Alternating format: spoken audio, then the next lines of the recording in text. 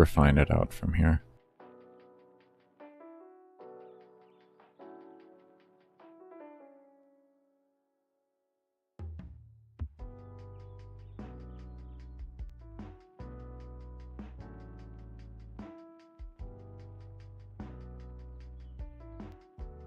I think what we want to do here as well is we'll go ahead and do this.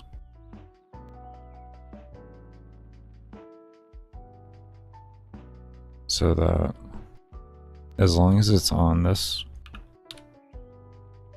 it's going to be reducing it. I think that's a good idea. So no matter what, it's reducing it if it's on. It's not only when it levels. So hopefully it'll be a little more consistent for the player.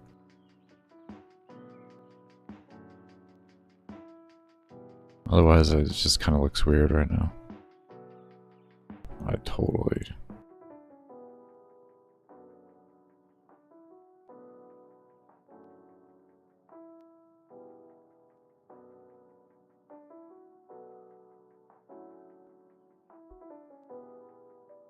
There we go.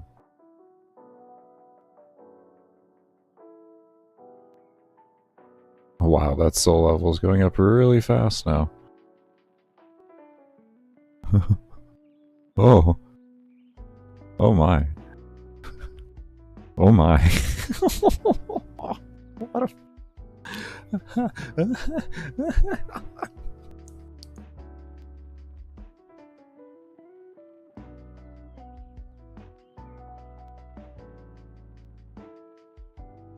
I think the loop is breaking it. Oh, shit.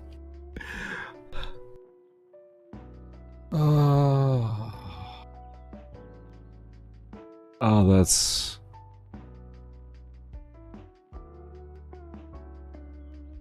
Oh my god.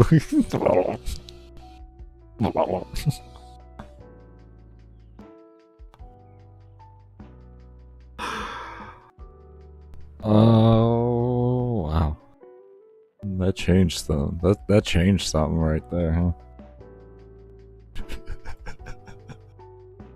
Well, if we're gonna do that, we would have to increase this number by a drastic form. You could say when you level.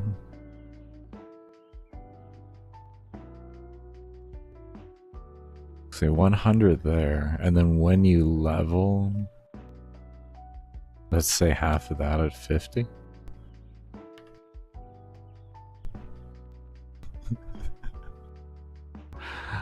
I might just go against doing that, but that was wild. That was wild. So it is kind of an idea. It's kind of an idea. There's a bit of a vibe to that. I could make it so that the player could scale themselves up to achieve stuff like... Yeah, so that's the loop doing that regardless.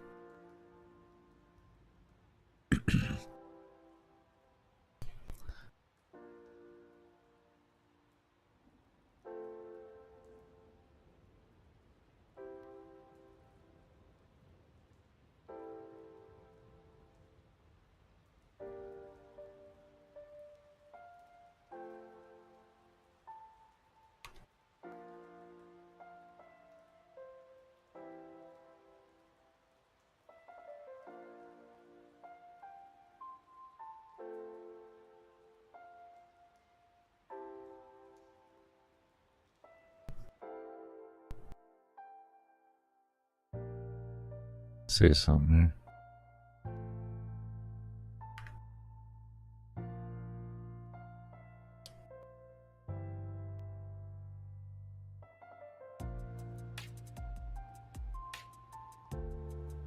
Still does it.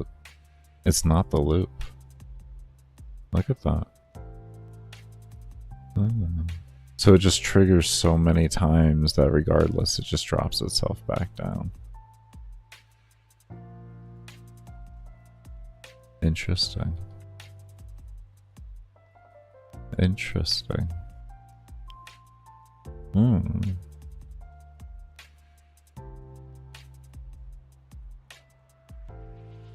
Interesting.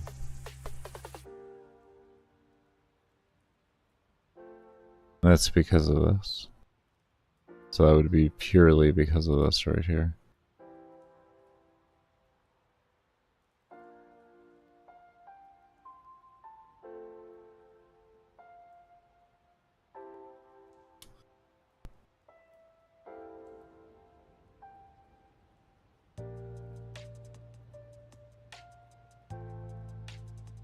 That's unfortunate.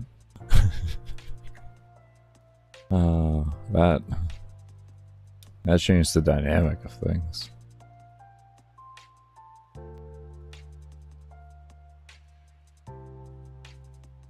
No, that's still dropping to 90. Why? Why?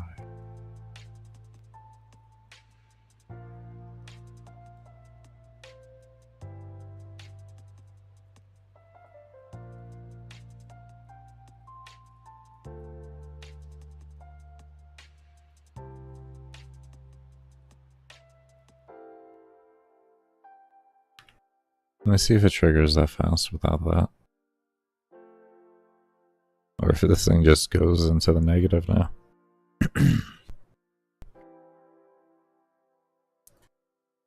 If so, we'll just have to figure out a better cap, which is fine with me.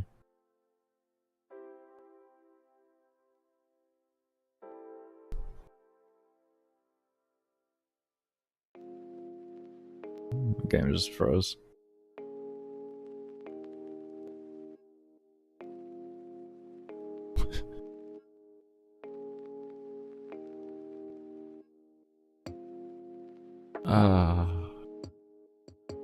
Okay.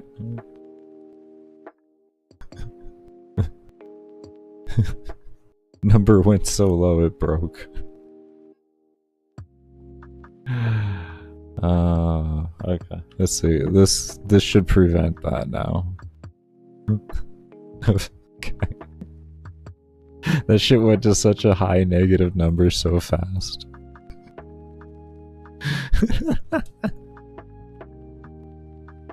That's literally what happened. Oh, that's quite literally what happened. That shit just said bloop. Oh my. Okay, so what we can do is we're just gonna call this an actual... We're gonna make this just a set value. And what we can do...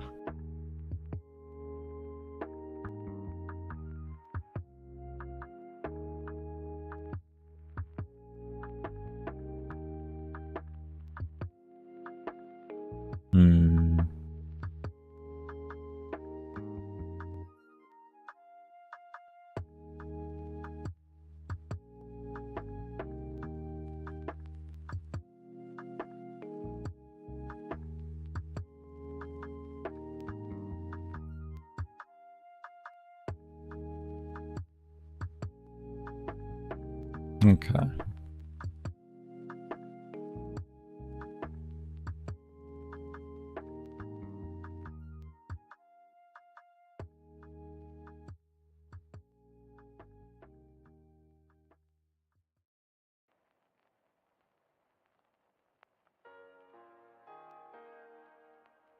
I think it would just be in here.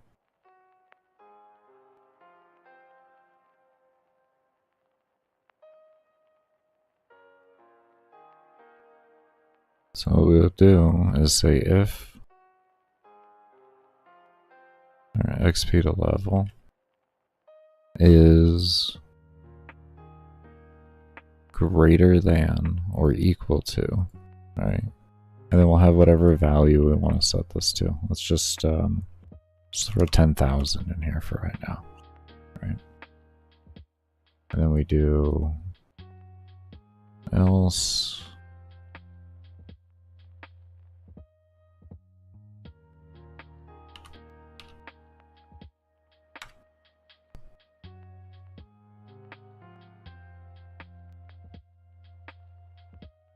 Greater than or equal, and then if it's less than,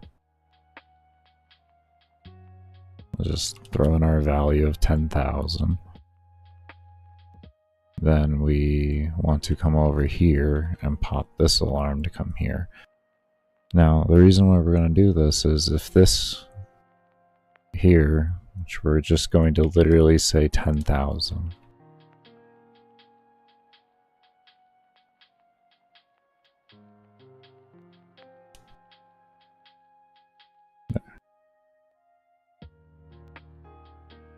Well, we can get rid of that, that. We can get rid of this. Okay.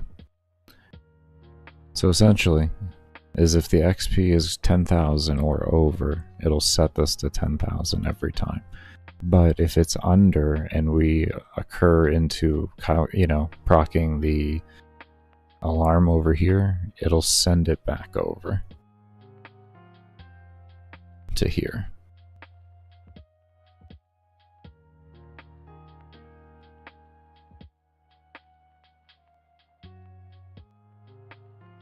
We may need to set up another variable, and what we can do is just call it true or false, and the variable simply it checks to see if it's greater than this number here, and then we have that check for that, which then checks over here to see if that's false, and then reads through the code here and then resets it to true, just to like secure that this thing will actually run this code. Because right now the issue we may run into is if we constantly keep going over 50. I guess we could put in here, actually hold up, wait a minute.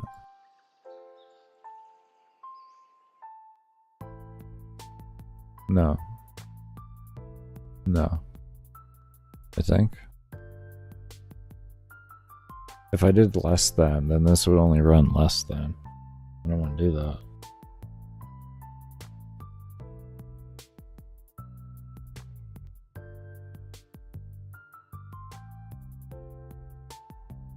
I feel like this isn't going to work here. So if this keeps looping over, that there.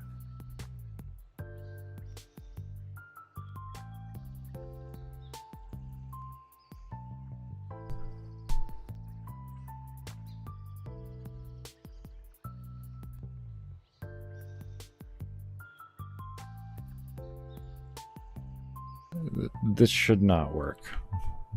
Okay, we're just gonna get that out of the way and remember that right now this will probably not work, but we're just gonna see what it does. But it's pretty much guaranteed to not work right now. It'll look like it's working for a little bit. When this thing breaks, it'll break.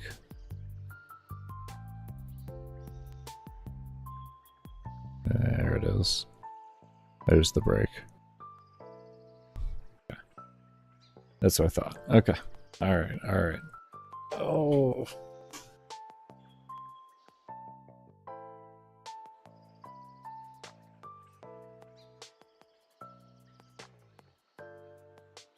Oh.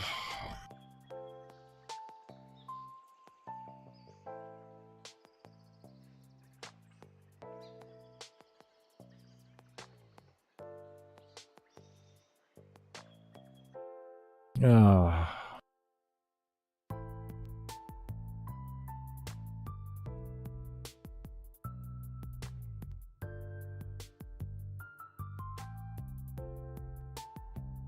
Is it bad? I already want to go take another break.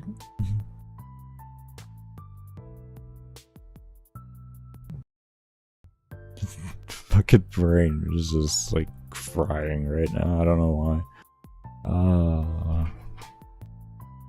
Oh lordy. Son of a bitch. I don't know why my brain's coming to a lapse almost. Okay, so what we want to do then...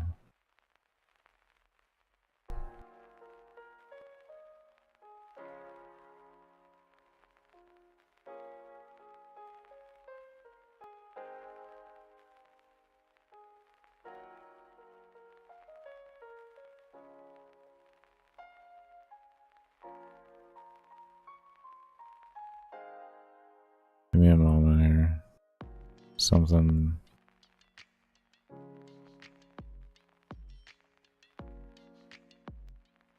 I think I got it. I think I got it. Hold on here. Hold up, hold up, hold up. Oh dear, hold dear. Hold the door. Hold the door. Alright, what are we doing here? Okay.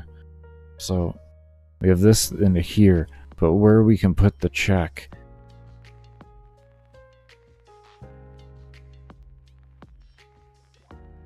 Could be in here.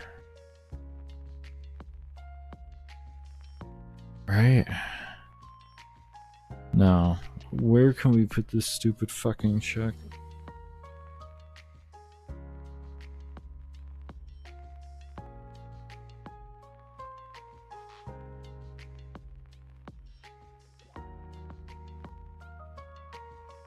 Why don't you just set it to...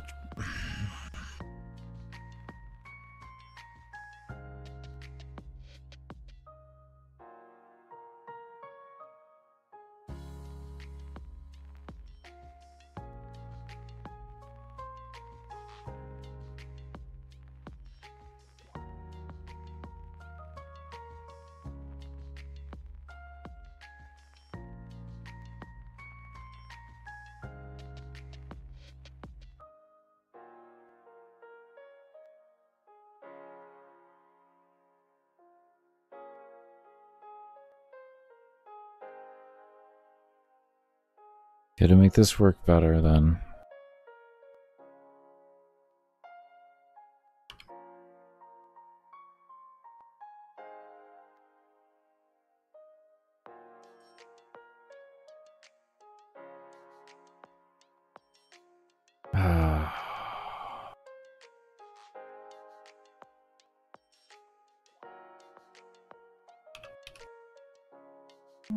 Okay. Okay. Just give me a moment here. Just give me an hour. Give me a year. Oh, I need a millennia. Need a fucking century. Give me the time. Oh. This is frustrating. Why is my brain not working? It sees what I need to do, but my brain says, like, go fuck yourself.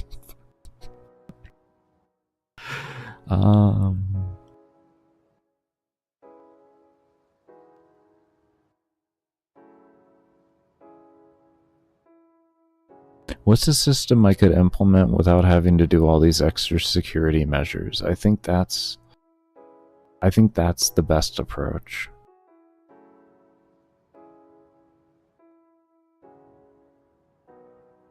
Right?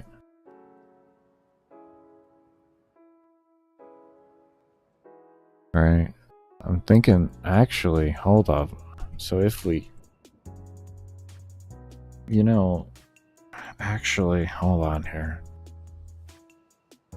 You see, when you say things sometimes, you give yourself ideas, right?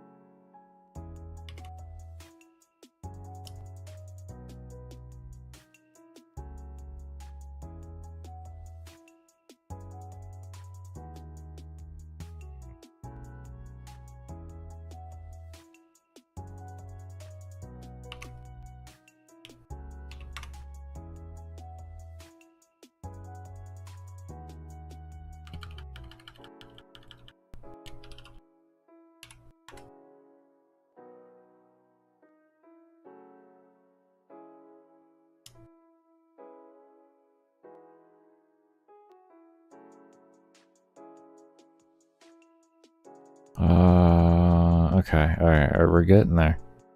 We're getting there.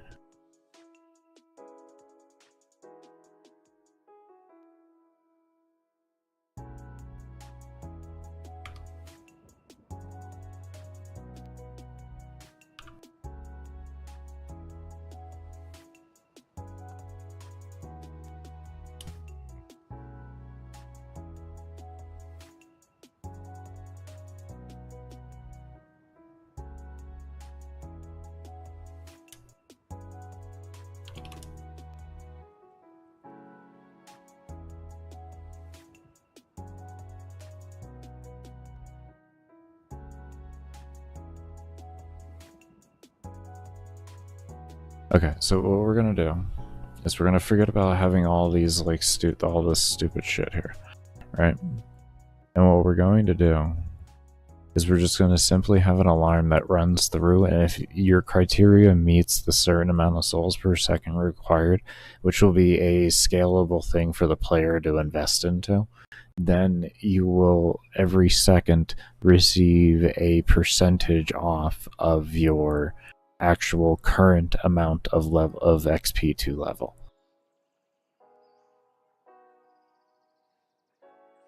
I think that's fairly logical. And then if it's under, all it does is it resets to 0 and resets the alarm. I think we actually got something here. I think we actually got something here.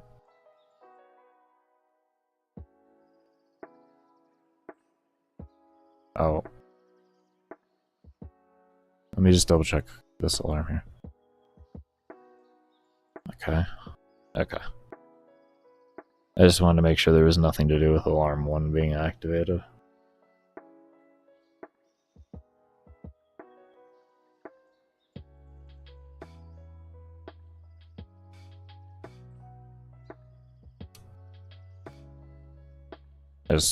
We get a baseline to figure this out to see if that works.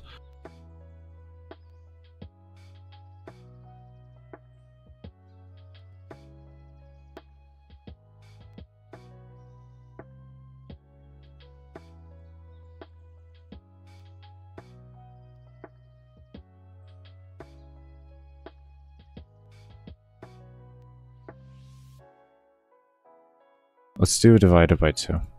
I think I see it working, but dividing it by 10 is just kind of not drastic enough.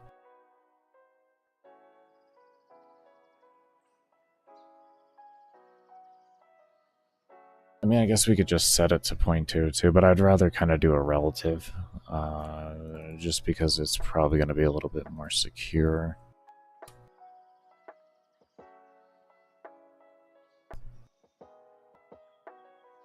There we go. Yeah, those are big drops.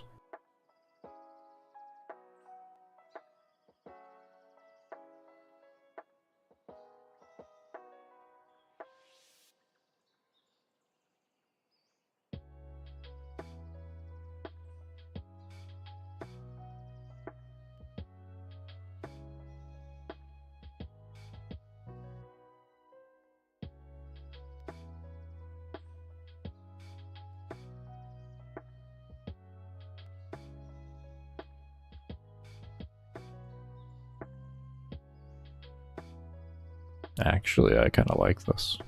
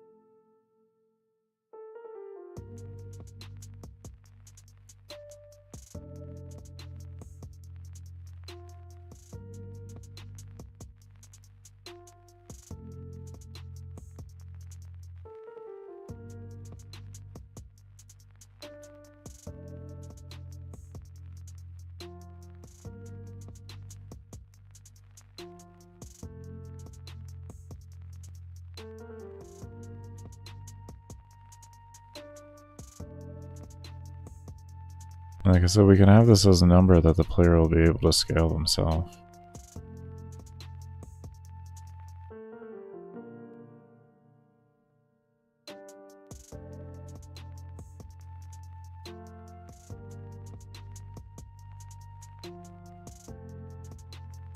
It can get better and better.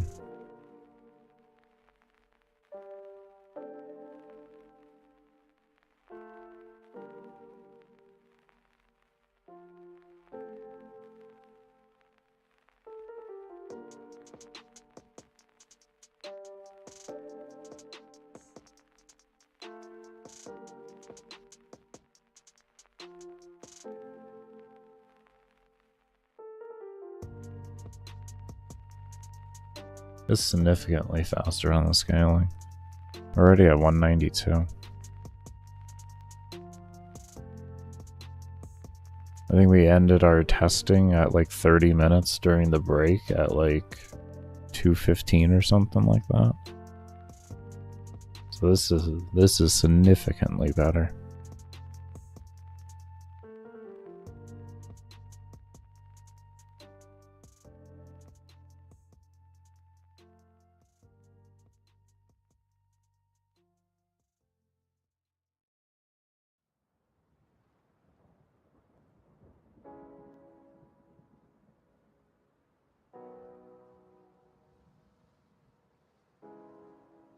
Yeah, this has got good potential.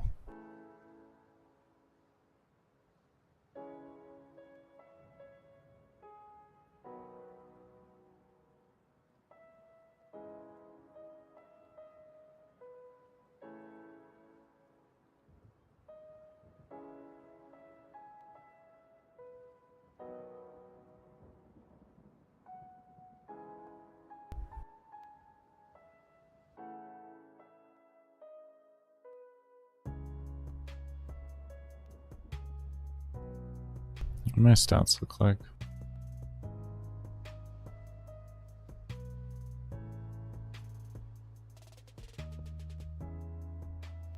This is level 100,000.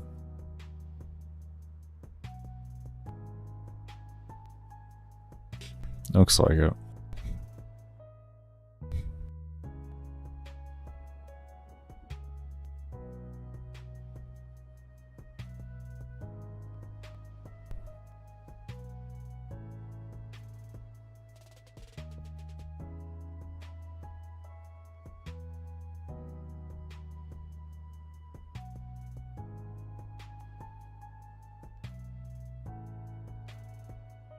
Yeah, that is working really well.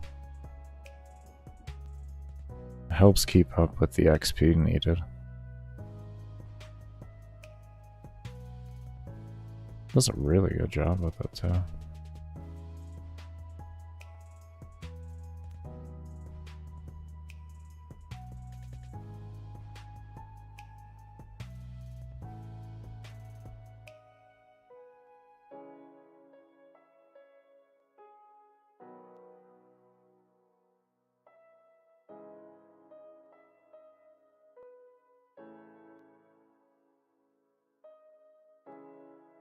Already at 229. Okay.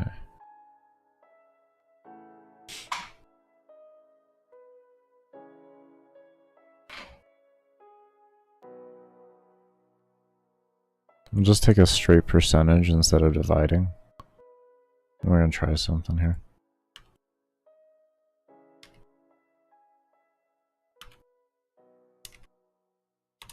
That would be 50%. With this one, I want to try doing 75%. Now let's give this some really fast leveling.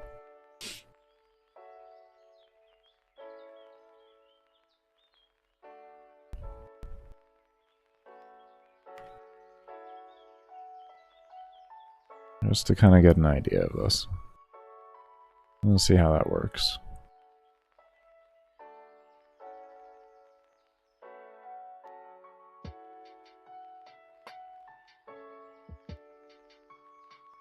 Oh yeah, look at that scaling there.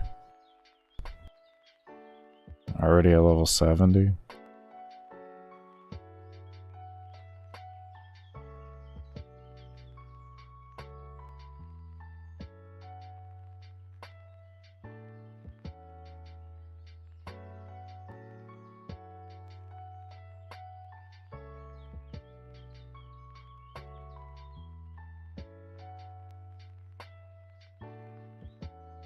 We can make these two separate values for the player to have to scale into as well. So if they want to get faster soul levels or soul points, then they can. If they want to get faster scaling of levels for enemies because they want to do an endurance run or something like that, you know, see how long their kit can last for. There goes my brain. for an endless run, then they'll be able to like have faster scaling and everything.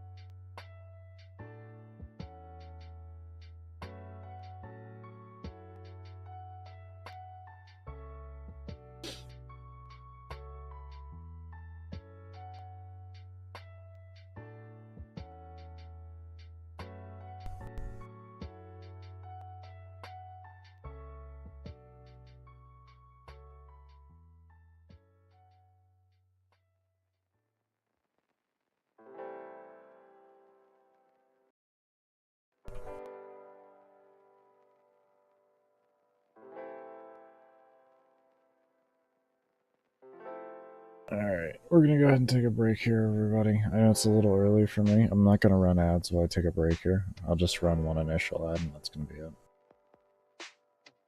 So, but yeah. Okay, so the health isn't loading on reset, so we gotta figure out why the health isn't loading on reset.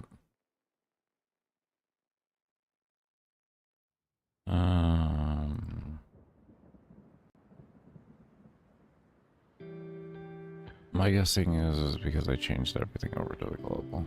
So we're gonna take that same section we had over in here.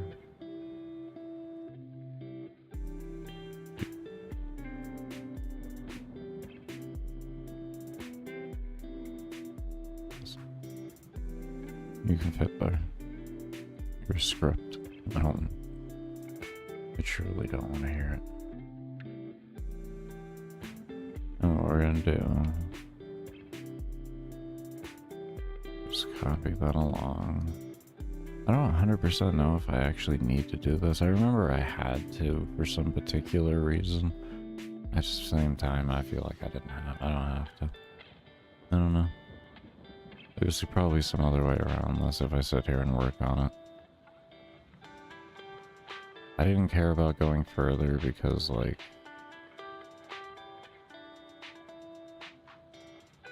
hold on here. Where's the rest of this?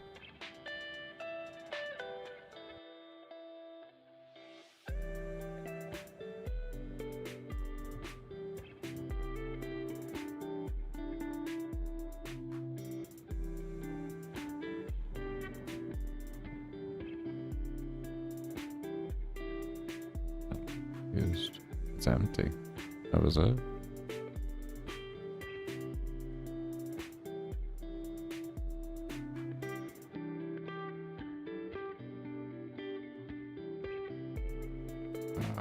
My brain says it's not correct. Oh yeah, I gotta tell it to run the script.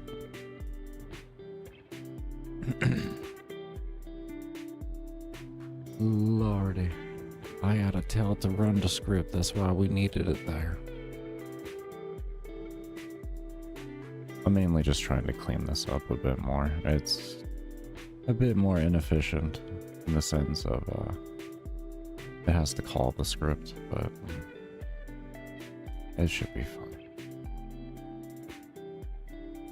It's only at the game load, and the game load is so fast anyways right now and in such a good state, I feel like you can afford the efficiency loss. Come on. You can do it.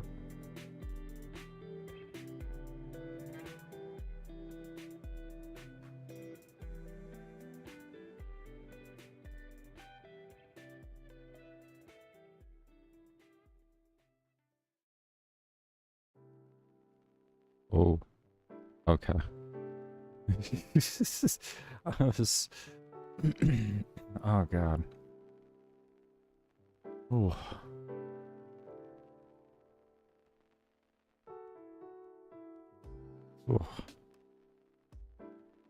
Alright. Is that a stroke? Okay, we're gonna take a look at this now.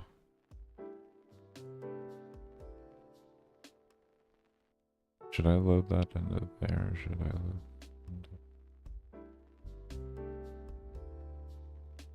Yeah, ooh. Hold on. Wait a minute.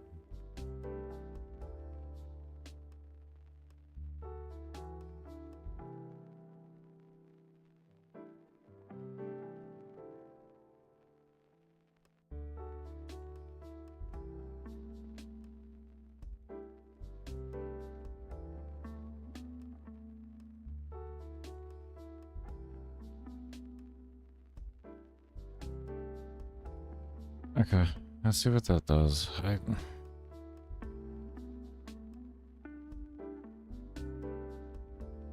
Oh wait, no, there's over here. What did you read into?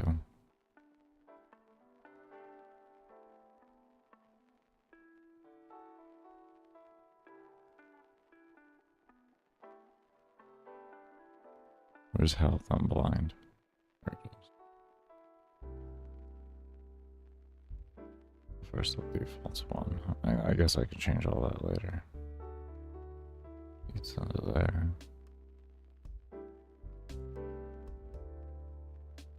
Let's see what happens here.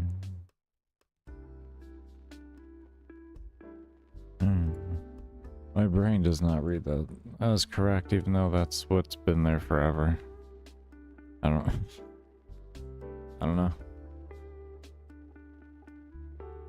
I remember when I was making the system, I had to do a bunch of shit that did not make any sense to me. So that's probably why I'm reading back on it, like, why? Why? Why? I kind of get it, but why?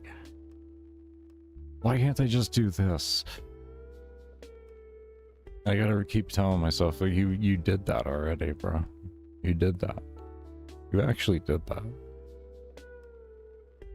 Like, my brain just says, like, set all values to 0, set them to the, like when I die, read all my values into the save.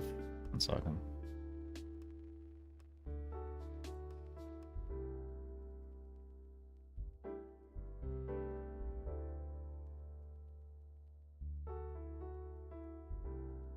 Okay, had a frog in my throat. And then read those and add those to that, and then we should be fine. Like, I don't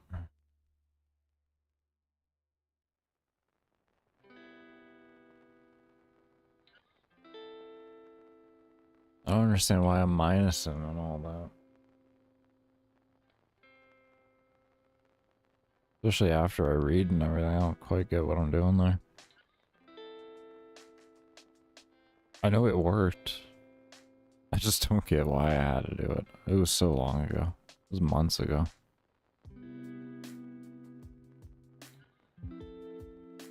Mainly, I just don't remember. The lessons didn't hold, let's put it that way. The lessons did not hold.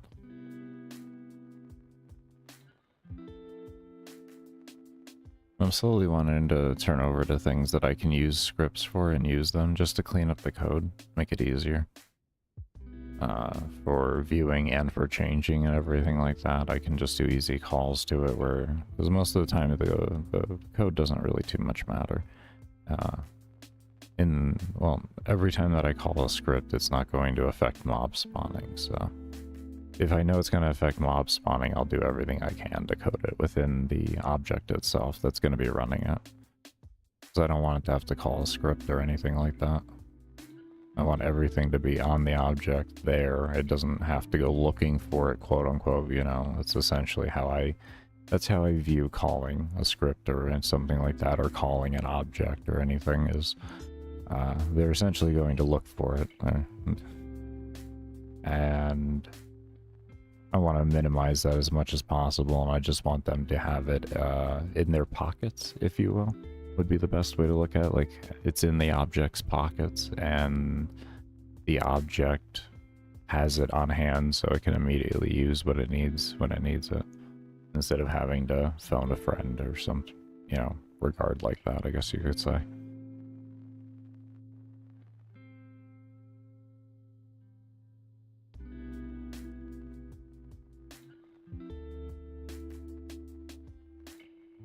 There's some things like, I don't know, like variables and stuff, like on a create, you know, like just calling a few variables or something like that. I'm not really much of an issue with, and I haven't noticed any performance loss using things like parents or anything like that. So that's why I'm very opt into using parent-based stuff and everything, because I don't notice a difference in the performance, which is very, very nice. I always assume that there's going to be an issue with performance unless it's like directly being ran from where it's called from, and until I see differently, you know, I just, it's a safe practice type deal. Especially when you're using someone else's game engine, it's always best to kind of, or someone else's, you know, product. It's always best to kind of assume safe practices and discover which is which and everything like that over time.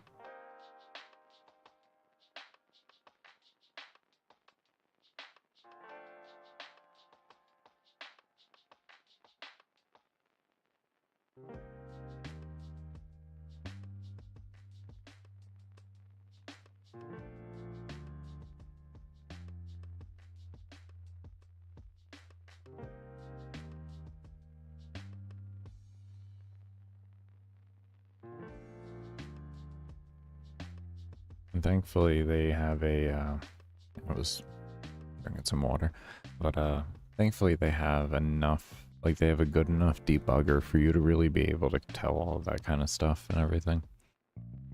Alright, good, we got our mob count here. Why isn't it dividing by 2?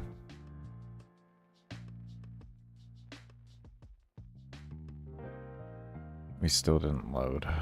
What is my stats? Hold on, I want to get in here. Okay, so it did not load health, but it loaded everything else. So the only thing we have to worry about right now is figuring out how to get health to load appropriately.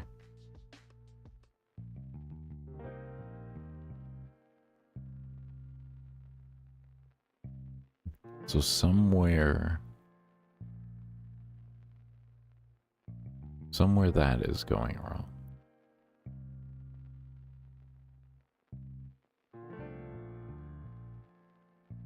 Oh, that's the fun part.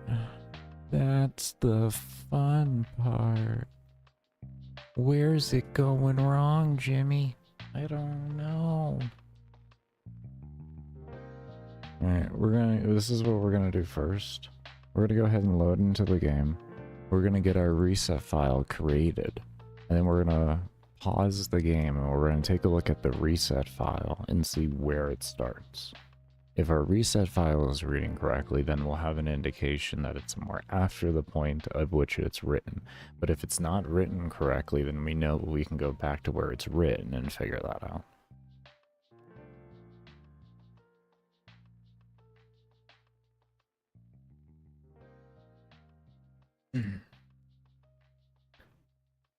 This is why I like having, if I can create little files and stuff like that, I'll always try and do that because it makes actually debugging and all that even easier.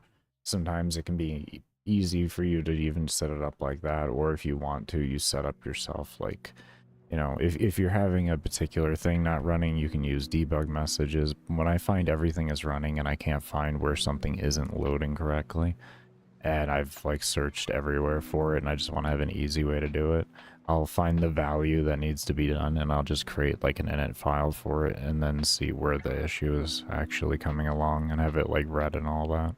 It's a slight little bit change in the code, don't get me wrong, and it could end up making you understand where the problem was even in the process, but I would use it kind of as a last resort. That's why I said, like, once you've done like everything you can to really figure it out, because it does require you to change your code, which can change your outcome, which can be a whole problem within itself. So it's kind of one of those things where it's a toss-up in there, and I usually like to just try to integrate it within a system. Because like on a save and load and stuff like that, having a little file made that's just a text file, you know, 1 kilobyte isn't going to do anything. Oh, look at that, we got auto reset off. Oh no.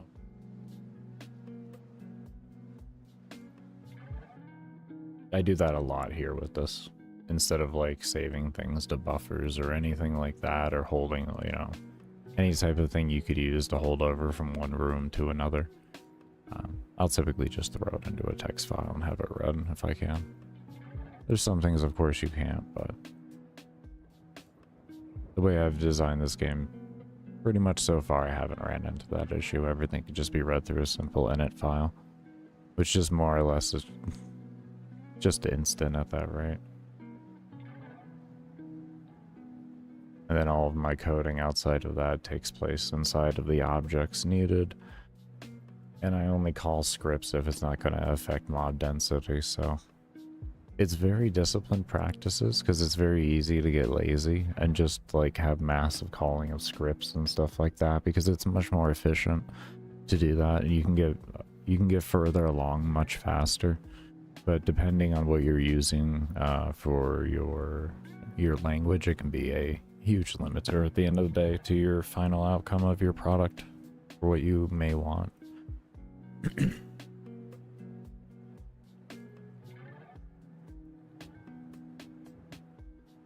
It's also the same thing like coding everything in global variables too on here, where you can have them called from anywhere and all of that, but if you don't need it, it's better to not have it. I have a whole shit ton of global variables I don't need, and that is going to be part of, like, you know, my efficiency run of everything, but it's kind of one of the last things that I'm gonna really worry about at the end of the day, because even though I do know it does provide it'll give me better efficiency overall, I'm not really too worried about it. I have the game, and pretty much I ignored that because it was such an obvious thing, and went to other things that were much more complex to try and figure out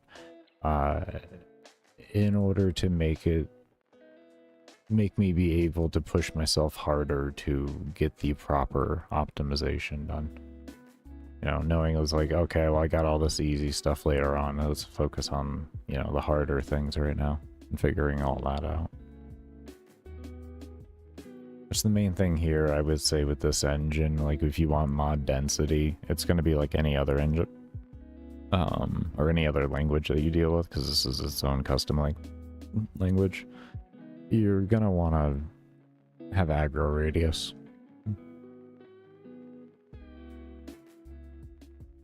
Yeah, it's aggro radius and graphics and character point of view. That's about it. That's about it. And making sure you code block correctly and all of that, and have things as efficient as possible. Like, all we have here is predominantly, we have a mob spawner that scans the room, essentially. Let's put it that way. It's a random number generator. And it spawns mobs on free places. And then those mobs spawn, and if they're a certain distance away from the player, they roll a random number to see if they're going to be ported or not. Alright, let's see here. Health is at 435. So health is being read correctly in the save file. Okay, so now we know it's in our load. It's our read is our problem. Is read the problem. You read everything else but that. Why?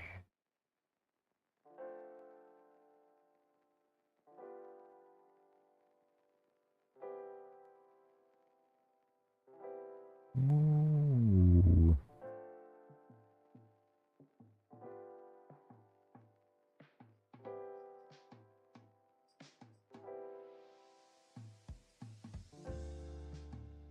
Reading the rest of the values. Oh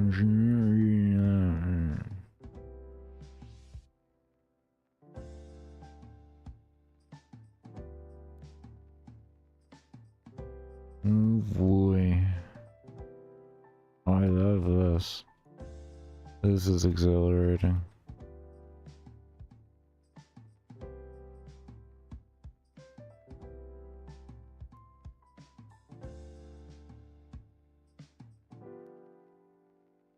Oh man,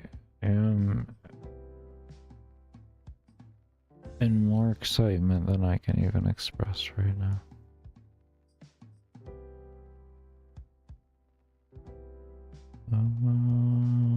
This is just the most wonderful thing I've ever experienced.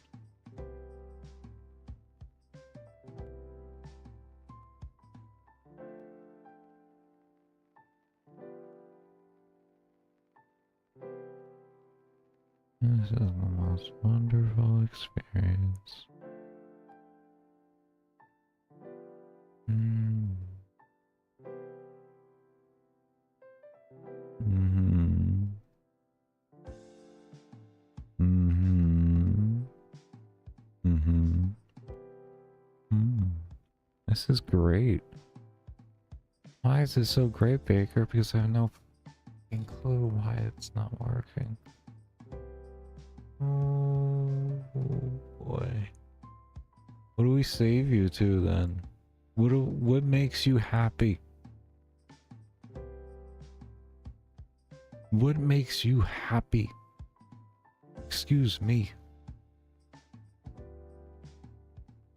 Excuse me. Squeeze me. I need to know what makes you happy.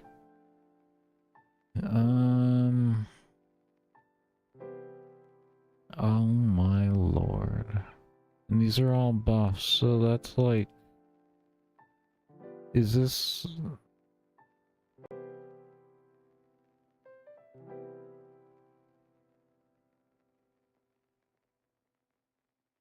So it creates that, and then it adds the health. It reads these into here.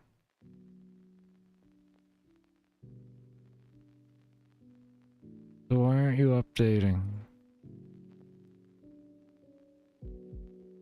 The problem is going to be over here. I hate, oh god, it's going to be way over here and something that way it's not even... The problem is going to be you. What do you do? What is you? What happens? What happens here? Oh, shit. Okay. Look at you. This block here. Alright, if... Reset... Is this global bot reset thing equals false? Overriding it. Wait, oh, no, wait. Are we? No, we wouldn't be. Why? Okay, let's just say. If it's doing everything else, why would that be the issue? Yeah, now we're getting it. Now it's shooting me an error because you... Oh, I hate you. God, I love you so much.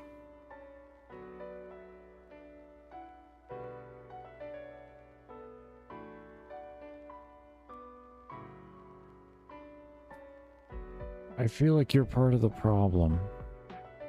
I sincerely feel like you're part of the problem.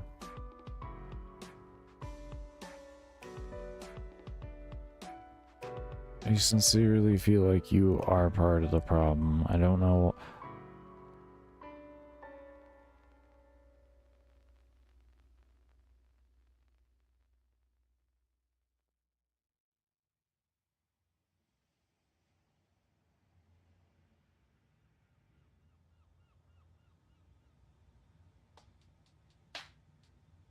Everything else worked but this. Everything else works but the health.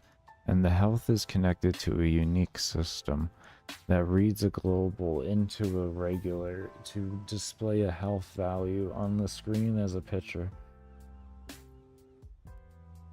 This health display, I'm going to tell you, has been the bane of my existence since I came up with it.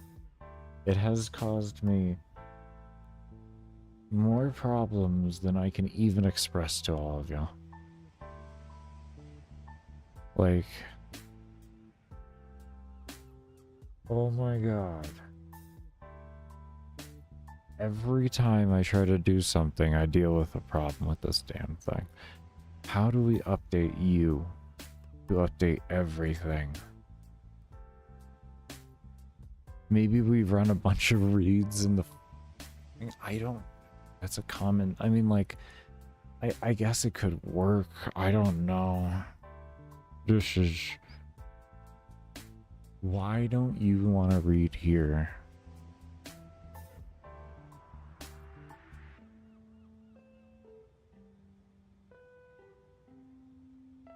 And how do you... Where are you reading this? This right here. Here we go. Okay, we found it. We found it. Alright, alright. Alright, we're good. We're good. We found the other code block I was looking for earlier. When I was like, where the hell's the rest of the code? Okay, well, I guess it's fine. No, we found it.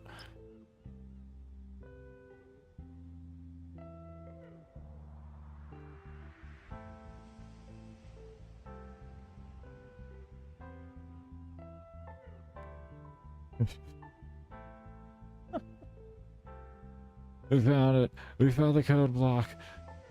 We found it.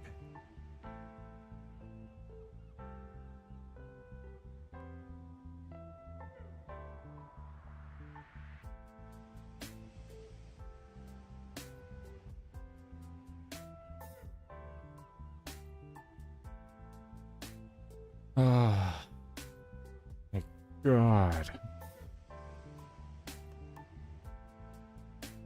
Oh, that was exhilarating. Oh, that was so exhilarating.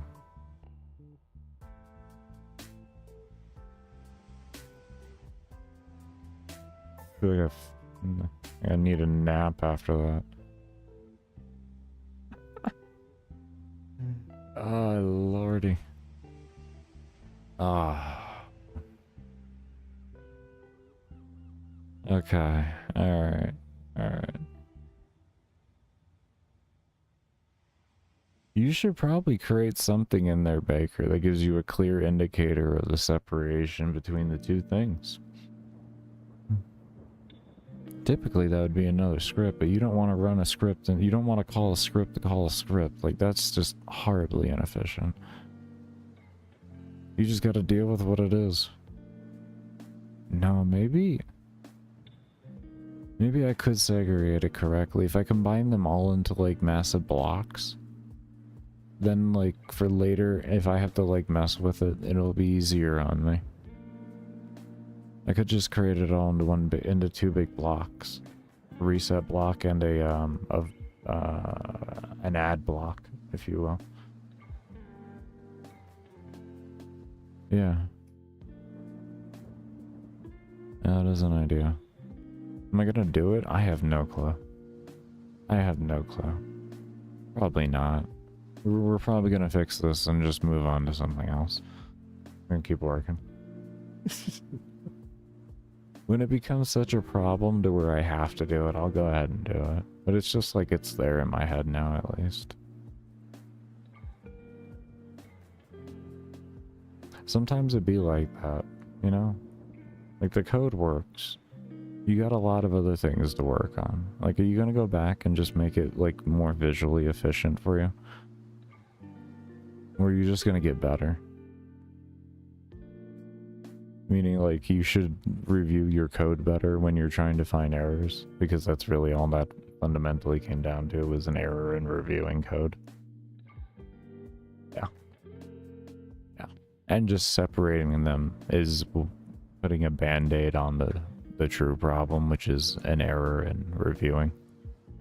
So you can use different practices to help, you know, make up for that, but the best thing you can do is learn to review your code better. That's the best thing you can do. That'll save you more time. You won't have to do stupid stuff, like extra little things to make sure you make up for your inefficiency or your inabilities to do something. So just work on being better at it.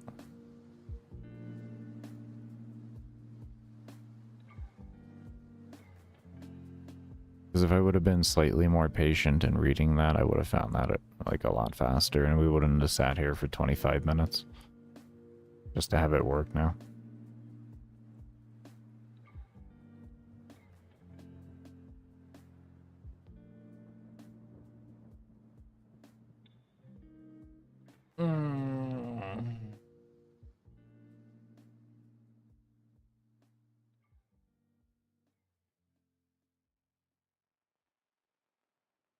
Like I said.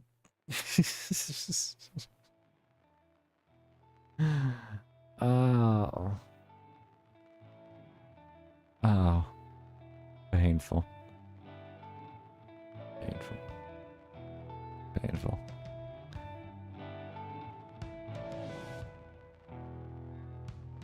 Now, how many was this to get 1 point? Okay, so it was 100 soul points per one. So we could start working on getting that, because getting this down then, well, that would be what, 10,000 to get it down to 1, but reasonably. I mean, if we don't focus on range, because range kind of is a bit more important, to be completely fair with you. Range far more important. Oh, we have 680 points, so we actually have enough now to get our 7th. So now we have 8 total buffs so that we can use.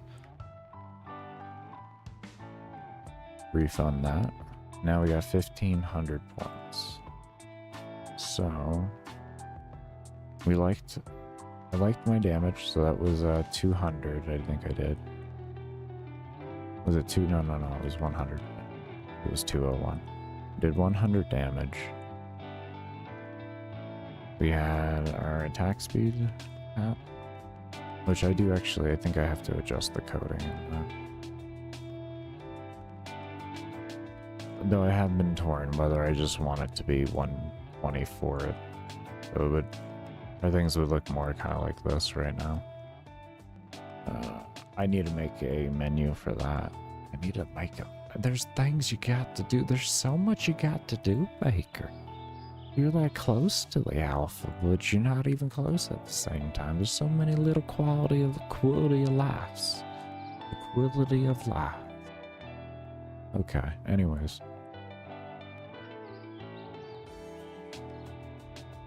Yeah, that's where I'm at today. We're gonna reset this down to 120 here. Attack speed. Was this needed to be reset anywhere else? I think of that. And then one of the code blocks.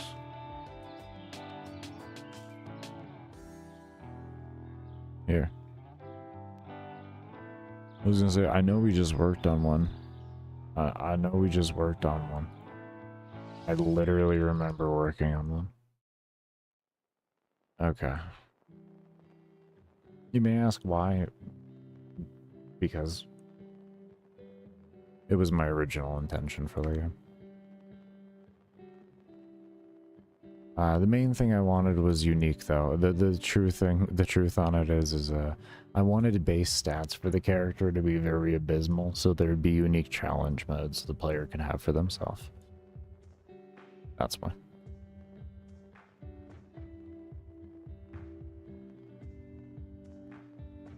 It's a game of enjoy the imagination. So now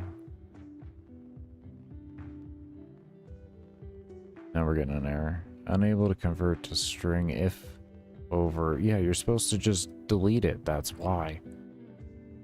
Can we talk about you and your face? This is why we're doing this. This is why we play from start in the game. Is we sit here and we mess around. We create bugs, create problems. We have to fix them. Let's open up another tab here because we have like 6,000 tabs right now. We have a lot of tabs. We're living that tab life right now.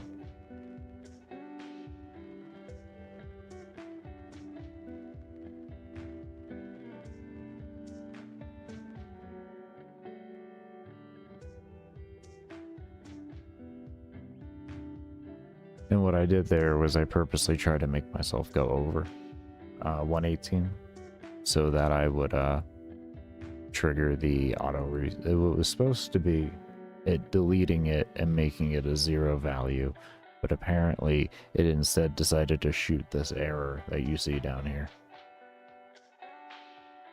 So this is kind of where we're at in existence right now. And I should have cleaned up my workspace a long time ago. I do understand that. And I am unfortunately making you all sit through the consequences of it. Should have kept it clean.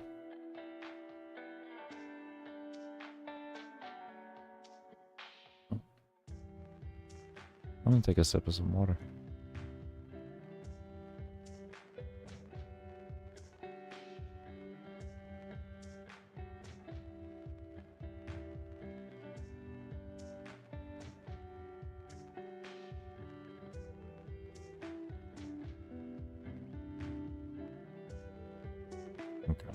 One day we'll get a better PC. One day we'll get something that can run one of the most basic game engines ever made. We'll do it. We'll do it.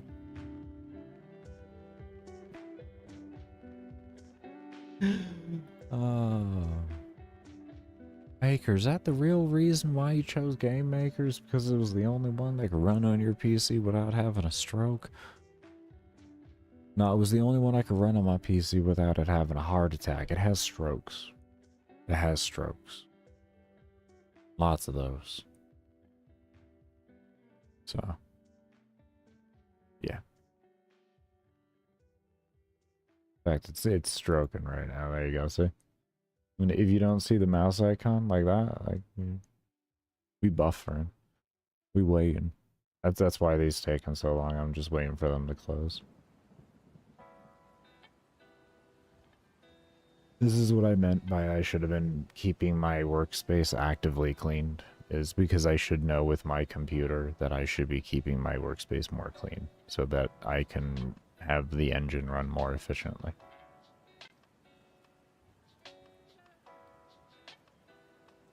You don't want to see Unreal on this thing. You don't want to see it. Even Unity is pretty bad. I mean, Unity I guess isn't terrible. Unity's runnable. I just don't like Unity. They'll never get me back as a consumer. It doesn't take much for me to see what a company's intentions is. You know, Unity went public at the end of the day, so their main focus is making money, not making a good engine. I don't think GameMaker is, but they do belong to Opera. So I don't quite know where all that's going to go in that regard, but we'll see. See, GameMaker's been around forever, and they've never really fundamentally changed on their principles, so hopefully they stay the way they are. I do enjoy the engine. Has its limitations, its problems, and all of that kind of stuff, but what doesn't? There's no such thing as a perfect language. If it was, everybody would be using it.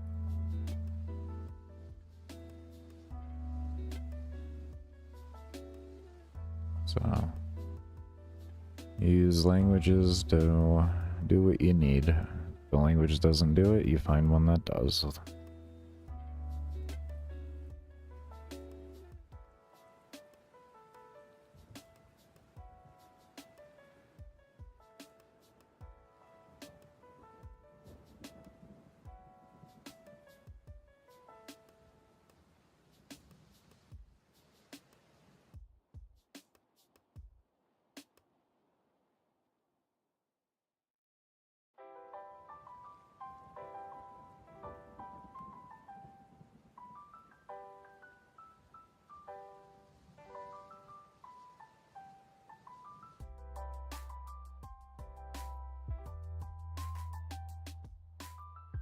Is there VK digit?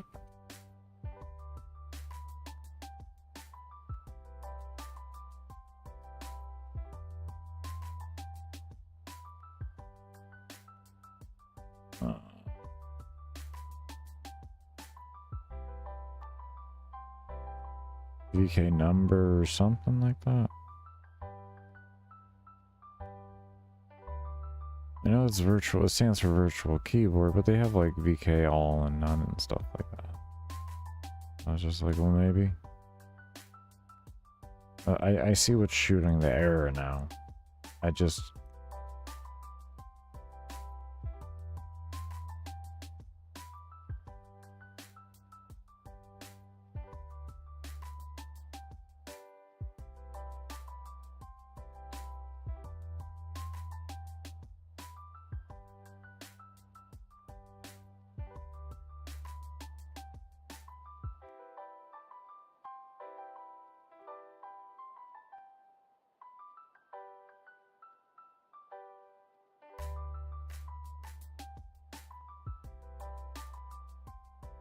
I would say any, but like if the player just wants it at cap, I mean like that's gonna screw them over.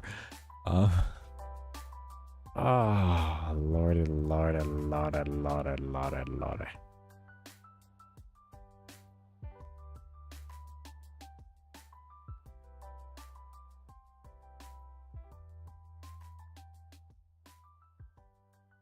I guess we just put in a delete here if it goes greater than 118, to be honest, instead of setting.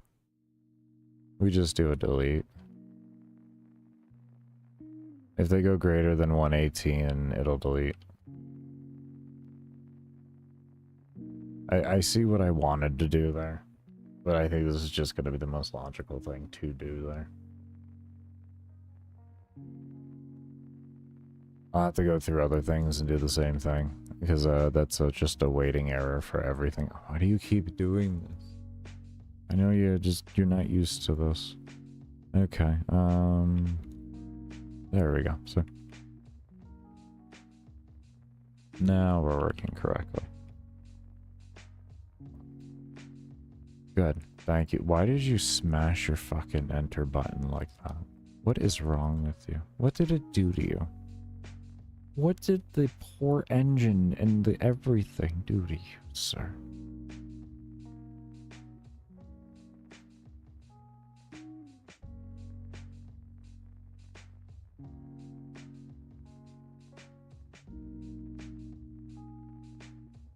What did I need here? Was it 126? That's right, it was 126. So this was our big investor so far. That was a big investor for what it was, or what it is. This one was 21. This was 20. Okay, so we got 4 out of 8. Got plenty of room.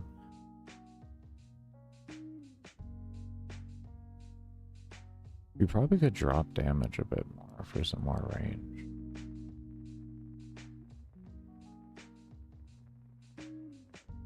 Bet you we could. I bet you we could.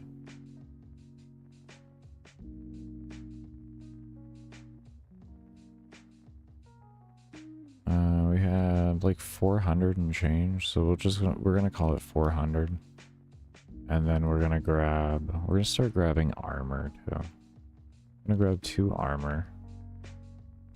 Give us 3 armor in total, and that gives us what, 6 buffs, so 2 health per kill, of course.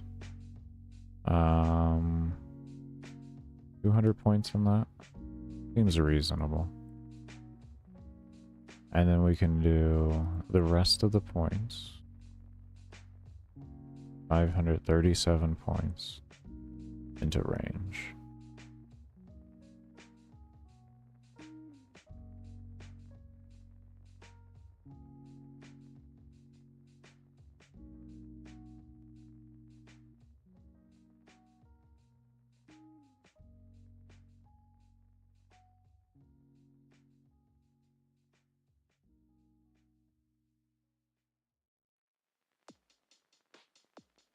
Yeah, that's a bit better on range. We're starting to see some range. We're starting to see the range.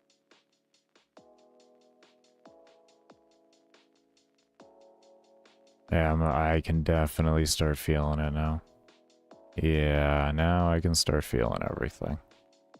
Just, we needed to get some range. I don't know what level the damage will take us to, but it should net us in enough points. That feels significantly better. Not much I can say.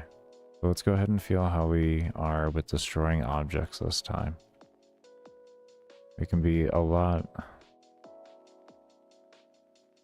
more free with it. Okay, so the loss in damage is making the objects take longer to kill, though. Okay.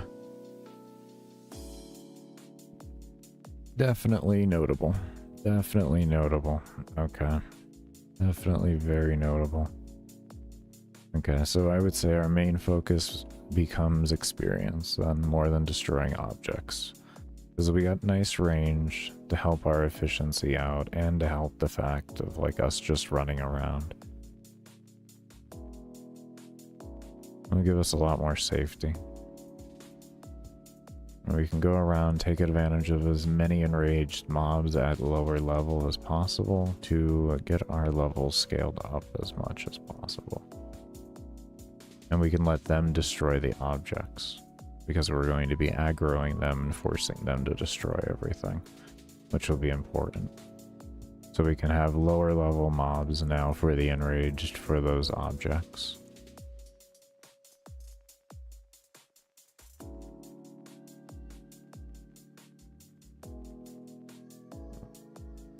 So I guess in that theory, the best thing to do is immediately go down to the officers' quarters and take advantage of the huge amount of destroyable objects there.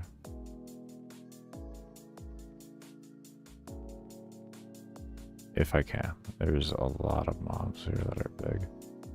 It is amazing. It is absolutely phenomenal. Yeah, look at all this.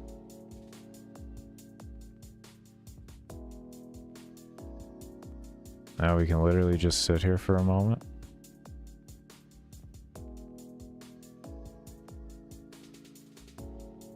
We'll let things spawn and come to us here. And destroy all of these objects. We'll make them do it. And then we'll take advantage of their boosted levels or experience while they're not doing any damage to us.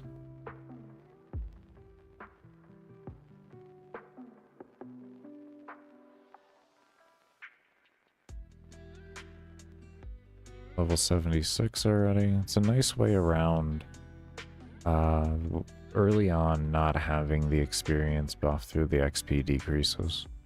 It's a nice way to have that around while you're dealing with power creep, or while you're trying to obtain a real level of power creep. You're definitely going to be active though in the beginning of the game. You're going to work your way towards being idle on it for farming. Definitely be working your way towards that. I got that inspiration actually from an idle game that I play, or used to play. It was Idle Champions Forgotten, what is it? Idle Champions Coast of the Forgotten Realms or something like that. It's a Dungeons and Dragons auto battler. They actually originally wish they would have not named it Idle Champions because they didn't, it's not really, they didn't want it to be a full idle game. They wanted it to be a game where you kind of like slowly got yourself to something like that. So more like an actual true auto battler. And I was like, you know, I loved just how they did it in a facet, because I've played other games, you know, that are auto battlers and everything, but I really enjoyed kind of their curve to the feeling of it. I didn't really like how long it took, because the game is very pay to win. You're going to be using an auto hotkey script to grind everything out for you, because there's an immense amount of investment that goes into things. Like one of their core characters you use for farming gems, which is the main currency to upgrade your character, or to get chests, which have a various amounts of things to just, you know, make your progression smoother, i.e. like weapon upgrade, or like character upgrades, or like potions and such like that.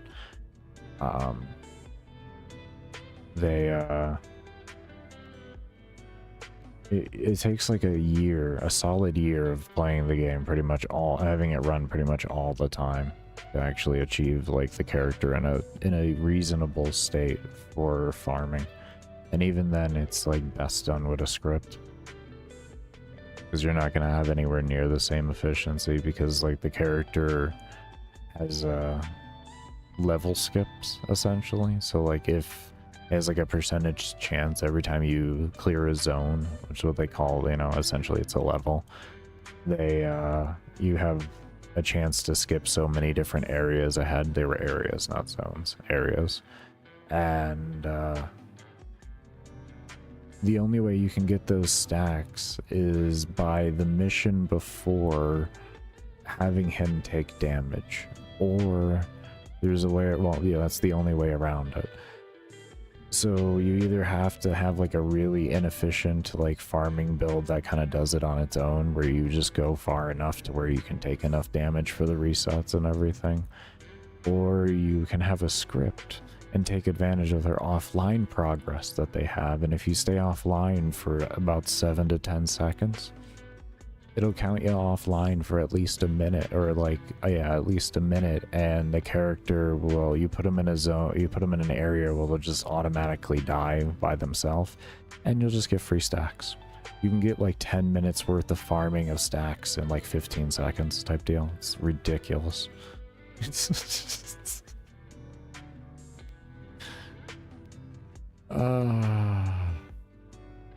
So real.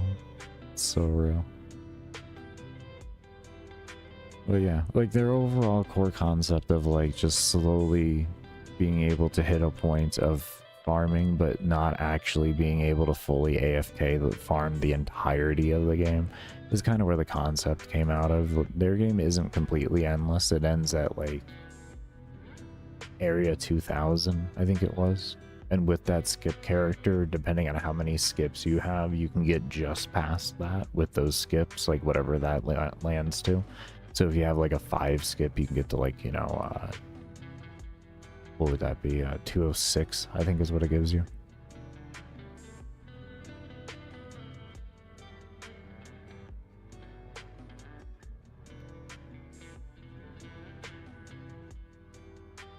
Yes, I put a lot of hours into that game.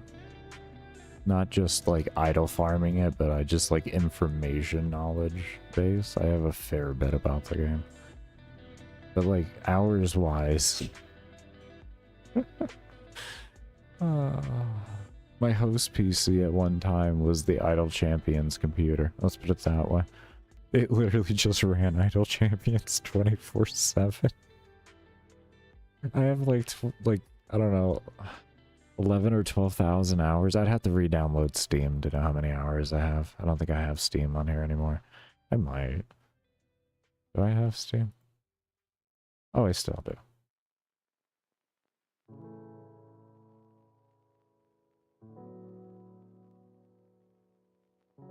I can stay still for a moment, I know that much. Okay, we're updating Steam right now. Give me a moment. I haven't loaded Steam in a couple months.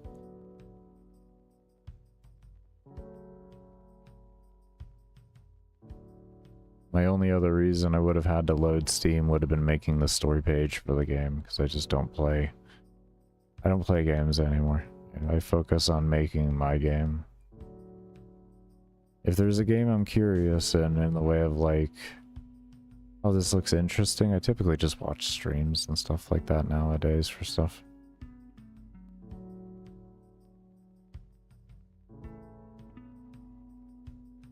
While I'm doing that, I'm sitting there coding.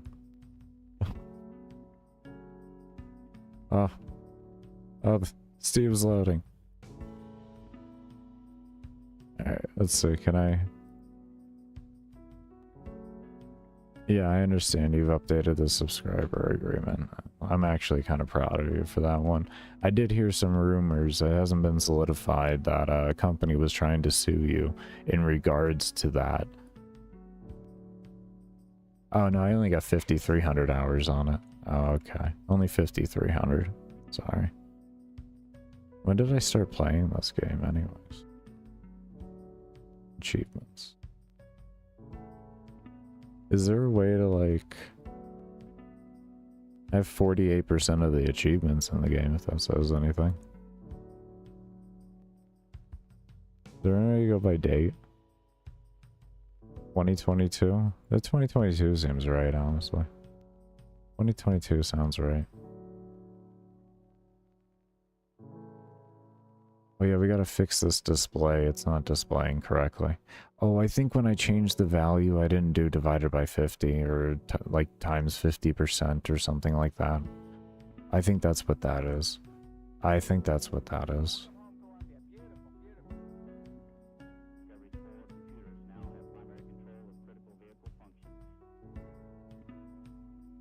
Okay, that's fine. We're gonna run this out until we die. Just so we can get the experience from it, because we're having a good time with it, and we just gotta fix that visual part. And then, we're gonna invest another 100 and change points into range. More range. All the range. We need to cover our screen in range. The whole screen must be range. The more range we have, the easier this is.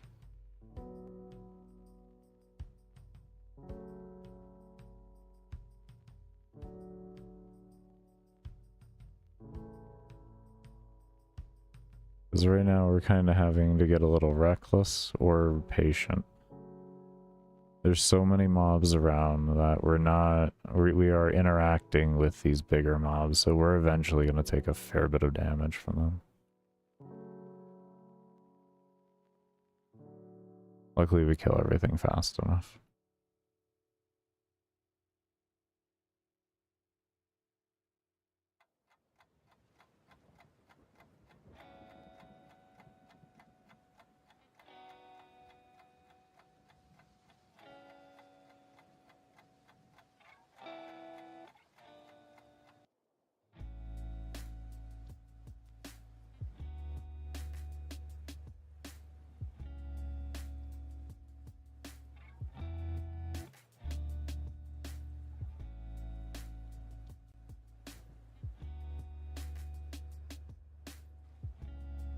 Well, we gotta get that count down pretty low now to get past this enrage counter. What is it, like 1500 we gotta get this down to?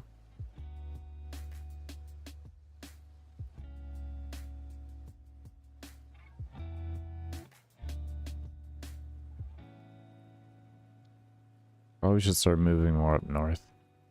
We've been down here for a long time. There's probably a lot of enemies up north.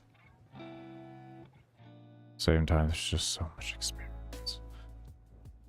There's so much experience.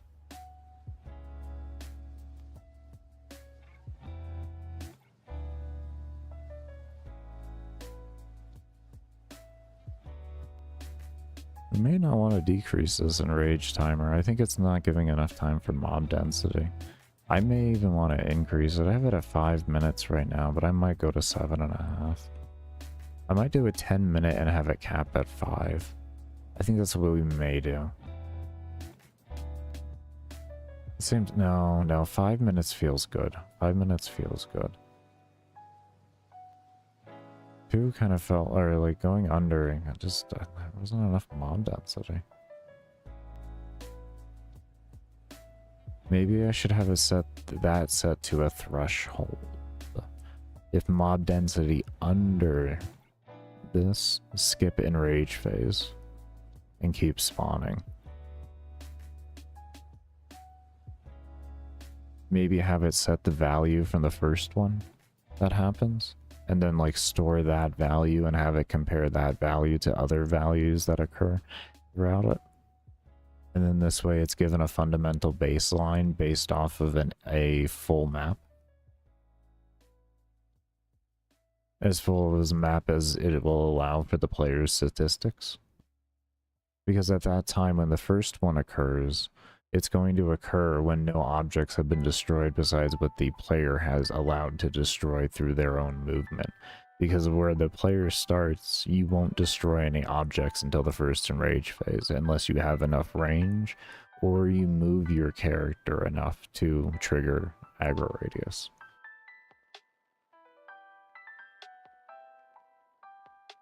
There we go, we got enough now. Now we're at 5,300. Look at this mob density just going to the moon.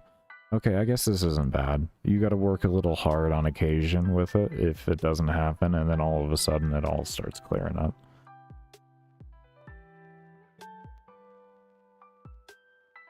Okay. Okay.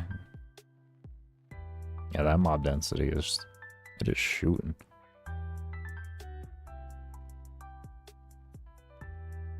I'm not too objective to that, to be honest.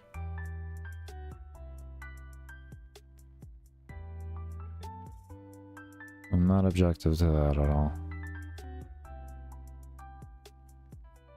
It's going to make the player, if they want to have an auto reset, they're either going to have enough, they're going to have enough stats to be able to handle the limitations of what can happen during the resets, or they're going to have to be active, or not be active, or they're going to have to plan their stats out exactly to make their auto reset, to make the most of their auto resets. No objections. No objections.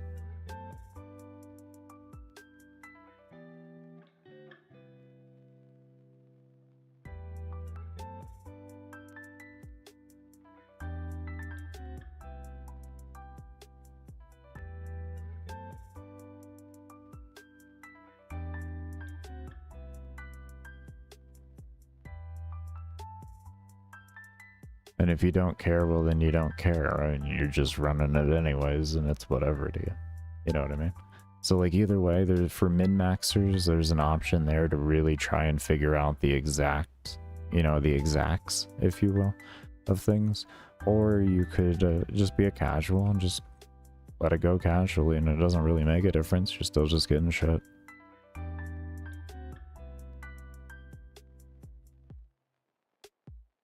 That's good. That's good. Reward either way, but gives you more reward for sitting down and really doing the thinking, which is what I want. That's the fundamental basis of this game, is anybody can do anything, but the ones who sit there and think get it done faster.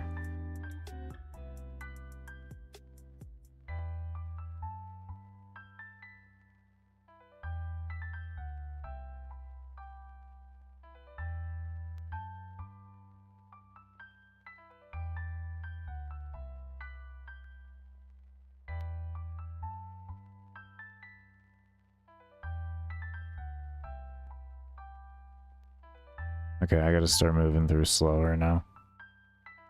I gotta like inch my way around for the best kill efficiency.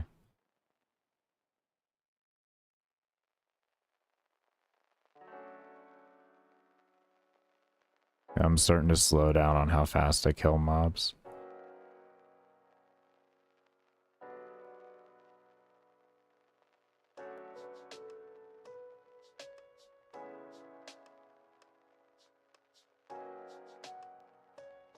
And I think we're gonna really be focusing predominantly on the little guys to try and clear up this phase as quick as possible. But we'll take whatever.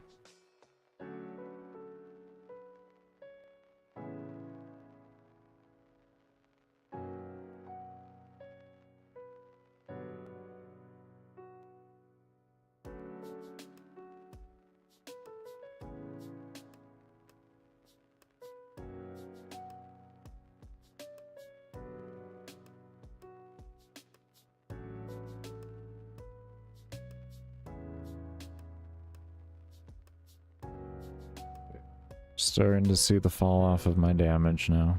Level 38. We're starting to see that armor pay off though. We got 3 armor now instead of 1. We're really seeing that pay off. That armor is that is champion. Just, oh man. That addition to armor, or that additional armor, really just brought this along so much further. Honestly, I think we're chilling a bit. I think we're chilling a bit. I think we're just chilling a bit. We did it. We chilling a bit. We just need more range. They're all just sitting there analyzing us, and we're only just taking just enough damage to survive. Or we're just getting just enough kills to stay alive. So like we're alive, but we're not getting anywhere.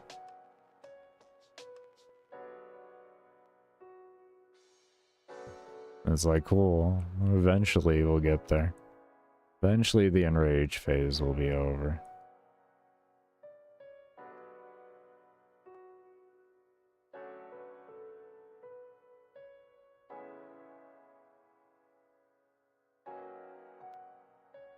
I mean, I wanted to play this out. I didn't realize it was going to be like this. I'm going to stop this enrage phase.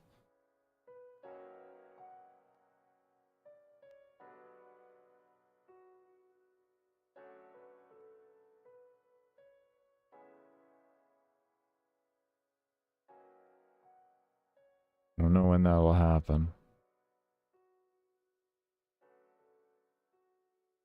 They didn't divide the thing by 2. I guess if I divide that by 2, right now, I have my number.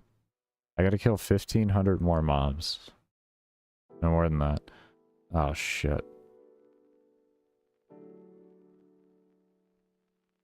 15 and 15, no. 17, 18, 1,800 mobs. Oh, lordy. Oh. Oh. Oh, that's a big number. That is a big number.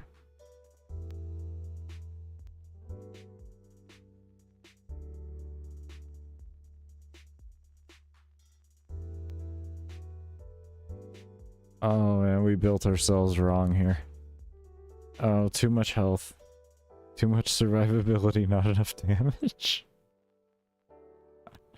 Not enough damage.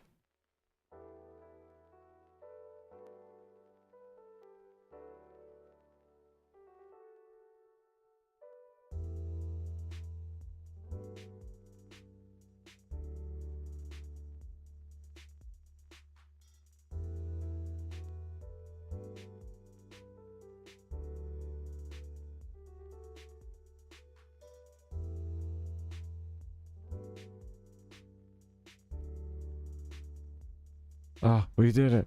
We're past. I did it. Oh, alright, I'm gonna max the mob count out and see what happens. Ah. And yes, if you max mob count out, that means you have to kill more mobs to get out of the enrage phase. Yes. It's not nice. Anyways, we're gonna go ahead and take a break here and do the same thing I just did before. Go ahead and end off the recording here, but for those of you that do stay around, I cannot thank you enough for the support, as I will be running ads while I take my break, and when I come back, I'll be turning them off. But we'll see you all when I come back.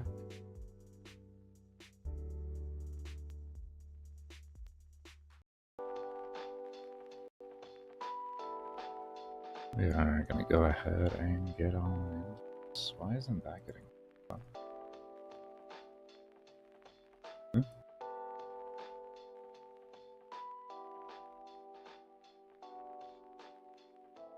We're gonna need you doing that, please. Yeah, thank you. We're gonna need that. we're gonna need that for the testing thing. The testing thing, Baker? The testing things. Okay. Now, let's go ahead and continue where we left off.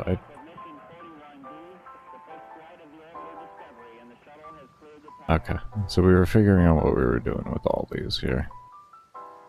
Okay, now I remember here.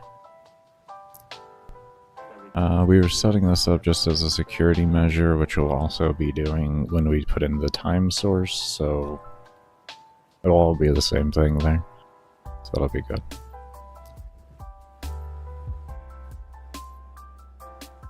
Okay, so that goes that.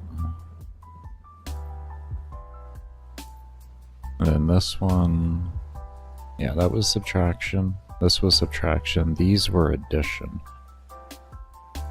That was what I needed to do. These were addition. Oh, this was not addition. This is still subtraction, dumbass. Okay. So we want this to add to that number so that it goes up. It starts at 1 and just goes up infinitely from there. And the number will have actual importance behind it due to the fact that scaling does exponentially go up. So at some point in time, you actually will need a higher percentage than, like, say, even 100 to actually still have effective levels per hour and stuff like that.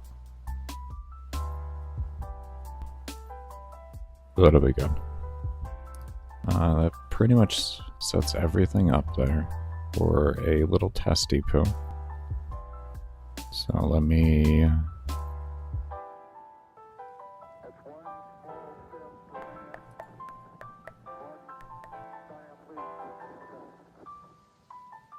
This is why I ended last night. Because my brain shut down just something as simple as that. I was like, yeah, no, we're done. We're not doing that. We're not doing that. I wonder, could I just bring this up with,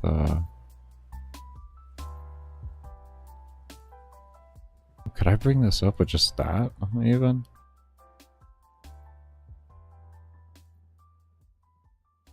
Could I just use... Oh my lord, I can. Oh, that's so nice. Good, I could show you guys these files without blinding you now.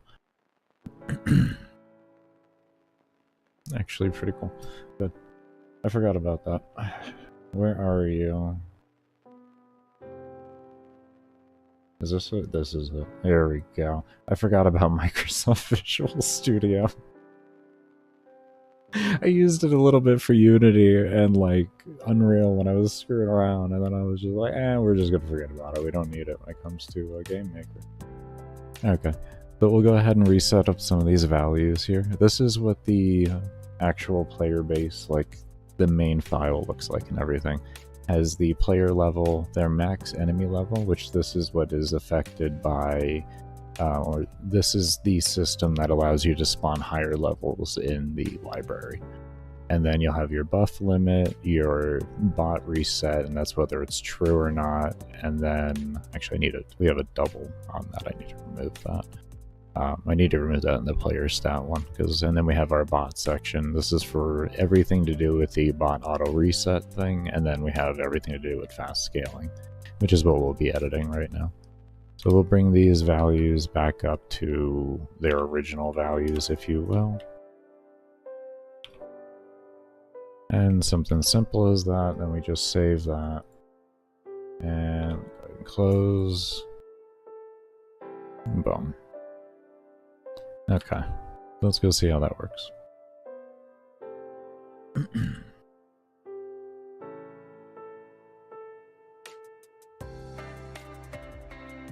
Yeah, it's just a very simple init file. That's what all this stuff is here. But all that basic stuff is.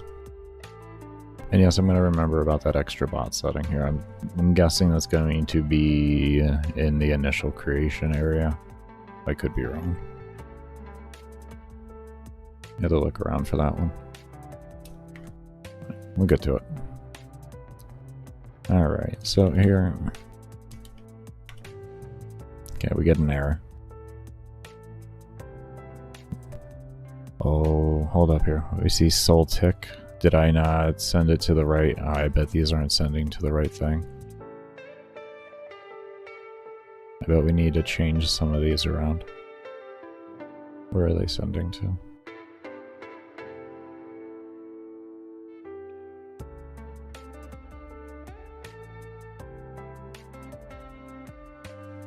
What was that, soul tick? Level counter? There's a level counter in here?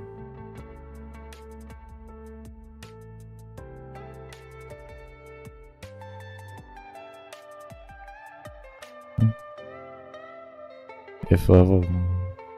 Object soul tick. Oh, object soul tick. Okay. Oopsie. I'm not reading correctly. Soul tick. Okay.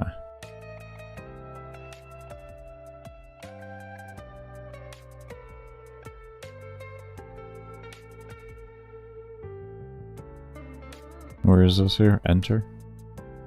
Let's escape. Here's enter. Here we go. Here we go.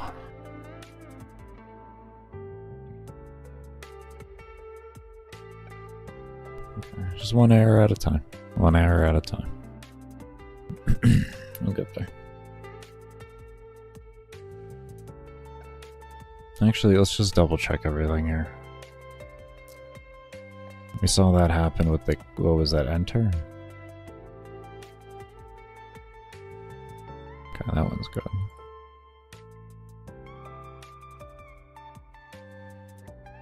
Oh my god, my carpal tunnel is not going today.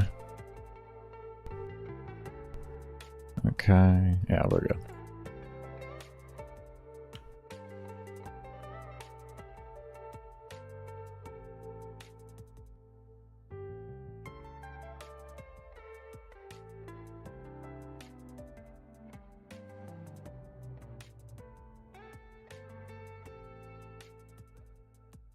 Okay.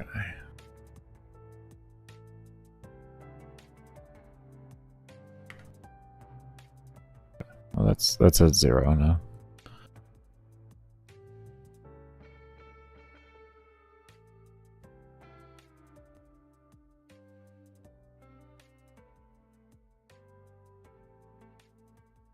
Why is it at 0? Oh, love her. Did that really just enter it in at 0? No, we still have a soul tick of 600.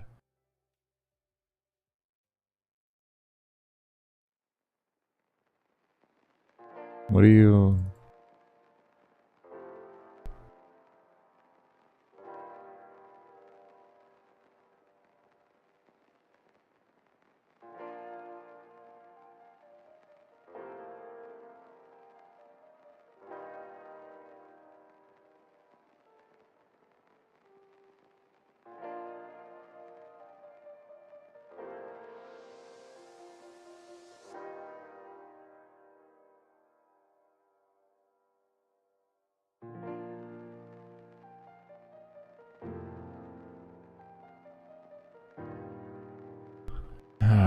Let's talk about this for a moment.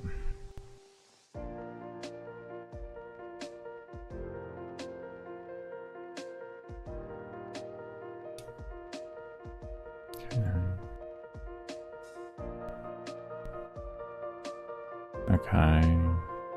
So that's a if 0 one there. How do we get that to just... What did we do before?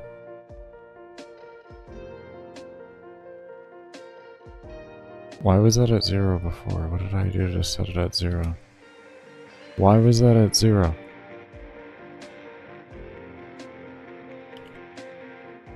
Confusion.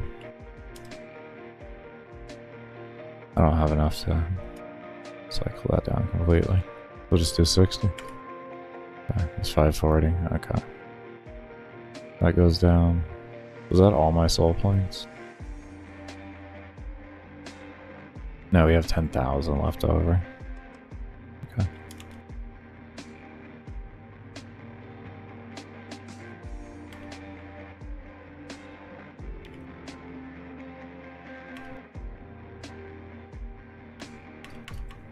That enter doesn't want to work on enemy decrease.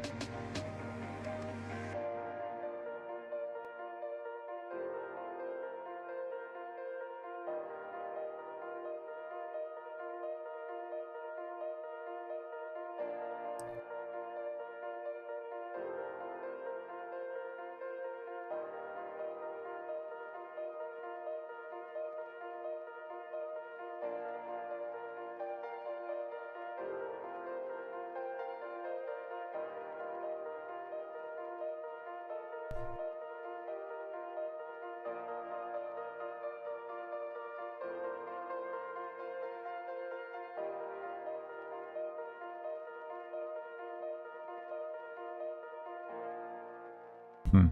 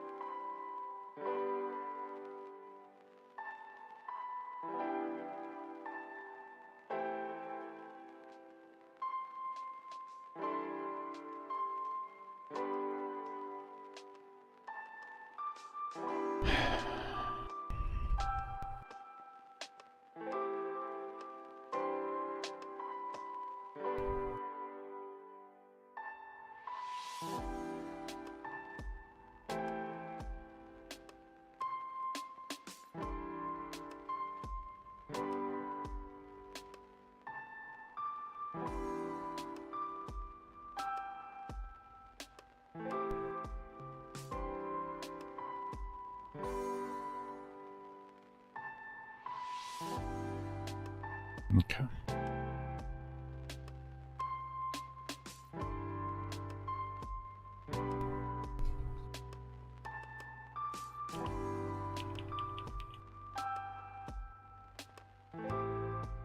Give myself a lot of zeros so I can.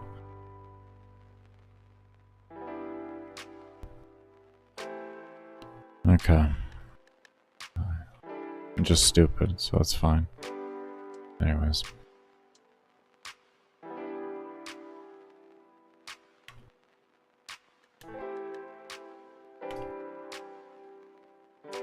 Good.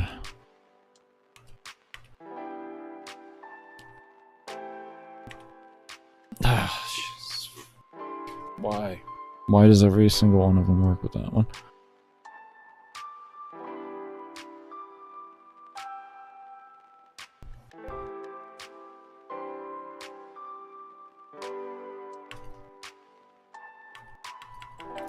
See, it disables the true even and everything.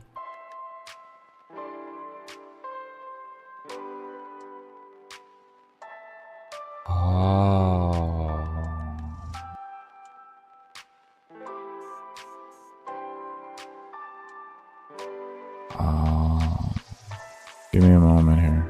My brain. It's working. It's working. Hold on here. I understand it now. I got this. Okay. I got this.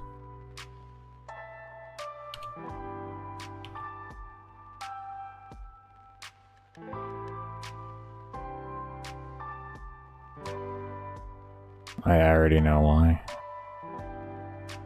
It's a step thing. It's a step thing. It's taking too many steps to get down here because of the else's. So like if I wanted to make it more efficient or like to work correctly, I would have to have it feed in through an array on this. Otherwise I can do this right here.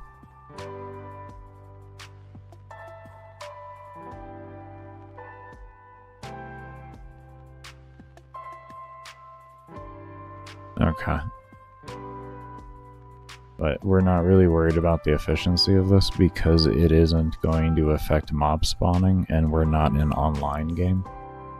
And we don't have to worry about server memory reading and all that. If we were in an online game and everything like that, and we cared about, you know, server reading and stuff like that, and because it does cost money, then we would be looking to make that as efficient as humanly possible. But here is not really too big of a deal.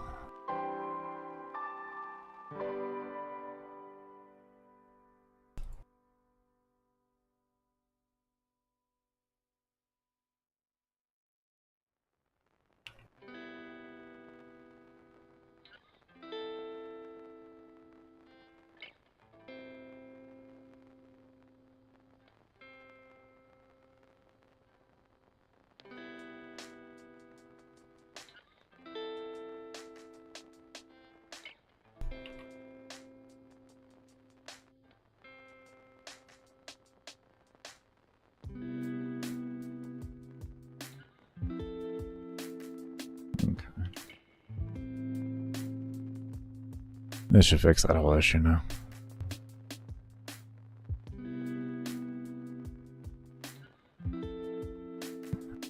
You know what, it's not going to fix that issue completely. I know what it's going to do right now, is it's going to throw an error. And the reason why it takes a little bit longer as well, it's mainly not just the else's, it's an else and it sends to. So it's like an else, and then it has to send to that one to check that one, and then it has to send back over, and it does that a bunch of times. So it's a multitude of problems. If we use globals, it would cut the speed down drastically on it, and it would make it a little bit more efficient than if we were doing this send here. But because this is only a one-time occurrence here where this is actually being picked up and everything, it'll be more efficient, and the fact that we have it in other code where it gets picked up a lot more, it'll be better to keep it as a non-global.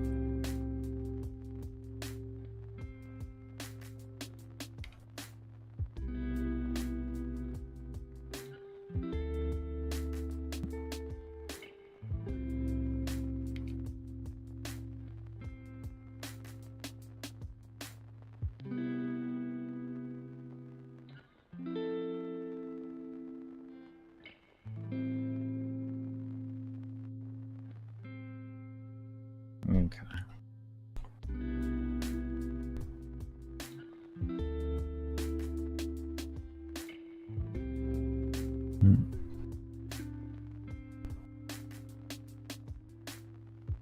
Let's reset my stats actually really quick.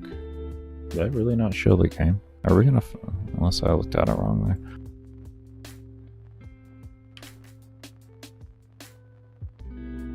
Might have looked at it right at the most inopportune time.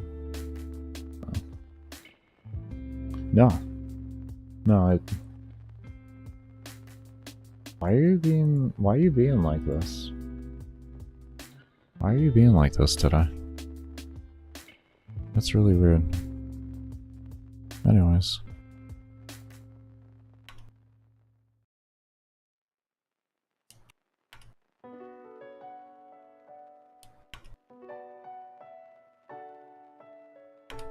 See? There we go. Okay. Okay. All that's working. It's a good baseline concept. That is a finished... That is finished. Finished. The only thing it needs now is number tweaking, but that is the system finish. Well, it needs number tweaking, and we need asset pulling too, like assets placing into it as well. So, because it looks like shit. It looks terrible. I make horrible assets, but they make good placeholder assets to get an idea. Anyways, so all of that looks phenomenal. We finally got that shit done. Oh.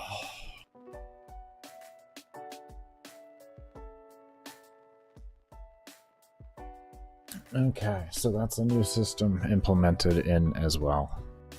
Absolutely phenomenal. Absolutely phenomenal.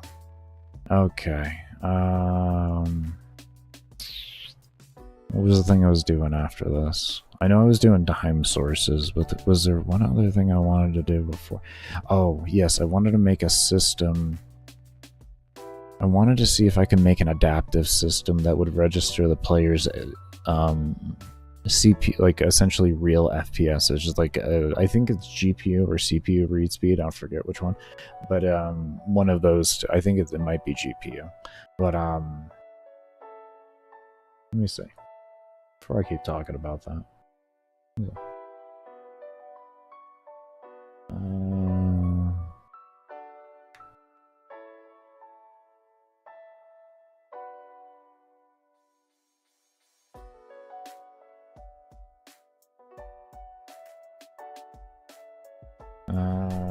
Real FPS.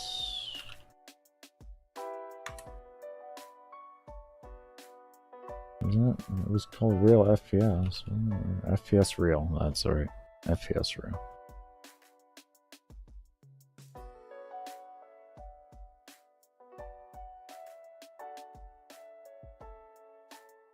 It is CPU. It is CPU. Okay, never mind. I thought it was CPU. That was my original thing I used to say there, but I started to second guess myself. I don't know why right now. But yeah, it is CPU. Okay, so that really fast number that y'all see on the right hand side here is that.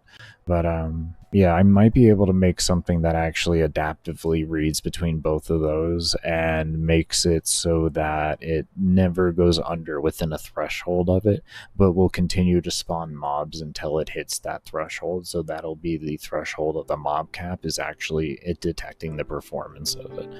And then I'm also, once I get that done, then I'm also going to make another system that allows the player to customly set the mob spawning as they so want to.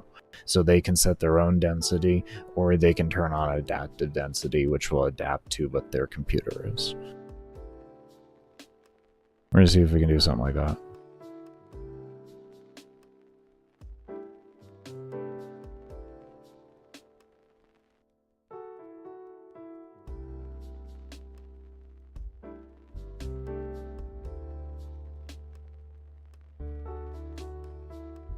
Okay, let me go ahead and save this here. Let me do another save over here. Okay. And...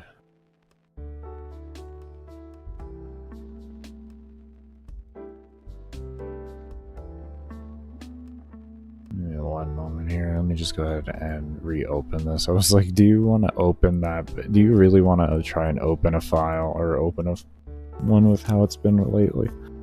No. No, you don't. You're just going to close GameMaker and you're going to reopen things.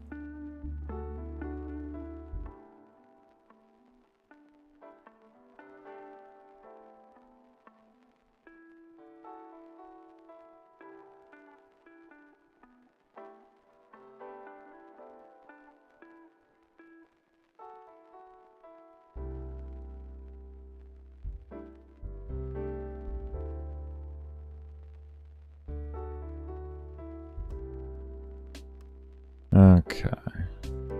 Oh, we got 26 errors today. I'll just keep changing as it wants. One day we'll log on to 5, the next day we'll log on to... Alright, let me go ahead and close this. We're going to open up a new workspace so that we can actually start working on it appropriately without having other things open.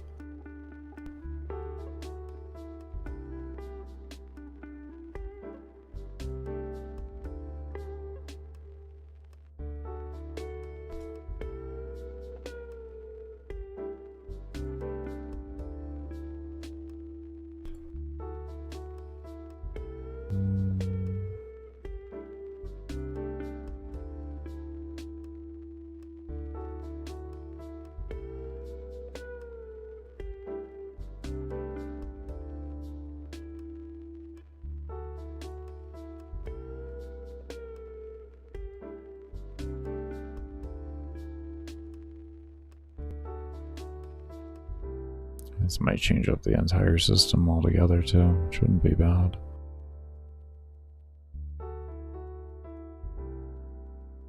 Could work that around.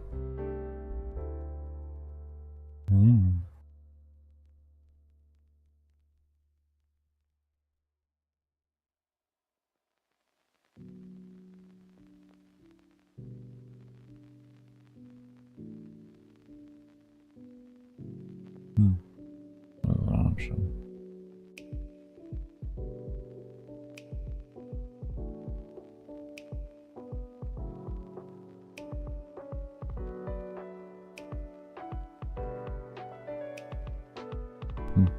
Look into it. Okay. You know what? I think I'm going to take a break here, and then when we come back, we're going to get into this, and we'll come back with a little fresh of a mind here. Because I'm not gonna lie, my brain just kind of stopped at this one. I guess maybe let's try to figure out on a baseline here. Let's try to get some variables made.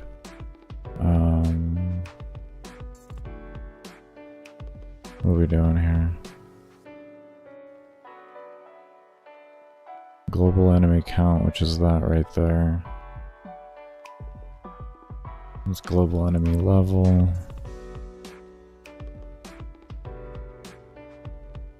Okay, so we have to change that number there from 400 to a number. And we have to take, well no, we have to take it, okay, so we take that out, and we do something like, is there anything about FPA? No, of course not.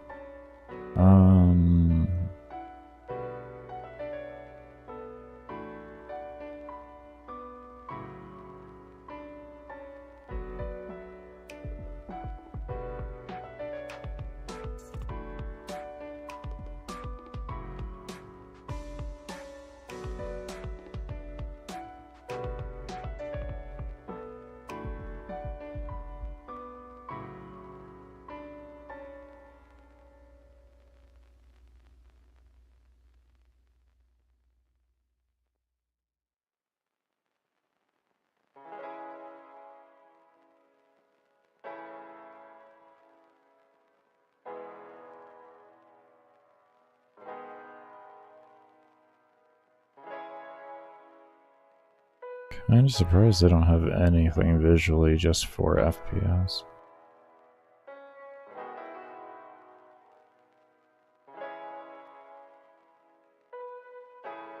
Well, it's audio, definitely not native.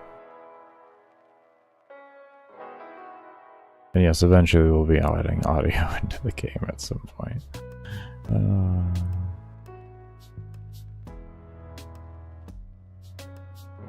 Yeah, no, I guess not.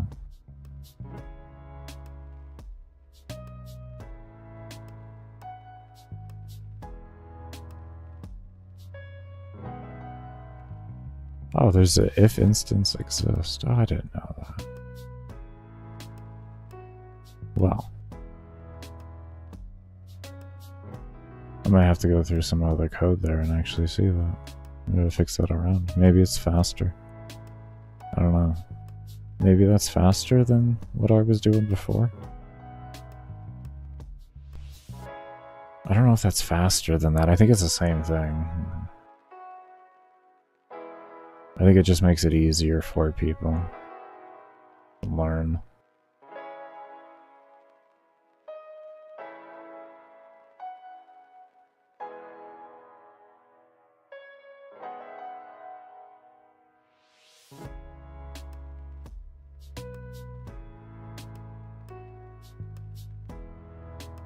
Okay.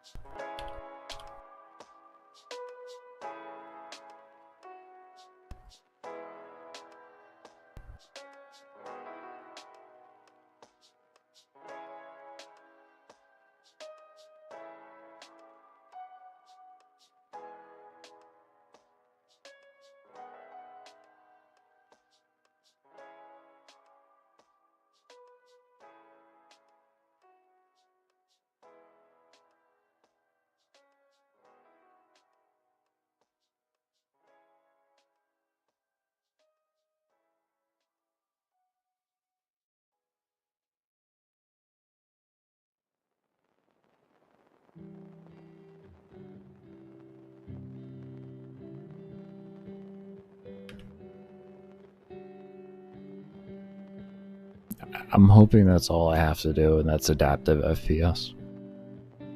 I'm hoping that's all I have to do. Or adaptive mod spawning. I'm hoping. The reason why I do ×3 is because I have to allow for heavy interactions to take place. I don't want it to have to do like cleaning up at the same time. That totally did not work. It totally did not work. Damn it.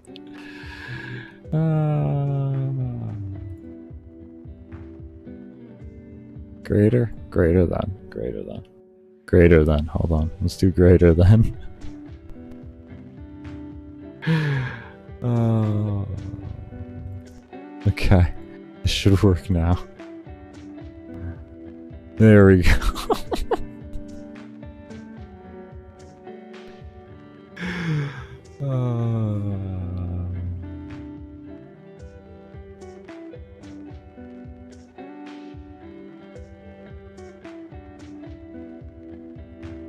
You notice our kill count and our souls per second are going up a lot higher here.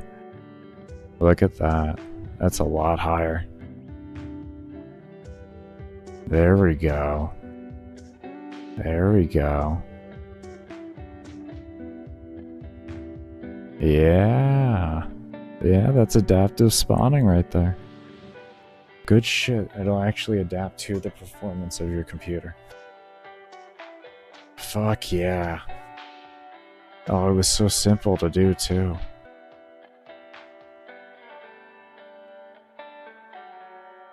In fact, I actually think it's a little bit more efficient than my old code. No, it's the same. It's the same. I was gonna say, I didn't think it would be that much more efficient, but yeah, no, it's roughly about the same. Okay, so let's replace this through everywhere. And reset the values back, and we'll see what that looks like. Cool, okay. Awesome. Good shit, we're gonna do that, and then we're gonna take a break.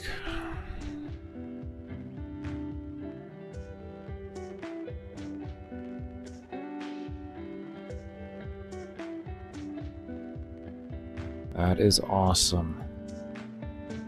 Look at that. Look how easy that is. Adaptive spawning to the performance of your computer. So the better your computer is, the more mobs you can have spawned.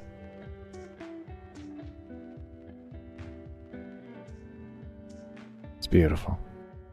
What we'll do is we'll set all that over here like that, and then we're going to make another one of these parent spawns. And we're going to have it for the player setting up their own. And what we're going to do is we're going to tell the game to spawn in which one of those based on on which one the player has activated. So only that system will spawn in for that particular based on your options. And I'll probably create a default one too that's, you know, this essentially this whole thing here.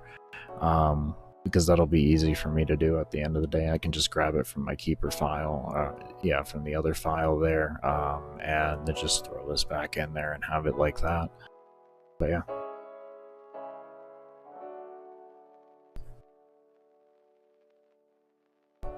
Actually here, before we go through and do that, I got one more test I have to run. I actually don't have... Hold on here. There was one thing we didn't test here. I need to switch the mob spawns to affinity at the bottom for spawning which mob, otherwise there was a cap there that was held. We need to get rid of that cap to make sure this works effectively before we move on. I'm gonna get the vape turned on though. Get some CBD in me. Oh my goodness.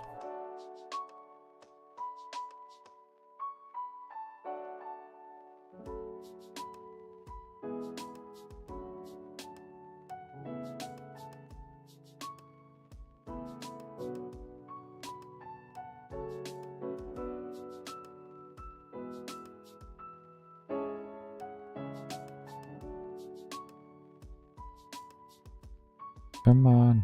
I know, it's a lot of code for you there. It's a lot of visual code. Probably should have been written out.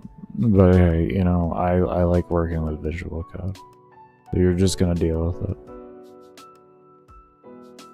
Okay. We are just gonna use the word affinity on this. I don't feel like having to...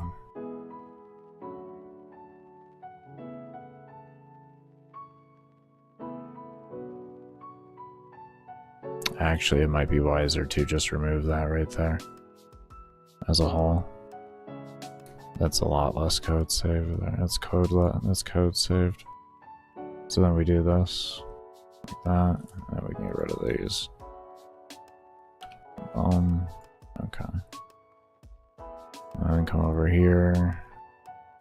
We can eliminate that check.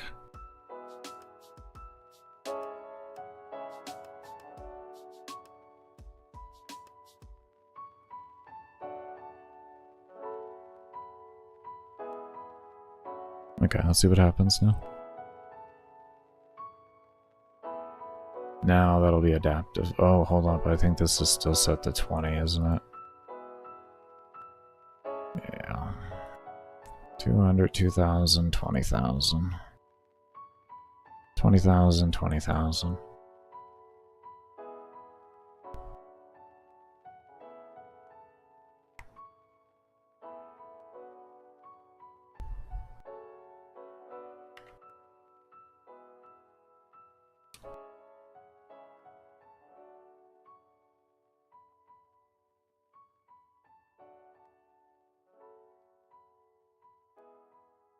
There we go. There we go. Now it's holding it. Yeah, you see the performance drop is a little bit more there. It's a little bit more. Because we did it -3 and I had the game speed set at 60 FPS, so it should be trying to hold 180 the whole time.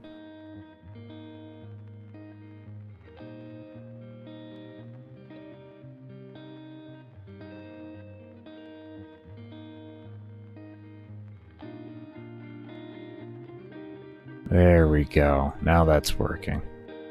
It's about the same, but there is a bit more mobs. You can definitely see... Oh, look at that. It even stopped them too. Good, good.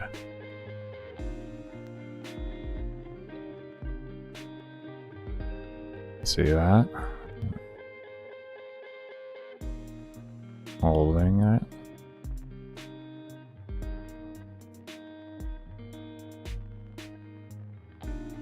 That's beautiful. That is so good. I like it. We got adaptive spawning to your computer and to how you set the game speed, all in coordination. And this does mean if you have a better computer, you will have a higher mob count if you set yourself down to 60 FPS, because it'll take longer and it'll be harder for it to hit that threshold. So you should theoretically, I would say theoretically because I fucking only tested this on my goddamn computer, theoretically should be able to have more mobs the better the computer you have.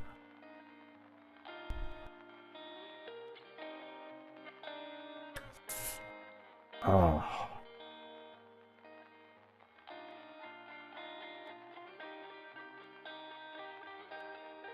Fucking hell, that's good.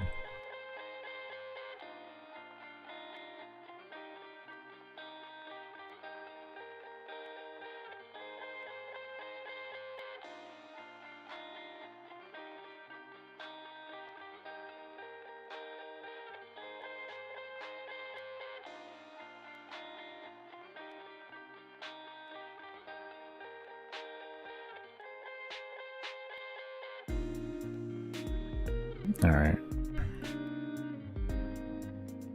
I know what I have to do now. I'm gonna try and get that done as quick as possible here so we can leave this on a test while I'm AFK. Taking my break. That would be the most preferred way to have this done.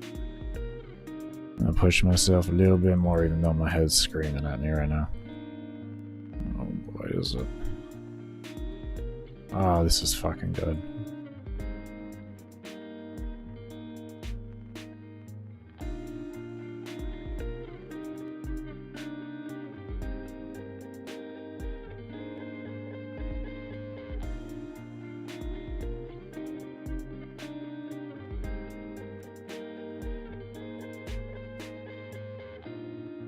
I'm gonna load up all these. I want to try it on a well, we'll just leave it on a ×3 to see how it runs there, and we'll go from there. But I might set it down to a ×2 only. It might work well. ×2 might be a good way. I know 3 times was going to be a security hold.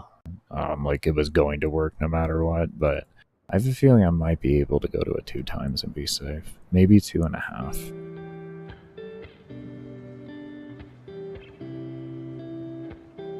Because I still want to leave a pretty large amount of buffer room in between for everything, but yeah. Alright. First thing...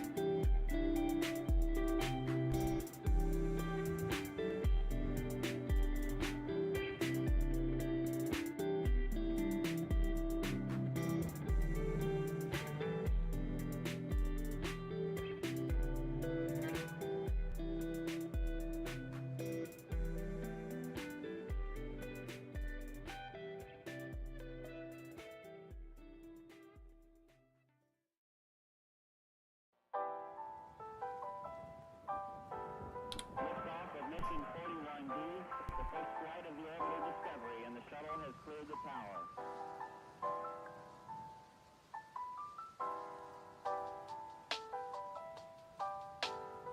Every 4 computers now have primary control of critical vehicle functions.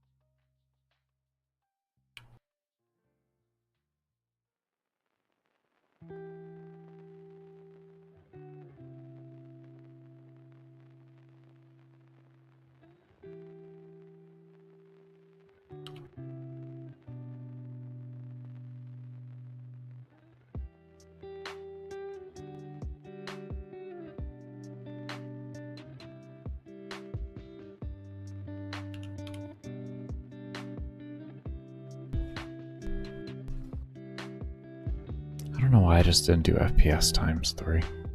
Why didn't I just do that there? And I could have just...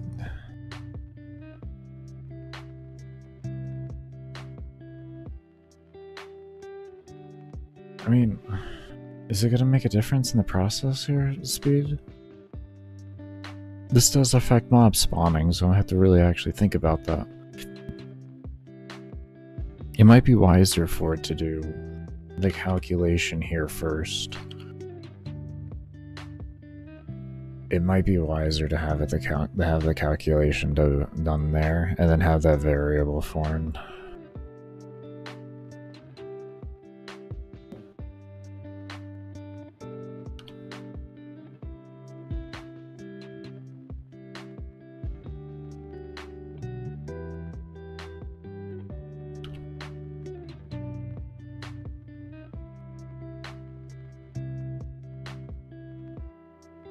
And I have been thinking about an array for that whole thing there, but I haven't thought of how I'm going to do it correctly, because I want it to be very efficient if I'm going to do it.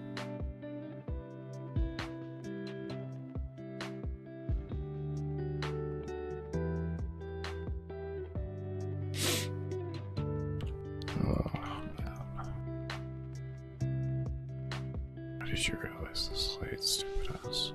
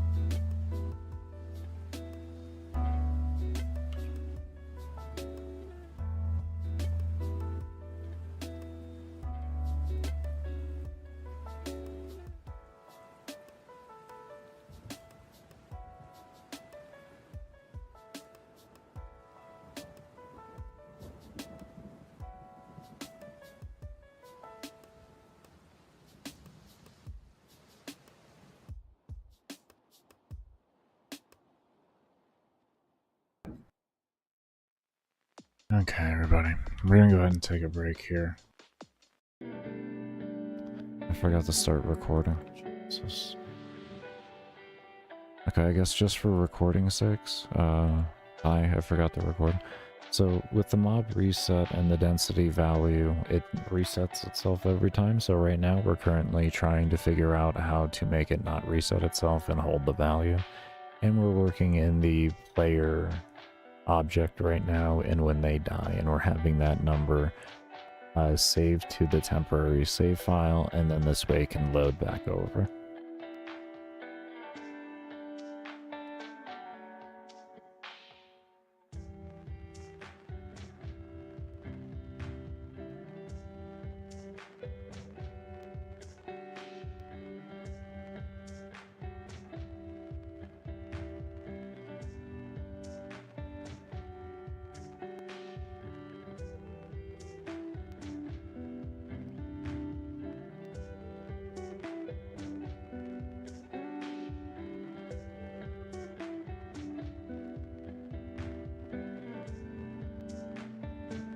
Let me just double check. Auto resets on, and we set the mob count.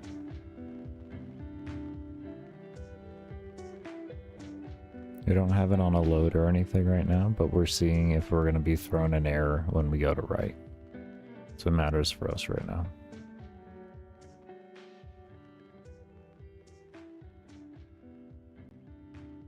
We may have to open this up as a directly separate text file and have it save. I'm not sure.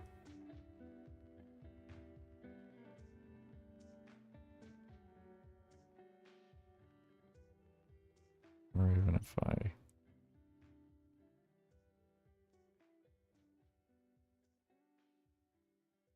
Oh, okay, I might be able to do that.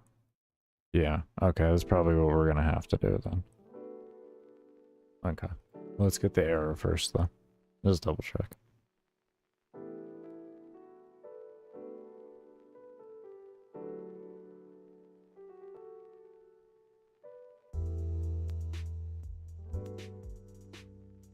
Oh.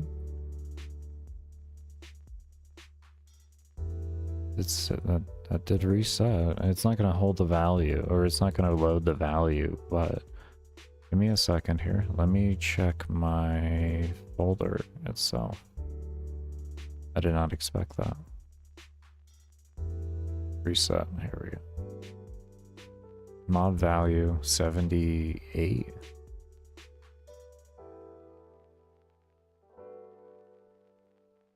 That's actually correct, it worked. Okay, nice. Good. That's unexpected. I'll take it. Okay. Alright. Good. That makes things easier in my life. So now what we're gonna do is we're gonna come over to the game load. And in game load,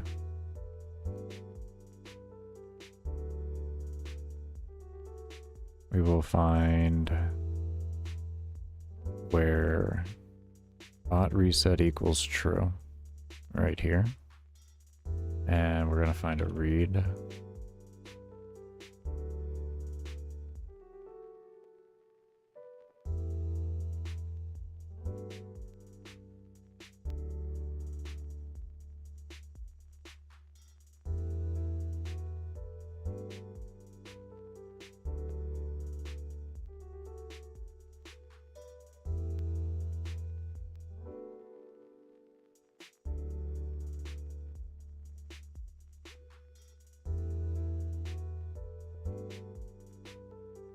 Okay,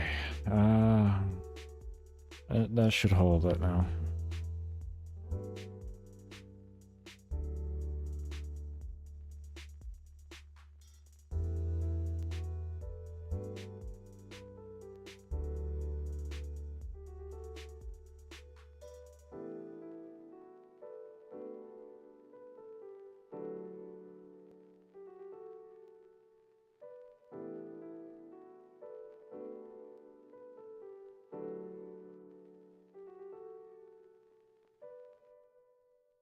Oh, my brain.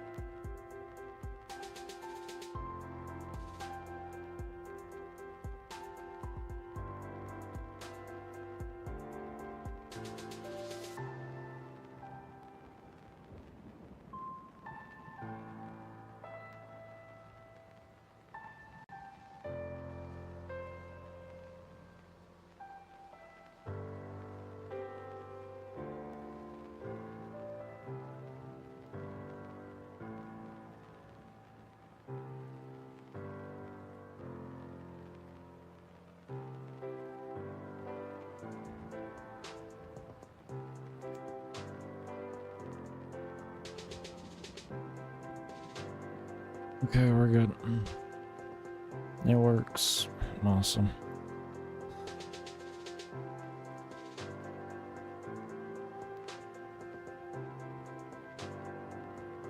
I know I don't sound excited. It's just my brain is absolutely fried right now. That was the last bit I had of me there.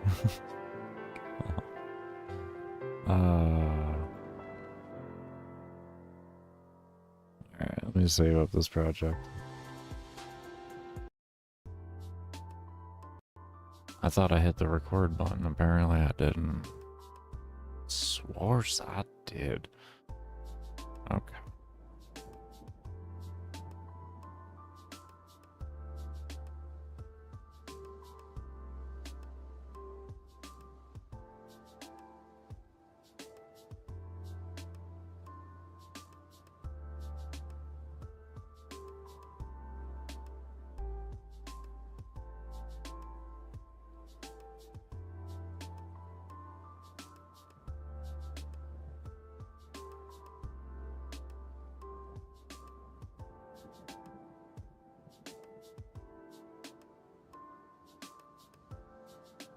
Make a array here, and we're gonna stick this array into our player collision so that we can better read all of our collision objects.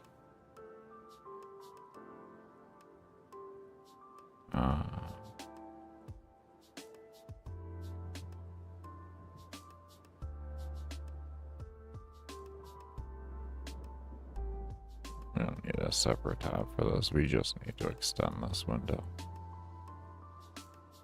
And destroyable objects.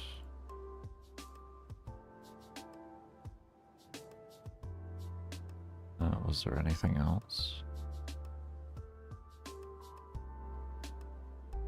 I don't think there was anything else we needed in this array.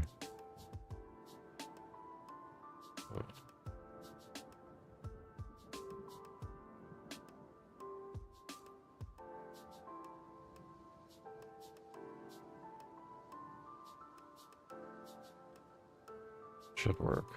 I believe you can throw an array into there. I believe you can.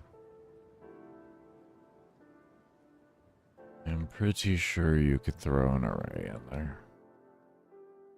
Yes. Alright, let's go find something to run into.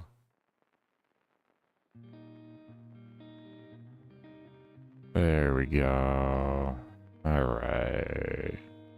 Got to do that last night. So now, check everything here. Perfect. Good, good, good, good. Very, very good indeed. Oh, you want to work? You're working today on the layers. Congratulations. Let's see if the other one's working. I'm so proud of you. Let's see. Look at you. You're working today. Wow. It's like I started making you on Paint. Right? It's like I started making you on paint.net or paint.net, and like all of a sudden you want to work with the layers. I never would have guessed. That's crazy. Wow. Did you get threatened? Did you get threatened? Today we're gonna see how it is with clearing out objects. I don't have unique targeting for them right now. I kind of wanted to leave it as a point of friction for the player. So I figured today I might give an idea in whether that friction makes sense or not. I'm hoping with the mob density it actually does make sense. That's pretty much the goal, is that with mob density it will actually make sense. Sometimes you'll have to be a little bit more patient or something like that, but you will be using the mob density to your advantage and good positioning in order to effectively destroy objects, unless you have enough range to completely cover yourself easy.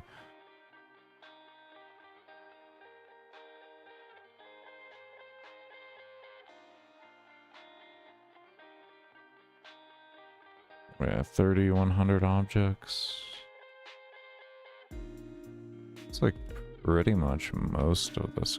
Ah, here we go.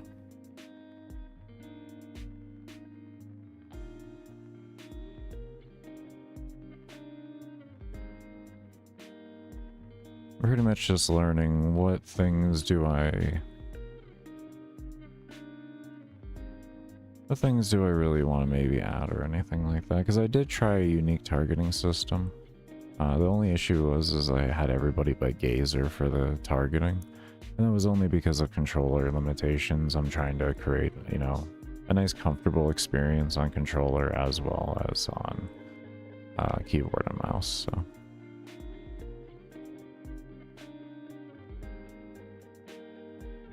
And that's more like because you really only have so many of like one type of action, if you will. Like you have your letter buttons and your triggers, and you only got like 4 of those of each, so it just kind of felt weird with a 5th one like off in a random place.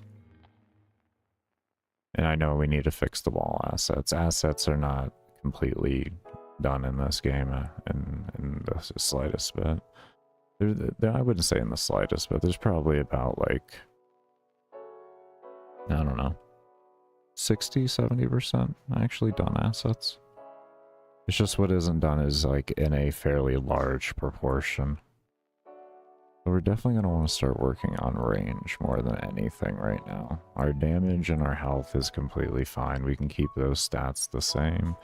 And our range is going to be our main thing. And we're going to use the range will come in handy in 2 different ways. Not only will we be able to destroy objects faster from further away, but we will also be able to clear the enemies within our line of sight that are coming closer to us faster, allowing our targeting to redirect faster and focus better on trying to hit mobs on the other side of the wall so that we can get the kills, or so we can get the damage we need on the walls to get them down. I don't have these bottom walls, like anything along the borders of course can't be destroyed, but everything else can. As you can see, the sections aren't too big, so you do have a lot of work you gotta do. We got Next in Rage already coming up right now. We were able to get down to 2,800, so we were able to get around 1,000 objects destroyed between us and the enemy.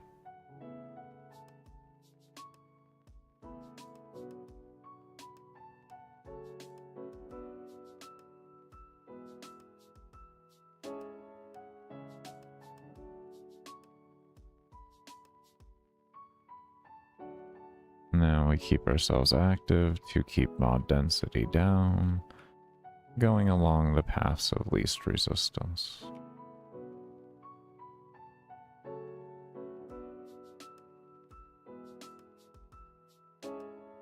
I'm still trying to also, as much as I can, prioritize destroying objects.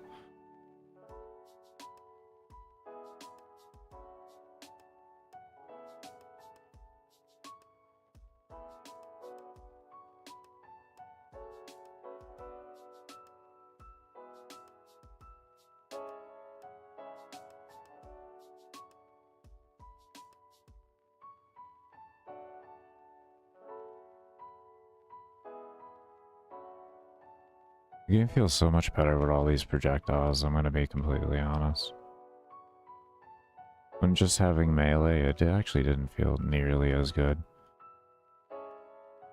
You kind of have to, like, on the fly plan out everything on your movement based off of enemy density and projectile density. Because you're going to take damage. You're going to take damage. You're going to take it. But it's up to you to plan appropriately to be able to heal yourself through the damage via the mob density, and also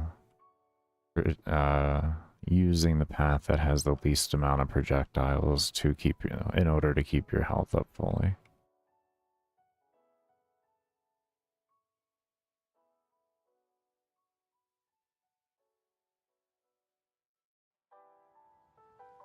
Oh, that's what I wanted to do. I wanted to adjust this from 100% of the mob count for the kill to be 50%. I wanted them to just have to kill 50% at most. So like whatever the max mob count was, it would just be reduced. Like as soon as you killed 50% of them, then it would continue on. And rage phase would be over. That's what I wanted to do.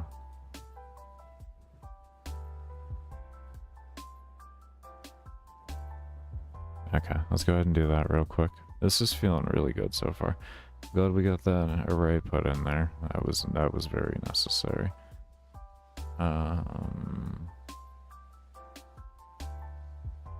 Let's see here.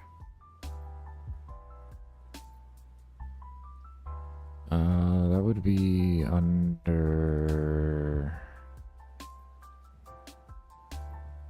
enemies spawn? Question mark?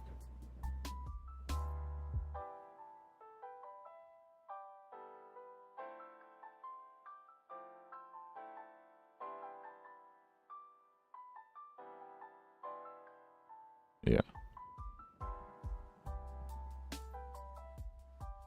Okay. So what we're gonna do is over in this alarm here, when we go to trigger alarm 2, before we do that, we're going to make a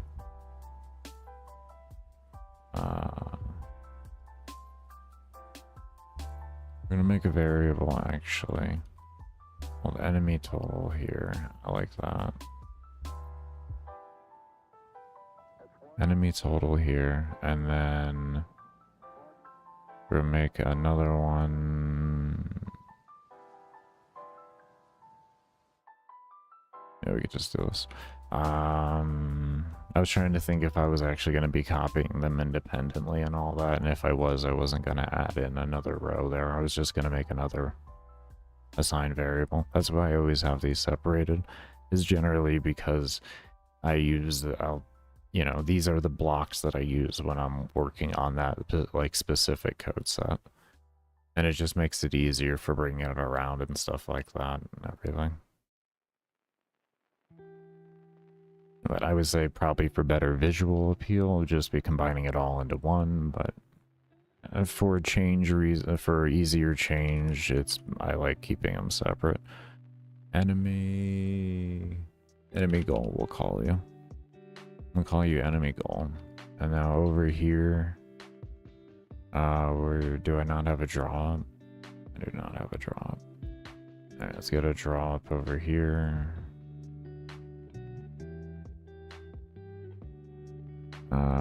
Do that.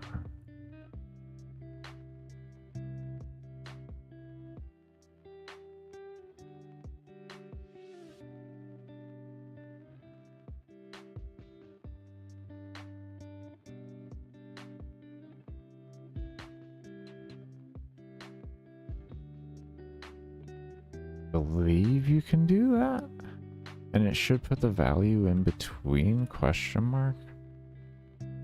Not 100%, it might put the value at the end.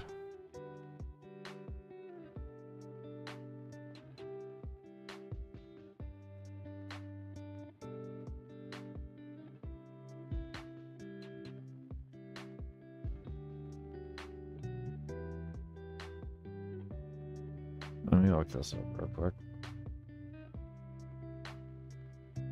See if there's a way.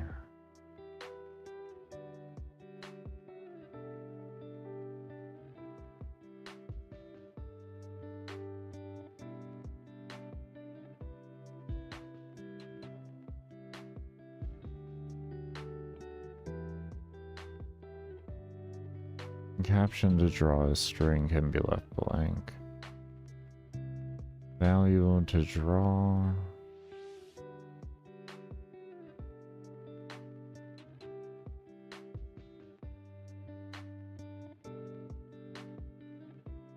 Oh, so I can do this.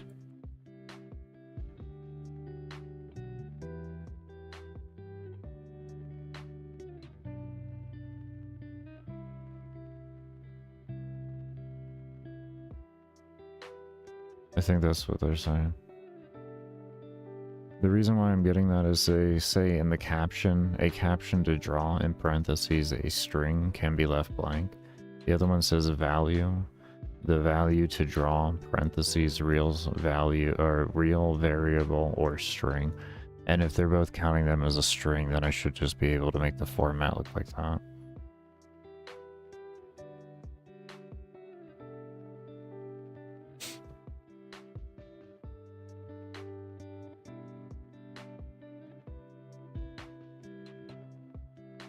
Okay,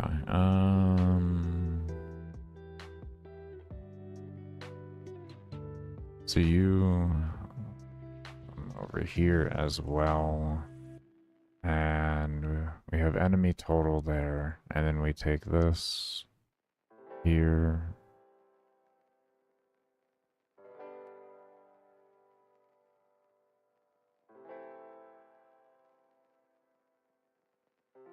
Actually, wait, we want to take... Give me a moment here.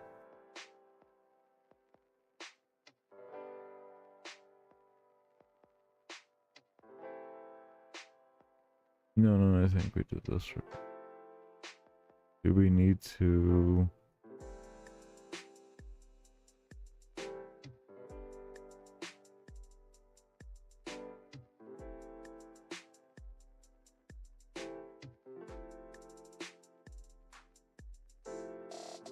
Realistically, let's save ourselves a...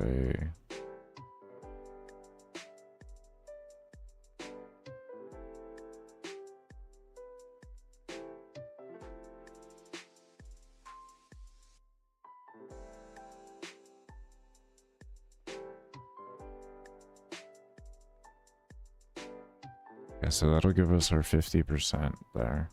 And then we can use... I guess...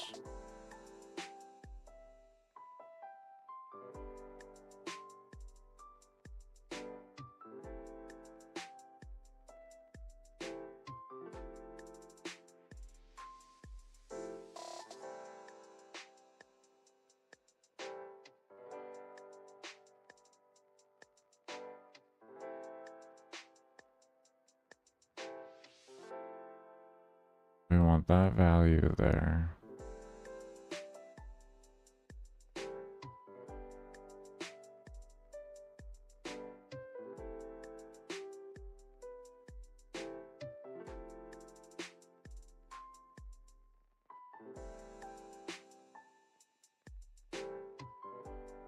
I guess we could just temp it. We don't really need that. And we'll take enemy total, I guess. And we'll say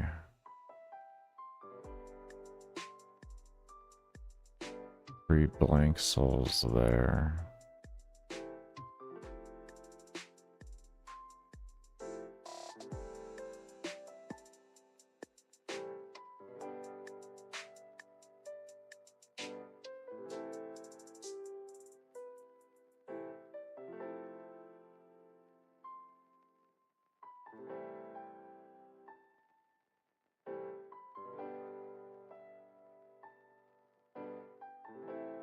I wonder. Actually, could I take this? Let's make this not a tab here. We'll take this. We can draw this.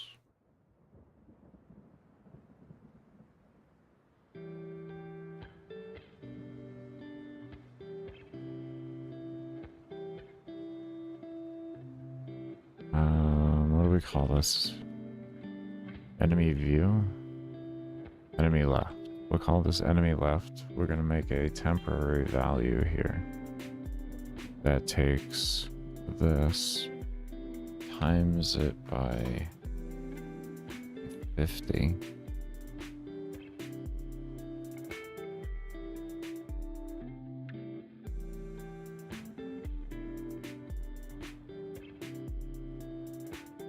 Okay, so what we're doing here is we're going to create a variable here called enemy left, and then it's going to be enemy goal times 50. We actually probably could take that and just slap that into here. Like that.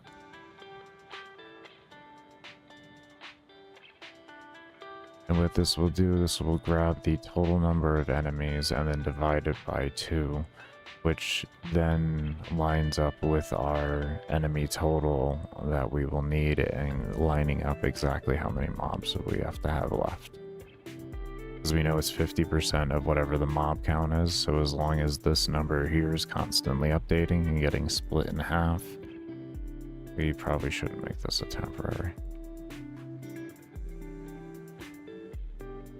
Because we're having it being read into the draw. That should theoretically work.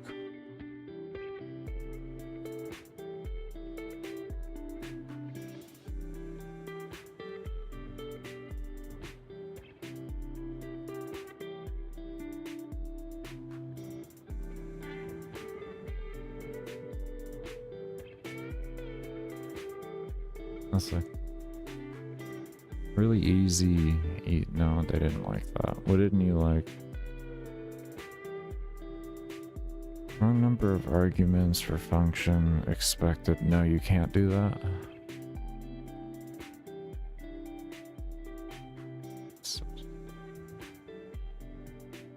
Oh, that's so disappointing.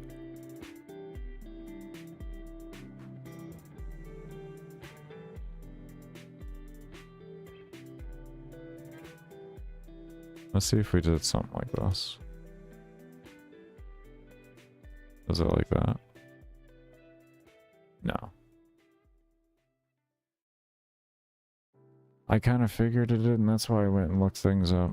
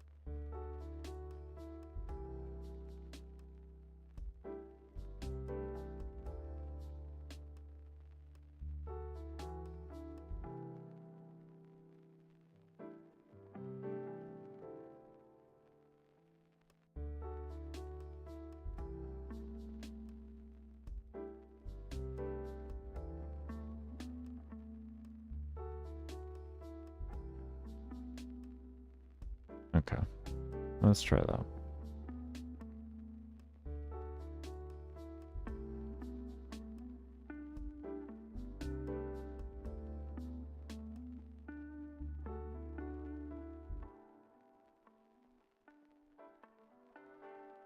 Alright, let's see how this does.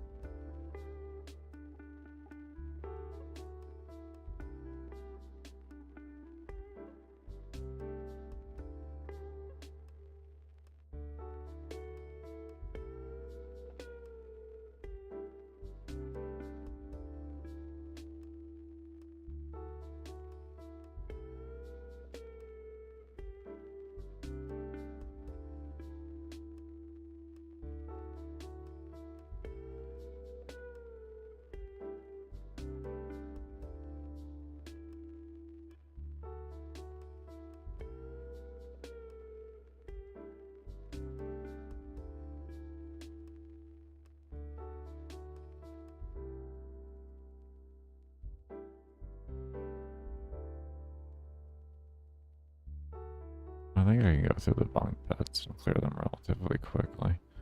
I also was thinking maybe to give experience for killing these, or destroying objects. I don't know. Not too sure. I've been tossing it around in my head. It'd be minor experience, but I have been thinking of it.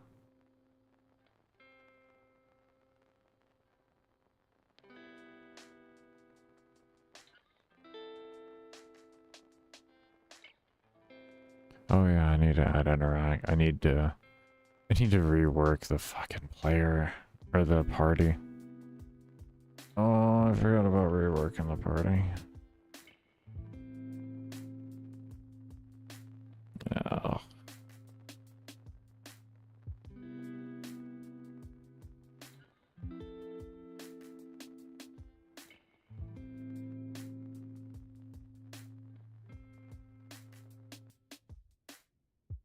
I mean, they're still going to work fundamentally the same. I'm just changing some of the collision and stuff like that for interacting with the new objects and such. That's the main thing.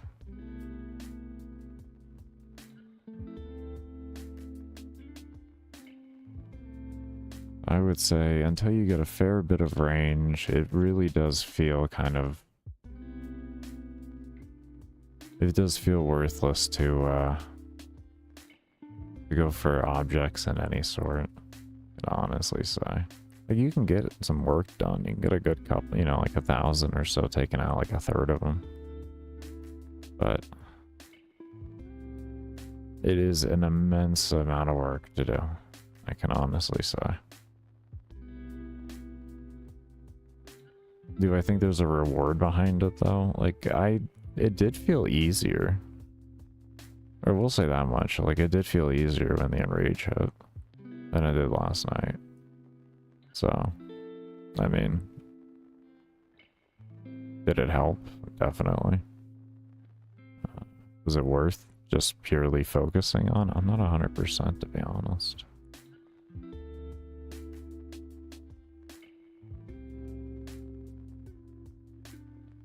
I mean, you're getting a lot of the early scaling done with the stronger mobs, so you're getting a lot of free XP.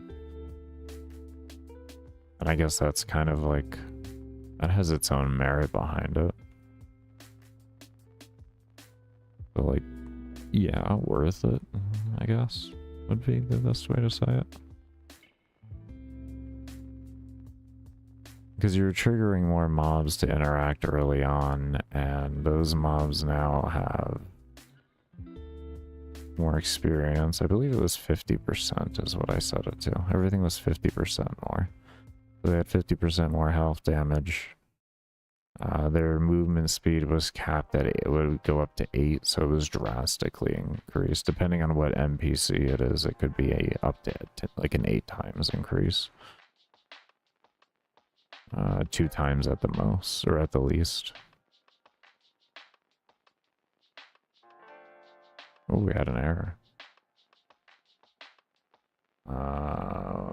Enemy left not set before reading. Okay.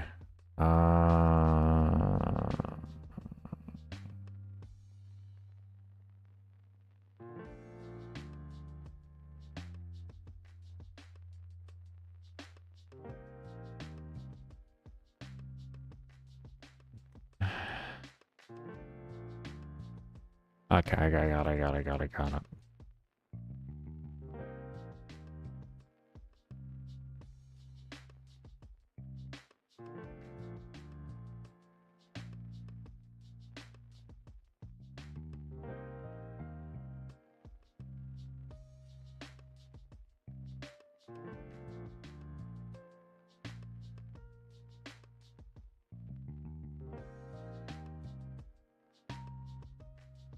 Okay, that should work now.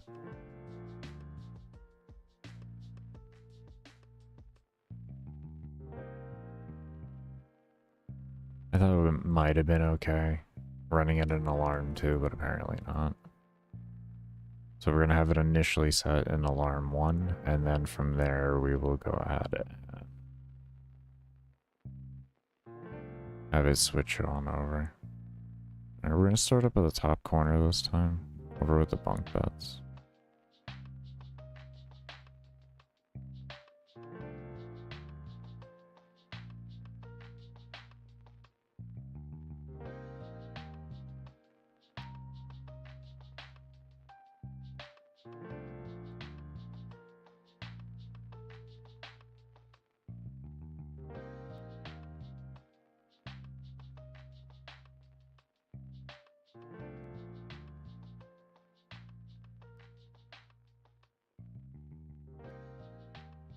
Beds are relatively low health. There's a bunch of them up here, so this should work really well for early on clearing of everything.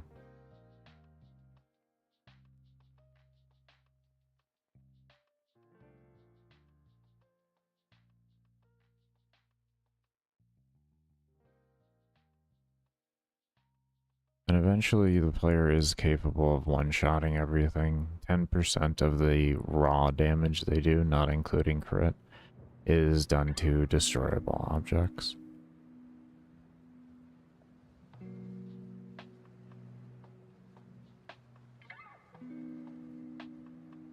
Base damage, raw damage, I guess it's all really the same. Oh yeah, we keep forgetting about the that whole thing there. That's gonna be like an entire project within itself, so.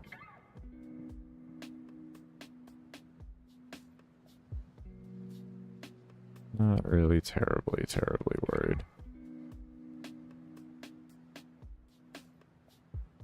I say project because I definitely want to make it a bit more efficient.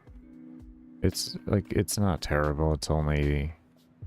They're not like a high percentage of my steps, but it's high for just one thing. Really would like to fix the... I don't like that. Why did you just spawn in the wall like that?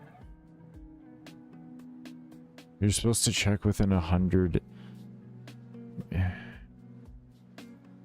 That's 100 pixel radius, bro. 100 fucking pixels.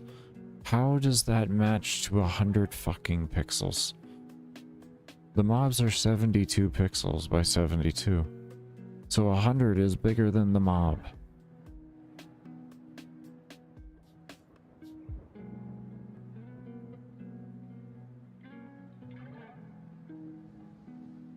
God damn. I gotta figure that out. Yeah. I thought I had it fixed. I sincerely thought I had it fixed. At least it happens very, very rarely. But the problem is it happens very, very rarely. There's gotta be something to do with the positioning of the walls, maybe. Oh, I know what it is. I know what it is. It's the random spawn around me thing. The random... Wait, no, that has a collision check on it too, doesn't it? Isn't that collision to... Isn't that circular collision based? I believe it is. I'm doing that though. So we got a lot less objects cleared out here. Okay, so down south will be the best, and that's because the officers' living quarters is where the predominant amount of destroyable objects are. To make those quarters was roughly 1,700 destroyable objects out of the almost 3,400. So it was literally like half the count, essentially, would be a good way to put it.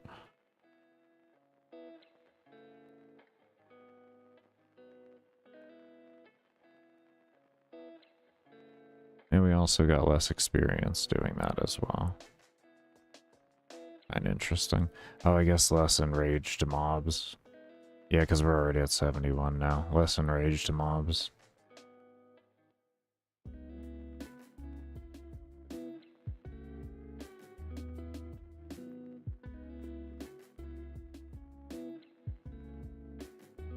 There we have our rage coming in now. Let's see what happens. An error.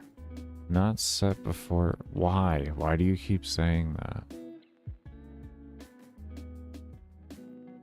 New map type, open world. I was working towards that. The engine really doesn't like going through a little bit too many things. Yeah, I couldn't do more than about 3,400 or a total object count in order to still run the game I wanted to run in the facet I wanted to run. I think it was limited to 15,000 objects. So, unless I go full, like if I went to like 8-bit, or like, yeah, if I went to like 8-bit pixel art, I could fit significantly more on there, and I could actually make an open world and everything. It would take pixel for this engine, oddly enough.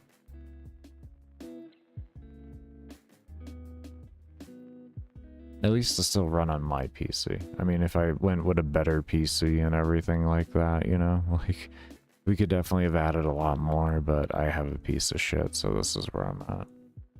How you doing though, Nip?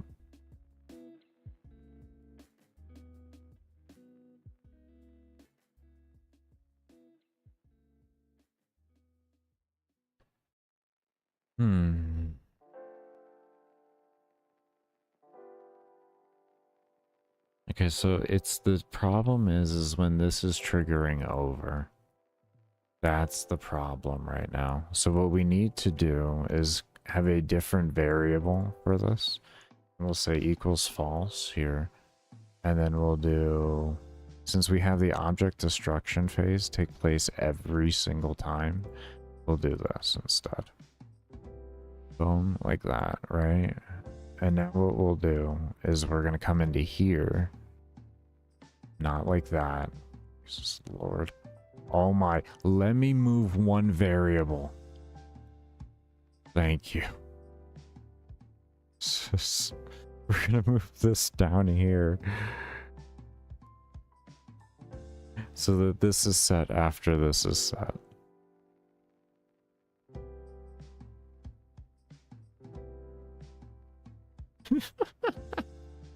I was actually gonna make the entire game one big ass open world with I'm still somewhat thinking about it. It's just gonna be a lot of work, and it'd probably be its own game, like a little adventure game, where essentially you have like you have in like World of Warcraft, where you load into instances, but it would be more real time. And essentially what it would be is like, if say like this was me entering a room from out in open world, this was open world, this was the room. As soon as I would load into here, as soon as I would walk into here, everything out here would just kind of go black, and it would give like a fog of war effect to make it feel like you were actually in here. And then everything in here would load up. But like the black, like everything fading out would also, like, I was gonna make it, or I want to make it, like everything actually like loads out and stops running code except for like one thing, and then it allows for a lot more resources to be free. It is something that can be done on the engine. It is something that can be done. It's just the amount of fucking work. The amount of fucking work. Y'all wouldn't see this game released for fucking years. Like, the first alpha would take years to see. Years.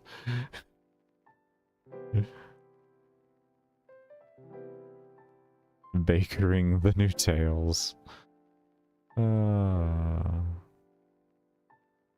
Pretty much, pretty much.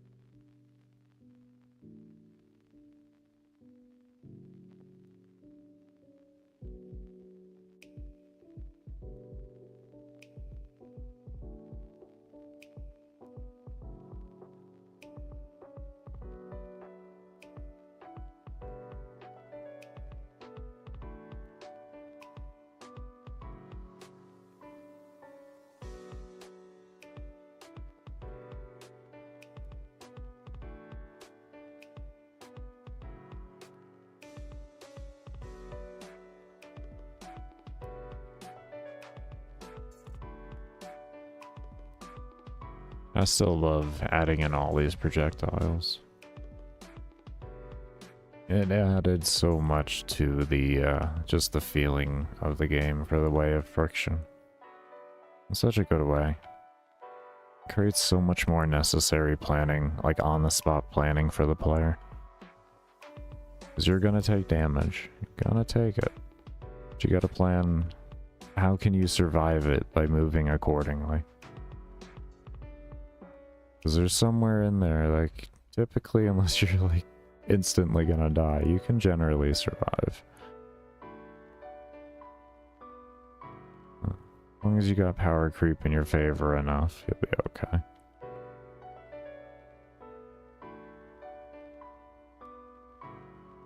We're definitely going to be focusing very heavy into range. Very, very heavy into range. But we're happy where I'm happy where the rest of my stats are at. Right now, I just want to get enough range to cover my screen. I want my projectiles going off my screen. If I can have them going off my screen, it'll give me more layer of a much bigger layer of security. And allow me to destroy objects easier as I move around. So that's my current goal right now, since we got ourselves to a comfortable movement speed.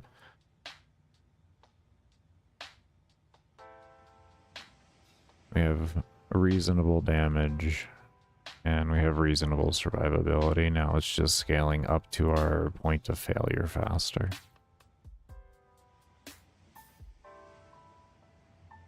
And we have good ability speed too. That it keeps up with our character, so it's good.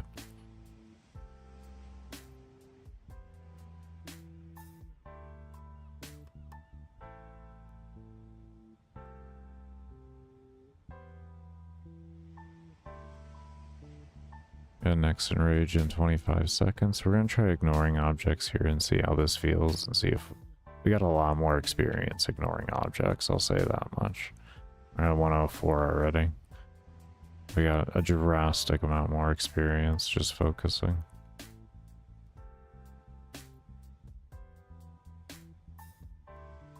We'll venture ourselves out a little more so we can get more enraged mobs.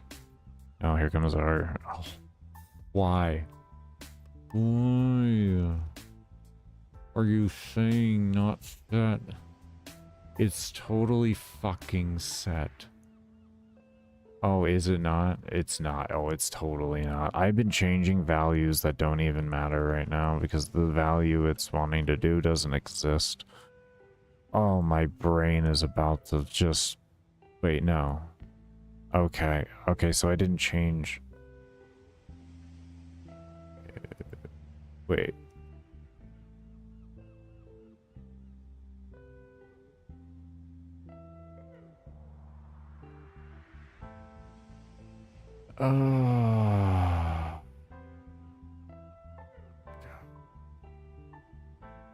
Your stupidity runs so deep. This is why you don't stream as soon as you wake up. And show people the coding, because holy shit, waking up coding is just it's wonderful. It's wonderful. I took a shower and brushed my teeth. That was enough, right? Like, I thought it was enough. Apparently my brain didn't. Just said no.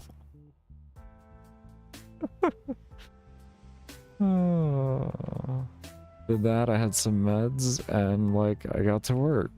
I thought it was good. I thought it was fine. It was all wonderful. Oh, lordy, lordy. At least there's simple mistakes, right? At least there's simple mistakes. One day I'm gonna I'll adjust the party too, but I don't know.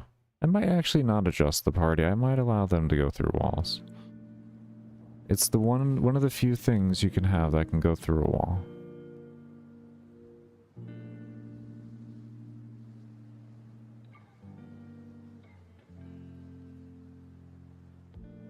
Like, I don't know. Like, they are ghosts at the end of the day, and it can help with object clearing. Look at that. It's like you could positionally help yourself clear objects faster with stuff like that. At least early on, until you can one-shot the objects. I mean, once you can one-shot the objects, really shit don't matter.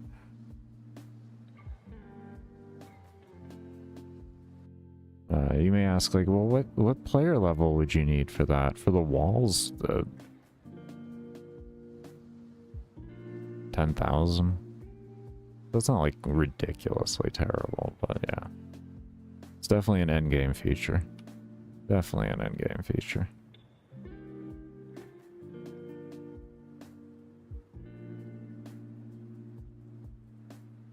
But to be fair, these farming missions in general are an endgame feature. The main reason why I wanted to get this figured out first was performance reasons.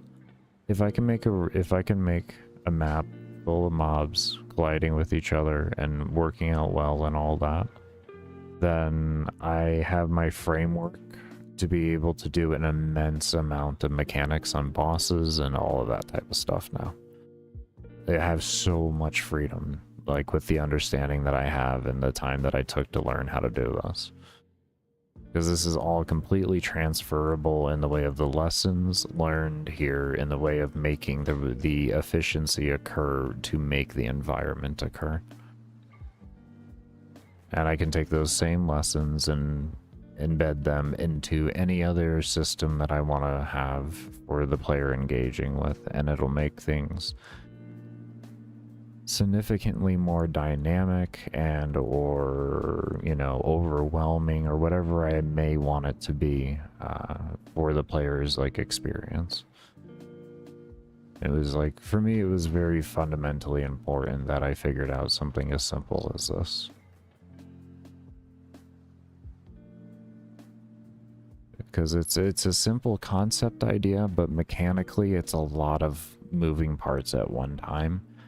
And that's more or less learning how to make those moving parts work in unison with each other without having performance degradation is the main like kind of lesson that you get from it. And then you can easier implement that into other places and such.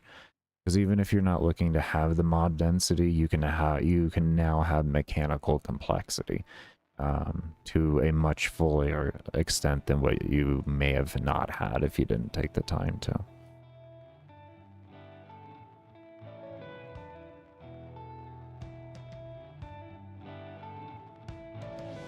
So I made the AI set that I was happy with, and then I kind of like moved my way out from there and making it more and more efficient to have the mobs I needed and all of that.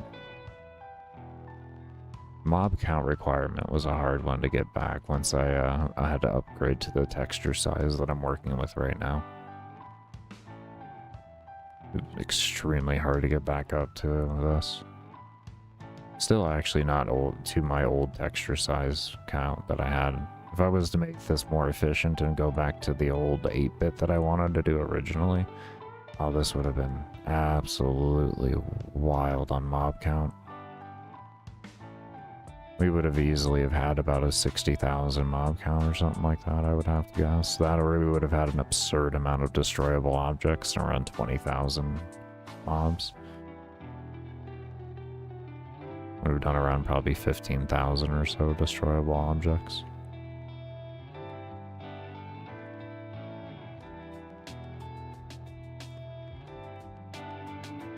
Who knows, maybe I can create block coding enough in order to create the things that I want anyways. If I can segregate the coding and make it run only when it needs to and all of that, I have a lot of free agency to work with.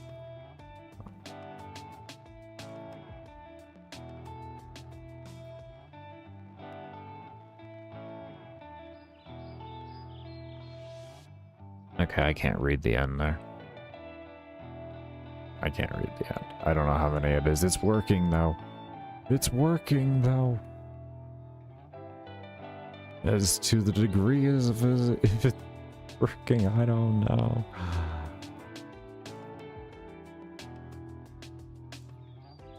We're at 108 though for player level. What name was that? 9. We'll be able to start investing into... What's that called? We'll be able to start investing into the XP reducers and everything here. Well, after we get the range, because we need to be able to get enough range to even have the KPM to matter. KPS, actually. That's kills per second that it goes off of.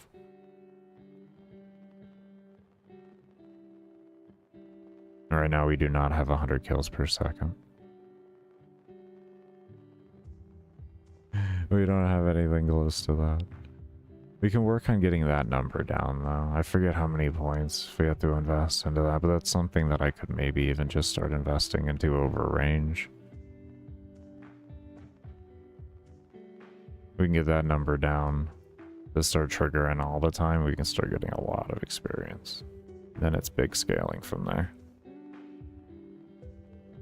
That might be the main requirement right now, is we kind of suffer through a lot of work to get the levels we need. Definitely surviving for a good while, as long as we stay active. We found out last night what happens if you stop moving. Just don't stop moving. And that's because I made the enemy not actually always completely run straight to you. They will stop further away from you and everything like that. So if you don't have the range to hit them, they'll just sit there and cast on you. And you'll just have to deal with it. You'll just have to deal with it. That's just your own problem. You're gonna die.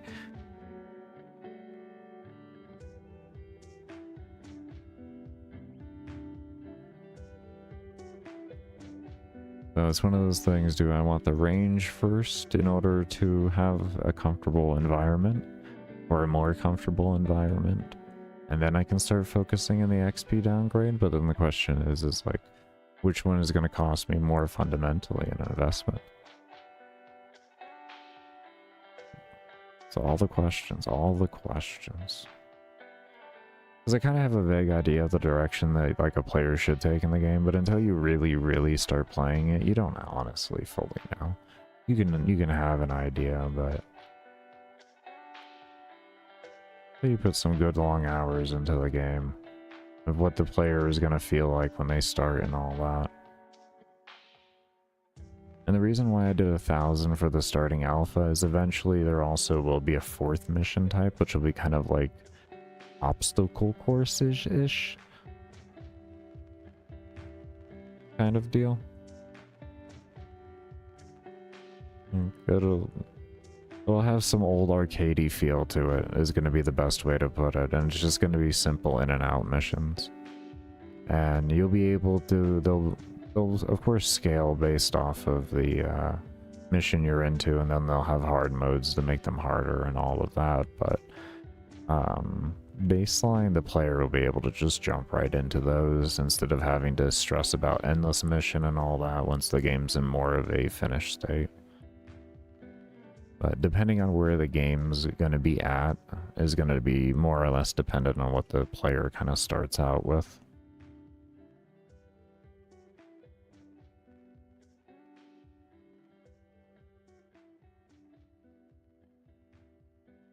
This is just going to be one big grind fest of a game, and you're going to have a bunch of different things that you can do and all of that.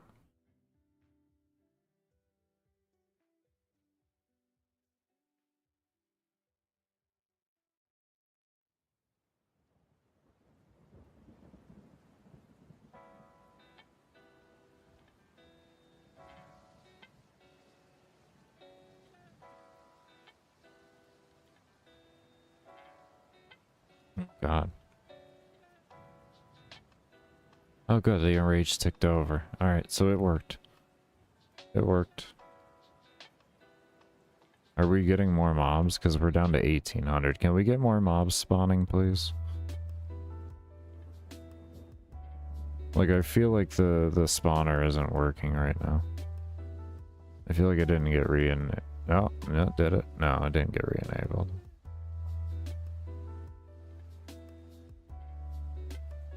It totally did not get re-enabled. Okay. Current bug we gotta figure out. It did not get re-enabled. Oh. Actually, did that number go up, or like, am I just...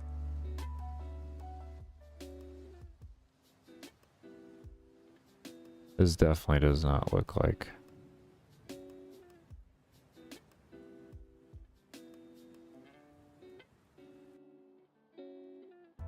Definitely did not.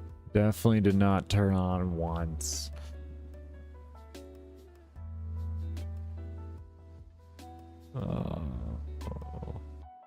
Why?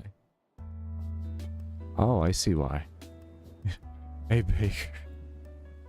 When you want an alarm to turn on, you need to make sure you just put it in the code. You know, like, it's just in the code. You just, right there. Like, it's right there. You just put it, like, right there in the code. And, like, when it's in the code, guess what? It starts working. Oh my god, who would have thought? I don't even know. I don't even know. Oh, lordy. Oh, I don't know if you all heard that crack. Oh my lord. Oh, that felt great. And we're testing at minimum mob density right now. Of course, we always have our mob scaler if we want to make things harder, but I do want to always... I'm tuning the game around the minimum mob density. So it's only just going to get harder if you increase the mob density. The game is in no way going to be tuned for that. Because... that's illogical. It's illogical. The goal at the end of the day is to keep this game running on browser while still having thousands and thousands of mobs on screen.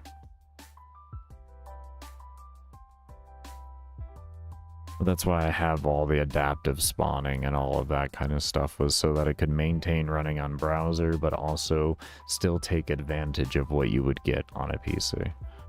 So it's not like it's not like your experience is hindered because you can actually play on a browser, or because the game can be played on a browser. It just means that you can have more mobs. You can have more, you know, mechanics and everything and such, whatever occur.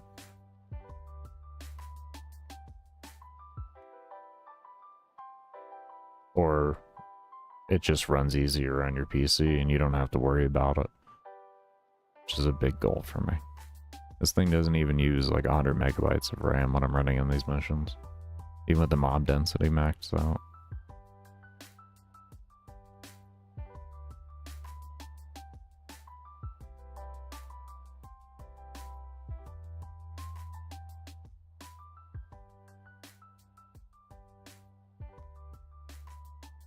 It is a little heavy on the GPU because of the spawning and everything, and I have been trying to figure out ways around that, but they just don't have much accessibility for optimization into like direct access and stuff like that. So you just kind of got to toy around with things and figure that out. But that's mainly like, it's not even high, to be honest. It's like 30% of my GPU, which is a 2060. So it's really not bad at all, and that's with mob density. It's like 20 to 30% with minimum mob density, and when mob density is maxed out, it's like somewhere closer to like 40 to 50%. And it's because of the amount of instances being spawned and everything at a given time. It still isn't even bad, to be honest. And it doesn't even get really hot.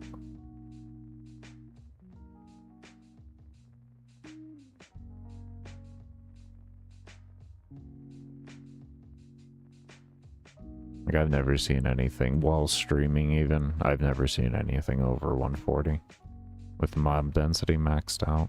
When I have mob density at its minimum, like, I don't know, I haven't seen anything over like 120. Fahrenheit, of course. What would that be roughly? 30 cell-ish? I don't know, somewhere around there. Like that 33, I don't know, somewhere around there. For lowest, and then highest would be 35 ish, maybe, I don't know.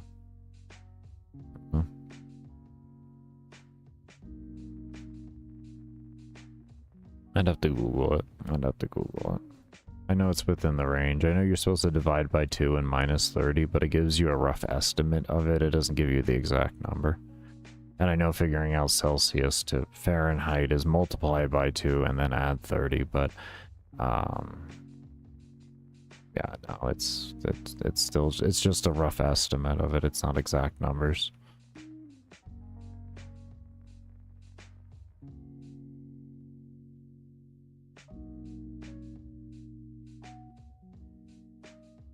Oh, we should have fixed the text location. We should have fixed the text. Baker, you should have fixed the text location. The allocation of the text, Baker. You didn't do it, so you can't see the number. You're not going to know what your number is, Baker. Baker, what if they call your number and you don't see it? Because there's a damn glare on the screen outside on the DMV, damn it.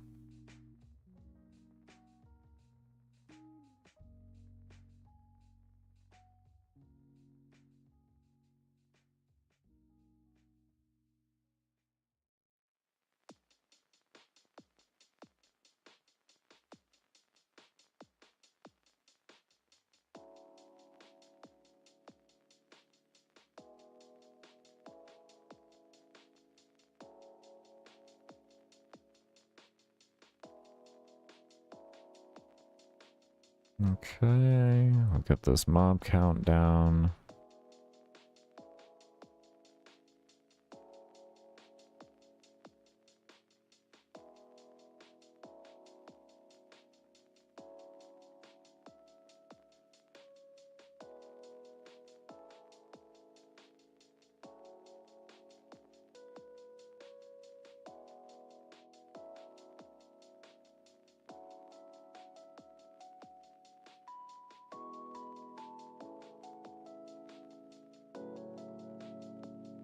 Oh no, are we at the edge of the map? Oh, we're at the edge of the map.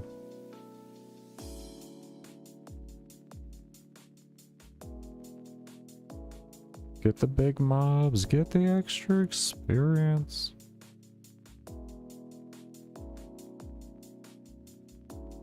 That's the tearing thing, is I want the extra experience. But at the same time, you can get big groups of mobs. You get the counter down faster. That could be more experience too.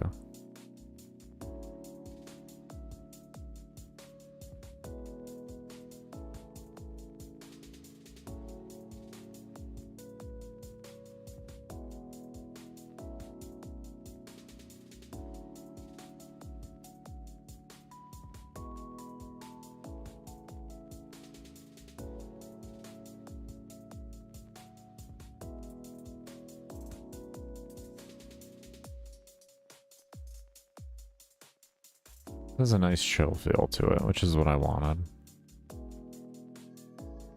Farming missions aren't meant to be stressful, they're meant to be chill.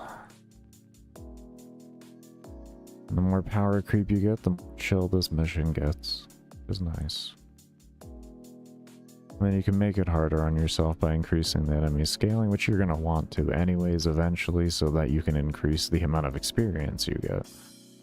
So that's why those talents that I made there are fundamentally extremely important, because they're going to help both your scaling and the enemy scaling, which then in turn helps your scaling even faster, because you'll get more experience per kill. Getting their scaling up faster.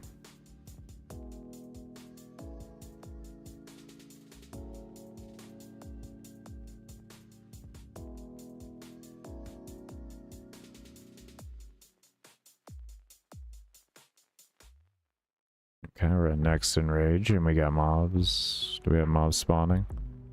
Did you start? Did you set the timer? Yeah, there we go. It's going up. It's going up now. It's going up now. Alright. Alright.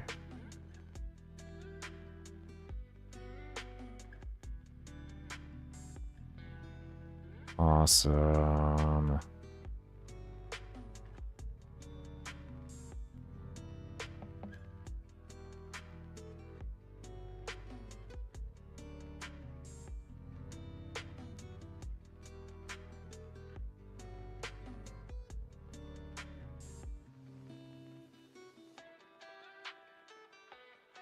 So we see how we're surviving here. Let's go ahead and stand still for a moment. Let's see what happens. We are experiencing it. Maybe separate my distance a little more here. There we go. Yeah, you can already see the huge difference as soon as you stand still. As soon as you stand still. Good. Good. Good. Very good. Very good.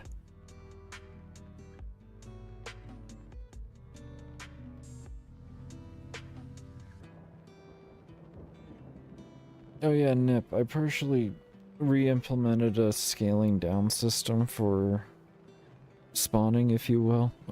I did it more with the enraged though. The enrage timer goes down 10% every enrage. So the longer you're in the mission, the faster the next enrage phase happens until it gets to 1 minute. And then you have 1 minute of enrage and then 1 minute of non-enrage. I thought about it. I was like, you know, he's right. I probably should have something in the line of a scaling thing like that the player can feel. And I'm like, you know what? The enrage phase sounds like a great way to do that, because the map is too damn large for me to have the mob density have the spawn system I want and have that increase over time. I was like, well, I mean, why don't you just make them get angry more often?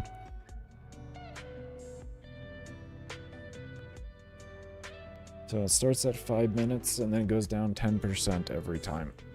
It's 10% of the current value. So it takes around, what, like 10 to 12 turnovers? It was like somewhere around an hour or so, an hour and a half.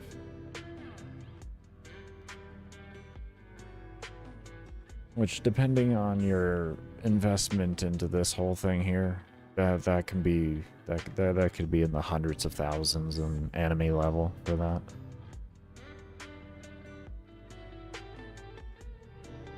Yeah, as you can see, they're barely even coming in range. They're just pelting them right now.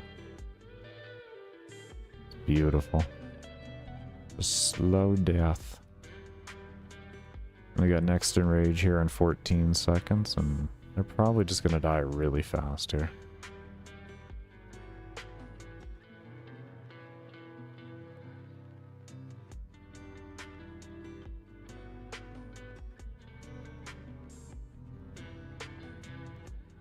Comes the enrage. Oh, are they gonna funnel in just enough? Is it gonna keep me alive? No. That one's over. That one's over there. Alright, let's go ahead and put some points into some range here. How many points do we have? 1, 2, 3, 4, 5, 6. Oh, now we already got 6 and we have no range. Are we gonna have to buy us? We need 300 for that. We only have 121. We cannot afford it. We need 300 soul points for our next talent, or for our next buff slot. So that's where we're at there. We're auto resetting then. You know what? Let's turn mob density up to max though. I think the auto reset may be a little bugged. I think I have to fix that. But anyways, I'm gonna go ahead and take a little bit of a break here. When we come back, we're going to continue on with this. Do remember, I keep the stream ad-free while I'm doing commentaries and only run ads during my support streams and during my breaks. So your lurks during that is appreciated and helps keep the stream ad-free and does help support development of the game. But we will see you all when I come back from the break, and as always, I cannot thank you enough for those of you that do stay around and have stayed around. Alright, and now we only got 2 errors. That's why I ignore those errors. They're not real errors. They're just based off of things that are set as zeros, and I have it saving a number, and the 0 is being read as false, and it's like, I can't read this. It's when you get in the game, you'll be able to, but I can't right now. I don't know what you want. You do know what I want when I want it. Okay. That's all that matters. So what we're gonna do here is we're gonna take this number here, right? And then we're going to add at the end of it 1.3, right? And what this will do is make it so that no matter the percentage that this is, it will set it to the correct values. So we don't have to worry about, like, if a player wants to go minus, like they want to go back in and they want to set the value different and everything.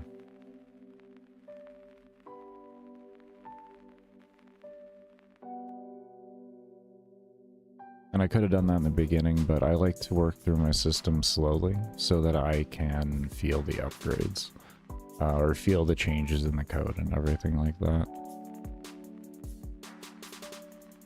Okay, and we're at scale 3. There's our mob cap. That is confirmed mob cap. Now we come over here. Oh yeah, one more thing I wanted to do. I wanted to take out expression hovering from this, and I wanted to allow the player to click wherever they wanted to. This way, if they just want to throw it to 100 and they want to rip their mouse over to like Egypt, it's not gonna matter. Like they're not gonna be bothered with it. It's not gonna affect them at all. So hold on here. Let's get that confirmation of mob count.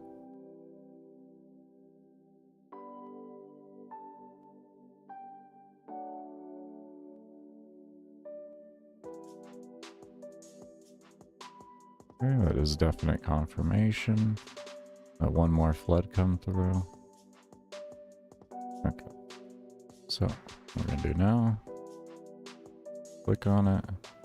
We can go wherever we want, click it off. And now put it in the mob count.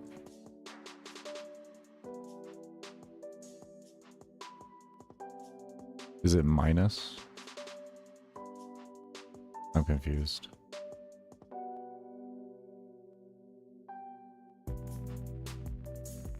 Would value then...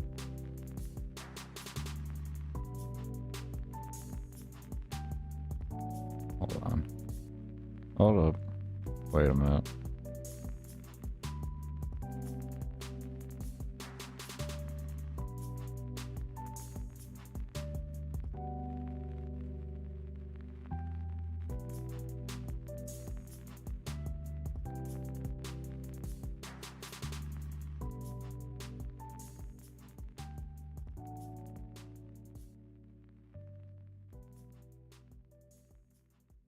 We do this at 100, and then other than that, that would make it go under. We want it to go over. Do we minus 3? Is that it? We minus 3?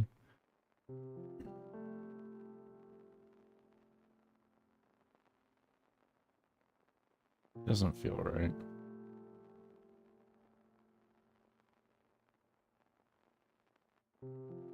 Oh yeah, can we create a... This is a get global variable. Set global variable. No, okay. Could we create a Could I create a temporary global? Kind of would like to. Just to make this thing not a global anymore. Let me do that first. Let me do that first. Let me see if I can do that first.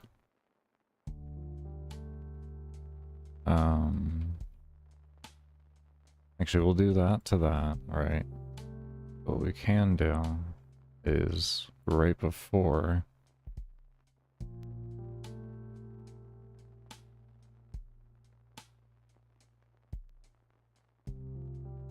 we'll rename it actually. Global mob total. Then that will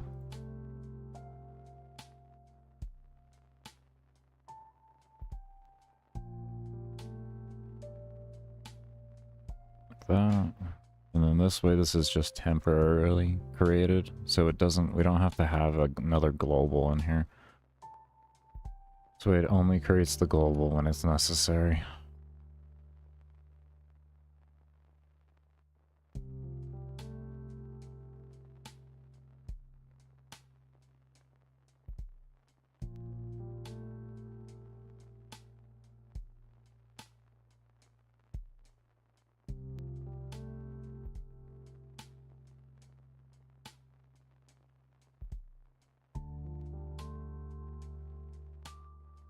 Let's see if that works first.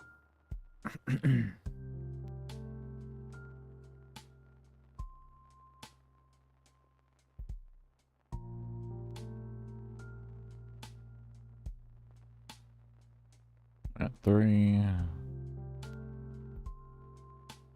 1.3. Beautiful.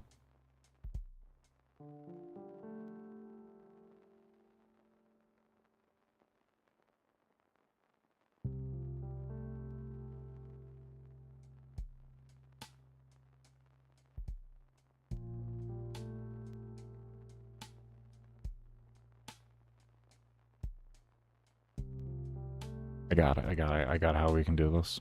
I got this. I got this. Sometimes just doing the action of what the player needs to do will make you think of what you need to do to make everything work correctly. So whenever you're stumped on something, just start doing what you want the player to do. And sometimes you'll figure out exactly how to set it up to make it work correctly.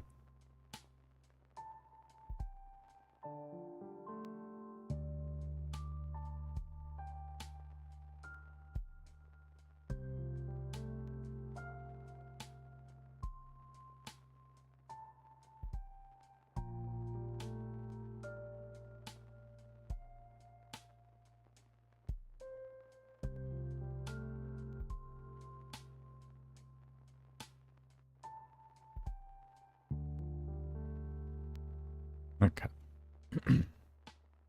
So what we're doing here is we're setting this back to its default value, and then we run the equation again for this, and then it sets it. And then this way, if the player wants to go back in, whenever they reset it to whatever number they want to, it'll reset appropriately every single time.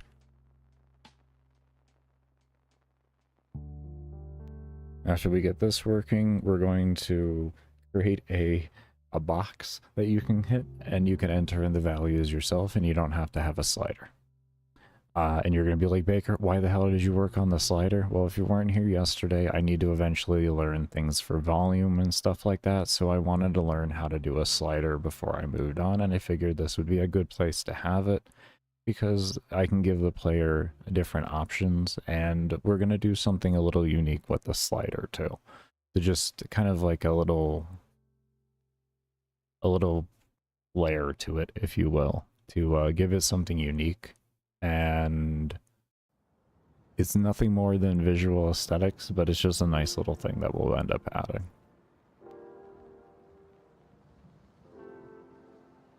So let's see here. We want to go to 100. Why? Oh, it's relative. Son of a bitch. I thought I unchecked relative. I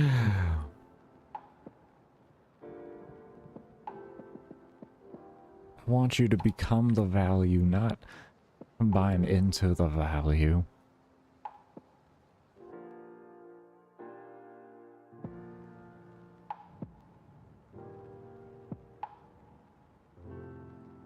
Okay.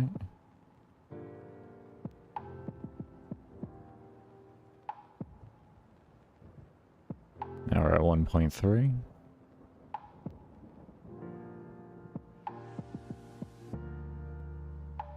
And we see the mob increase.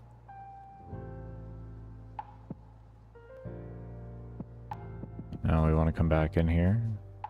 Want to set it to around 50.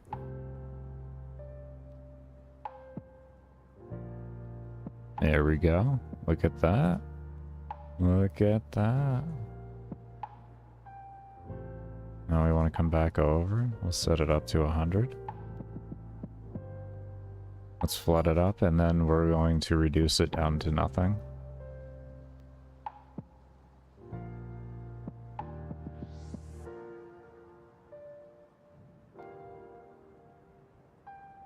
Okay, come back over here.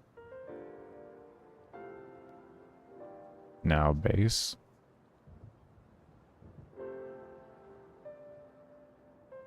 Fucking beautiful. Oh. That's what I'm talking about. That feels good. That feels good right there. That feels really good. Look at that. Look at that control. Oh.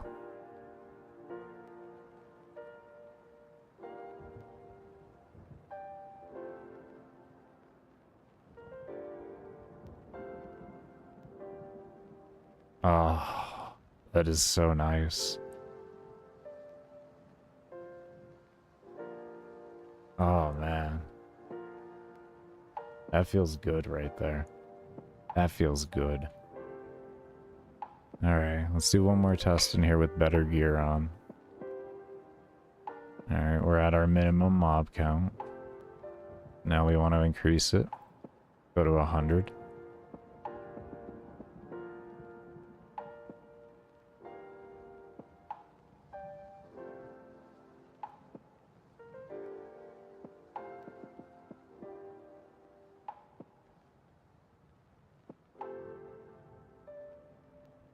And we can clearly see a massive difference. Now we come back over. Want to set it to down to the minimum again. There it is. Completely cleared up.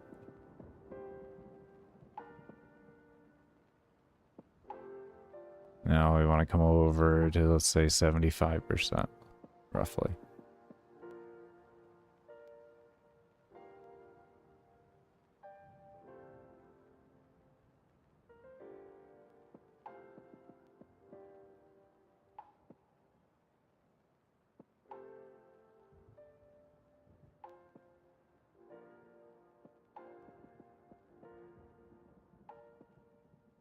Okay, and we want to go to 25%. And do 24. Oh, God, that feels so fucking good. That is,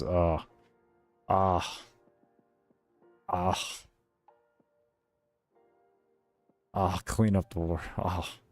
That feels good. Alright, let's have some fun now. Let's do a little bit of something here. Let's do a little bit of something here. So we're gonna do something.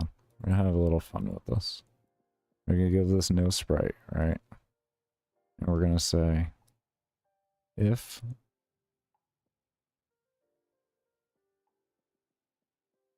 here's my value.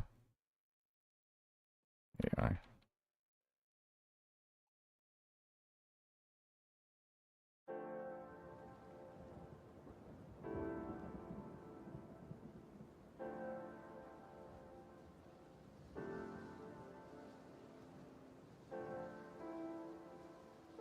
Equal to 20.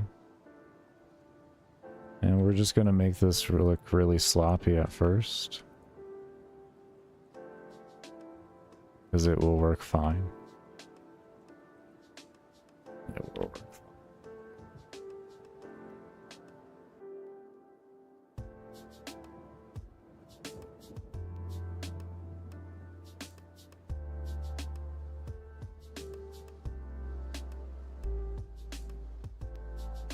Oh yeah, that's right. Like I said, we're gonna make it sloppy as shit at first. I just want to see the base concept working.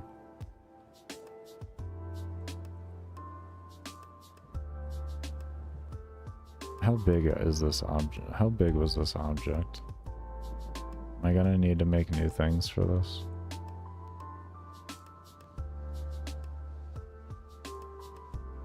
$30 by $50? No, I won't. Okay, cool.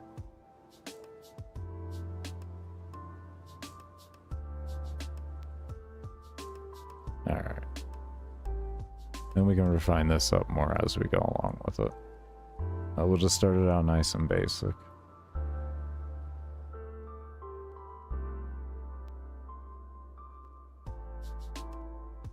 Basic and as inefficient, I guess you could say, as humanly possible.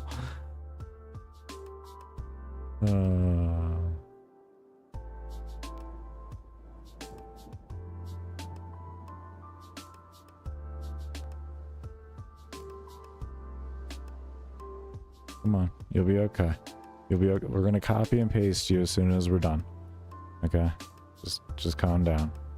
You know what, actually, mob slider, let's go ahead and just open up a new one here. We have a lot going on in this workshop, and it's gonna take a minute to close. But let's go ahead and just close it up. That should be my indicator to clear it up. I shouldn't be stubborn, I should just clear up my workspace.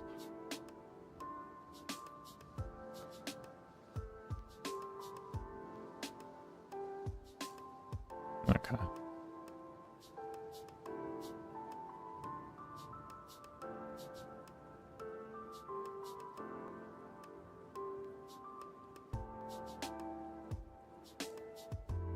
Alright, let's see how this works.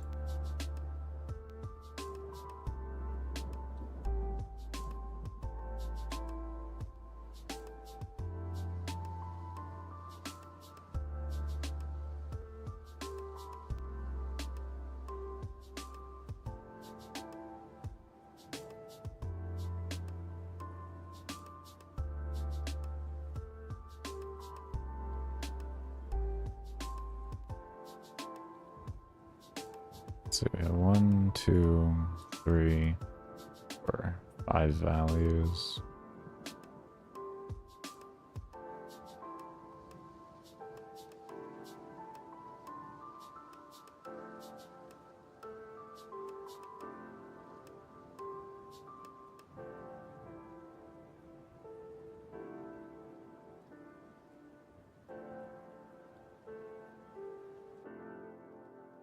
Plus that. I'm just gonna make one more. Say equals 100.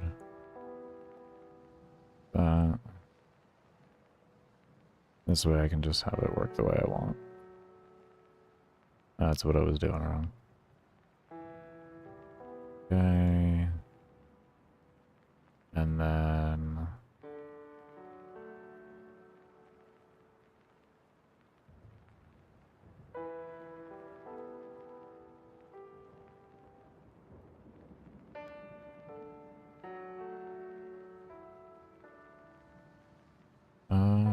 I'm actually doing these in the correct order. Done.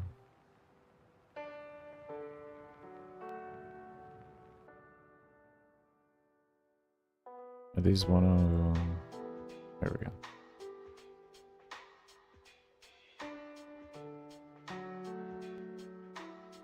I'm just gonna open this.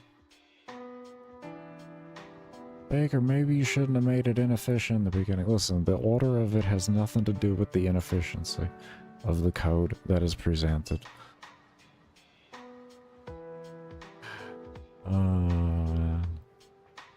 Okay, so we know, I know I wanted that one there, and then this one was here, and then this one, this, and then this, I think.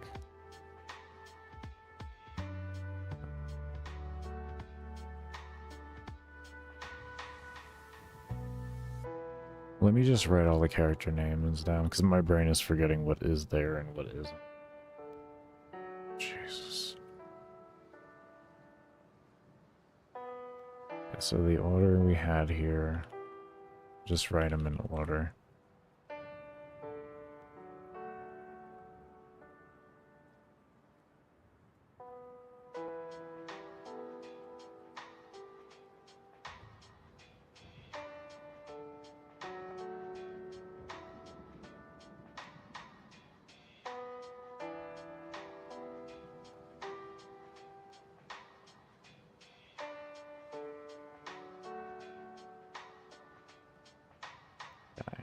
Yeah, that is correct. Okay.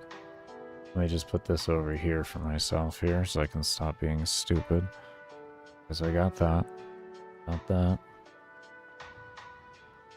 There we go. Okay. This goes here.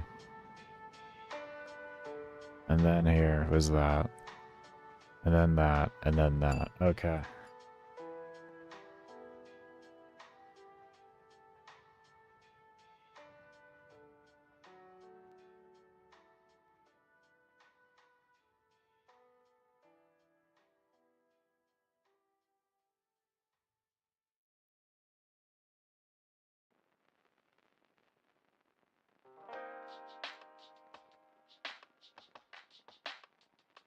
Oh god, I gotta make new ones.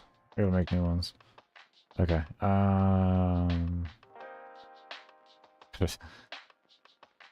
They have this hitboxes are the problem there and such. Okay. Alright, we got that. That's fine. Alright, so got Munchies, we'll dupe him and we'll call him Munchies UI, right? And then we have Blissful UI. And we have a Lurker UI.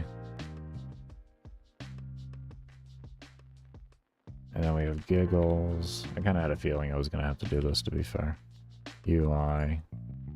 Baker, why are you capitalizing that? Isn't that bad practice? Listen, if you have OCD, you get it.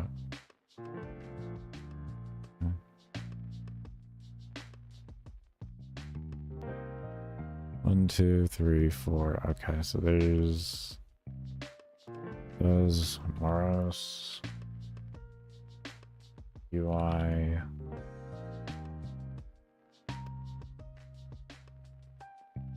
Break group UI. Click.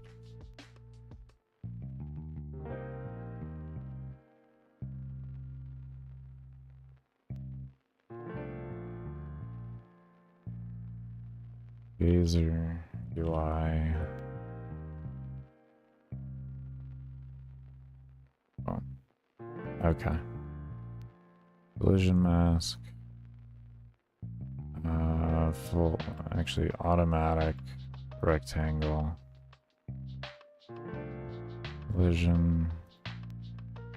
Automatic rectangle.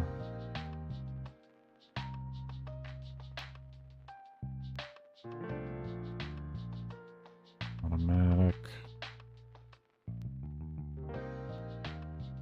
Good. Automatic.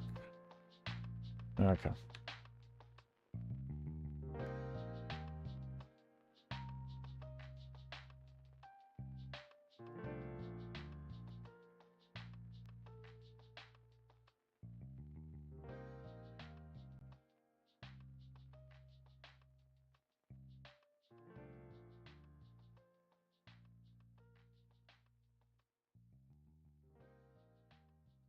Why? Why don't you adopt the draws sprites?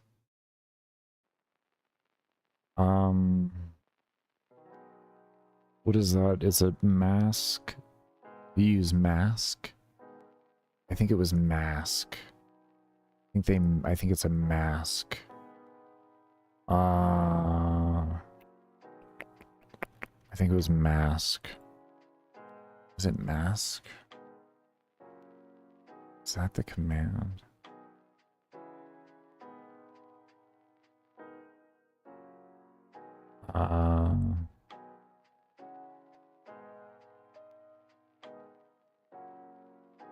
Sprite set.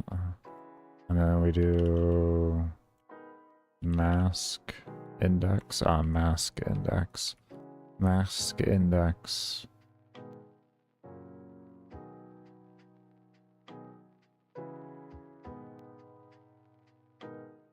Let me hear.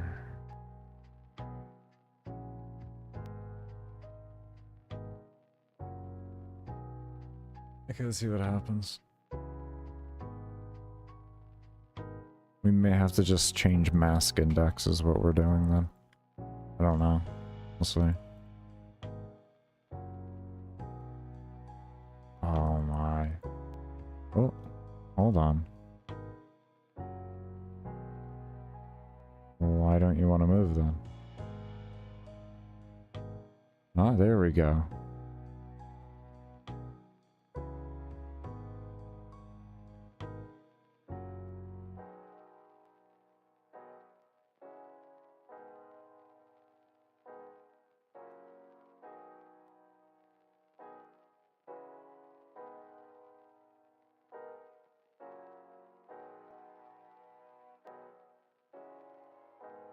Oh, that's right. I haven't... Hold on. I didn't change all these over to UI. Stupid. Ah, stupid. I'm so dumb sometimes. I think of other things and then I get distracted on those things and then I forget about the things that I was originally working on that gave me the idea of the other thing. And then all of a sudden I'm sitting here having to re-remember the thing because of the things. It's a lot of things, but you know, hey. At least we get there eventually. Okay, so now these will have the correct hitboxes so that the interaction can take place a lot easier. Actually, let's try that first. Why didn't I just try that first? Why did I do index? You didn't reset all those, and then you're sitting here doing a mask index like you reset all those when you just made them.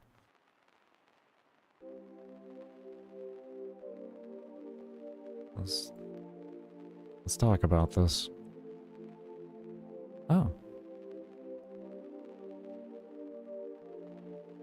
You need the mask index. Look at you.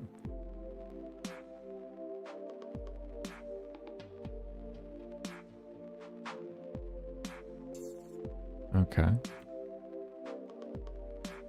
So it looks like I was one step ahead of myself. Good. Was at least... Was this, I think I set it up like that. I think that's correct. Same time, I'm not sure. Yeah, okay, it is.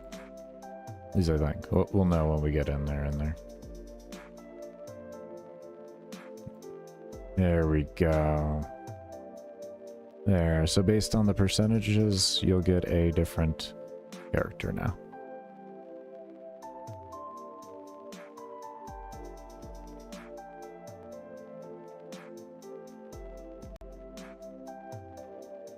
I gave a purpose to the slider.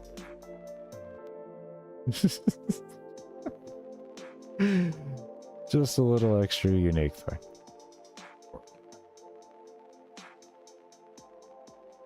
So at normal base value, you have munchies out, which kind of makes sense. You're just chilling.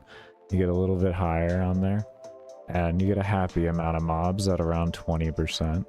And then you hit to 40, and it's just, you're giggling because the mob density is enough to kind of make you giggle a little bit. You know, so it's just enough to make you giggle a little.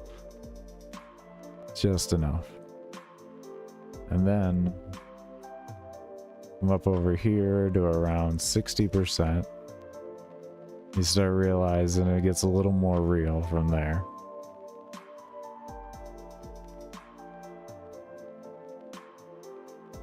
And then you got your 80%, and then finally when you hit 100, then he's height. So that's good. I like it. I like it.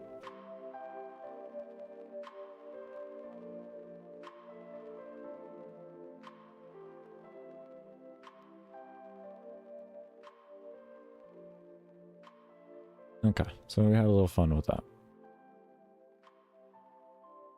Next thing we want to do with this is we want to create the I think I'll use you. Mob. I gotta go to the restroom real quick here, one moment. Okay, let's go ahead and get into this. Get back into this. We'll call this mob type value. Want that. Why not? Save real quick, open up a new workshop.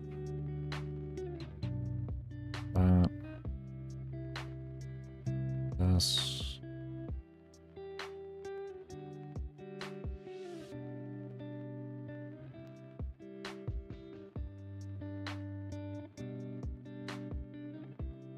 Could I just theoretically draw this on the GUI?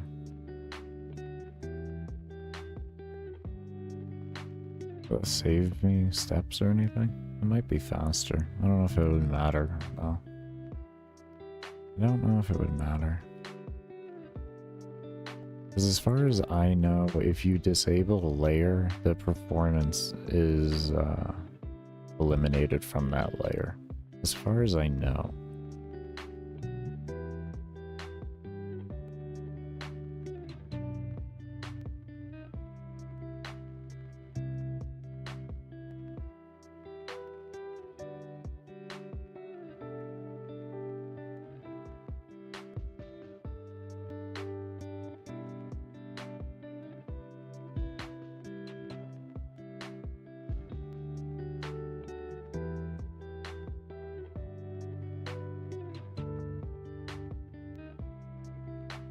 I want that right above that.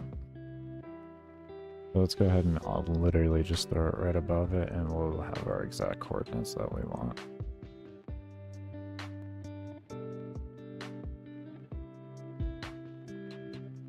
$53.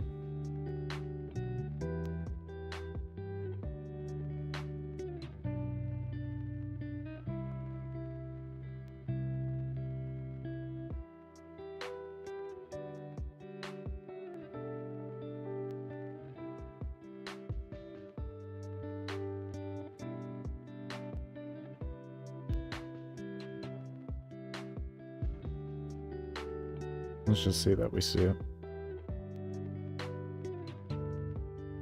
We'll also have to add in to the other code when we hit enter to delete this as well.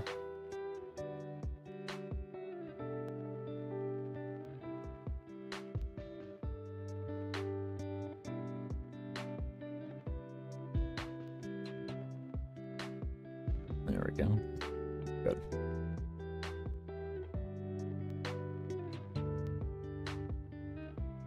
Oh.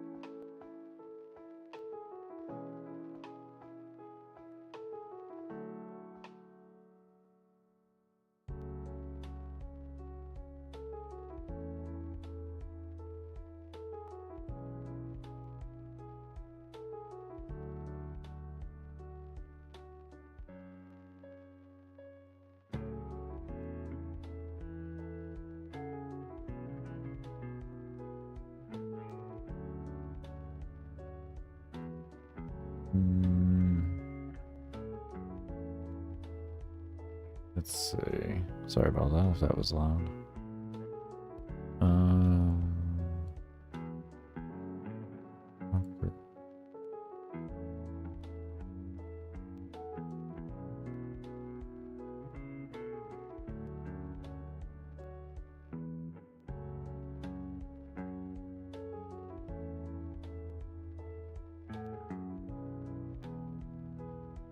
Just give me the whole system. Just give me the whole system and I'll rearrange it how it's needed.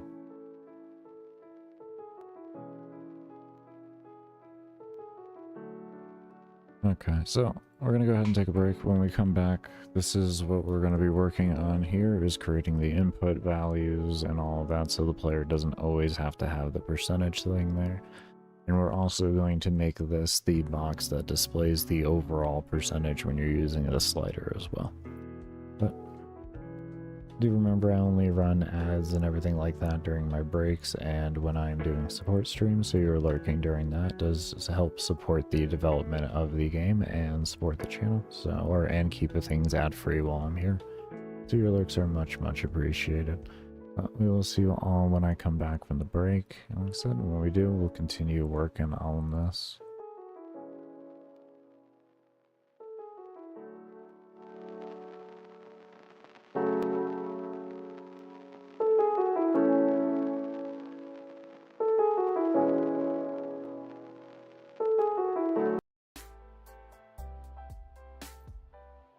Okay, but I am back.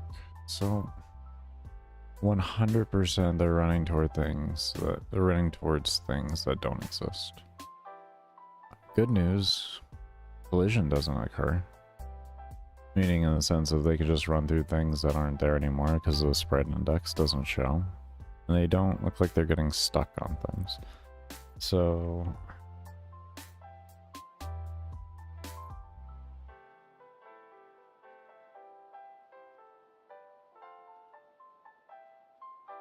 there's a few things we're gonna have to do then. Or we can try.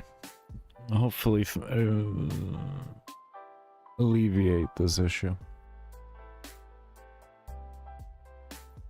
So one thing I do want to try is we will create a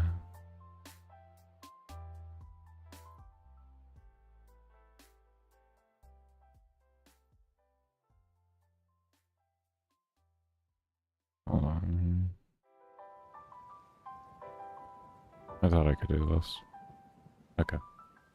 So one thing we're gonna do is we can create it actually over here. We'll create a global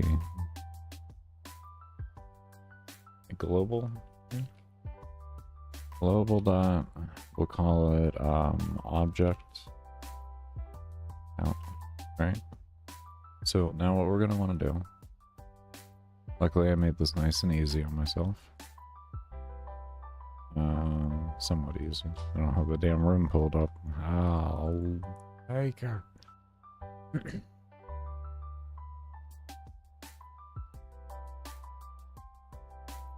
We'll wait for this to load.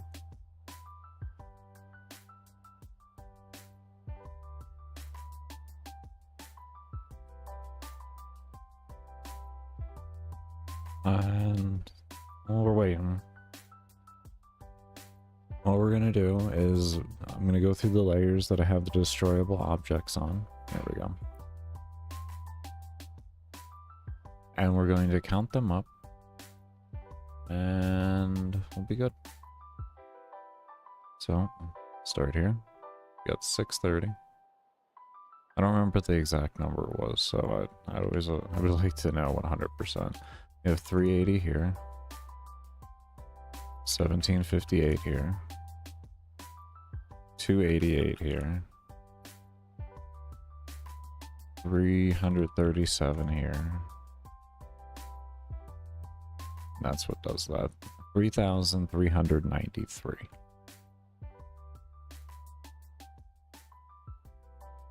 So we'll set that to that, right? Boom.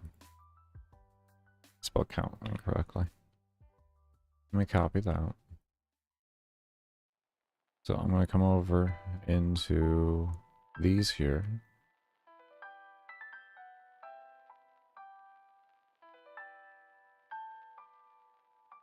-1, right?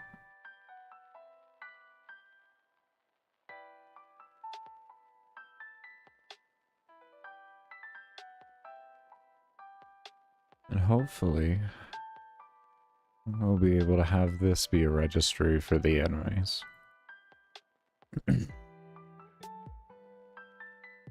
Because I am trying to do this without having to create grids and stuff, because they are always recommended to delete when you're done with them, which means it's extremely inefficient. So I always try to code around any inefficiencies and stuff like that, and just try to use less performance demanding methods, because I know either way I'm going to have to use up performance, but how I do is the most important thing, and to always try to figure out the most simplistic way to make it happen. Not the way that seems the fanciest. And then as long as that is less resources, you're better.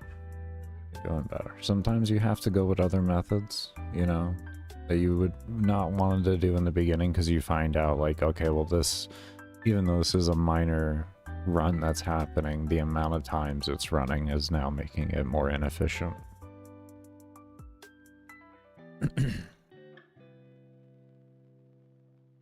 But your goal is to essentially implement a system and have it not do anything to the game, really.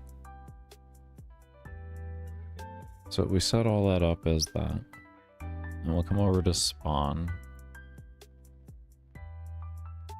And what we're gonna do is the enrage timer.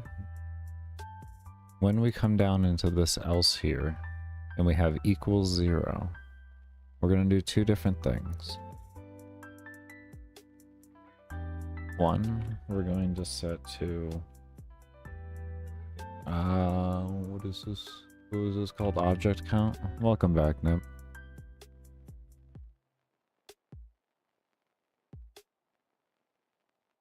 So we say if object count equals 0, we'll say.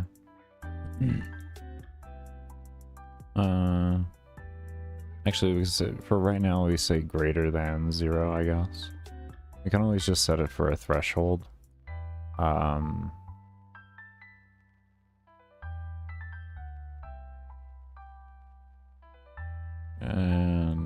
let's see, greater than 0. Is that one gonna run less or more often? Greater than 0 will be more often. Less than will be less often. So we want that to run second. Yeah. Okay. Just want to make sure my ordering was correct. We don't do destroy objects. Instead, what we are going to do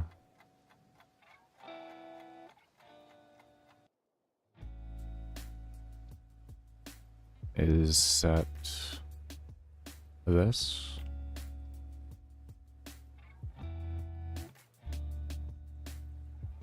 to that.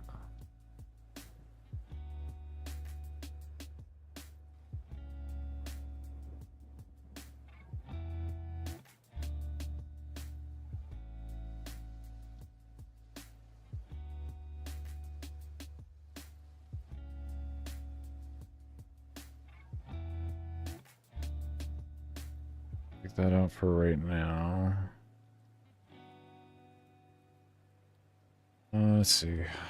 We do object count, we max that back out. And then we want to run alarm 0 for anything in object mission 1 stuff. Maybe that'll transfer over correctly and run everybody's 0. We could only have to run it once then.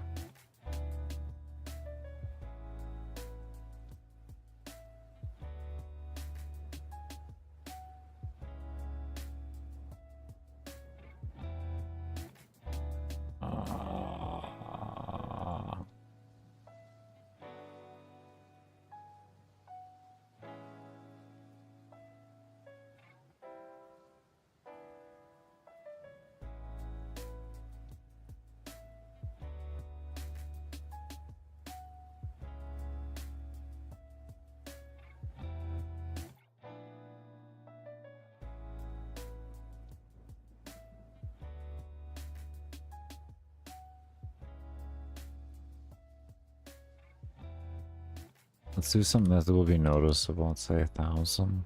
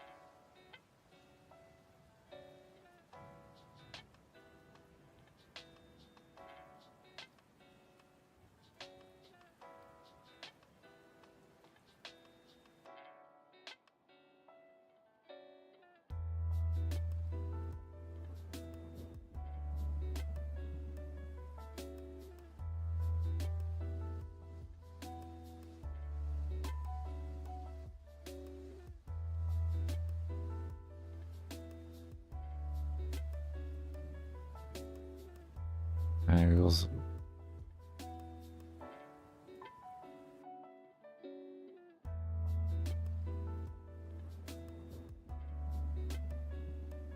Retrigger this alarm. Retrigger our spawns. Should I do that 10? Give that a chance to respawn and cover and then do it? Yeah.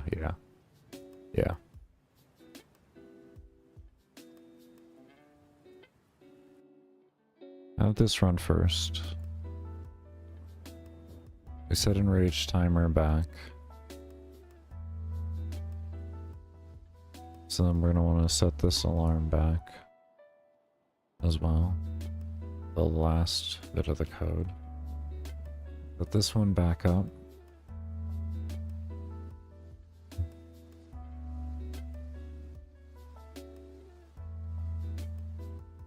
And if the player gets it reflags over as enrage timer again, it means there was less than that threshold, which then allows them to avoid the enrage timer, keeping the game the same.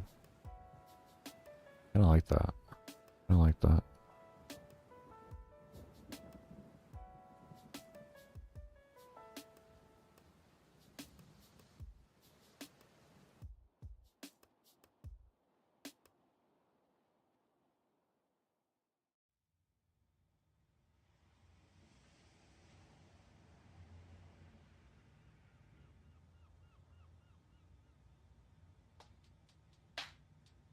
This is an idea behind it. I could also just make a soft enrage phase that just has a higher density of mobs, so their scale is like less.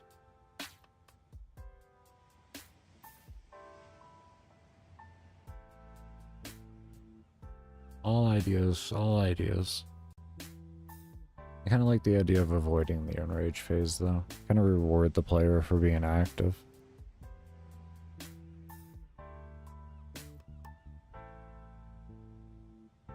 Okay, here we go. Oh.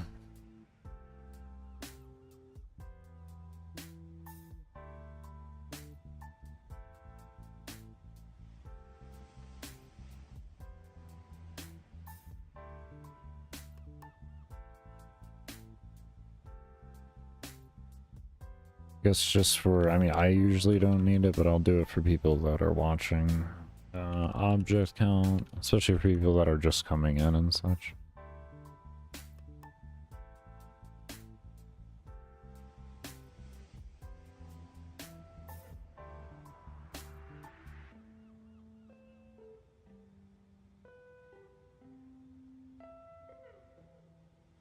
They're so dumb, it's amazing.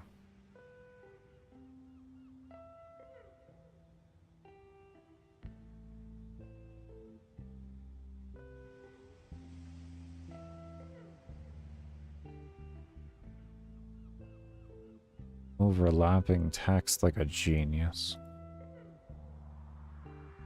Okay. Let's see what happens now.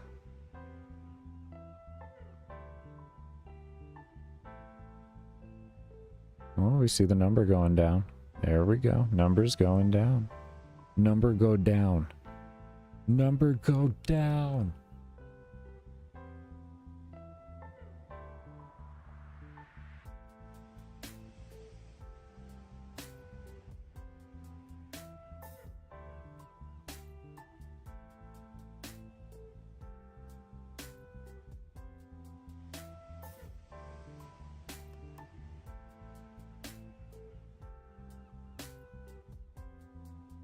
I think we'll leave the object count up too as a displayable thing for the player. I think it's really going to help them. You don't have access to really view everything and all of that. So like that'll be very valuable for the player.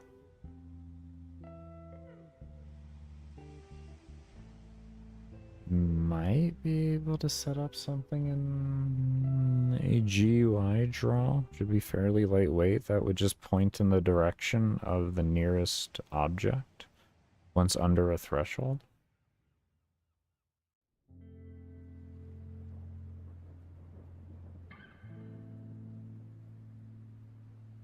Possibly. Possibly work.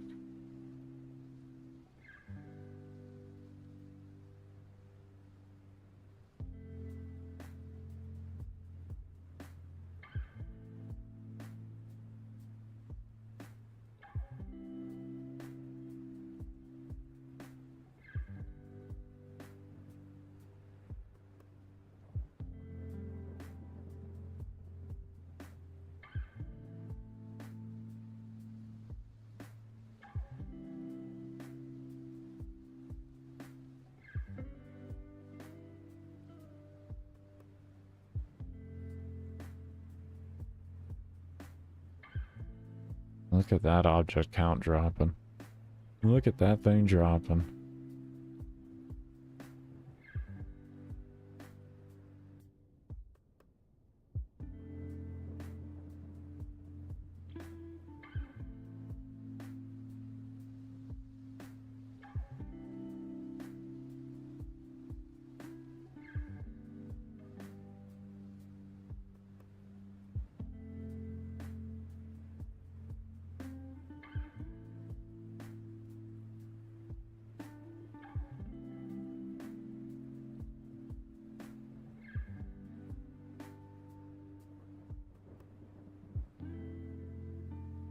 Oh, in just one phase, we pretty much run out of... We may hit the 1,000 in just one phase. That's really good. I'm really happy with that. That's awesome, actually.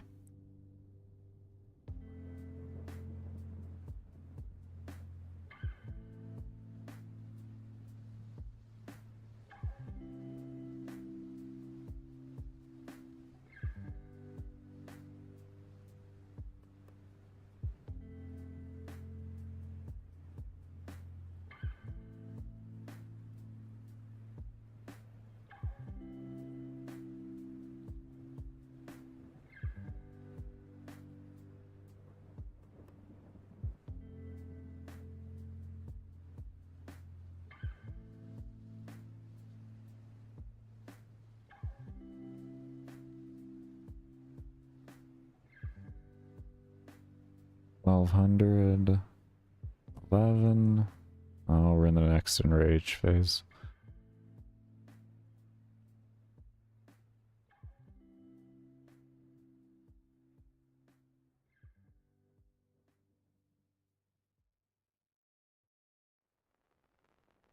Oh.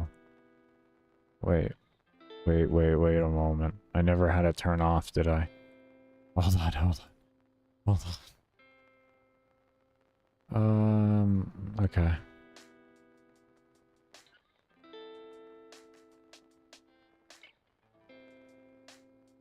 This becomes true.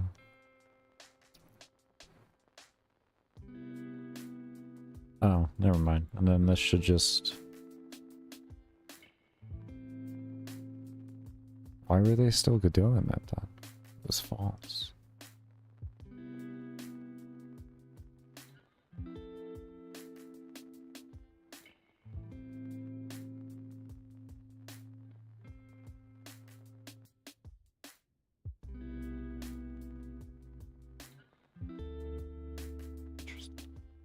I think that might be the random moving mob. Okay, so I guess maybe we have confirmation now. It does just randomly occur. We're gonna have to really look in the code for it.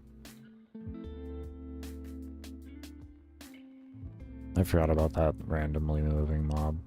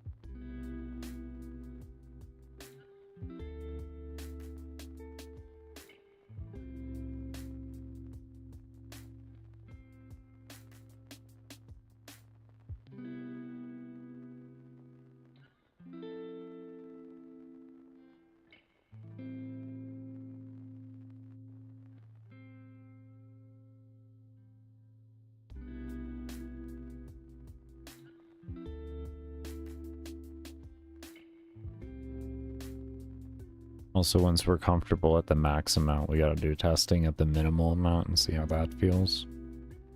That's another thing.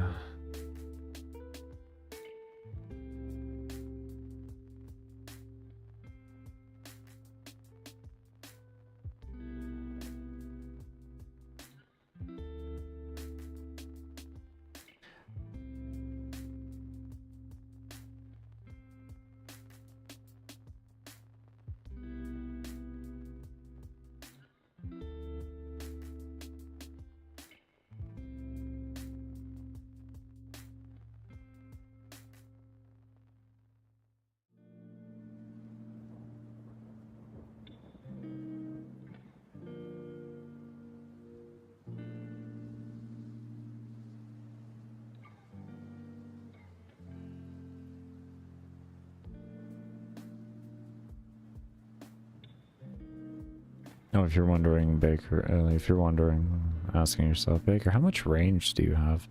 I have 40,000. You would need at the current scaling I have it right now, you would need player level 120,000 for that. So, not realistic. Unless you really grind. Then it is realistic. That's why we're making this game as lightweight as we can. Or have the most lightweight options we can for things, is for when people just want to leave auto farming going. Just go play another game, go get things done in life, whatever they may want to do. Just leave the game running, an auto reset, get themselves the levels they need to do the accomplishments they want to achieve. Because achievements in this game are not going to be easy. That is going to be hard. That's where you'll unlock all your skins and stuff like that. Because we won't have any purchasable skins. All the skins will be earned through achievements in the game. And they are not going to be easy achievements. They're going to require a lot of time. You can complete all the missions and everything, and you'll get some baseline achievements for that. But to unlock the skins and everything, you're really going to have to want to play the game and enjoy it. It'll be the same they'll be attached to like the Steam achievements and all that, so they're not going to be easy to obtain things. There will be some easy ones as like baseline completions, like I said, but to unlock actual unlockables in the game and everything, I want them to be locked behind things. I actually feel like you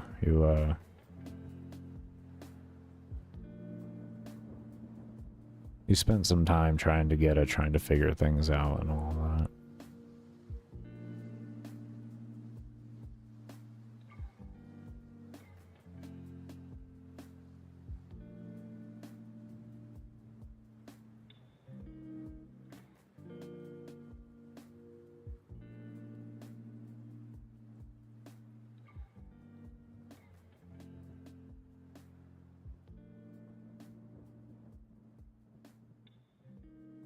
And achievements are something like kind of the last things I'll kind of add in, more or less, into a mission itself. I'll like look at it and be like, okay, well, what achievements do I want for it? Like this one, I'll probably end up putting an achievement to where if I keep it like it is right now, to where you have the phases and you can avoid phases based off of object count.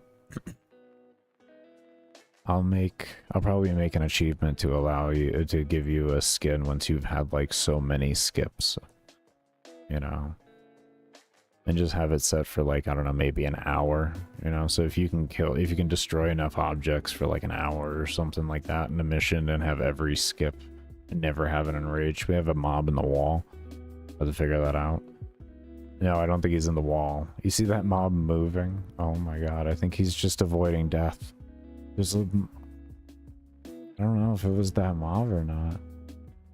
I think it was. There was a little mob. No, we're going back. No, it is that mob. Here he comes. Where is he? No, did he die? There's a mob moving this way with that whole line. And it's because the counter updates every second, or they are. So it was just going behind him the whole time, and he was avoiding all the shots magically. Oh, that's beautiful. That was good. next phase should drop us down below enough objects to see how things work, to see if it just continues to keep spawning, and what that looks like. Because honestly, right now, I'm not in much objection, given the amount of power creep I have. That's what I take into account. The amount of damage I do, I have 50,000, so it's level 100,000. So you would need level 240,000 for this. I don't feel like, you know, they're only level 11,000. I don't feel like this is a bad environment at that rate.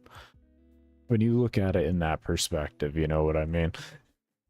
You're like, oh, okay. And then the ability speed is level 60, so you would have to do 6 times 60 for that. So 600 times 6. 3,600. You would need level 3,600 for that on top of it. There's a lot of things that would have to go into creating what you're seeing right now. The level of clear going on. But I have my self-testing to this extreme because it's just going to be easier overall. Looks like they are destroying the objects. Well, we're at under 1,000 now.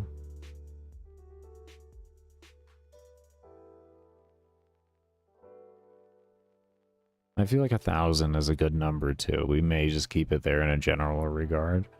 Though at the same time, with how fast this gets cleared, we got to see on a low end. I think that might be a stipulation though. You may want to just max mob count out in order to get the achievement. Makes it harder overall.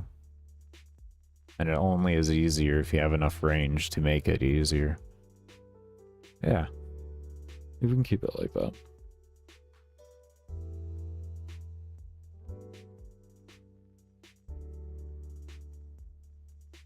Still a really good mob spawning coming in. They have plenty of free space, so they're taking advantage of it all. The only thing stopping the mob count from going up as fast is the abilities. Killing them. That's it. So far, this is looking really good. We got 618 objects left now. That looks about right for everything I see on screen. Like each of the wall segments are like 100 pixels.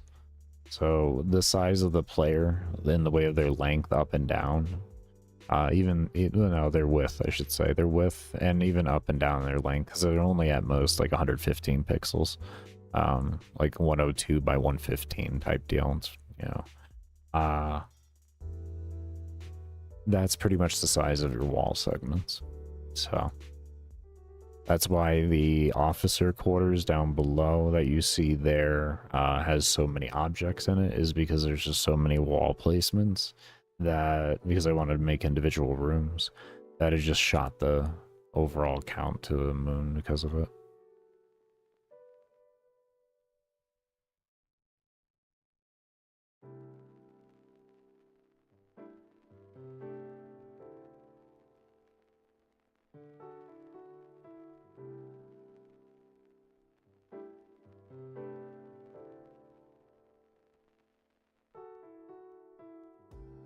The one thing I'm going to be interested to see if this is, if the object count goes under 1 or anything like that. It shouldn't, but I also should make it so that it could. There, look at that. Look at that. Seamless.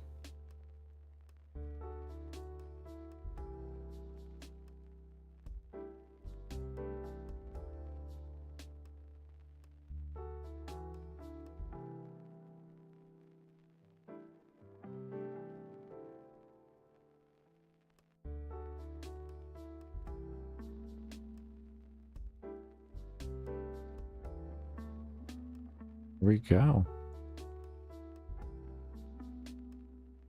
Happened so fast my eyes didn't even register it at first.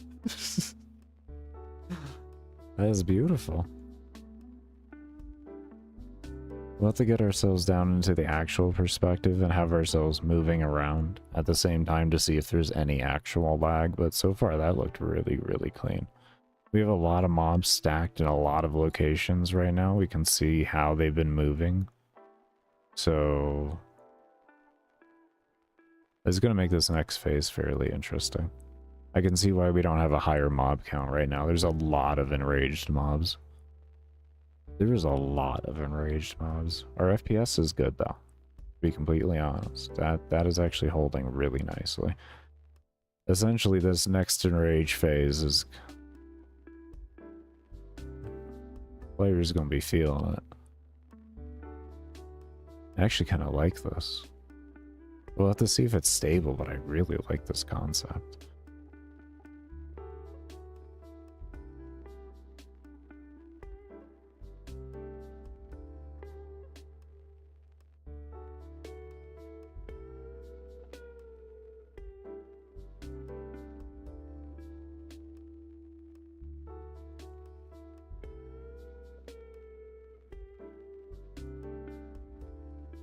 Oh man, look at that incoming.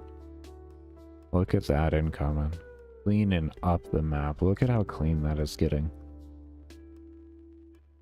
Good FPS. I don't know where they're going. I don't know where they're going. They're there though. We'll have to figure that out. It's just... oh, because he wait, his spread image is larger, so why are they running into objects to destroy them? That's interesting. I wonder why they were doing that.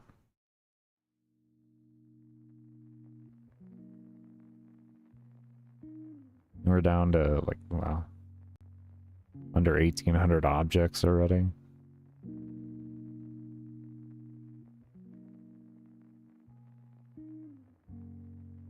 Cleaning up really well.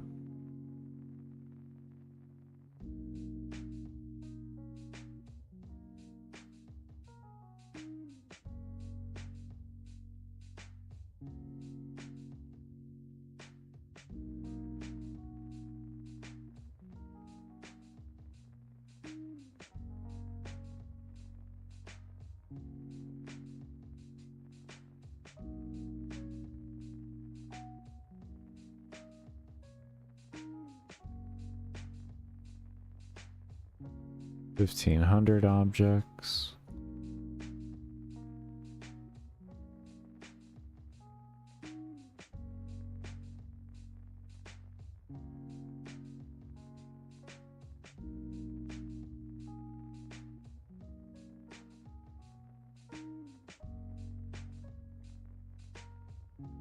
It also seems it makes it happen faster every time now.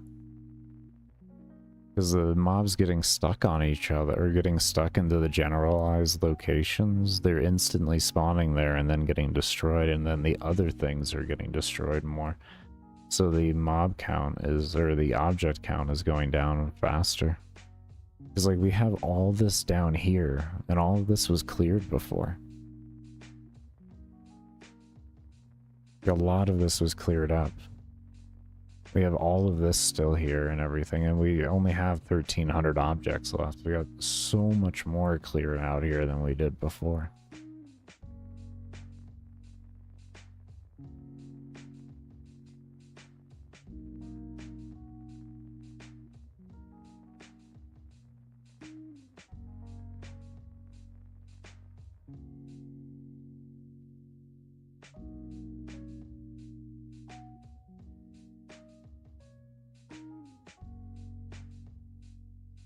We do need to increase the rate. If spawning is not happening, we do need to increase the rate at which we do have mobs porting to the player, though. Because, like, right now, spawning isn't happening. So what we need to do then to apply more pressure is make sure that during that we make the mobs actually do things.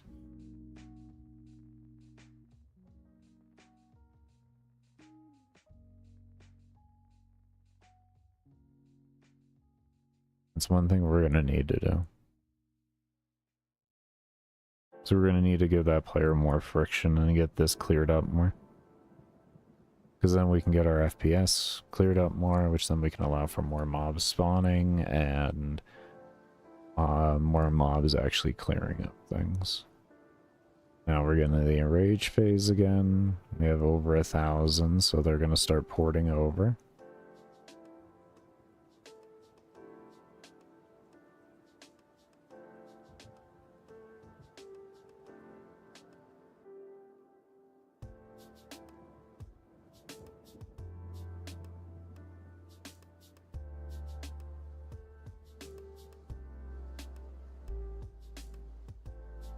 We are grabbing the final mob or object count.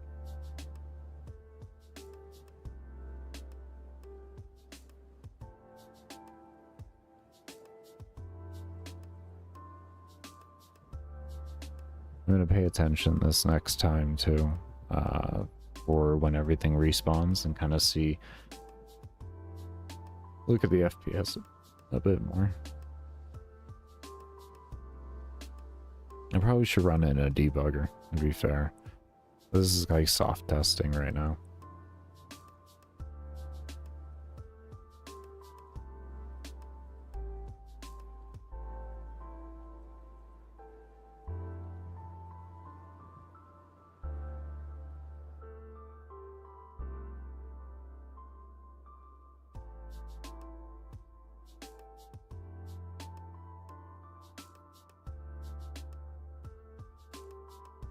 Still got them doing things with the enrage. They are running out of objects.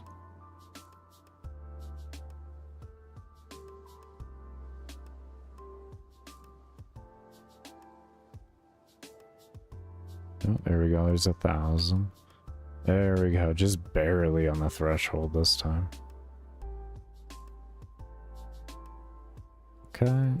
Now we're back to mobs spawning, and we are getting more mobs now. That's good. Well, it looks like it already stopped. Yeah, we got around a 30-second down timer now. So we got so many mobs interacting with each other in this back end here that it's causing more mobs to not be capable of spawning.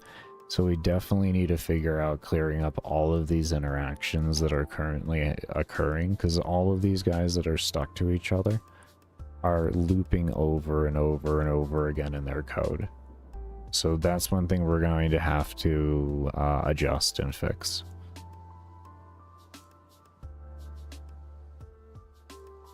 So probably what we'll do is during the enrage phase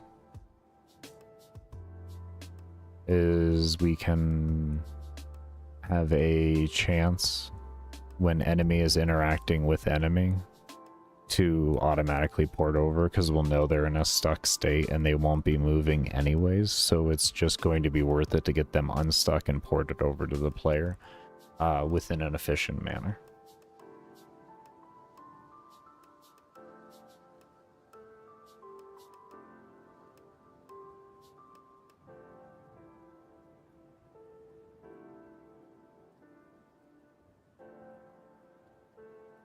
And yes, I know about the layering here. I don't understand why it's like that. Don't ask me.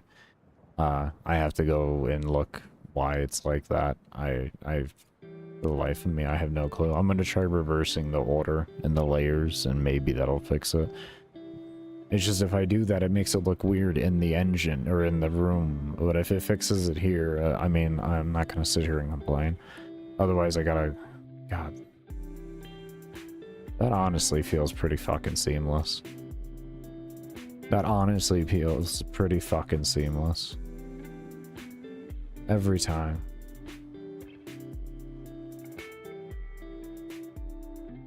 I could be wrong, but that feels pretty fucking seamless.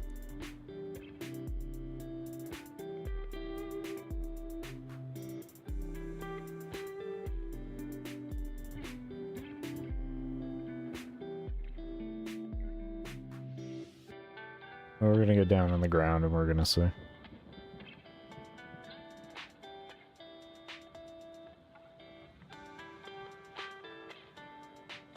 Before we do that, actually, let's go ahead and work on that enemy interaction that we already saw we had problems with that we wanted to fix. So, let me close these up. We don't need these. Good system. Very happy. Very, very happy. There might be a way for me to...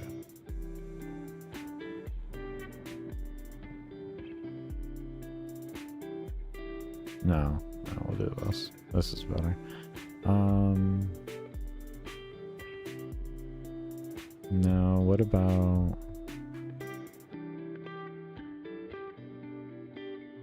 Where are we at here? That away, go to enemies. We're working on something different here. Close.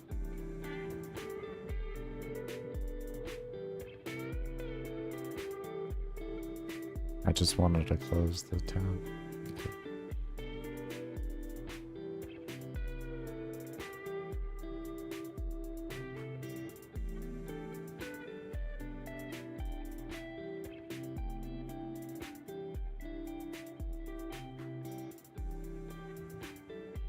You can tell by my mouse disappearing what it's doing.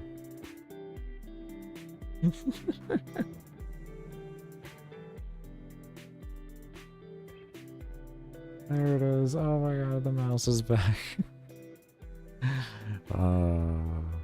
Anyways. Oh, we put this into everybody. Okay, that's right. So, we're gonna look at you first. You're an enemy. And...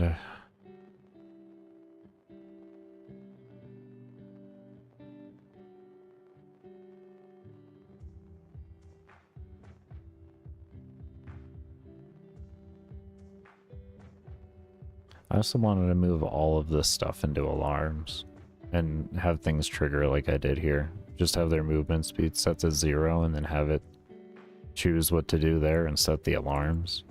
I've also been thinking of doing that. So like all of the code for all of the interactions will be thrown into different alarms to trigger at different times.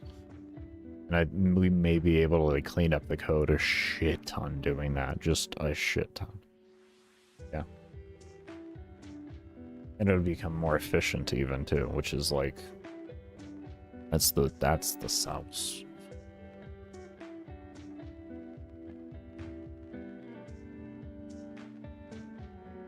Okay. So looking at this here. We have point distance over here with this.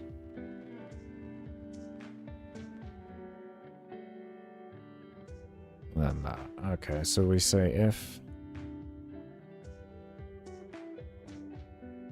what was it called? Object destroy object, was it? Equals false.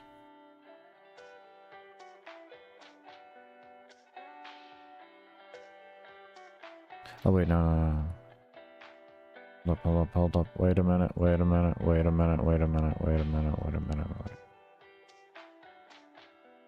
Distance there. Else.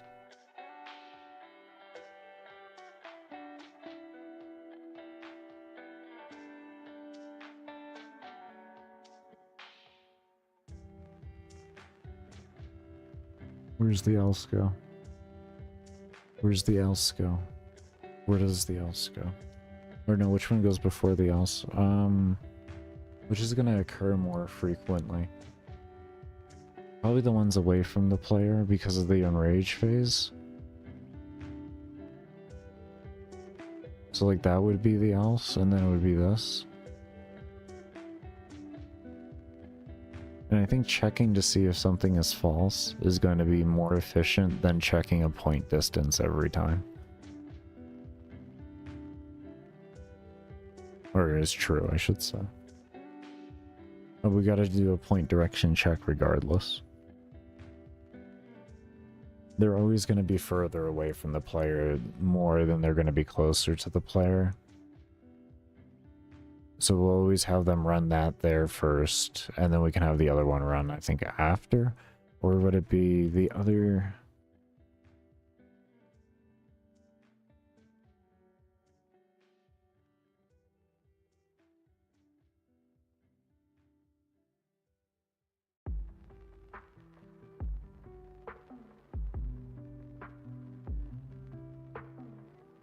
We'll keep it in mind to possibly switch it around if we find inefficiencies. That's all we're gonna do.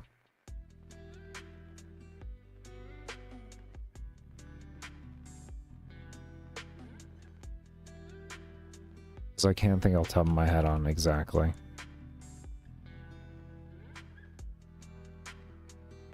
Okay, so we have this here. And what we're gonna do is we're gonna take the code from our movement speed, or movement, and we're gonna take this here as well. And that. No, that's not what I wanted. Was that, oh, less than, we wanted this. We're gonna have them partake in this, so if they collide, they will also join in on the spree of porting to the player. We'll see how this kind of holds with our efficiency. But it might help free things up.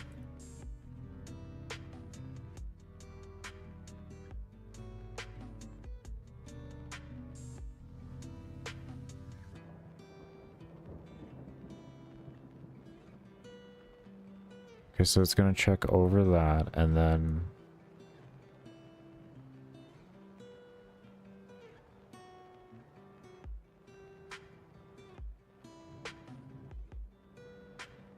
then it'll say else that. Okay. One thing I also got to find out, if I should be, like... better practicing with exit code, with exits on codes. I don't know if I'm leaving things open or not. Like, even though I don't see memory leaks or anything like that occurring, I could be leaving code open. I'm just not 100%. I know when you like reset alarms and everything, it'll stop the code from running and all that, but I don't know about other places. I gotta find that out. From what it looks like, it doesn't, but I'm just not sure.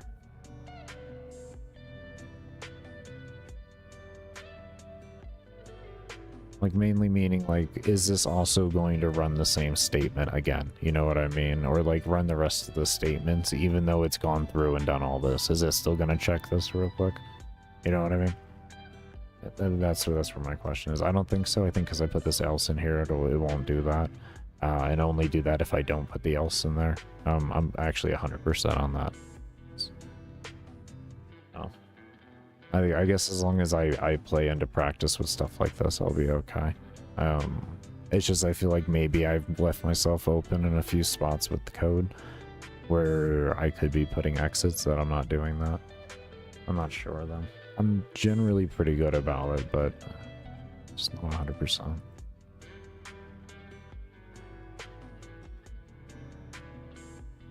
I guess that's me always just like the fact that I never consider what I'm doing as like perfect, and I'm always like just assuming I could always do better in some facet. So I'm always just constantly thinking about like just stuff like that. I guess you could say just random shit. Doesn't even make sense.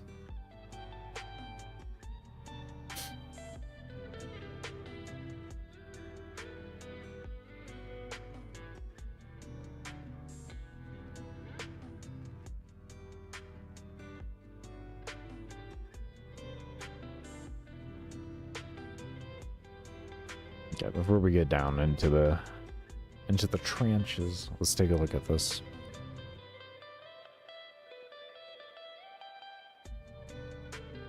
This could be what the doctor ordered for efficiency.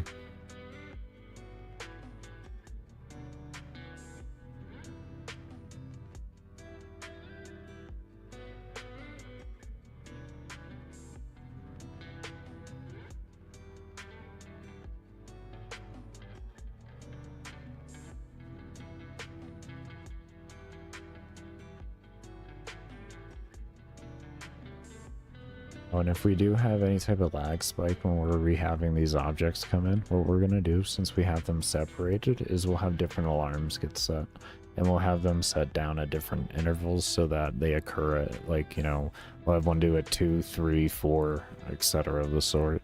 And then this way it'll be like up to 10 steps at the very most for the resets, and it'll separate everything but still be in the human eye as essentially instant.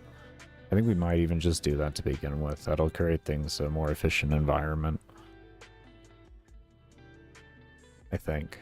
Yeah, it should. It should. It should.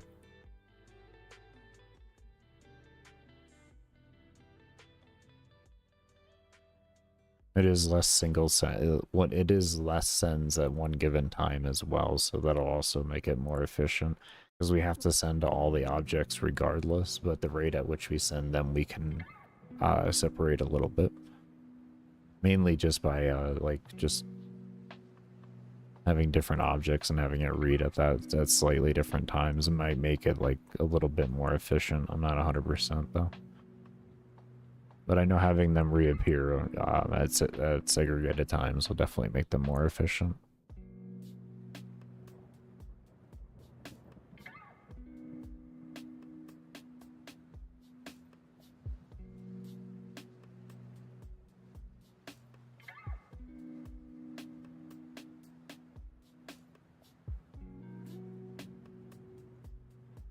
Enrage phase.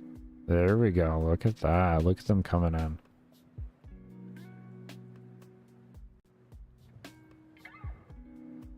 Look at that. Cleaning up the map. That actually looks really nice. That actually looks really nice. We need to clean up that movement a bit. We need to clean up some of this movement.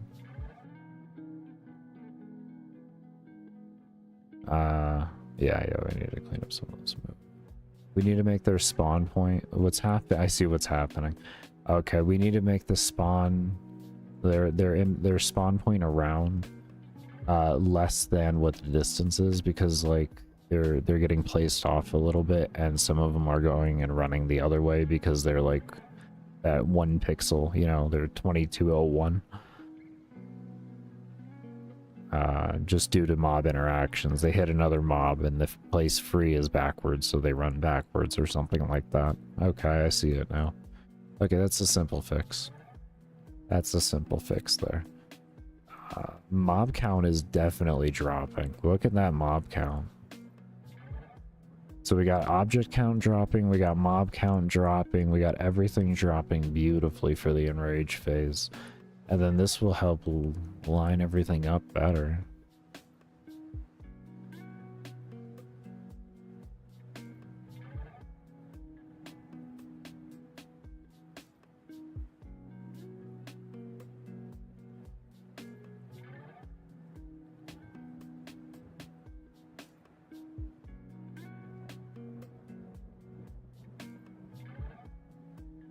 We definitely got a lot of free steps too, from what I can gather. So I think we could reduce that number of ones that are colliding and increase the frequency of it, but at the same time we have dropped a lot of mobs. Now we're getting all fresh spawns in.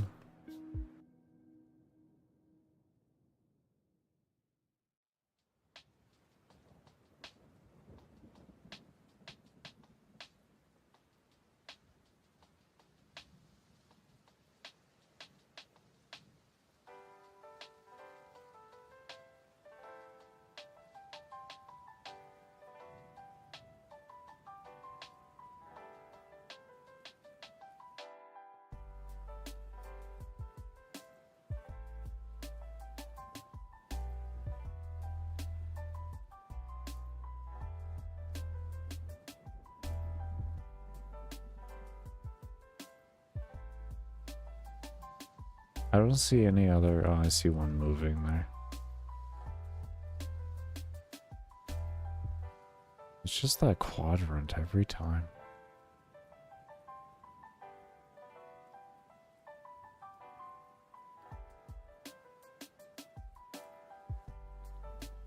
Literally just that quadrant every.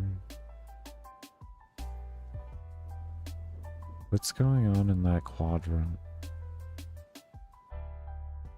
What is going on in that quadrant to make them want to do that? They're so far away from the player. But they look like they're moving directly towards them.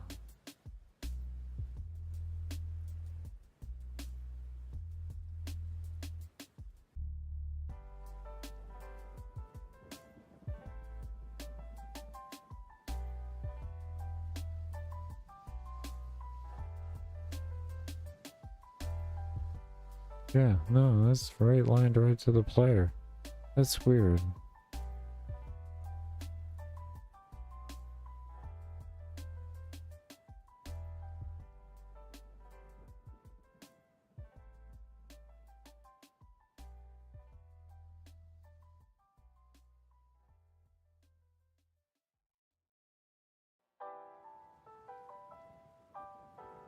Liftoff of mission 41B, the first flight of the orbital Discovery, and the shuttle has cleared the tower.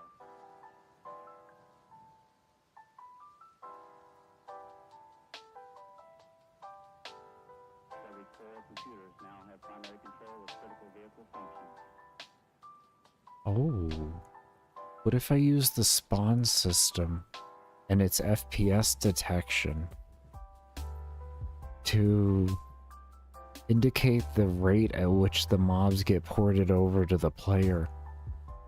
Oh, so instead of a percentage chance, you just dictate it to the speed of the game and its performance so that it can meet the performance standards required and then keep everything going. So it's like having mobs spawned in at the same time, like you would normally get at the normal rate that should happen, but it's a different system occurring. It's the mobs that are further away from you that are coming in, and enraged mobs as well. So that's it. That right there. That right there. That's the play. That's the play. And we're gonna set that up here when we come back, because that sounds beautiful. That sounds beautiful. That sounds absolutely beautiful. But do remember, I only run ads when I take breaks, and when I am running support streams and you're lurking during that does keep the stream ad free. So I cannot thank you enough for doing so and helping support the development of the game. Well, we will see you all when I come back from the break.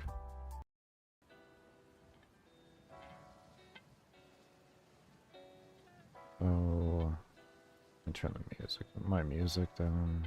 My personal music, I should say. There we go. So, let me see here. There was like a few things I wanted to do.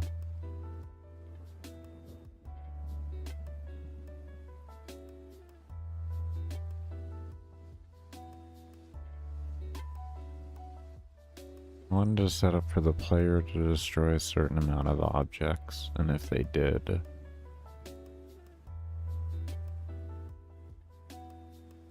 then they could avoid the enrage phase.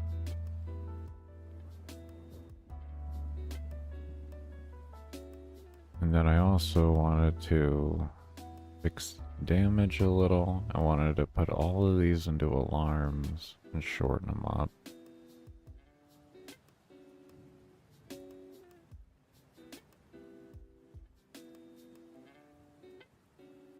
What do I want to do first? Let's do the alarms. Let's do the alarms so we can figure out what we're going to do with everything else and see how that works. I think that's going to be our best bet. Start with the alarms.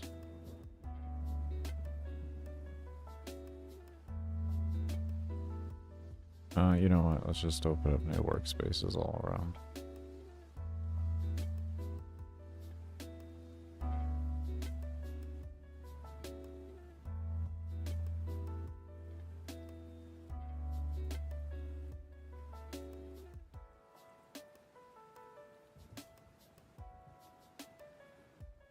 I don't need that open.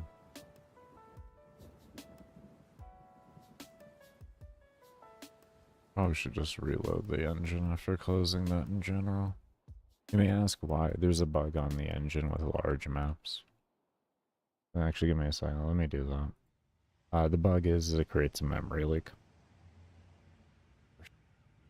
Stuck on those objects, hitting the objects, the more they will become buffed, and the stronger they'll be when they actually do encounter you. So that's the system we're working on right now. As you can see, there's literally like no performance hit at all with the spawning and deletion of things, and that's even on a 10-second respawn. Wasn't lying when I said there was a memory leak, by the way. You saw how much faster that loaded? That's because the game thing wasn't open. Like I said, they don't know why. It's been acknowledged, but they don't have a fix for it. They fixed a bunch of other problems I was having, but they haven't fixed that one yet. Granted, I didn't encounter that one until recently here when I increased the map size large enough. From what I can tell from research, it's anything over 30,000. Is the rough estimate, is the rough like point to where people hit issues.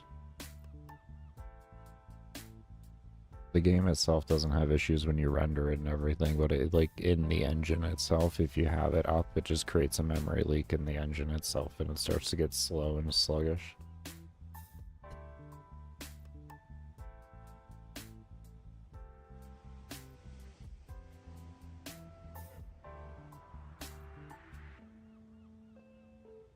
Okay.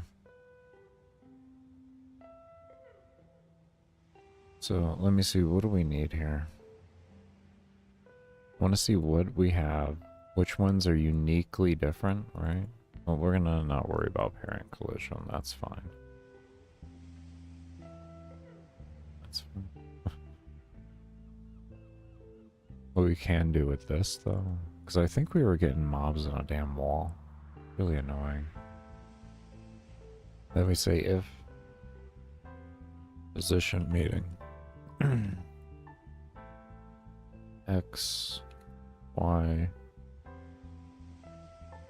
parent collision equals true. Destroy. This way, if the center of their XY meets, which is why we do position meeting, it's the exact position of what we're looking for, because we could set it to bounding boxes and all of that within here. It'll destroy it, so we don't get anything stuck in the wall.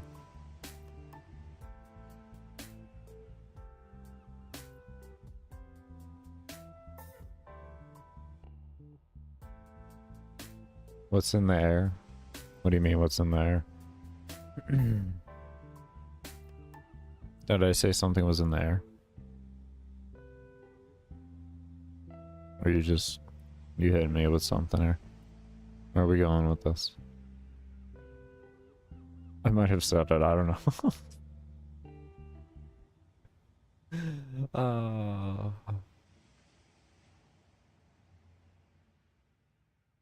Like, I know what I said, but I don't know what I said. That makes sense. Lordy, lordy, lordy. Anyways, how many different unique things do we have here? Wrong memory leak? Oh, no. Okay. Essentially, if you have a map over 30,000 pixels open in gamemaker, like you have a tab for it, like you have a little room itself open here, it'll start causing a memory leak that even if you close the map itself, it still keeps like creating the memory leak until you completely close the engine and reopen it. They know about it, they're working on it.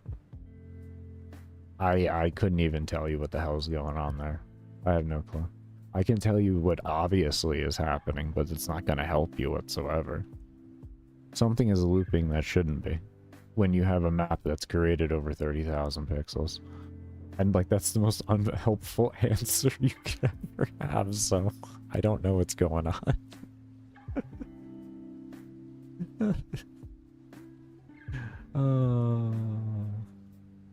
But yeah, nothing to do with the game itself now. Or with the game I'm creating.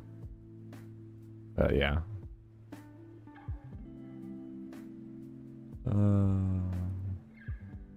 Because like everything works fine in the game itself, and it won't have a memory leak. It's just in the engine something happens.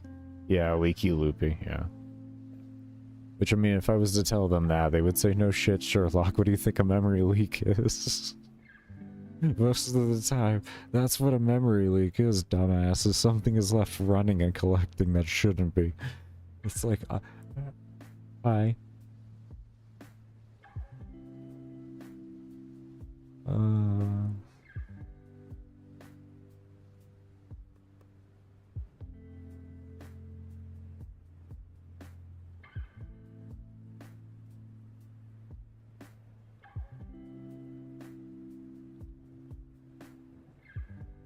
Okay. So we're gonna look at this and see how many different systems we have. And then we're gonna figure out how many alarms we need to make, because we don't need this many alarms for all the different systems here. We just need to be able to send them to different alarms. So we're able to reduce that whole thing out a bit more. So we have an iRandom2 for... I'm going to write this down on a notepad. I'm not going to pull a notepad up for you guys because I don't want to blind you. But yeah, I just use regular notepad. I don't know. Don't ask me. I'm just so old school. I've used it forever. Okay, so we'll say distance greater than 2200 for this one. And we have a can I tab? Thank you. We have a iRandom 2 for, what are we doing? Are we moving? Okay. And this is for place for free ob1.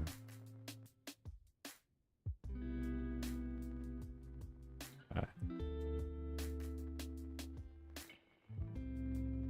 And then we also have a... Okay, this is for interaction with it specifically. We can leave this coda. That's fine. Okay. Then this one doesn't matter. This one...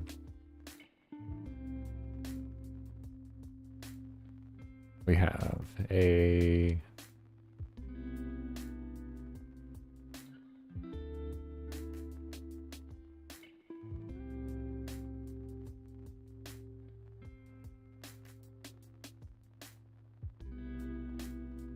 Where do I put this count to make this easier on myself because I'm stupid? We'll put it down here. Count. Like that. And we have a count 2 for this now. This does the exact same thing. So we have a 2 count for that now. Oh wait, hold on. We're back here. Back here.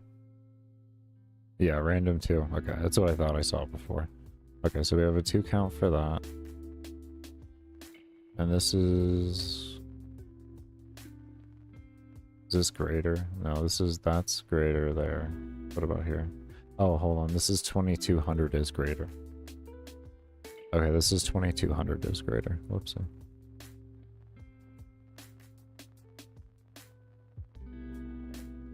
Okay, so we got that one there. That one here as well. I think this one's a higher...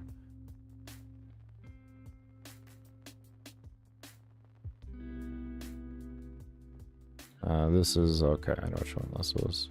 Okay, and here's this one set to 50, but we'll try it. We'll try to make it easier on myself and just do a count 3 for that. So we'll say distance over 2200 for iRandom 2 place free object, or for place free. Check. And then I'll say a count 3 for myself, and the 3 count would be parentheses omission 1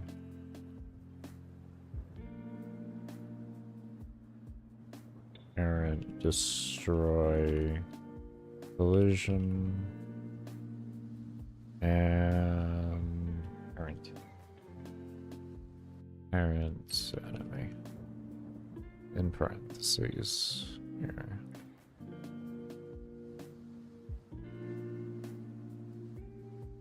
Oh, I guess what I could do is this too. Hold on.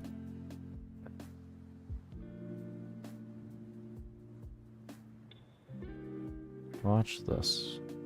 We can always just do this. Boom.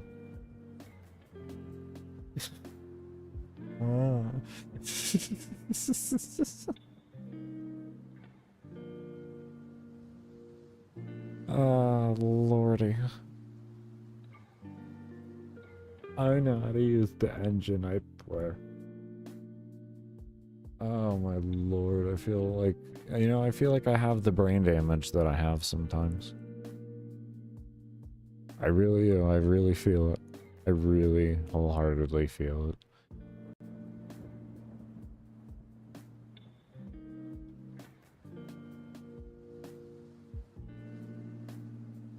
Okay, so we have that there. So now we have another one we're creating, which we will call...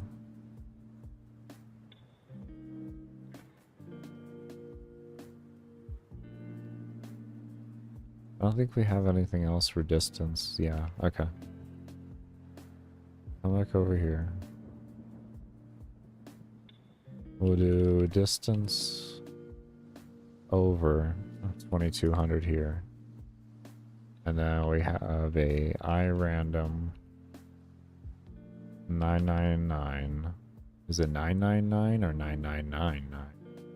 Like how many nines are we talking here? 3. 3 nines.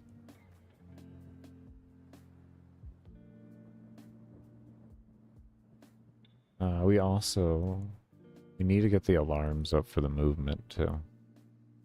Because I think we can shorten the code in there to just send it over to a different alarm. Those are spells, dumbass. I love how smart you are. Get rid of this. Get rid of it. Go back up here. Close this. Don't even look at it. Don't even look at it.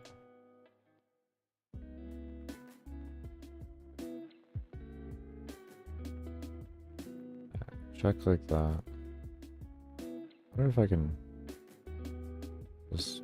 Yeah, okay, that saves my life a little bit.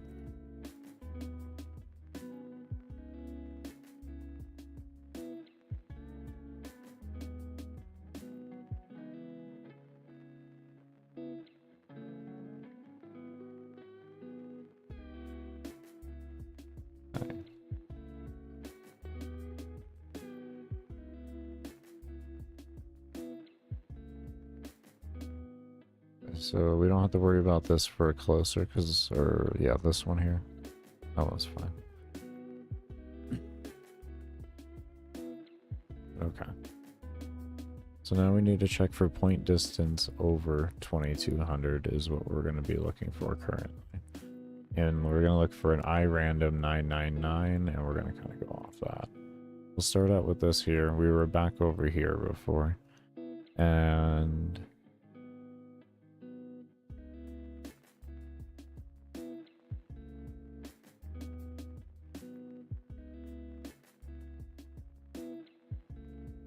I'll be sure to specify individually the FPS real ones.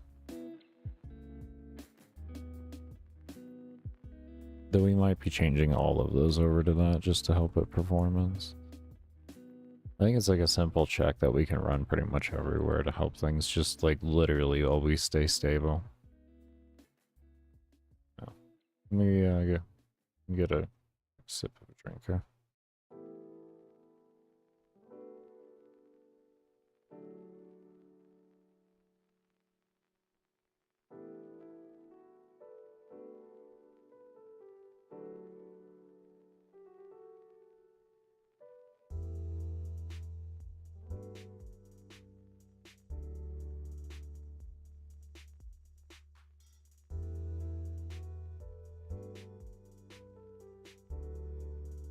I lied. It was more than a sip. Sorry. Anyways. We have irandom 999. We're gonna call this one specifically FPS check. Now we'll do count.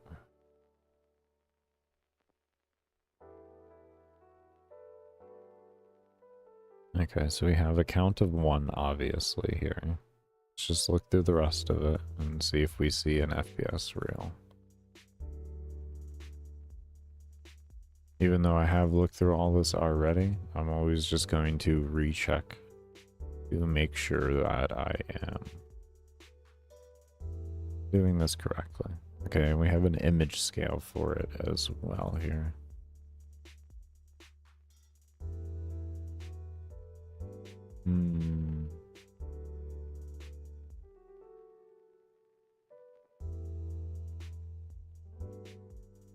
Okay, so we'll say count 2. And we're gonna bracket and say it was, which 2 was it? Alarm 11 and parent enemy? Yeah, alarm 11 and parent enemy. So we're gonna word parent enemy first just to get it out the way like that. Oh, you didn't capitalize the others. Don't capitalize these. Parent enemy. And also it was alarm 11. Alarm 11. Parentheses though. Image, we'll call it image scale 3. Bracket.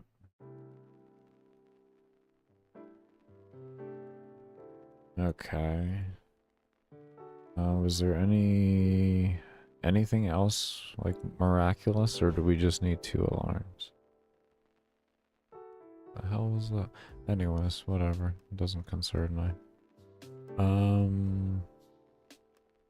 No, we have an irandom 2 as well we need to make. Oh, wait, no, we have the irandom 2, and then we have this. Is that it? Is it really?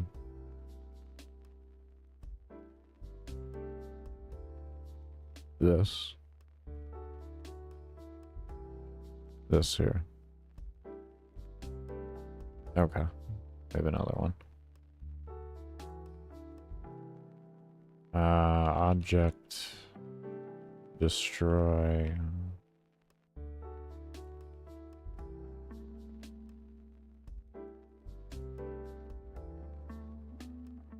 Enemy target object.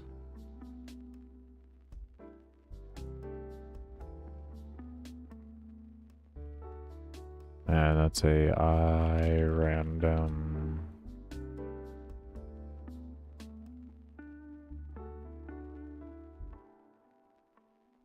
And this one's over 2200. Right?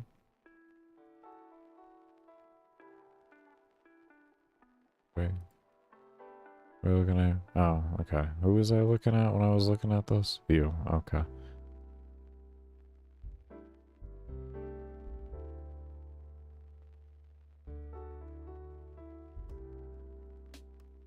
I random 100. 100 object target and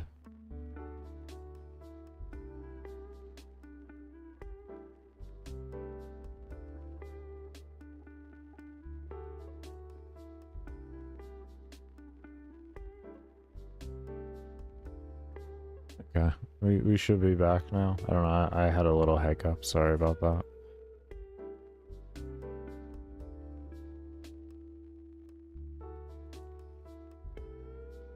I'll just cover it that way.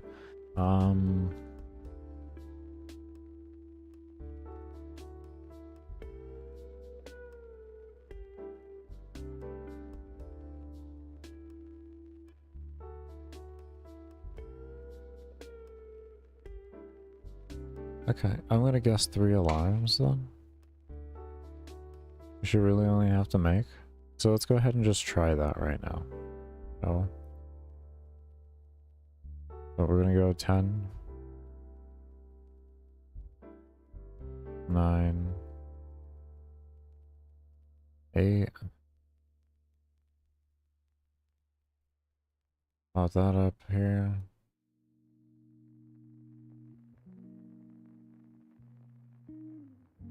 Wish I could just kind of...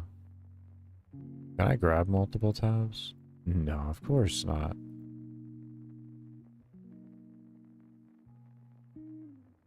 No, I have tried every combination of Control-Alt-Shift-Click that I... You cannot just select multiple tabs. I mean, it's not going to be perfect. Anyways. Okay, so let's go ahead and set these systems up here. We'll take this one out here. We'll put this one into, I guess, we can do alarm 10 for this. That's fine. And... where was that? It was here. Correct? Yeah. Let's move you over here. Move you to alarm 10. And... instead, we're gonna do this. Can I have an alarm here? Yeah. Exactly what I'm looking for. Do that. The alarm 10.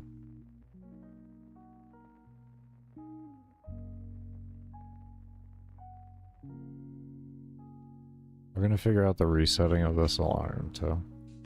Because it's gonna be in different spots than where it is right now. So this one here, this go off. We'll say 10 for it, I guess. We'll aim for efficiency, and then we'll tailor it downwards in speed, or tailor it downwards to occur faster as we need. But we'll tailor it for where I know the best amount of efficiency is, while also being quick, which is 10 steps.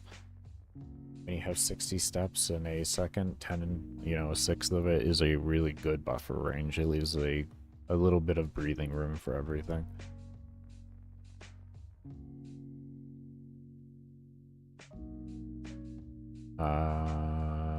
Actually, hold on here. We say this right here. Take that out here.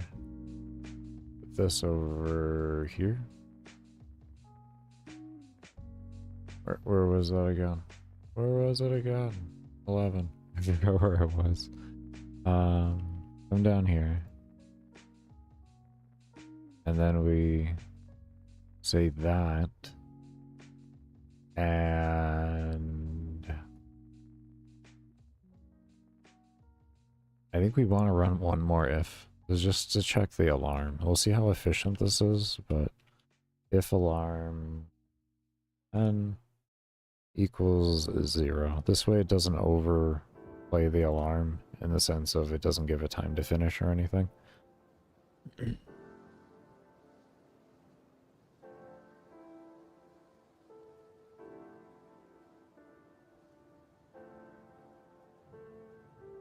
That looks like that, and then that runs into that. And then I guess that's where we can put this in. I'll just grab one right now and do that.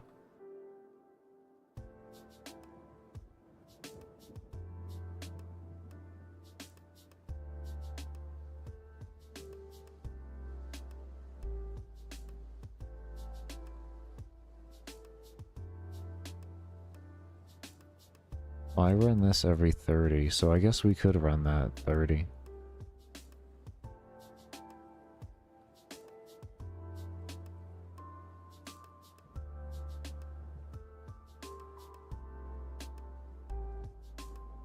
Well, we need a 2 run.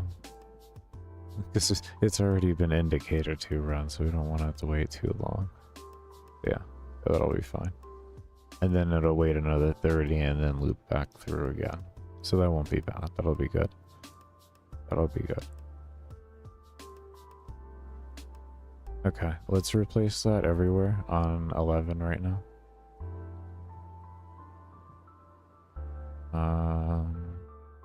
What do we make it an alarm 10? Yeah, alarm 10. Actually, let's just do one at a time here.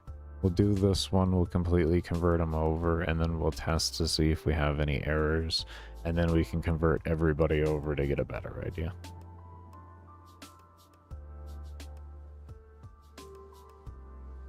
Otherwise, we're having to fix errors 4 times. That's just unnecessary. Okay, so we have this looking like this, nice and easy, and then we have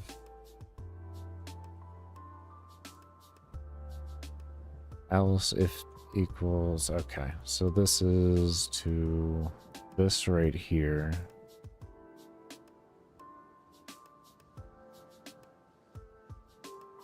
This. Okay, so I guess this is the fundamental here. That.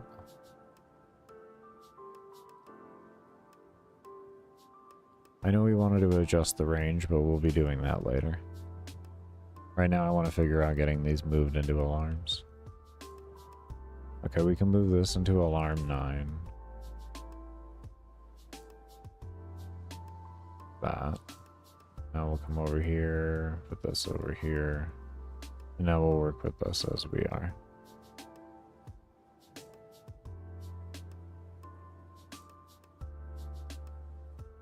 Same thing here, change the alarm name.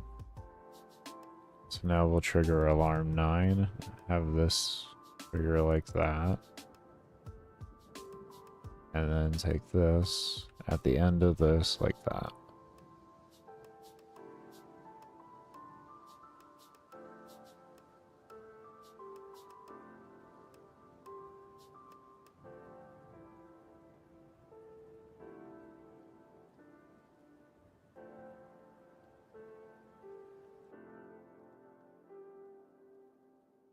Okay, so this is the same thing that we just made over here in alarm 9. So we'll go ahead and redo this alarm 9 trigger.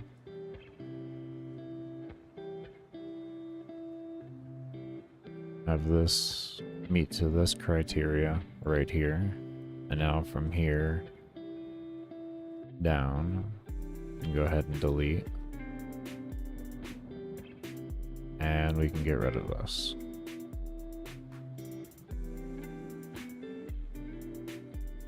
And we need to make an if alarm here equals, I'll actually just do it like this.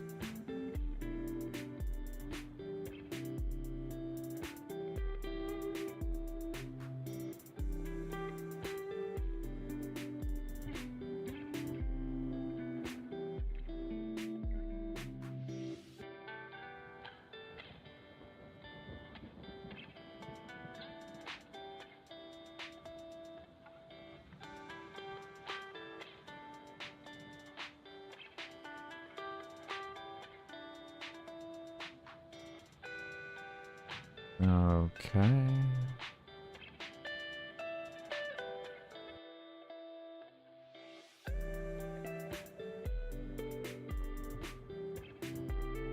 Let me go ahead and test this one here real quick first.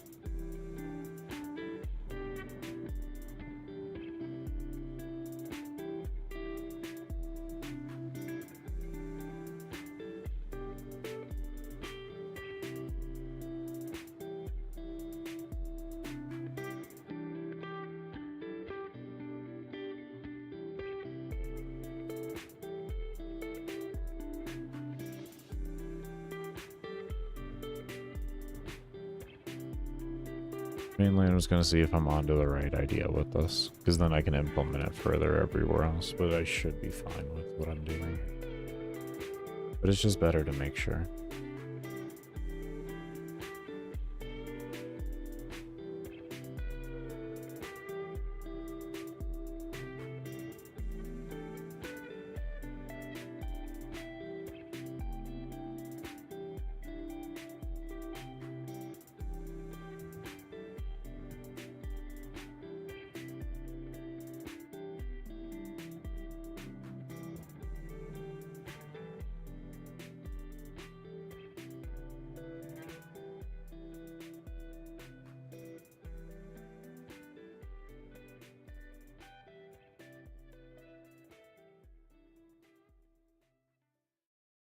Is there one other thing I was missing here?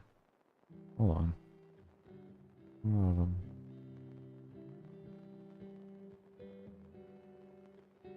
Okay. No. No. Yeah, okay. Okay. I was just double checking. For some reason I thought I didn't do that one. I don't know why. I don't know why. Oh.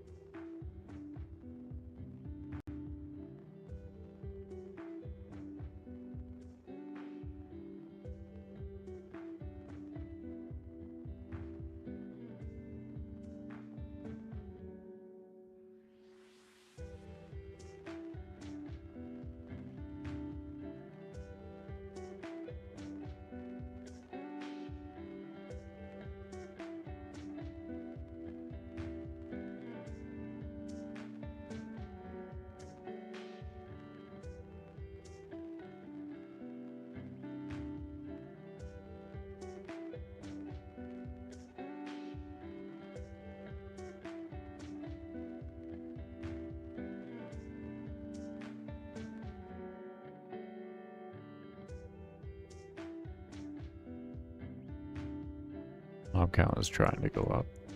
My range is making it difficult.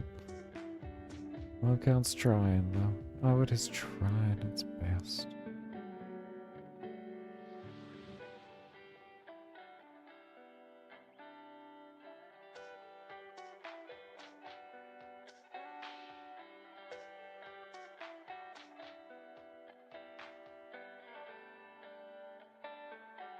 Yeah, I see importing and everything there. Do I see...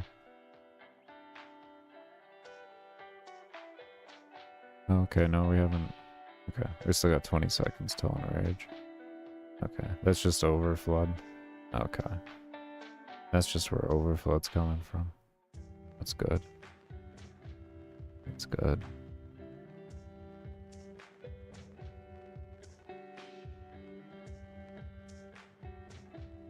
Yeah, here comes that. Boom. There we go. I see him running to him. Oh wait, no, it's the wrong one. Where are... Do we see any of them? Do you see any skulls? I don't see a skull. I don't see a single skull.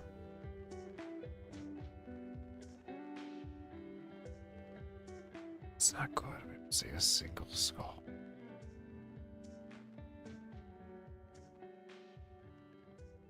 Okay. Okay. Oh wait, we got one skull. That doesn't count though. I think you spawned there. Only one is not sufficient. we got one. Shut up.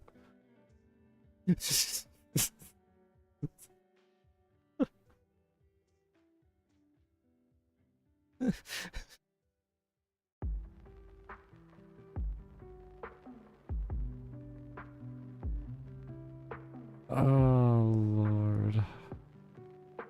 That was amazing. That was amazing. Okay, so we need a...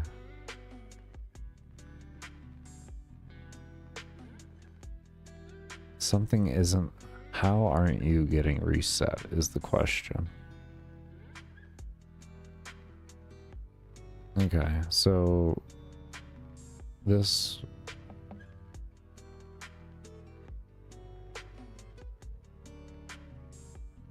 It's gonna be before that, so less than here.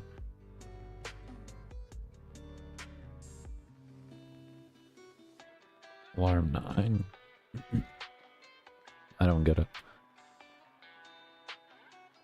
I don't get it. It's reset right here. It is reset right there. It is right. I mean, it is right there. It is right there. It's right down there at the bottom. The last thing you do, reset alarm 11. So why aren't you resetting alarm 11? Why aren't you resetting alarm 11? Is something else causing you to not reset? No, these retrigger alarm 11 anyways.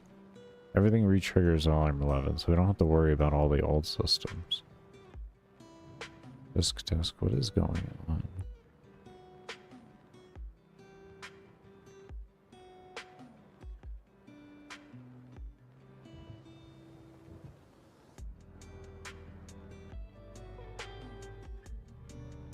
What if it's... like this is equals 3. Then this is that.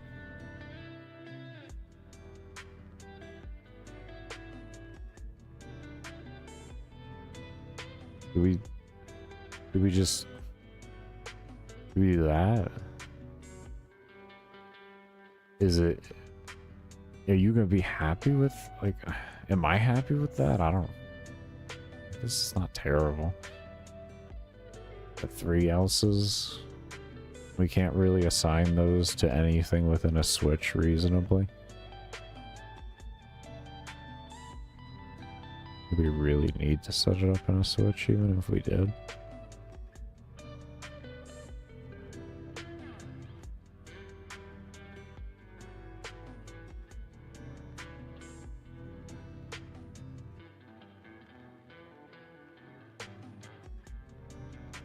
No.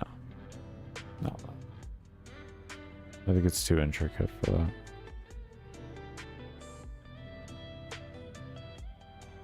I think this is all I gotta do. I think that's just gonna fix it.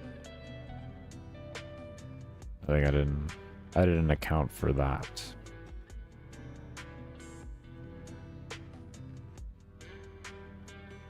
Is that? What do I know? I think that's all I didn't account for.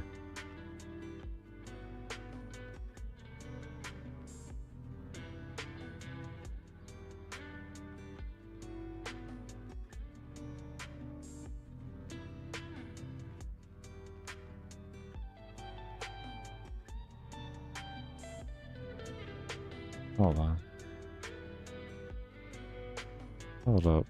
Wait a minute. What if I just...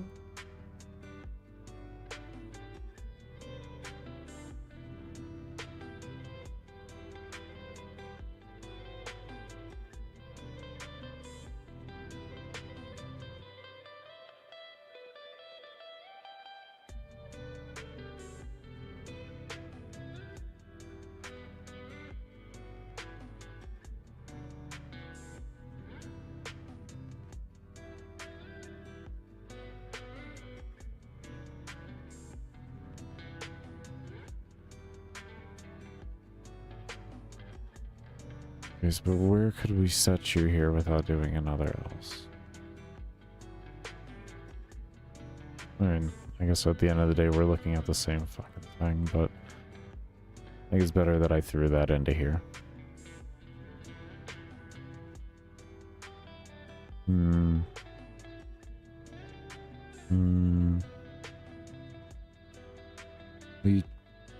Have you check first, because you're going to be more frequent.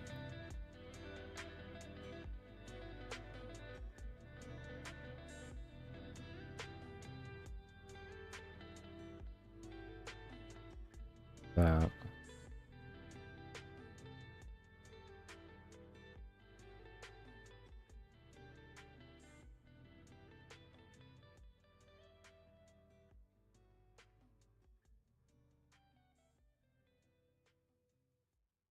Oh, you.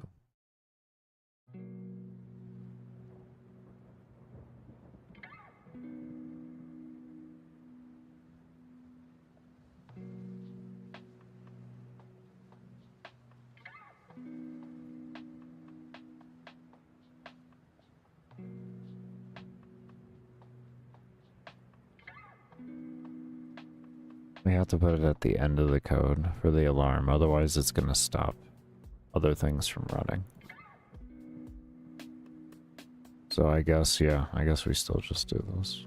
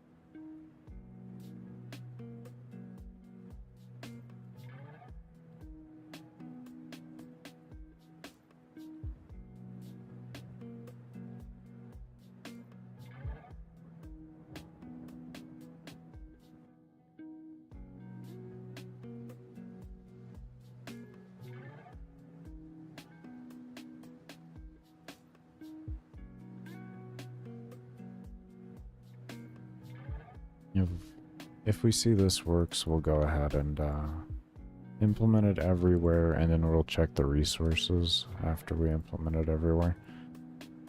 See what we gain for efficiencies.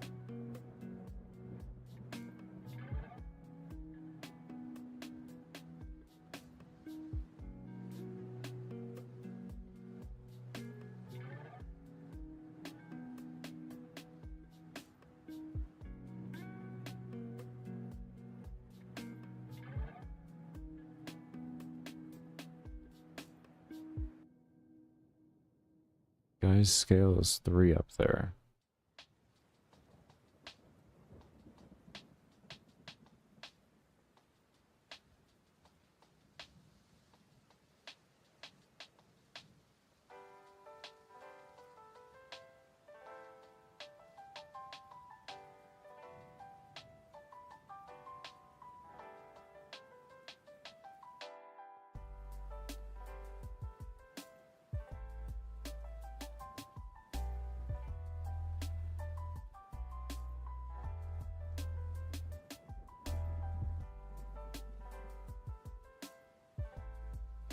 Is the else thing a problem? But like, if it's... Why is it a problem?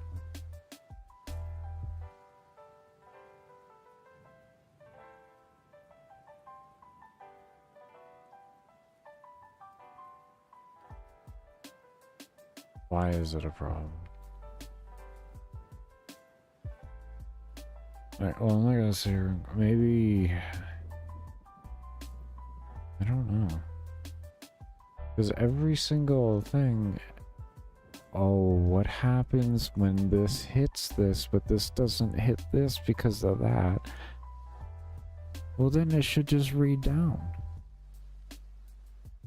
Oh, does it cut itself off from reading? I bet you it cuts itself off from reading.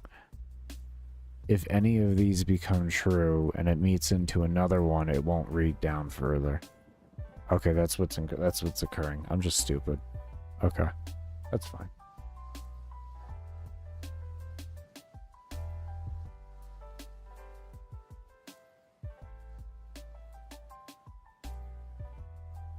If you have an else, that is. If you have an else. You have to have the else into a different location. I would have to have the else into a different spot.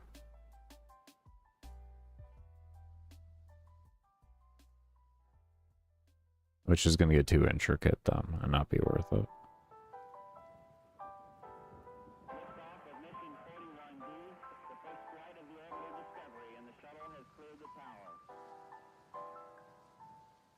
Looking for a big ghost. Big skull. Where'd a big skull at?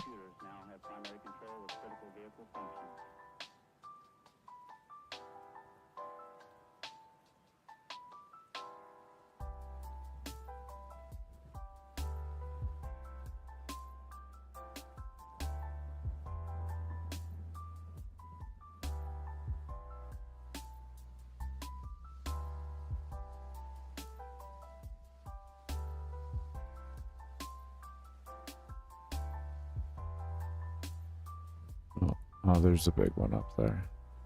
I don't see him moving. See him for it yet.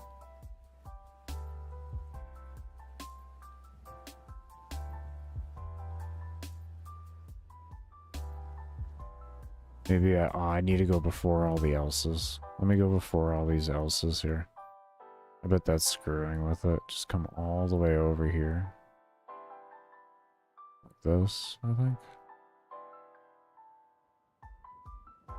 Right here. This one.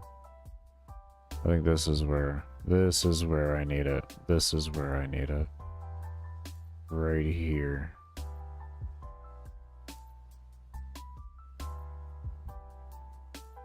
I think that's where I need it.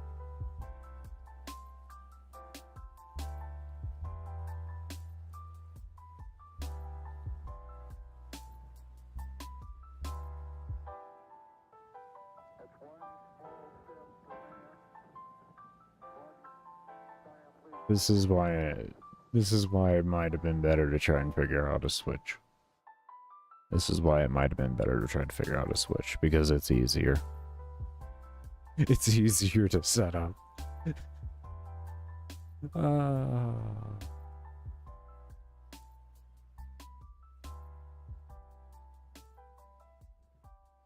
I'm stubborn. I'm stubborn though.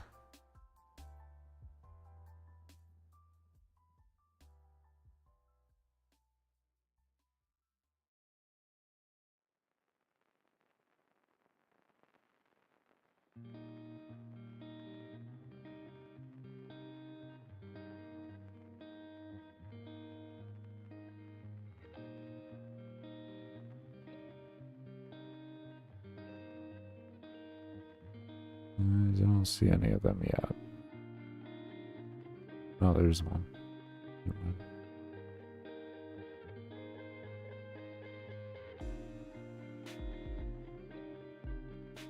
Seen him port yet.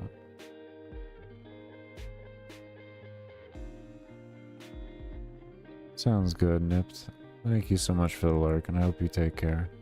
I see other people. I've seen other mobs already spawn out, so he should have by now. Theoretic, yeah, I just saw another one spawn. He shouldn't have had a problem. So it does look like they're spawning down there.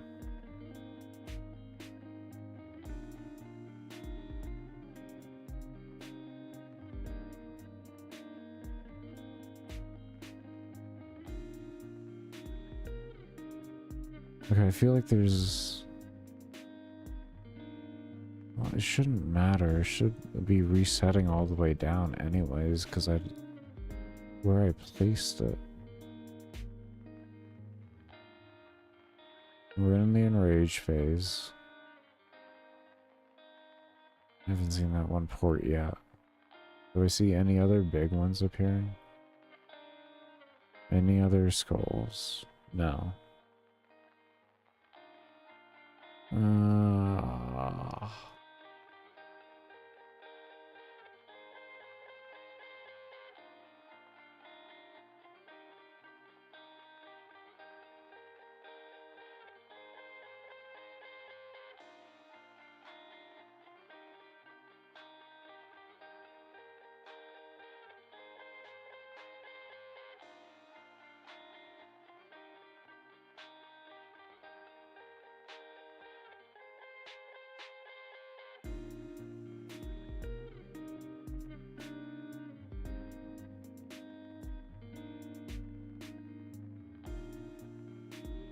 Why aren't you resetting? And where am I screwing up?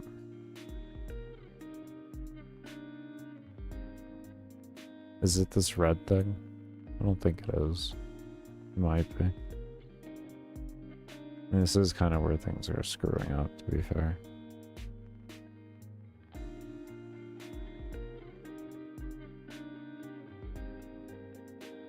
I don't feel that should be screwing it up, though.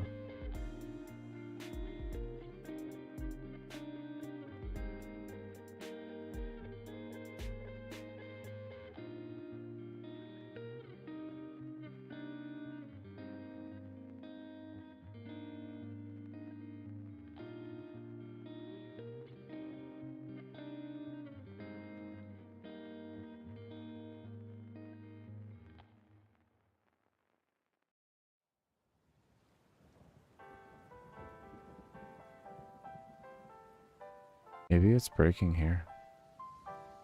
Maybe it is my order. Maybe it's breaking here. I would still expect it to be running this.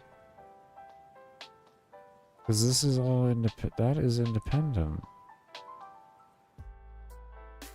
Why aren't you running it?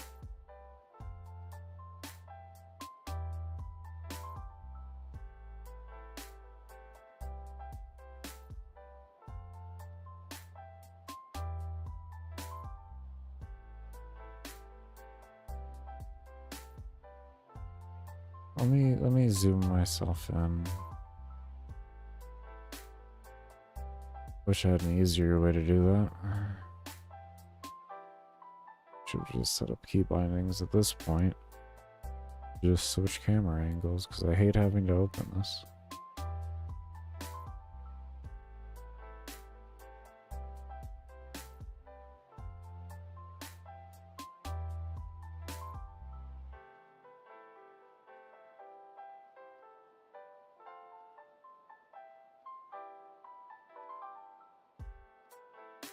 There we go.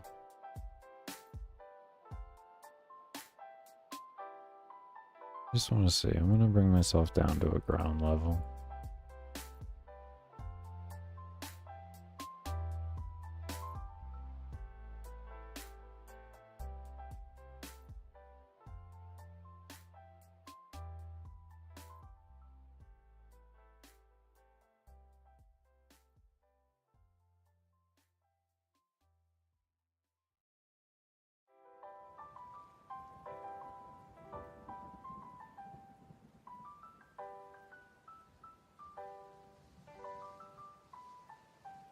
I'm going to reduce damage to 500.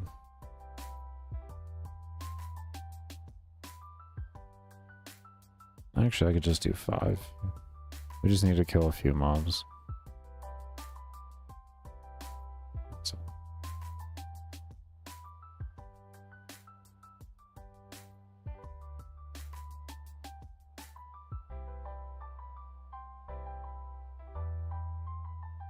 I also need to go through and fix everybody's damage for the enemy type.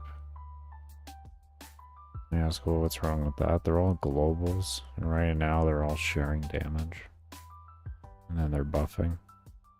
Leave it at that for a logic. Look, he's there. Okay, so close is working. Close is working. Okay, we're getting them coming in. They're working. Okay, they're working.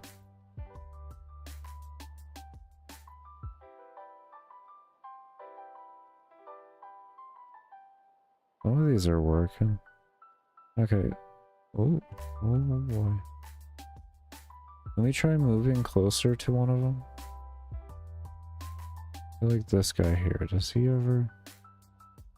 See, they're picking up. Oh my. See? They're picking up. Their alarms are running.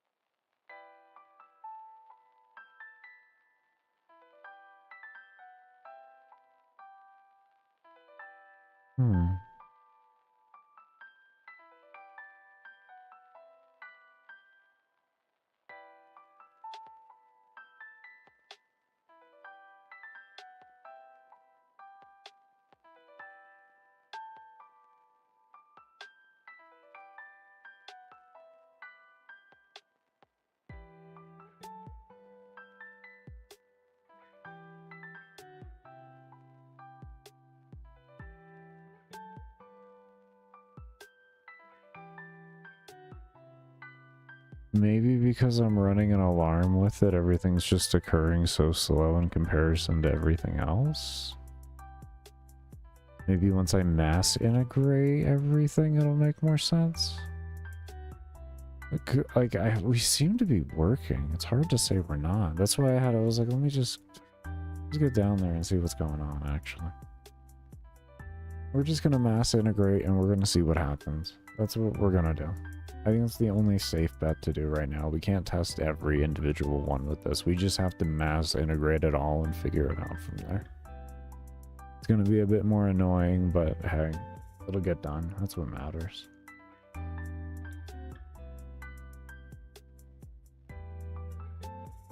I mean, in theory, I guess what I could do is I could create it in parent enemy and then have them all inherit it for right now under a default property just to make sure they all work. And then afterwards, I could just implement that into all of them and independently. I guess that's an option too if I so wanted. Oh, I know what else I could do. I can just readjust spawning right now to only spawn the keepers. So when we come back, that's what we're going to do. We're going to readjust our spawning and all that, so it's only going to spawn keepers. And we will take a look and see exactly how this is running so we can work just on this one system here, this one mob, and make sure everything is working good, and then mass implement it to the other ones. Yeah.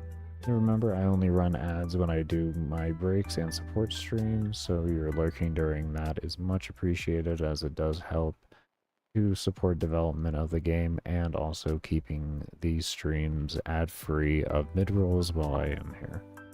I want to thank you all that have stayed around and do stay around, and we'll see you all when I come back. Careful in that regard. We'll actually come down here to the bottom. I should probably set my camera angle out for testing. Let me set my camera angle out to what I would...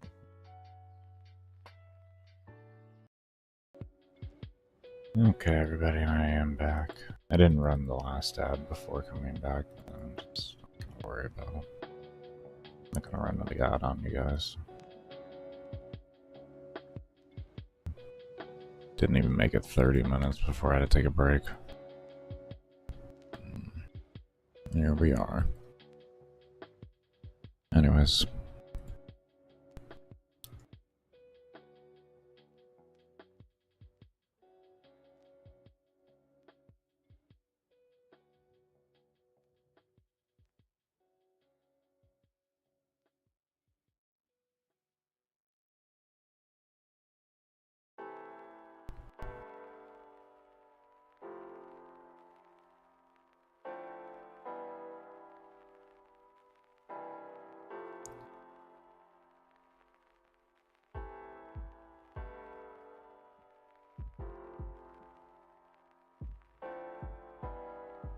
Wait, is this a snap on? No, it isn't. Well, thank you. Okay, come on, hands. You can do this. Thank you. Lord. Alright, let's take a look at what this looks like. Actually, we should just make the other ones.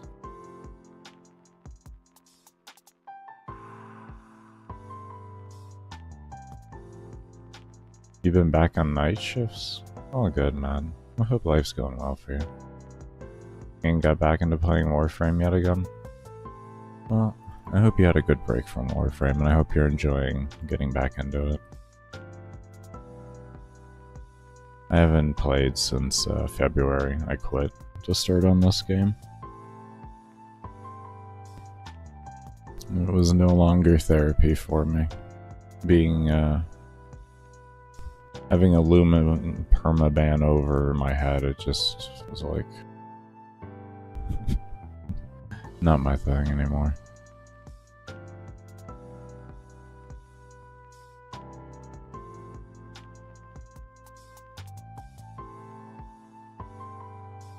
And I just wanted to be QA lead when I started the game. Instead I'm a bot, so we do what we can, not what we want.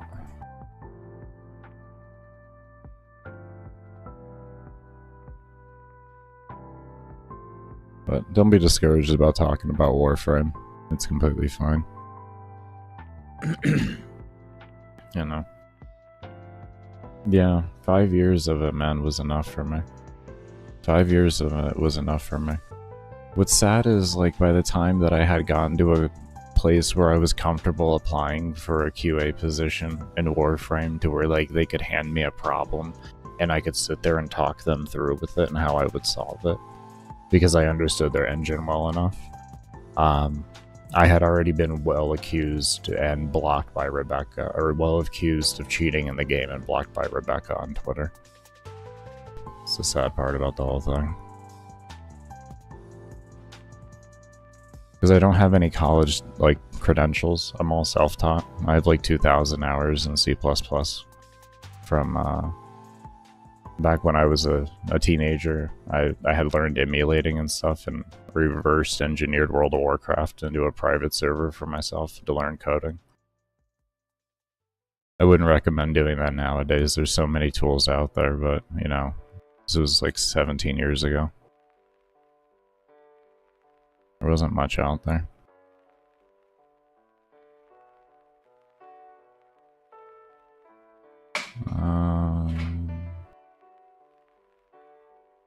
Is this XP decrease?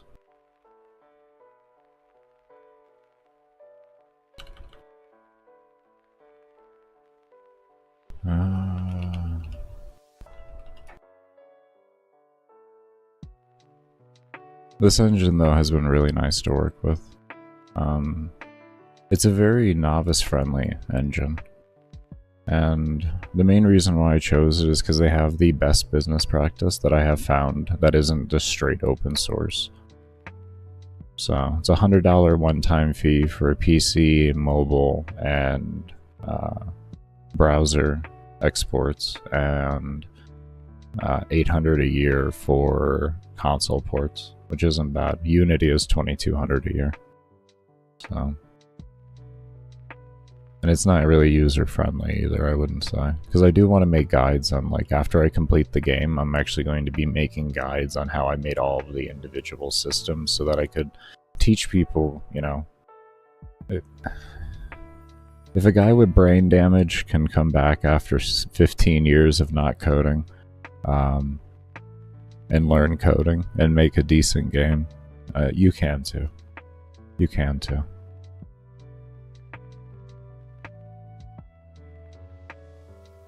You wish you played WoW when you were younger? Yeah, I've played WoW since the original beta.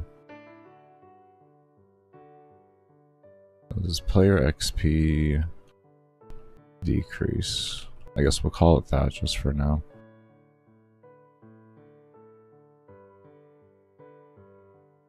WoW was a fun game.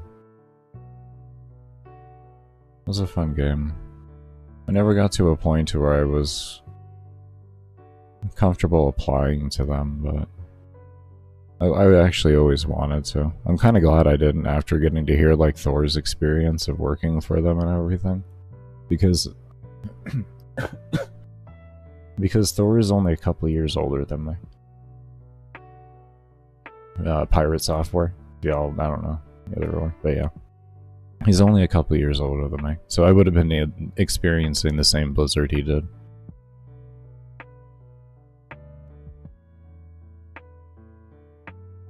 So, blessings come in different ways.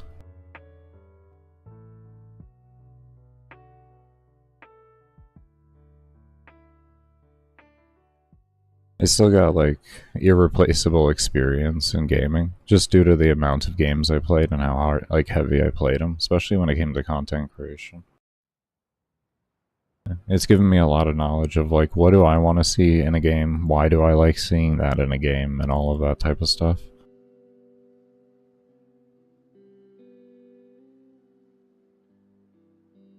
Because making a game, most of it is thinking about how do you want the player to feel, more than anything else. And like, how do you want the player to feel, and then after that, you go off of that, and that's how you make everything else in the game.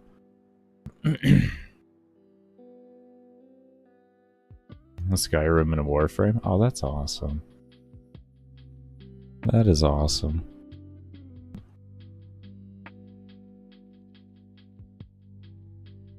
Yeah, that's how I approach game making.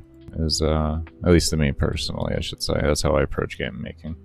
You can approach, like, there's a million different ways to approach, you know, making a game. But for me, I approach it from the aspect of how do I want the player to feel, and that's kind of what I go off of. And I keep working towards it until I start feeling that feeling. Oh, we didn't change the last one. Well, at least they know. I know they work visually, so. Oh, yeah, I see what I did wrong here.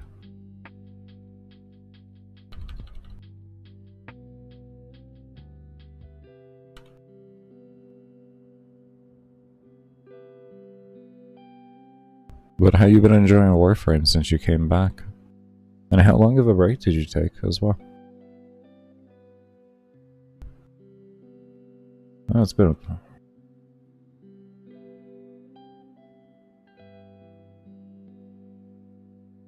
I don't think you came... I think you missed my balloons run. Did you miss my Warframe endurance run while playing balloons?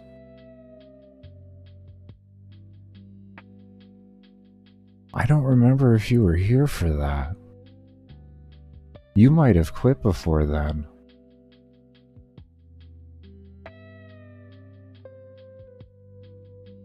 I think you stopped coming around shortly before that. You think so?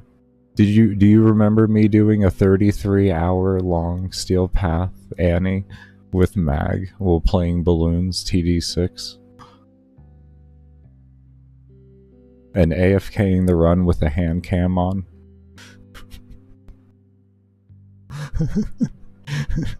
And running auto hotkey macros on balloons while Warframe is running.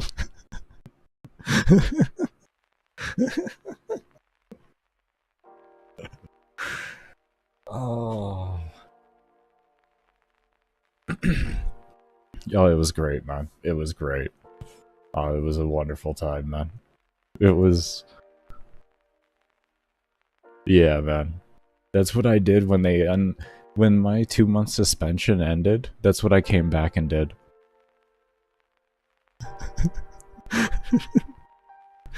I wanted to show DE, I'm not the problem. Your developers are.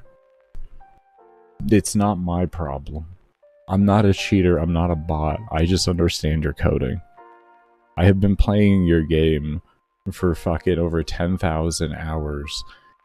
And I don't play games like a normal person does. I see lines of code when I play a video game. I don't see what normal people see. I don't see visual effects and stuff like that. I see the code behind the visual effects and stuff like that. That's what my brain more or less sees in a vague fashion, if you will. And then my brain can like understand how to manipulate that and use it all to my benefit.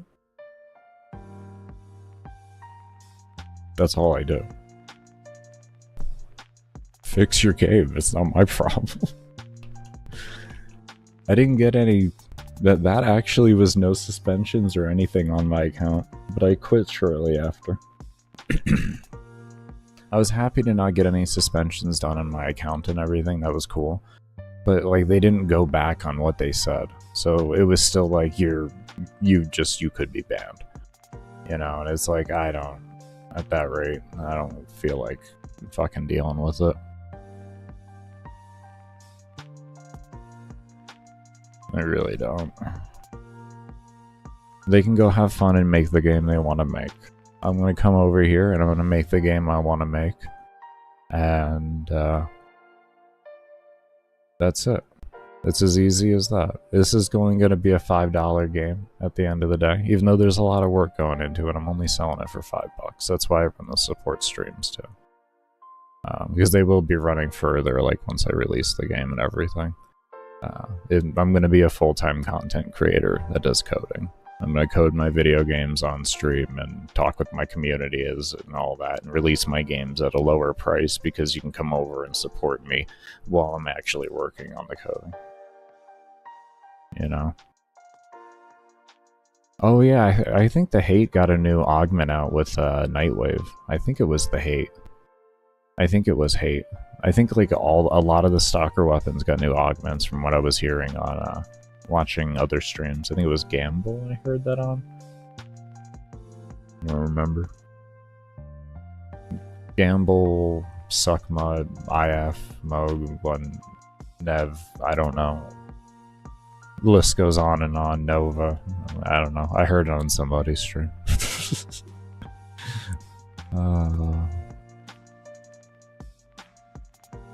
I wish Flo streamed more. It was good to see him streaming Warhammer today. It was good to see.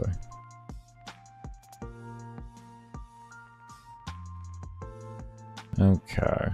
Let's go ahead and test these, just opening the level thing here. You got Smoking Body Ephemera? Did you want that? If you didn't have it, I mean, you always want it if you don't have it, so... Ooh, why is that, why does Escape not want to work? Alright, we got an error, so let's fix this real quick.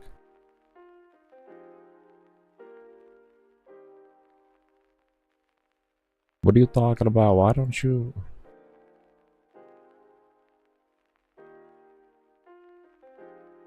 Escape for Soul Tech.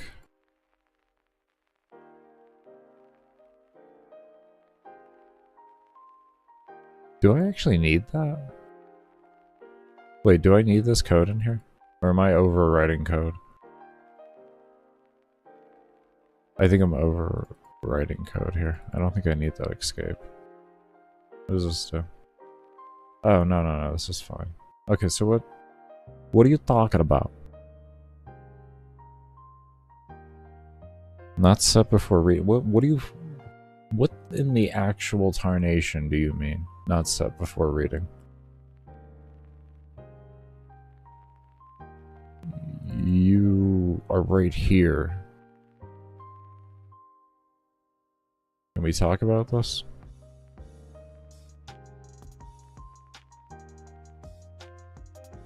Yeah, level counter equals true. That's weird. Nope, you have 2 BPs for it? Oh, okay. Okay. Well, I meant the ephemera. I meant the ephemera. Oh. Oh, that was a meme. Oh, that was a meme. That was a meme. Okay. Okay. You see, I don't know whether to take that seriously or not, only due to the fact that, what does this do? Only due to the fact that, I know people that have gone years without getting some of the items on Stalker.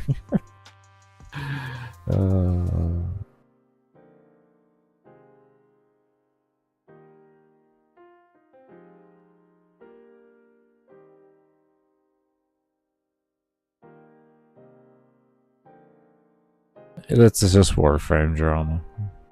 I know who you're talking about. I also know of the other drama with him too.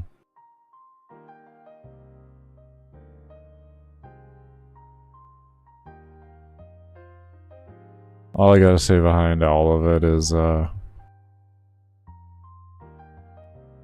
you do what you do. You do what you do, I guess. I don't know.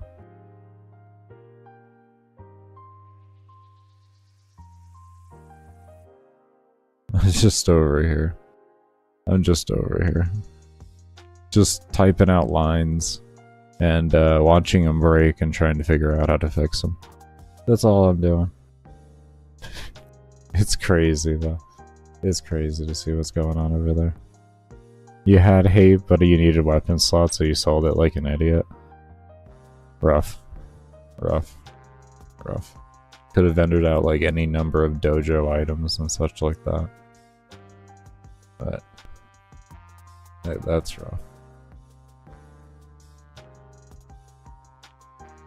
Kuva Norcore. Nucore's fun. I love Kuva Nucore.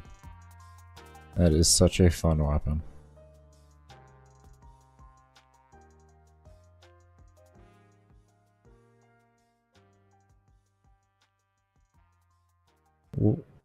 Okay, yeah, I'm confused here. Why? Oh, for Soul Tick. Oh, God, I'm fucking stupid. Oh, Jesus. Oh. Oh. Oh, thank God. Oh my God. Oh. I love when it's something simple like that. Oh, it's so relieving, but I feel so stupid at the same time. Forgot to change the value in the other thing. So. Okay, so that works in concept. We just need to change things around now. Good. That's all I needed to do. Was this here was still, like, I changed the value here that used to be level counter, a level underscore counter, to level underscore tick for this unique individual object. But I didn't change in here that if this was true, because you see level counter here. So it was trying to read a variable that didn't even exist within the object. Yeah.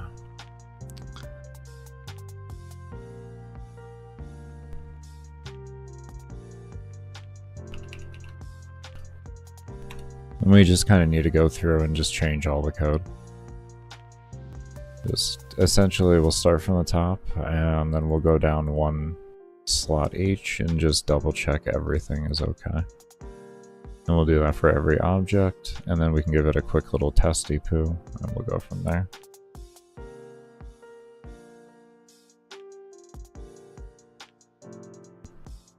The math on those are just placeholders, because I still need to sit down and do the math myself on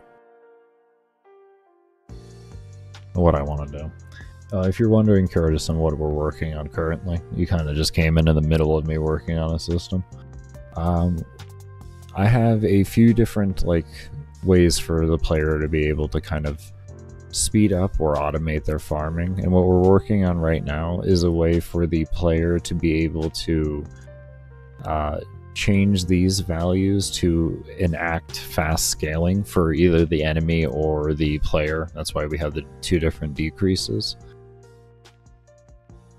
And essentially, you see how fast the scaling is right here. But if we change this over to the default that I have currently, it'll look more like this.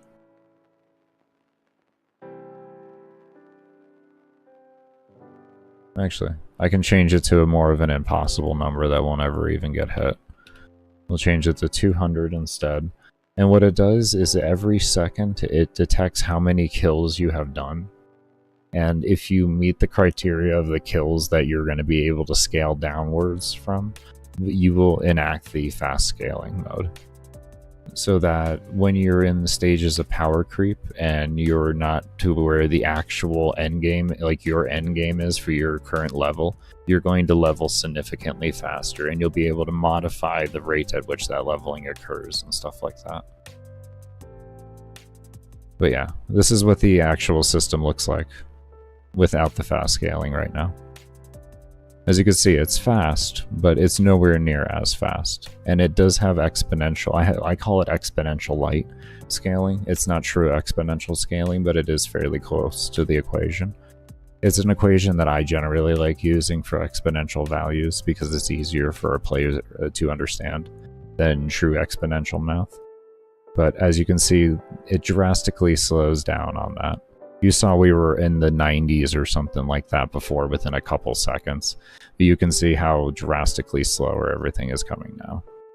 Or is going now. Still relatively fast scaling for the enemy scaling, but the player scaling slows down to absolutely nothing. But regardless, your scaling will slow down the longer you go on everything. I just have the enemy scaling set slower than the player scaling.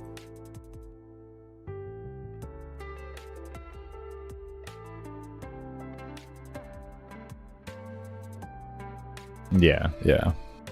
Well, it's a very basic equation. Very basic, and it's not really a high scaling equation because this is a game more based off of high levels than it is based off of meaningful levels, if you will. So you'll be used to having an abundance of levels, but they won't be as meaningful as they are in other games. So like the player scaling normally, it raises by 25%. So essentially what this does altogether to give you the new equation of your XP to level, I do player scale, which is a innate equation that I have over in, where are you? You're over here. I moved this in locations because I made a bunch of new objects. Player scale here is baseline is 90. So essentially that number there, come back over here just so you can have the visual eye for it. It'll take that number there and then it'll multiply it times 0.25. And then afterwards you'll have player scale here, which takes this number here, adds this number into player scale, and then shoots out a new player scale and then multiplies that times the player's number, and then that's what your XP becomes. And enemy works exactly the same. but it has a significantly lower amount. It's only 5% instead of 25%. And then the fast scaling system itself, what it does is it takes your XP up to level, and then it divides that number by your XP decrease, which will be a number that you can adjust yourself as a player by investing points into. And then you'll have things like you can adjust the tick rate of that happening. You can adjust how many souls it are, how many actual like souls free it takes to have the trigger happen and all that. But yeah, that's the system I'm currently working on right now. Because as you do get higher in levels, it gets exponentially slower. Like to hit crit cap in here is level 10,000. So when you're seeing, you know, level 100, 200 and stuff like that, you can have an idea that it's not really that high of levels for the game.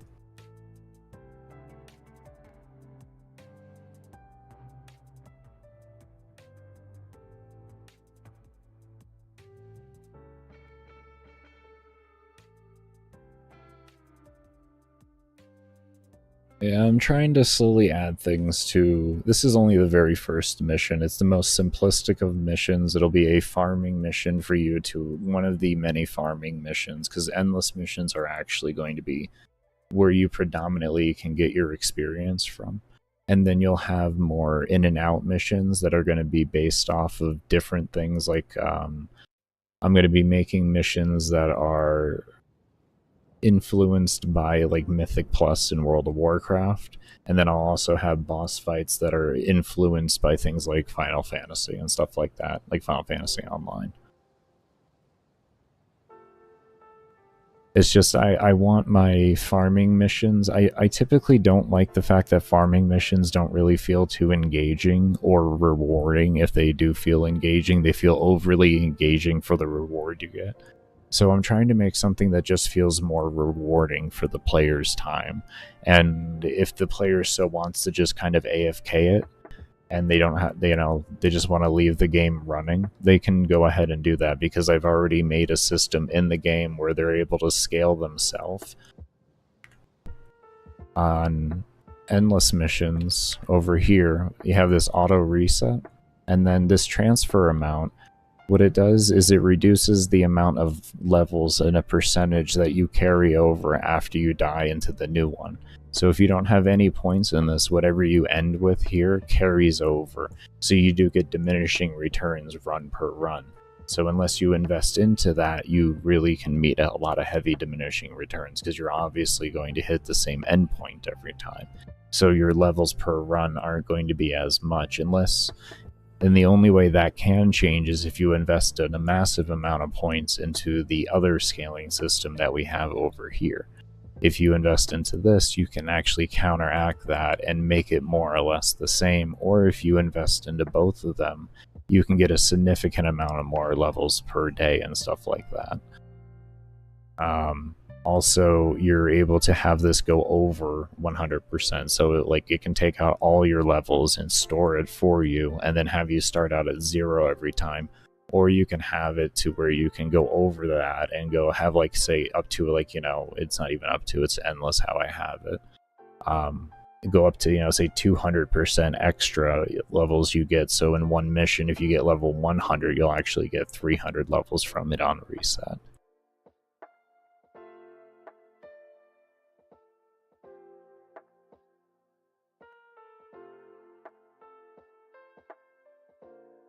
And it's a very, even though there's a lot going on, it's a very lightweight game.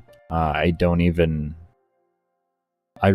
have to go into my RAM usage to know exactly how much it uses, but what I can tell you is it's never in the top 10 of my RAM usages. So that's nice. And CPU usage on a Intel 10400 that's not overclocked, I'm using 2% of my CPU right now. GPU as a 2060.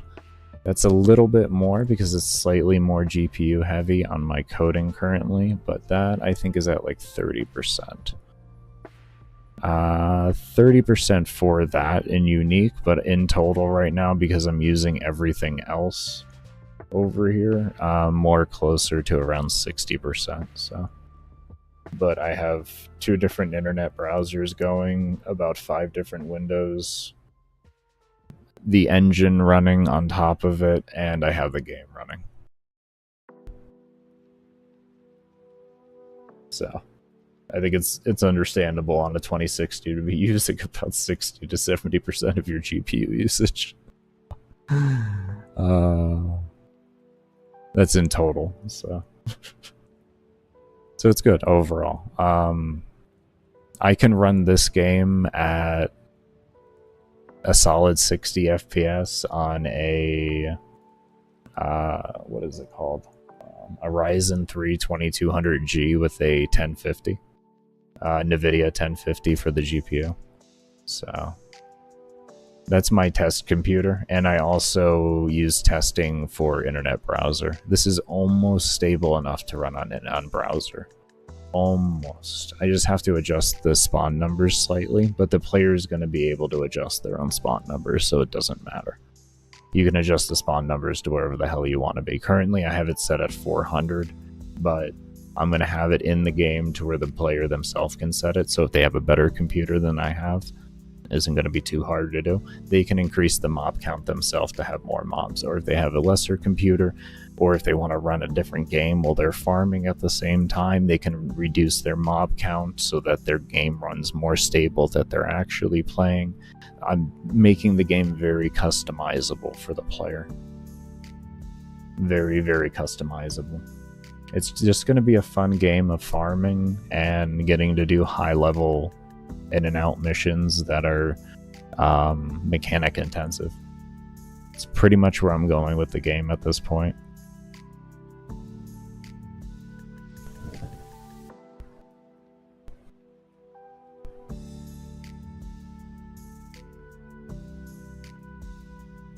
Yeah, just a nice, enjoyable game. Online is a pending thing. I need to see how well I can encrypt information. I don't exactly want a situation like with most peer-to-peer games where you can have your IP just out in the open. I know it really doesn't matter for most people, but I don't want people to have to like worry about possibly getting harassed like that or feeling like they may need a VPN or something. I want to give some level of encoding for it, and I want to see if I can go past the JSON encoding, but this does have JSON encoding on it, but like, I don't know, JSON encoding has got to be like one of the, it's a basic form of encryption and it works, but it's also the easiest form of encryption to break. So I want to see if I can do more with encryption based off of network feed and all that before I implement anything when it comes to online.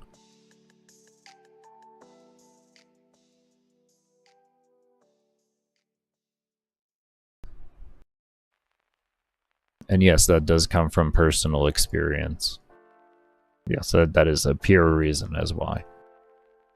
I fucking hated getting DDoSed. I don't know who DDoSed me, but I was fucking getting DDoSed. I was able to see packets and everything in my logs. And it took a lot to hold back looking at the IP address and just thinking about what I could do with it. It took a lot to hold back.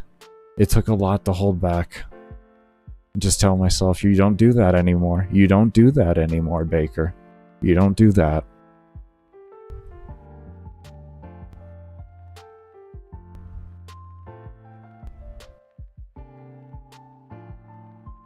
Fucking wander my way into your damn PC.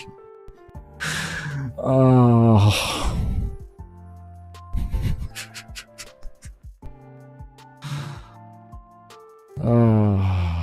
VPNs are just an obfuscating tool. You could still be found. Oh, God. I really don't want to ever have to be like that ever again. I just want to sit here and make my game and be happy. I have experience in that because of playing during the days of World of Warcraft when people would DDoS each other commonly. We used to DDoS each other out of fun.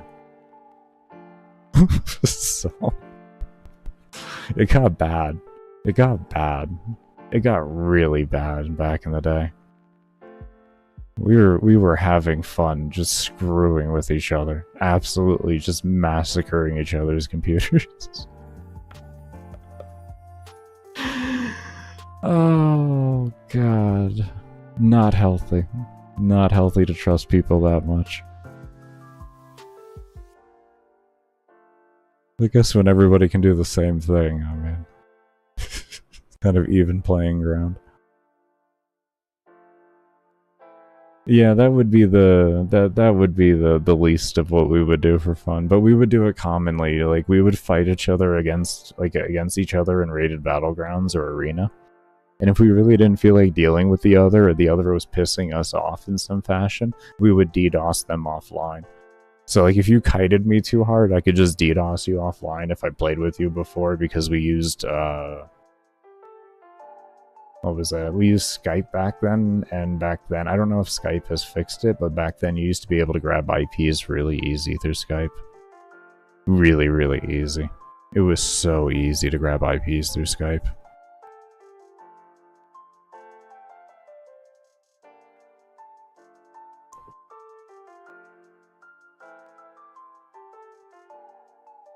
Yeah.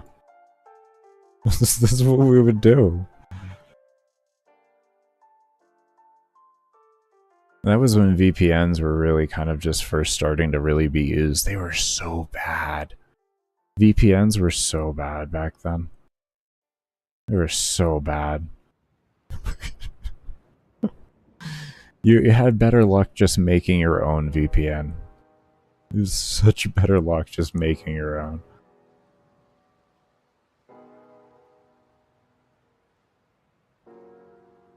Alright. I think we changed everything around here.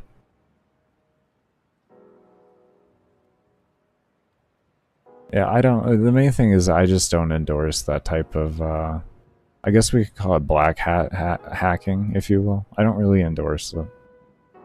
Like, I don't endorse emulating current games and stuff like that. If a game's, like, out of circulation, I'm less in the line of to say, like, I think it's wrong to do it. Like, I think if you own a copy of it, you should be allowed to have it, like, figure out how to make it run on your PC. And not, like, a 30-fucking-year-old piece of technology or something like that, you know what I mean?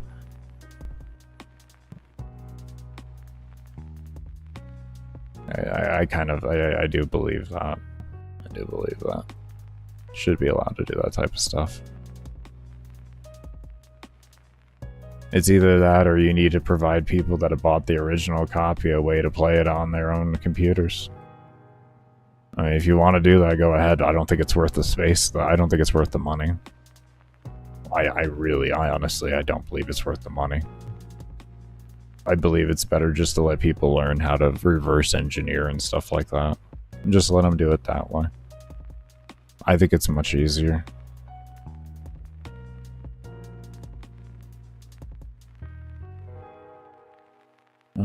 What are we gonna call this one?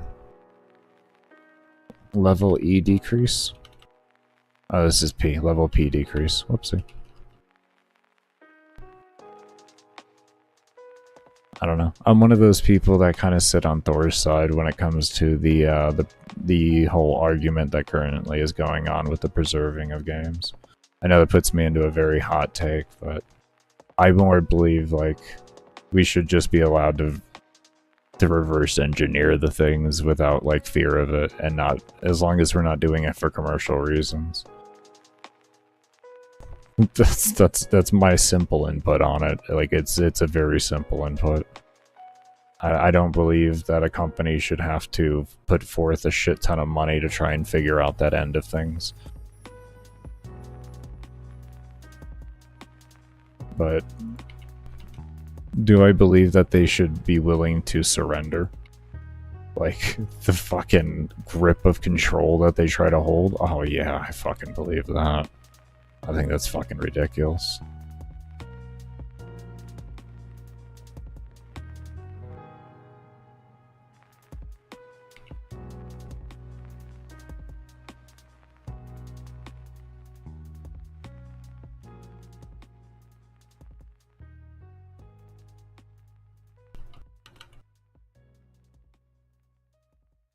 Because I do believe there is definitely a middle ground on it, and I just hope that that initiative brings about good talk. I like, because that's my input on it. Like, I definitely agree with the prospect of it, but as for how they want to go about it, oh God, that's expensive. That shit is expensive, what they're trying to suggest. I don't think people have an idea, like, how expensive that can be for some games. Really don't think they understand. Games are complex. The most simplistic of the games still have even a lot of coding. You had some of these AAA titles and everything that are actually good titles and everything. Like, say, even Warframe. You imagine telling Warframe they would have to figure out a way for it to work appropriately?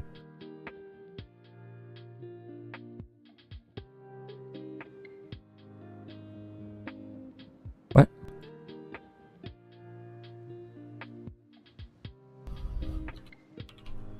Wouldn't it just be easier to tell people once the game dies if you could figure it out, have fun? You don't have to worry about legal repercussion as long as you're not making, like, financial, like, profits from it?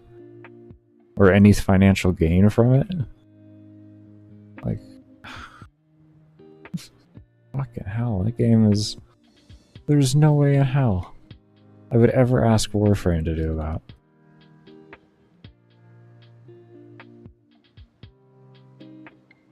It's fun watching teachers pull PowerPoints out without internet? Yeah. Yeah. Yeah.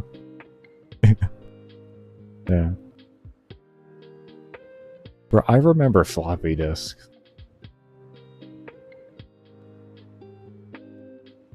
I remember DDoSing my school's internet just because my friend said you couldn't do it. Risky, bro. I wouldn't endorse that, but it's good shit.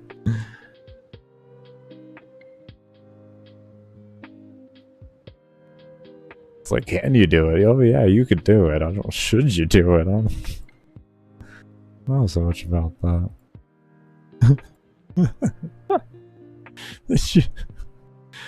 Oh. Did you work with your school to try to figure out maybe how to prevent it? It was really risky, but I still did it. Yeah, yeah, yeah.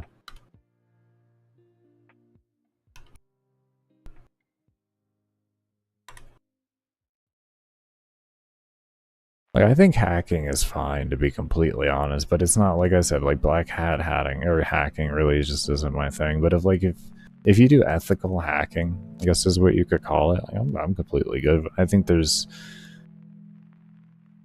no place in the world for you to say that it's not a good thing, in my honest opinion. It's, we need people out there like that.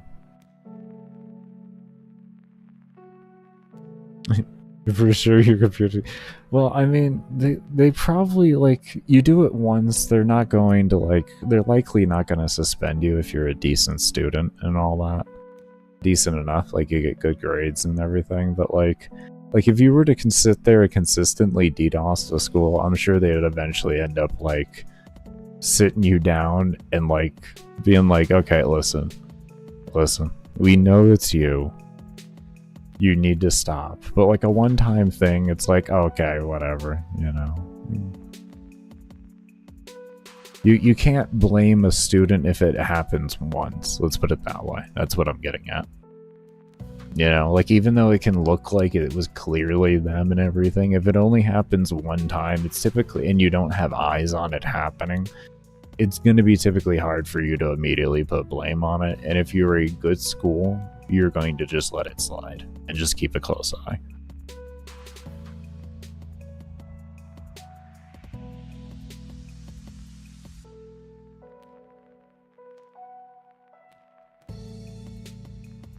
I do say good school, because, of course, bad schools can happen. Alright. Alright, let's set these values differently here and check. Could manage to do it. I mean, it's impressive. Why would you want to get rid of a student like that? That's an immense amount of potential. Alright, we're going to be getting ready here after I test this to go take a break, though. My head is kind of fried right now. Alright, let's test this out, though. Oh, son of a bitch.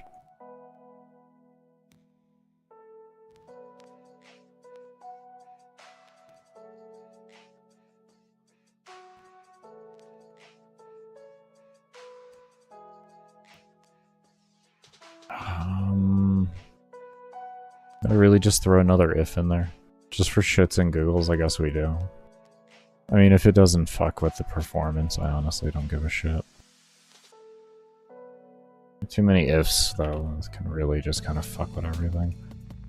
But I'll do it, I'll do it. I'll do it because this engine is fucking weird sometimes. This is the most bizarre engine I've used sometimes, I will say.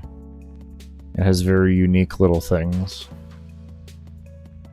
Like, I think it was yesterday, I had to put an alarm somewhere to make sure that it would delete something at the correct time, because even though I programmed two different things to run off the same key binding and set a variable in there to detect whether that object was there or not, it would still run both of the code at the same time, even though I told it not to run it if it was there, because what it was doing was actually running it on the step after. So what I had to do was create an alarm to run 2 steps after that to delete it so that it wouldn't run that. That's like the type of little stupid shit I have to do sometimes with this engine.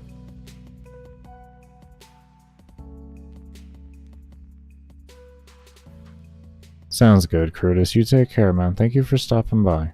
And, I really hope you get some good sleep before you have to go back into work, man. Overnight shifts that are long like that are really rough on the body. If you're not built for overnight, like your body doesn't naturally like it, that's really rough on you, man. So, I hope you get good sleep.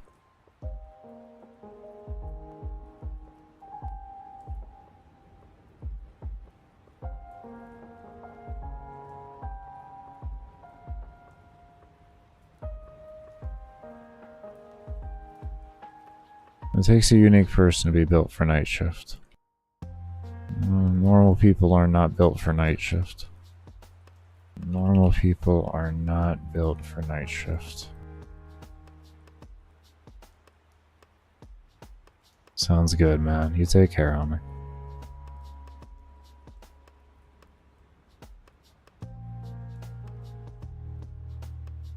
Okay, so I feel like we're gonna have to enter in a bunch of different things here with this if level tick. Do I have, like, that over here? Oh, that's right, the scale input's gonna have to have all that code in it. Okay, we're working our way there. We're gonna fix this GUI thing, and then we're gonna take our break. As long as we get that fixed right now, that'll be my good base to stop at. We got a good amount of coding done. But it hit me like a Mack truck here. Luckily there wasn't much, like, really intense thinking here. Or there wasn't any really thinking to be done at all, which was nice. I didn't have to think, which made it so that I could get a little bit more work done than I before last break. So, yay.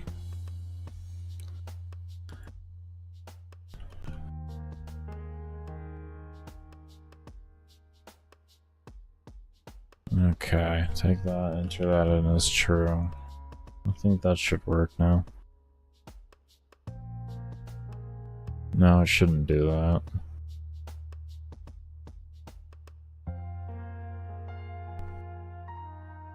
I feel like we'll probably be able to clean that up more, to be honest with you, but for right now...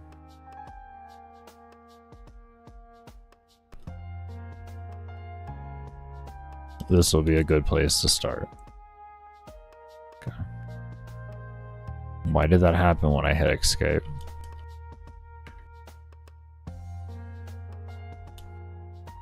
Interesting. I'll have to fix that.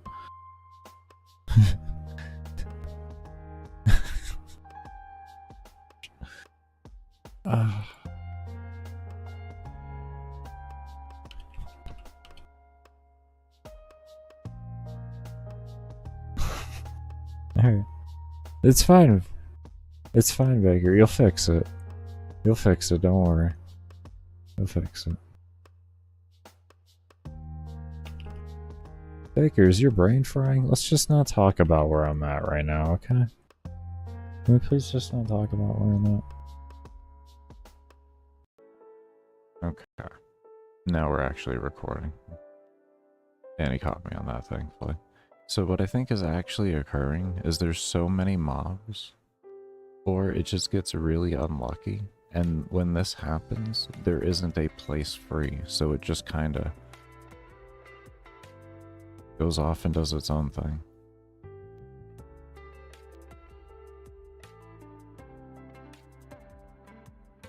Oh, I also have old code in here. I have old code in here. Interesting.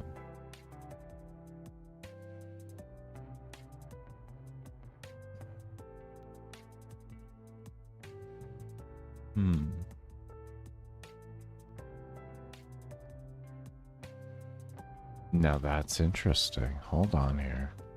I forgot about this. I forgot I had done this. I did this yesterday while I was off stream.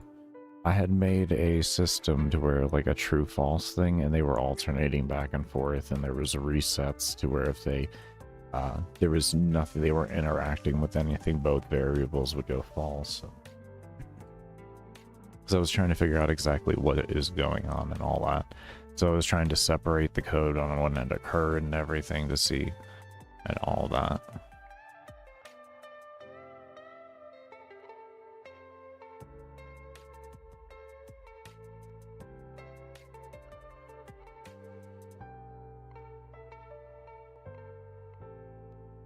This might work well, I don't know why.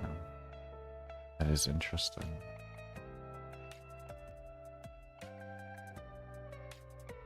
Let me just put this in like this. I don't think this is gonna... I don't think this is gonna work like we want. Forgot I had done that.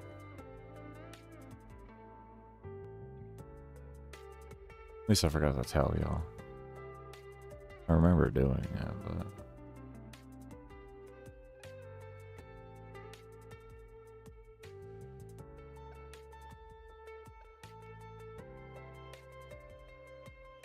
Oh, let's take out the security measure. Alright. Take out this. I can go. Because right now we're working on something better. We're working on it better.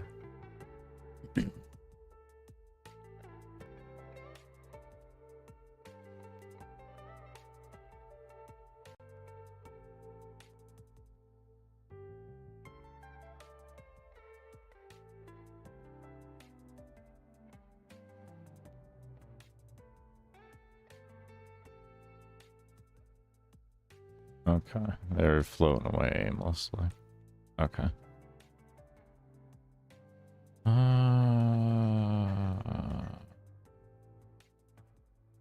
Guess that does work well on an alarm.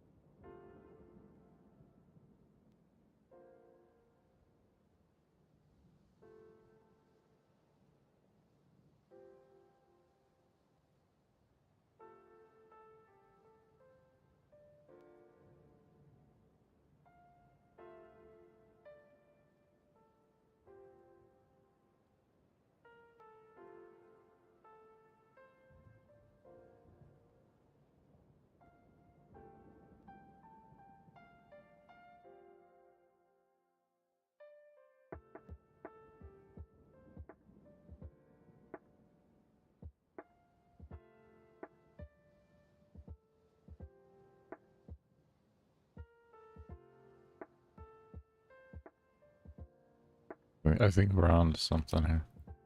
I think we're on to something.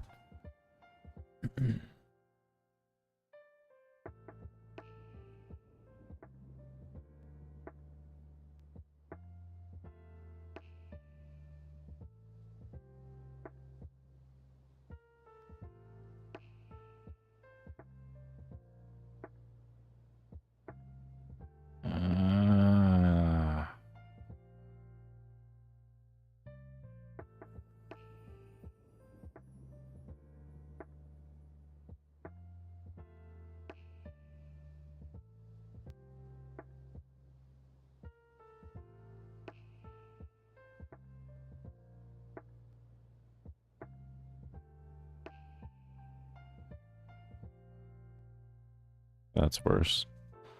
So let's adjust things back here. This worked really well in here, though. This worked actually insanely well in here.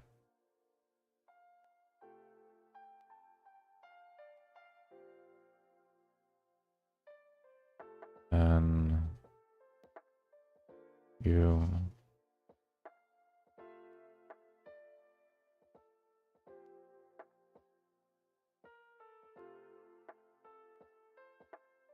What? I'm confused. So why did you paste down there if you... You know, whatever. You did what you did, and that's fine. I'm not here to judge you. I'm not here to judge you. Okay, so we're gonna go with that, and then that. And we make sure I'm over here. And beginning here, we always want to make sure alarm equals 0.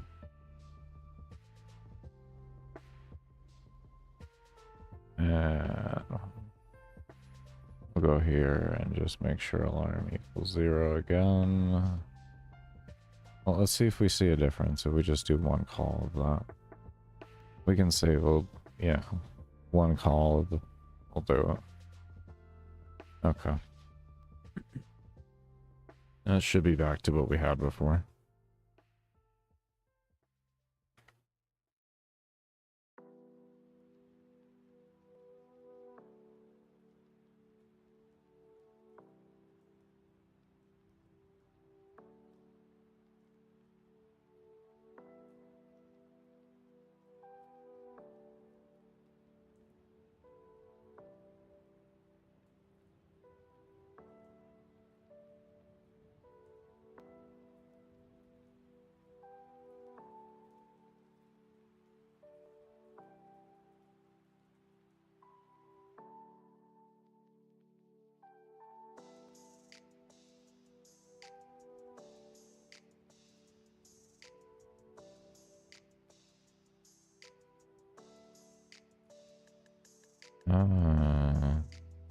Starting to understand.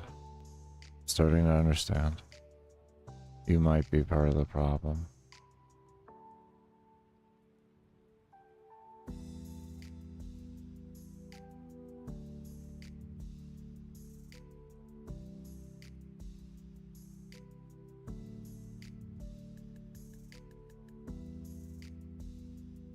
What if they never hit a false? But they never interact with something again before that happens, so it never re-triggers the alarm. Oh, hey, stupid. Just make the alarm keep triggering until it's... oh, come on, stupid. What is wrong with you? Well, what if it never happens? What happens if it never happens? Let's find out.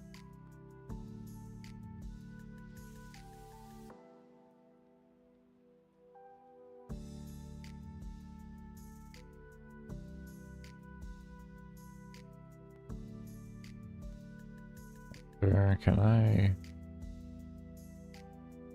There we go. Awesome.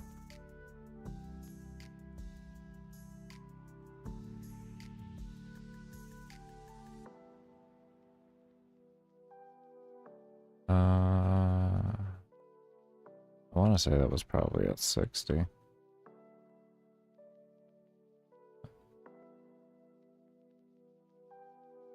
And then what I'll do otherwise is this.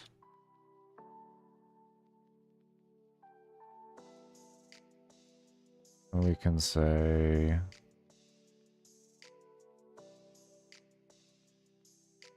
just a simple other if.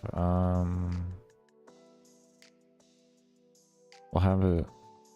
We'll figure it'll be running more than it won't, so we'll run it on the top. So that it's not always running down to the second line. The second line only occurs when this is not set to be there. Maybe this might pick them up. Who knows?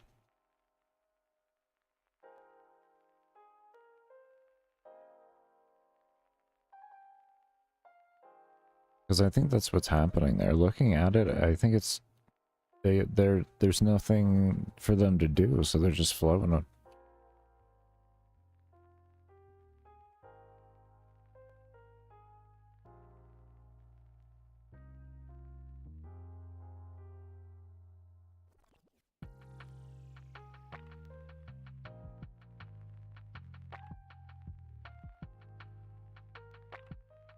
You see, they're more responsive now. Look how they're actively trying to fix themselves now. Oh, they still went through. But they are actively trying to fix themselves a bit more now. So there is something we need to do here.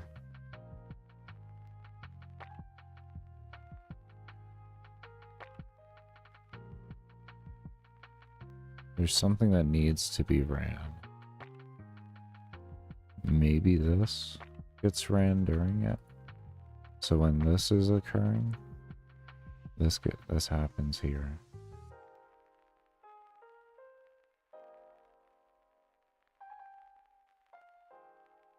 I don't think we should pick the code up immediately again.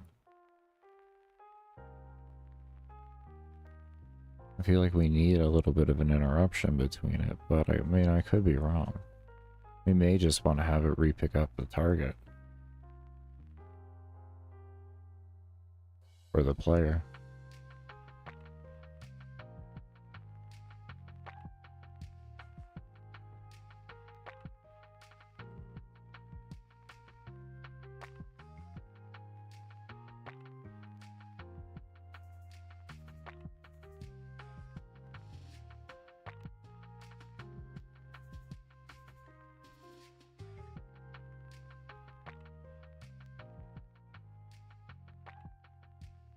Oh. Oh, damn it. They're still doing it. They're still doing I gotta really look.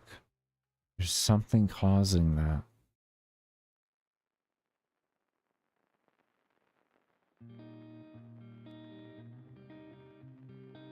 What would be the reason? What would be the reason?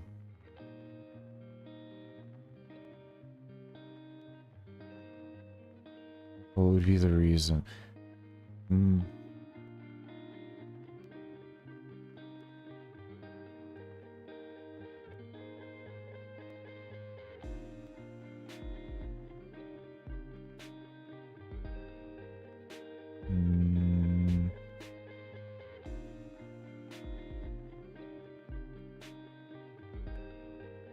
Their directions are meeting up.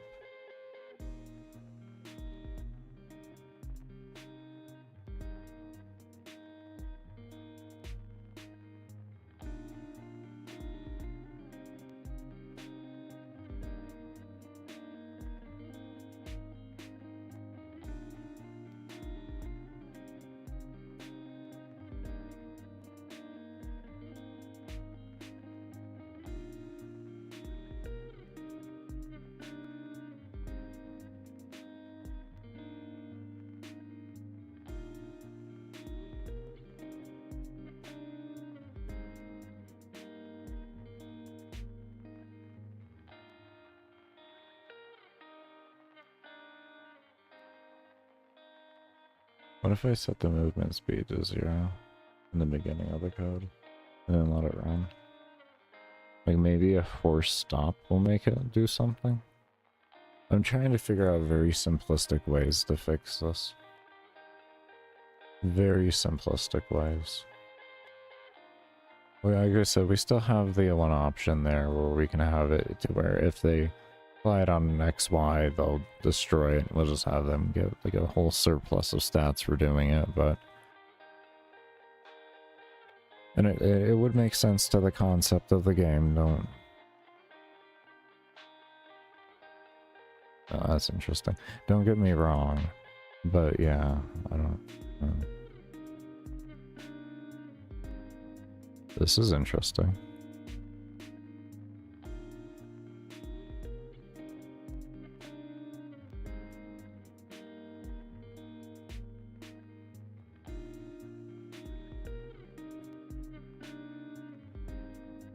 I just saw one go through.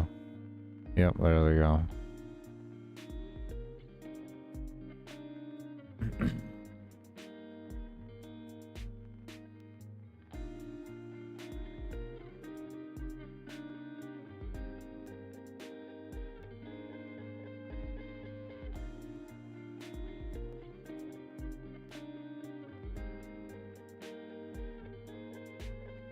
Curiosity. Maybe we're putting this in the wrong spot. I know this doesn't make too much sense here, but maybe this is the play. Tell it to do something, then tell it to just stop moving afterwards, and then let the pickup code pick, like, or the place free code pick up. I don't know if this is 100% the play, but we're gonna say.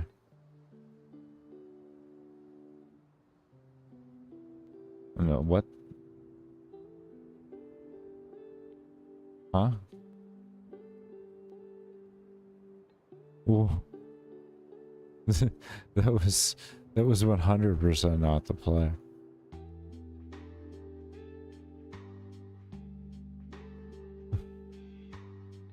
Oh, I bet you. Okay, so what that likely was the move outside all was activating, and it was up against the wall, and because it didn't have a direction to go, it just went forward. That's likely what that was.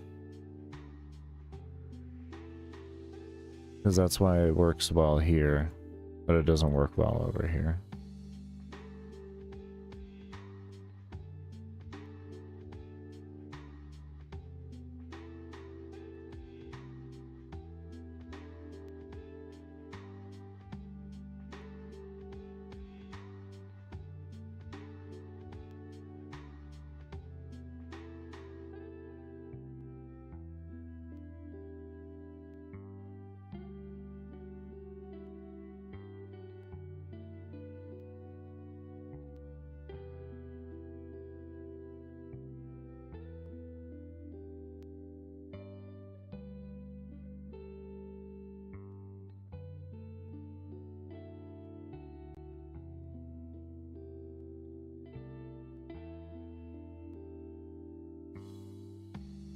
Why is this running twice here? How many times is that running twice in the other areas?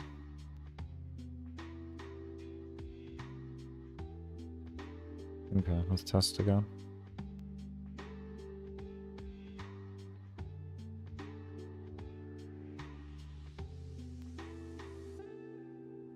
I don't think it's going to make that big of a difference, but like it, you know, if we change something, it's worth just testing.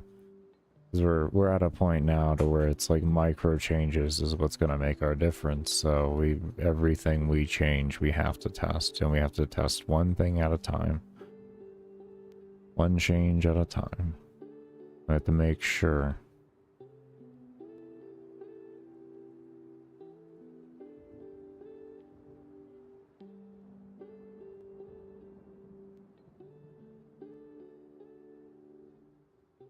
So if you notice they stop moving, I think that's because the place free that they go to isn't a place free. So what they do is they have no code, so they just stand there. And you see how much of it it's preventing from happening?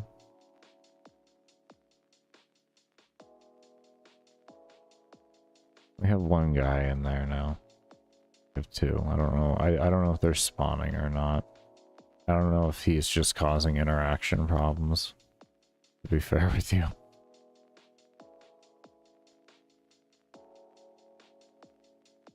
That's exactly what it looks like. So if place is not free, they don't move. Oh, there's one. What was that? The move outside happened. The move outside happened there. So what if we take the move outside out now? That we have this? So we don't have to worry about a possible problem. Maybe that fixes the move outside thing and allows us to get rid of that code. Because that is now creating a problem. Because it's not moving. We can still have that in there. We're going to need to put in a loop though and have it constantly search for place free is going to be our next thing to do. And then otherwise it will be at position. It'll have a speed of 0. That's what I'm going to look at next. And I'll have it break and move to the point whenever the place is free. I just don't know how performance heavy that's going to be with that many mobs on screen. I'm kind of worried about doing that.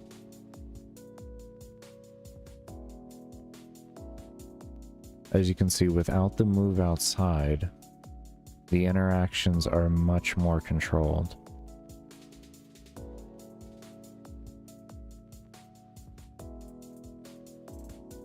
I don't even see our problem actually occurring.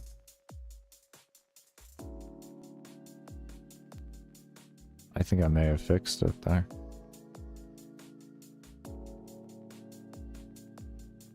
I think I just fixed it.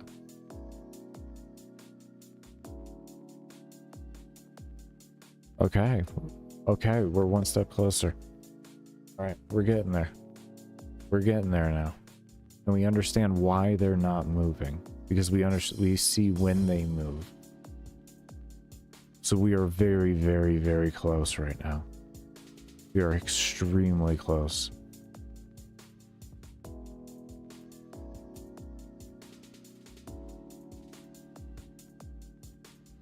Look at that.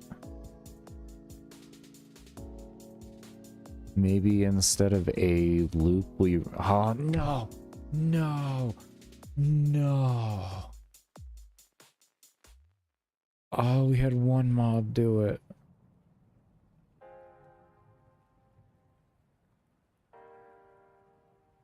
Why, though? Why did you do it? Why did you do it, though? Why did you do it?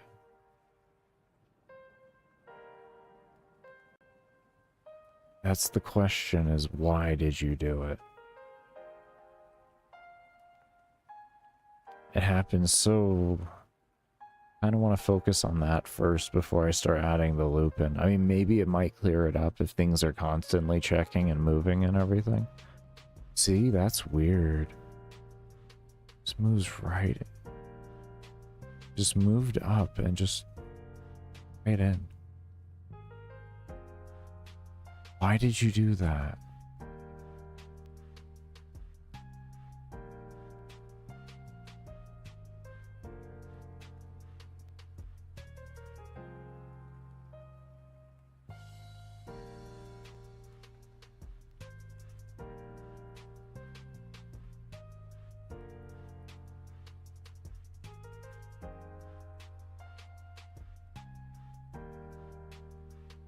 Oh, shit, I didn't see it.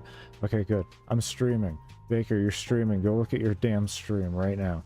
You can look back at this. What are you doing? Oh, no, you missed it. Oh, God. What is wrong with you? Why are you... Why? Why are you like this?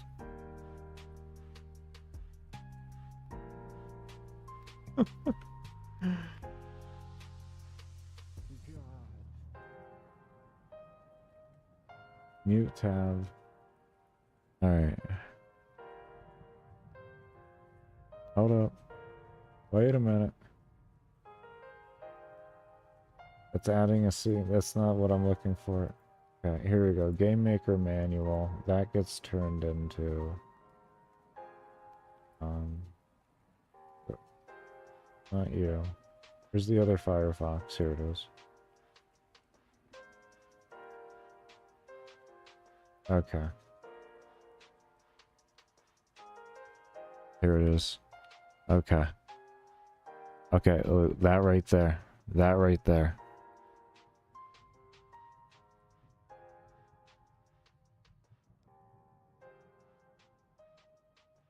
Oh my god. It's phenomenal.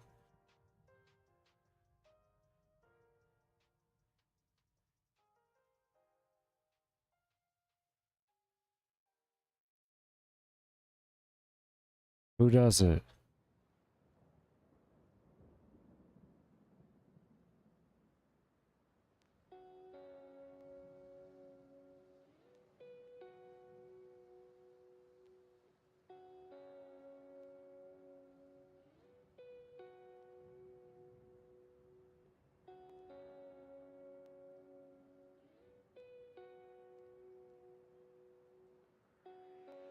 Come on.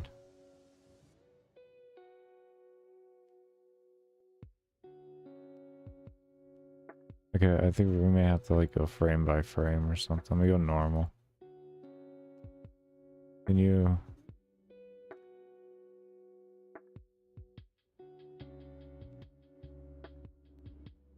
Can you show me it occurring? I saw it. I think we're getting close.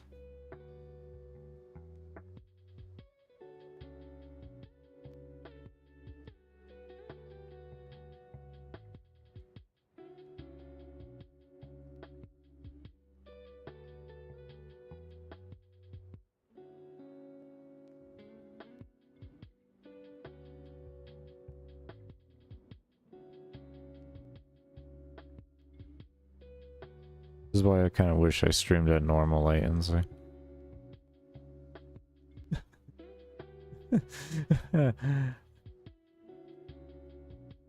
This is why I wish I streamed at normal latency sometimes.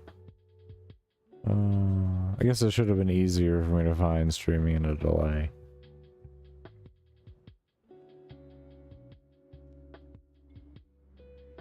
Here we go, I just saw it.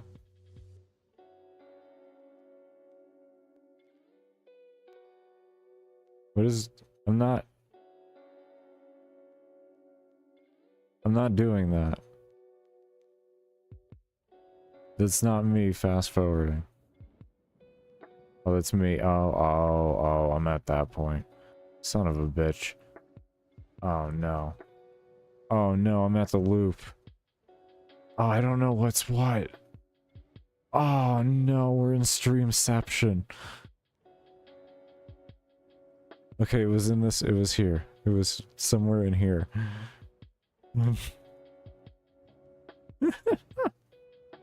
Oh no, I had entered Streamception.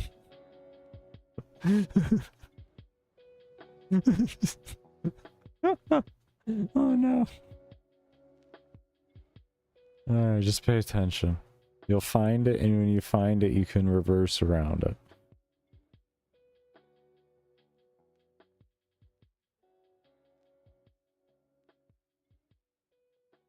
Oh, hold on here. Did you see it? I didn't notice that in the beginning. What is that? Okay, I think the loop might fix it all. I'm gonna be honest. I think that loop might fix everything. I think doing that might fix everything.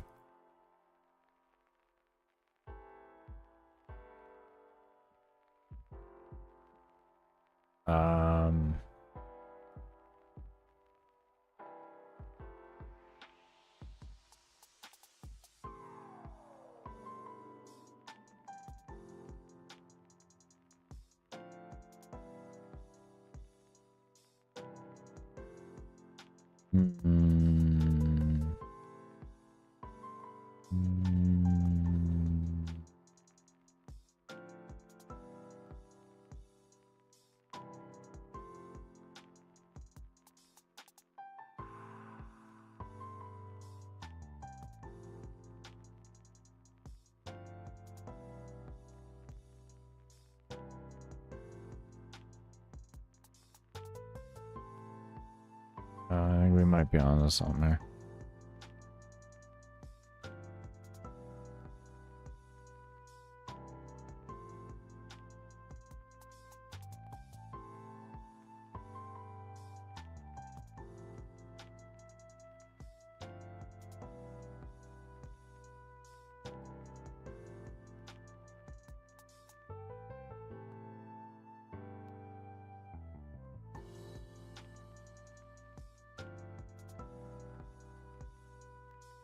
Oh.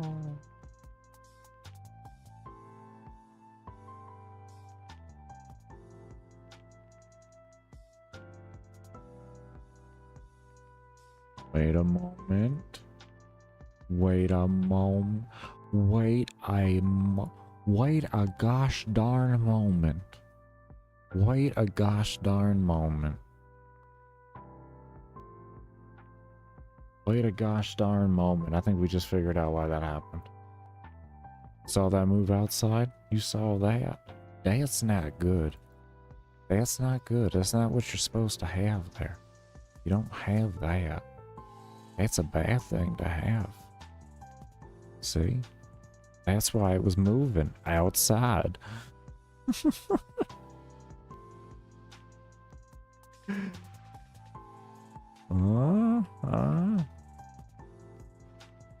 You curse of a system. That's one of their pre-built-in things. And you'd always stray away from using anything that's pre-built in like that. And make sure I make it do the things it needs to do. I tell it what to do.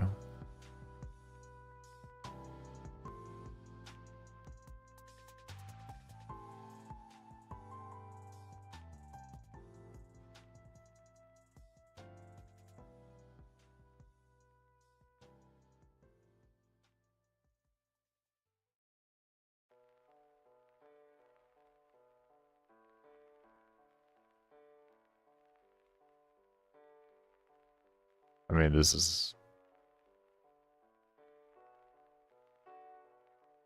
definitely getting there. This is definitely getting there.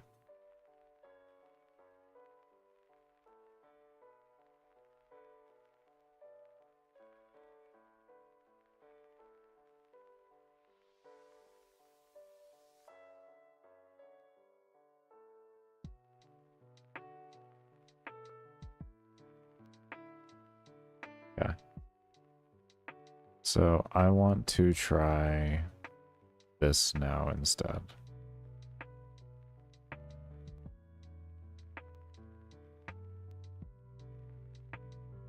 I don't want to do that. Where are you? Was it a parent enemy?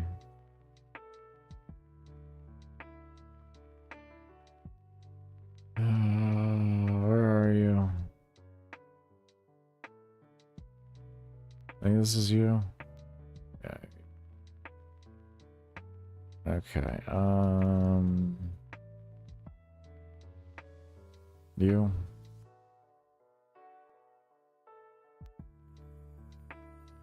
Can I have you here, please? Okay. Thank you. All right.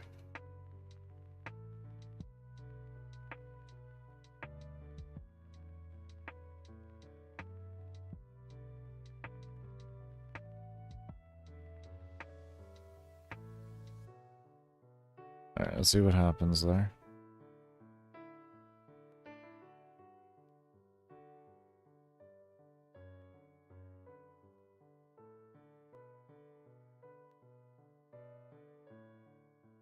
Not too confident in it, but we'll take a look at it. We're fixing other things, so I like to go back sometimes and re-add or redo code where I had it before to where I knew I wanted it in efficiency-wise, and then see if that actually works or not.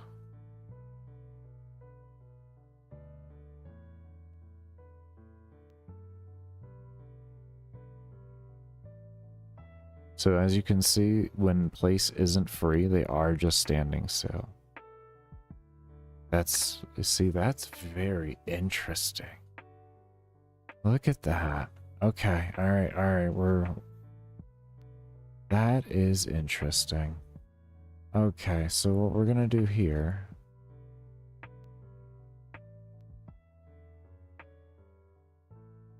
Then we're gonna say... At the end of this... We're gonna set that like that.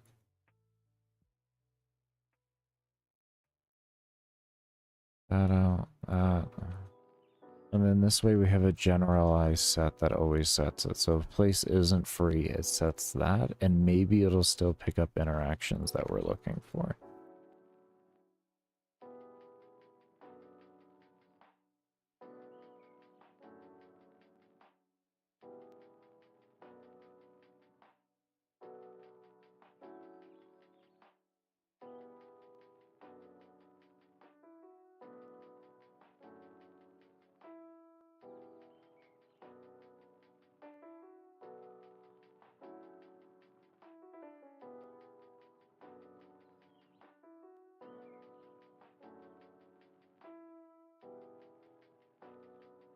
Come on.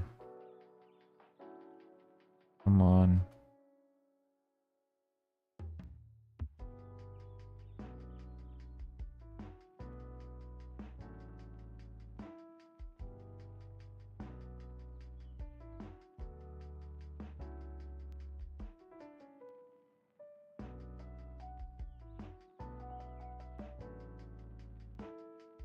Alright, we're getting better. Oh, okay, okay, okay. I got this then. I know what to do.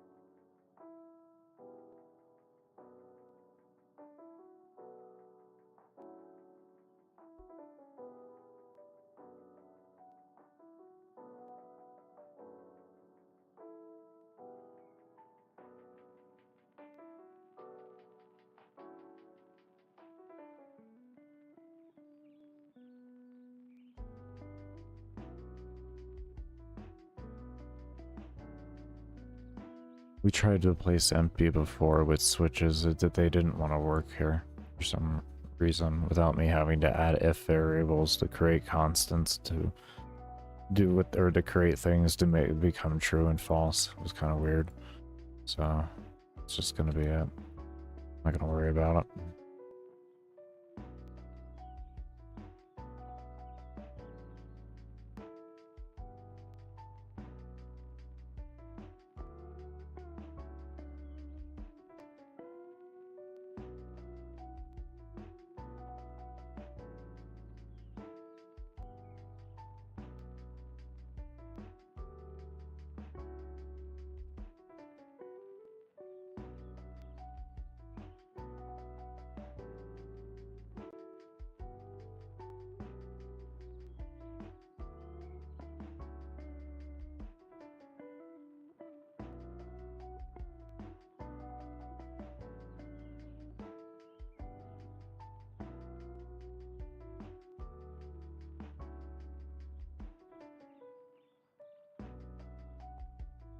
I did it.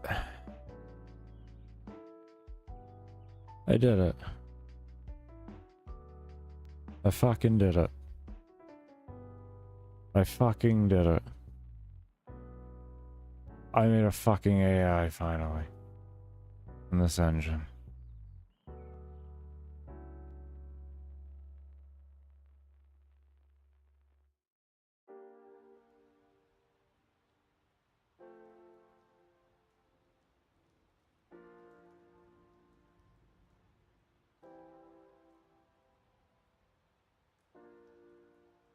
Wow.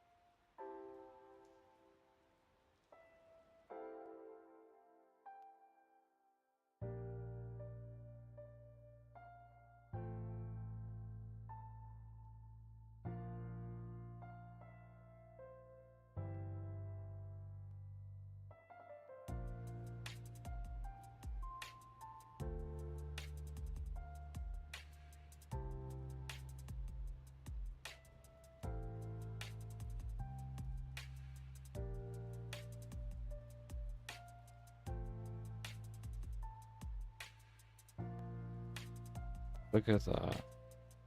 Look at that.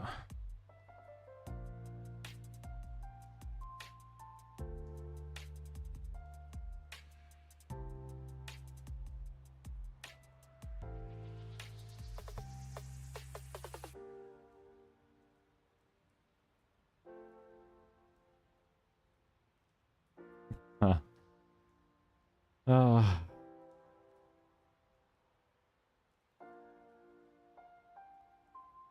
Thank God.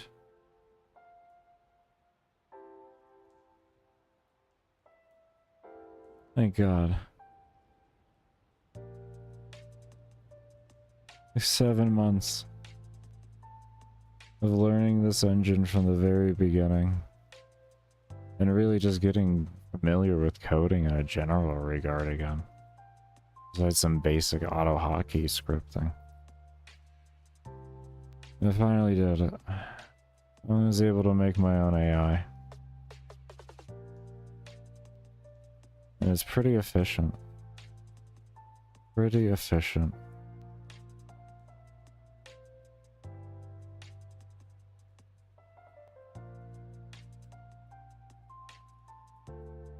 Oh, God, that feels good.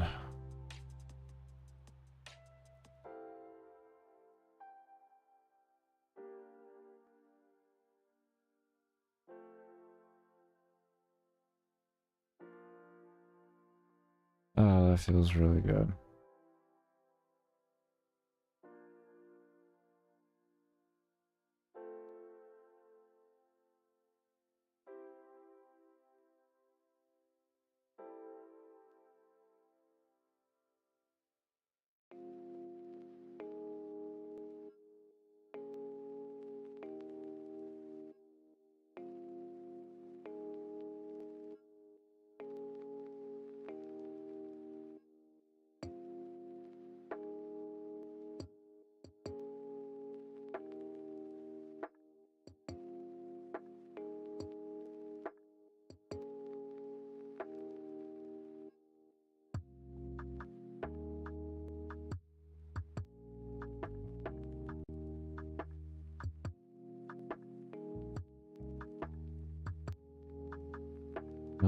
Do I have code for alarm 9?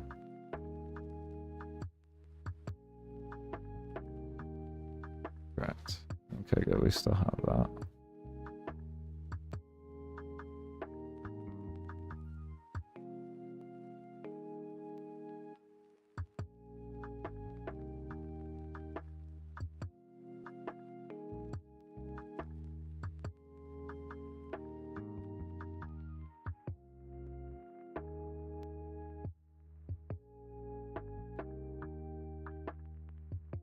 Alright. Let's start toying around with this system. Actually, I would like it on a 10. 10 is like the most efficient alarm set that you can have. I would like this on a 10. So we gotta attune this to a 10. I wanted to do, so let's just do 5 times the number, I guess.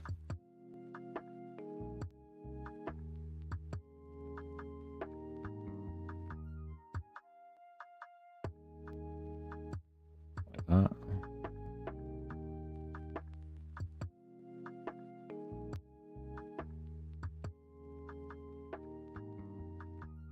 Because I know I wanted to do, I didn't want it on interaction. That felt like it was too bad for me. Take care, Nip. I'm sorry, I missed that message, man.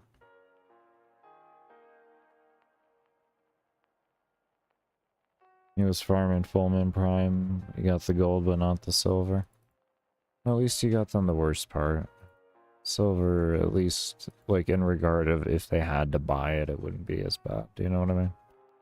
But take care, man. And thank you so much for stopping by. It was good talking to you, homie.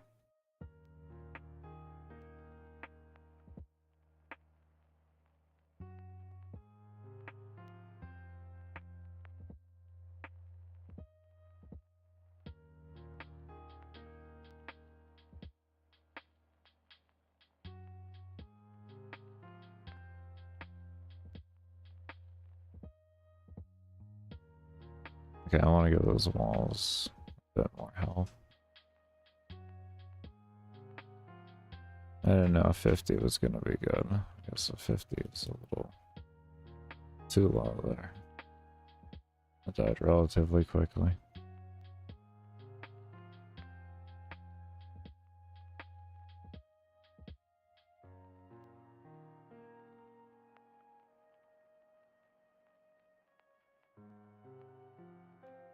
I might just make it on interaction. I don't know.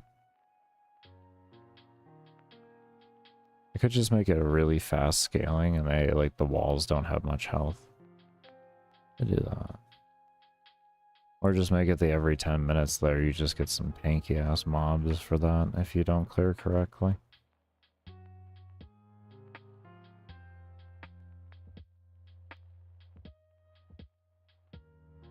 Or if you don't keep on top of clearing things. That, yeah, no, 100 felt good there. Their scaling is still... It, like, doesn't look like it's actually even occurring. It's kind of weird. I don't even see their size increasing.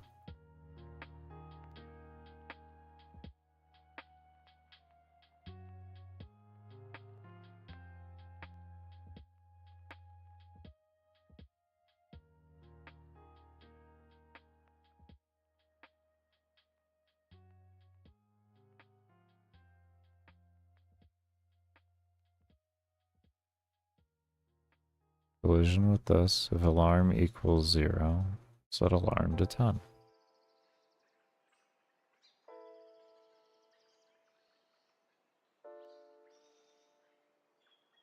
Then this will go off.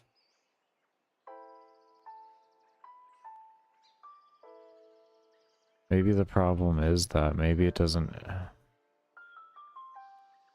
Maybe I do have to have it constantly running? I don't know. Let's throw it in real quick and just say. We'll take that out. And the first thing we're gonna do, we're gonna set speed to 0. And then we'll do that.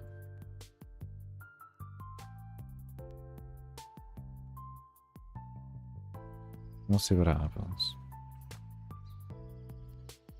Actually, I want to divide these numbers. If I do this appropriately, we did 10, so we got to divide this by 10 parts, so... what is that point? 005? Right? Yeah. Just... This gets another 0.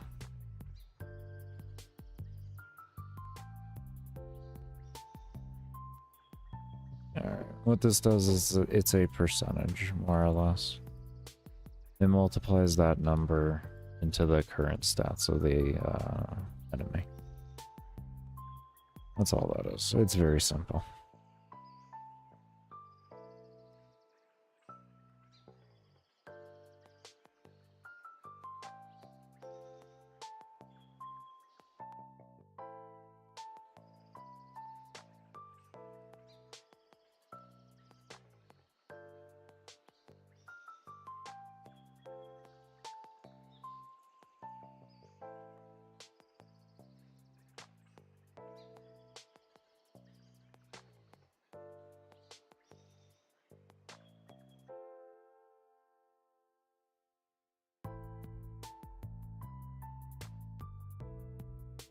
I like that health. So now we need... let me just try 0.5 because I like that health, actually. I like them dying relatively quickly.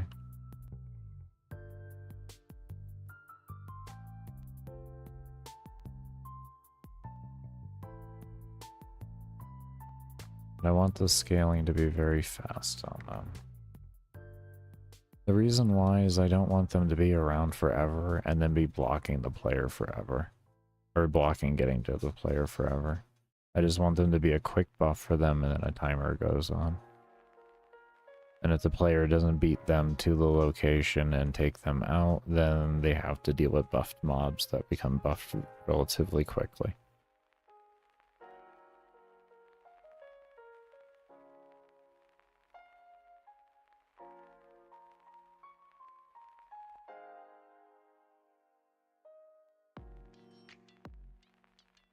There we go.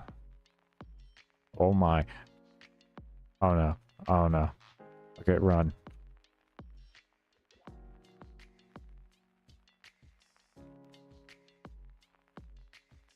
See, like that. And that. And, oh Jesus.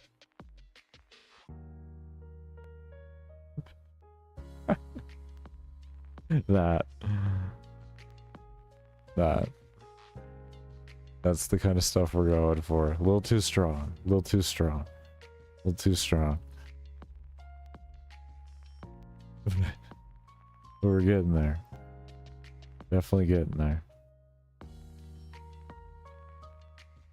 I like the scaling though. I like the size scaling.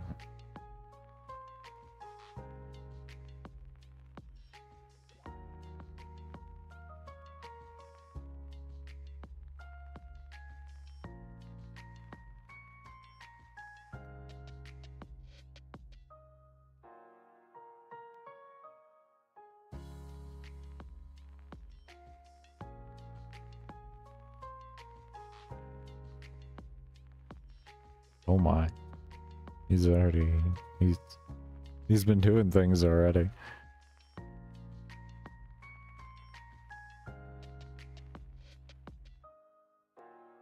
Actually looks appropriate right now, possibly.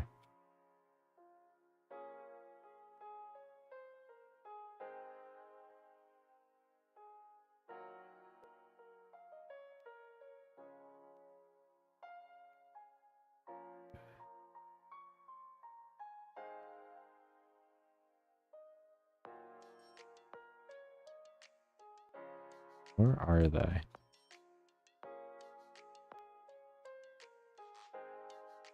Oh, okay.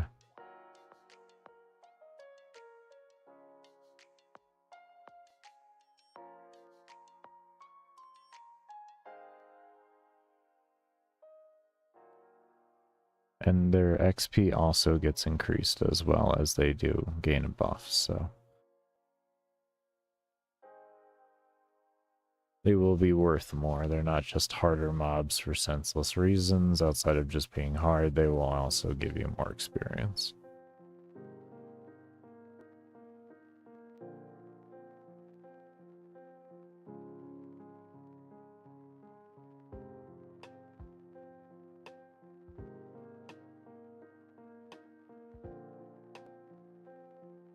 Kind of feels like we're getting a performance issue.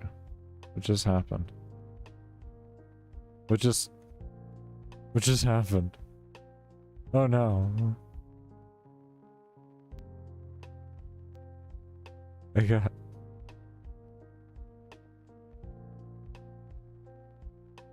Did I get banned?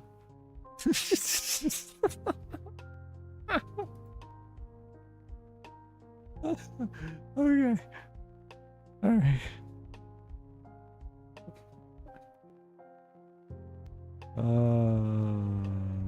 Lord. Let me take this out here. I think that's what that is, to be honest with you.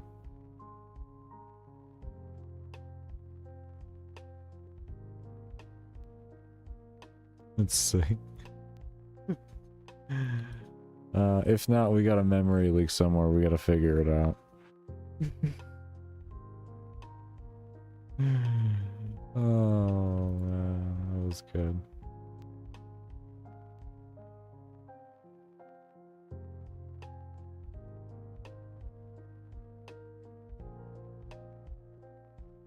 Yeah, you see how mobs are coming in more now? Look at how much denser the mob density is right now.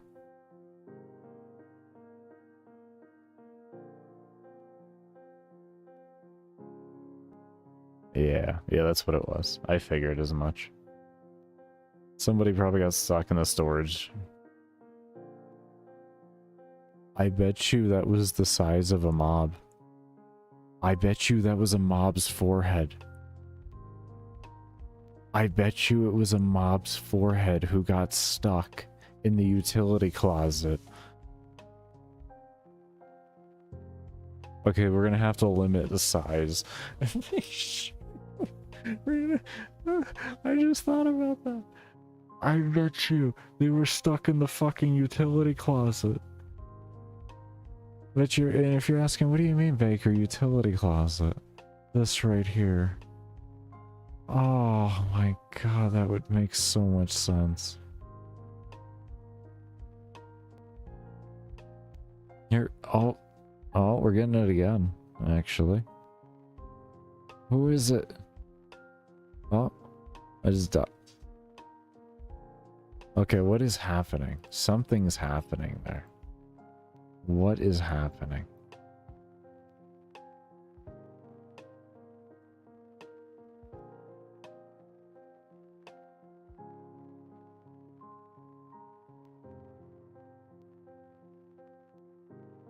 What is being left open and causing...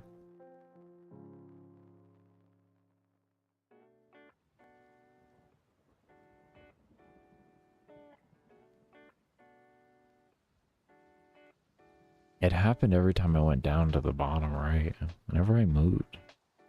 Kind of weird. We're just gonna sit here for a moment and see, though. Oh boy, look at how big that one's getting down there. Oh, he's just stuck.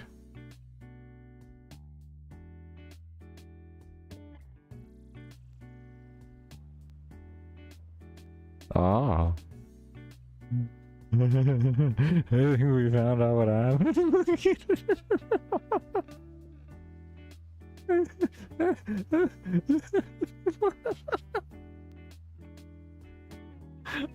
That's the points to me.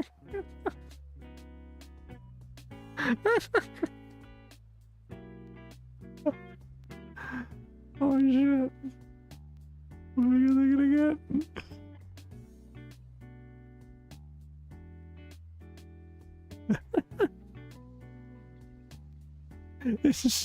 It's consuming the map.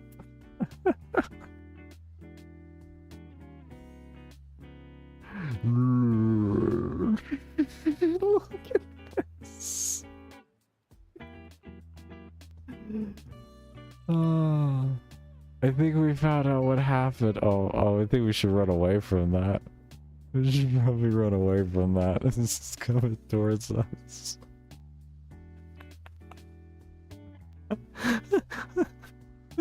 Oh no. Keep running, little guy. Oh my. That's a really big model, but oh, it killed me. Look at this thing go.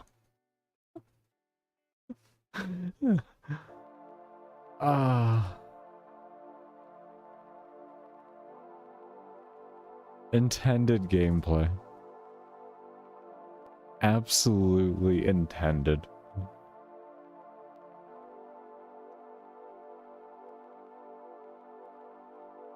So I think we're gonna have to put in a few protections and such into the AI. I don't think this is gonna work.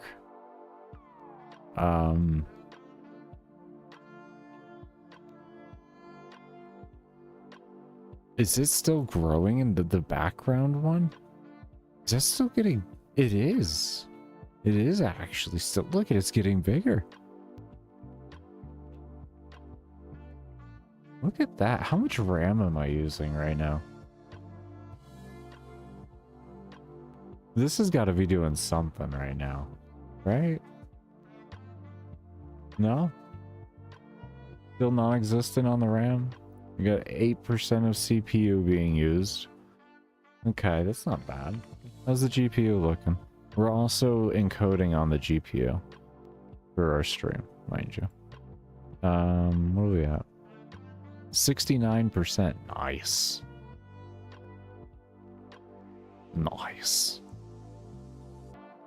38 degrees Celsius. That's not bad. It's pretty hot.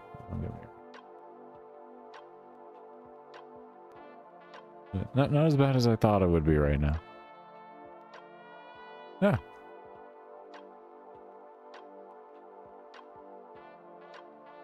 So there were a few things we're gonna have to do.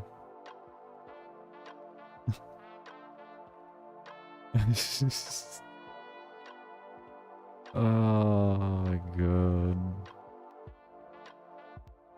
Yeah, first things first. We are gonna get ourselves ready for a break.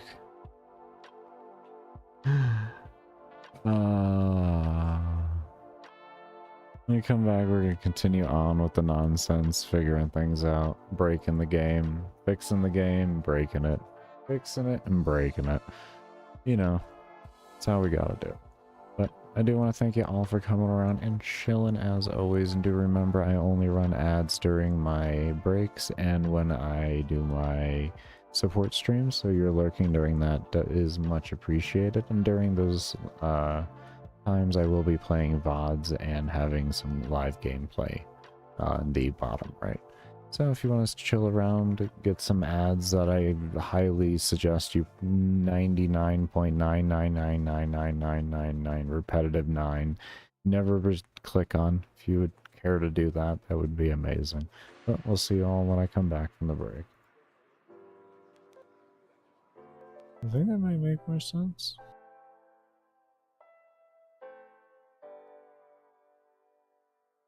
Alright, well, first off, let's worry about that later. Or get distracted. Let's do an alarm 6 in here, and we're going to inherit alarm 6 and alarm 7. Just like that. And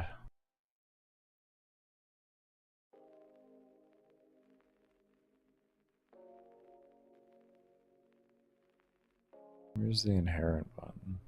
There it is.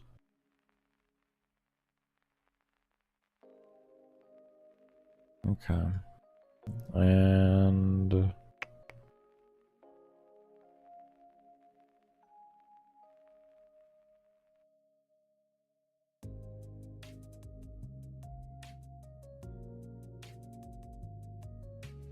I don't like to have alarms stacked on each other. I find they bug a lot if you do that. They can work, but then they don't work sometimes. So I just kind of steer away from doing such things.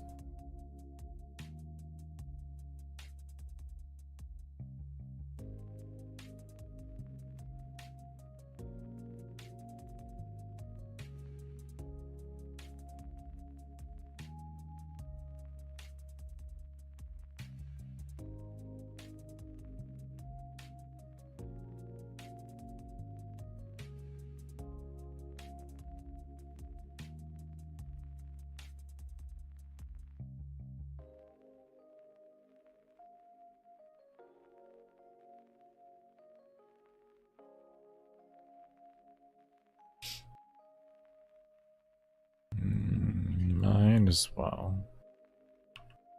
Adjust those over. Bring these in.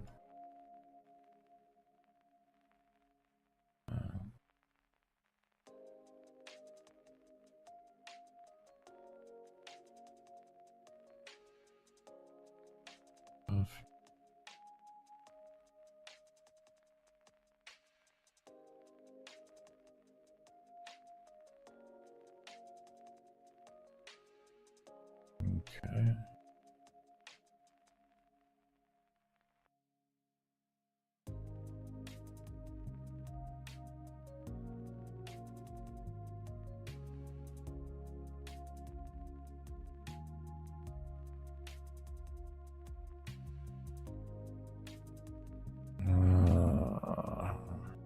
We'll worry about the 8 in a moment.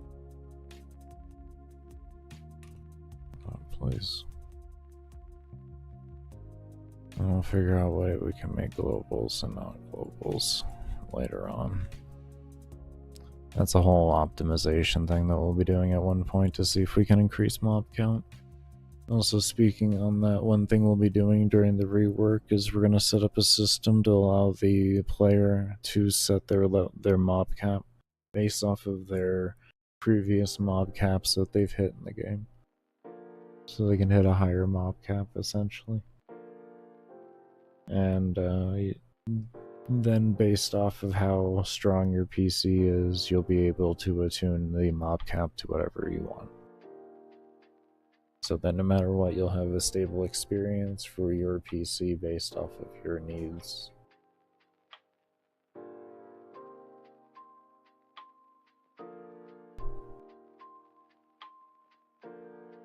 Get some water real quick.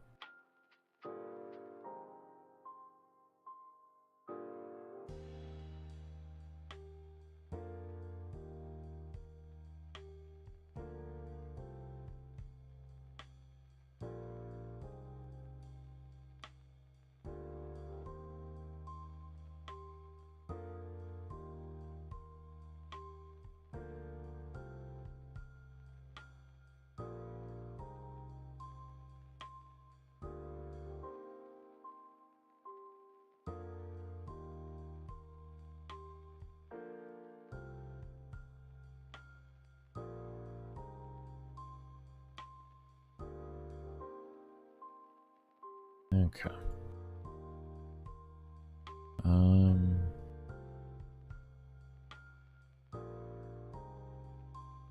Let me just cut that for right now.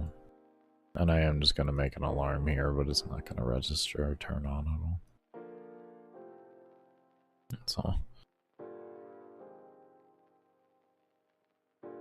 And essentially later on we can just set one here that if player level equals to etc. to this here, then this alarm gets registered and then we can have it loop back through around over here. That's simple. Look at the errors. Alright, unknown object player scale not set before reading. At least we're getting errors.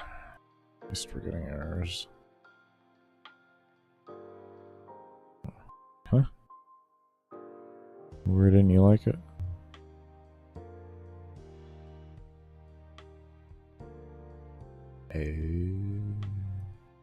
Yes, you are absolutely 100% correct. You would not know what it was. You are actually correct on that. You would have no damn clue.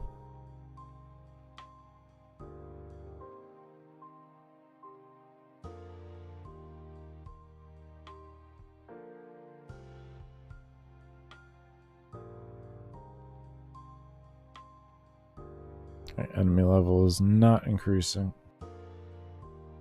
Let me get this auto reset done too. I need to... Oh, hey stupid. Did you know... Let me see, is this... You see...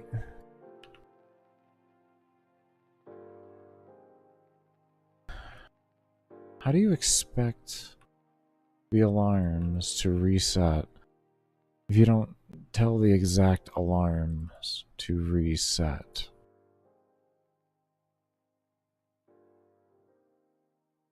Absolute winning. Just so much winning.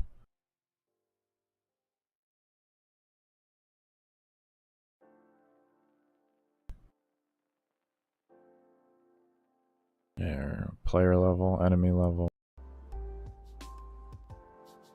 Alright, so we were having issues with the spawning. And we were wanting to start to work on that. So what we're gonna do, open up a new workshop first off. I want to fix that first, and then I want to come back to the AI and try to figure out a little bit of the object or the switching and all that. Because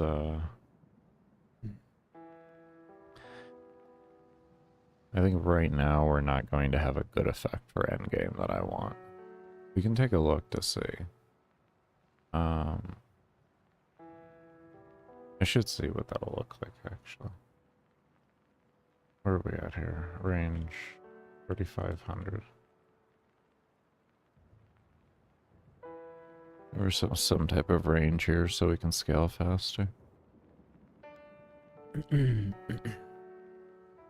I guess to be fair, if we want to really scale fast, because eventually the mobs are gonna do, like, range only matters for power creep, like, or to a certain extent matters, and then after that it's all power creep. So we're gonna go with 12,000. And we're gonna have range high enough to cover the whole map, essentially. So we'll get significantly faster scaling.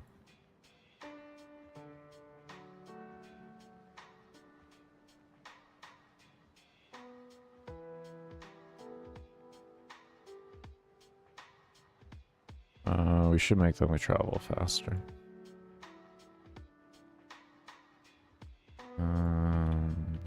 We had 36 before. I always loved 60. 60 is like my favorite. Between 60 and 70 is like my favorite ability speed. It just feels comfy for me, personally. There we go. Okay.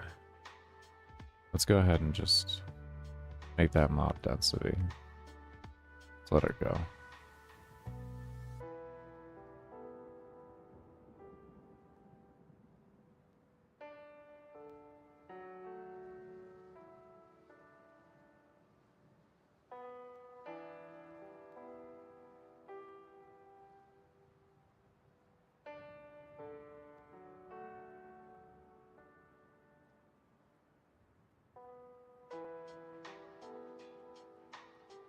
The reason why I'm just letting the mob density go is it allows just for mobs to become closer to, or have more frequency of mobs closer to me. The power creep can be, well, the power creep phase can be progressed through faster. 4,000, 4,000, 4,100. We have 4,100 mobs, 4,200 mobs. 42, we hit 4,200 mobs.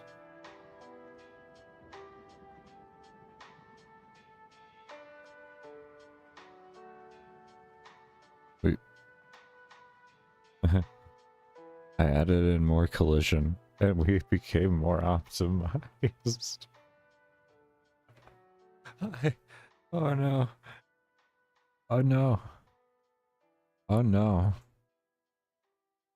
Oh no, what's happening out there? Oh no.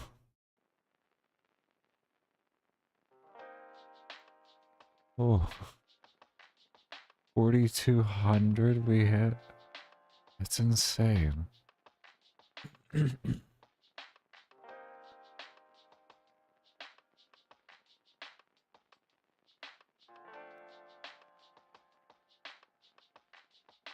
Oh my.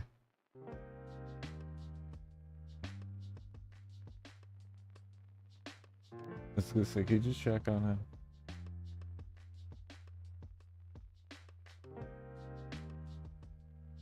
This kid's always getting beamed with a fucking soccer ball. You can't see them? Okay, well they're near their house then, so they're fine.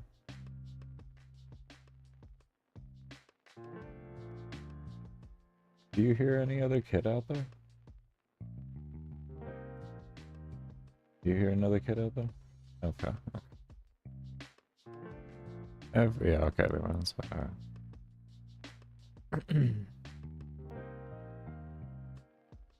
Thank you for checking. That is insanity. That mod count that we just had. Yeah. I love it. I love it. Just if you're one of those kids that like to play soccer near our place a lot. And that the kid has had frequent trips of getting beamed in the fucking face apparently or something like that with a soccer ball. So you just hear a kid wailing for a moment, and like you wait to see if you hear other kids trying to console them, and then they go inside a few moments later and everything's fine. That's all. Like, okay, kid doesn't need help. Oh, we're fine. Continue on. We all do stupid things as a kid. Okay, so we're at 37 now. Now we're hovering more around 3,800. Okay.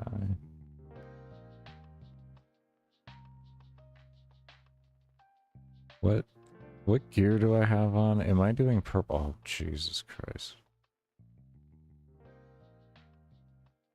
Hold up.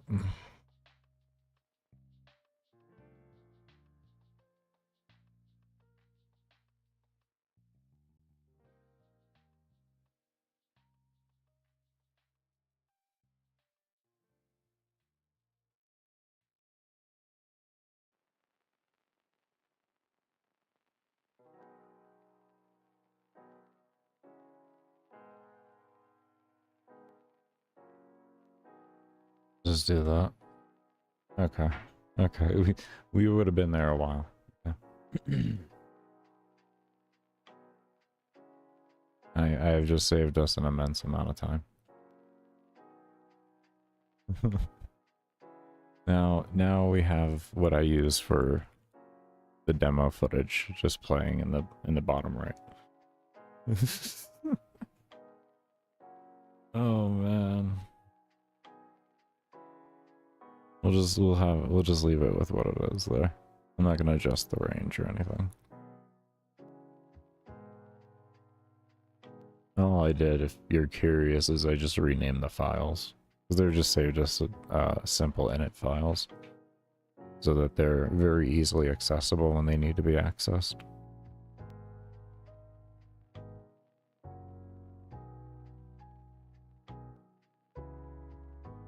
Which I really only have for like when the game loads or like game load, game save. You make your buffs and such like that, and your reset is active and has already done one reset. There's like a few different things pretty much that I use it for. But it's just essentially used to hold values when I need them to be held.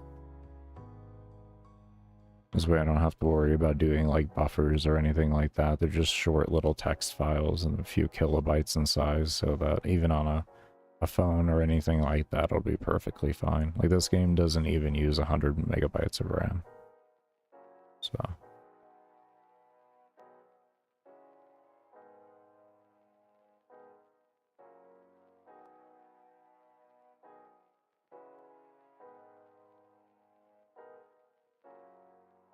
Or at least this particular mission does not.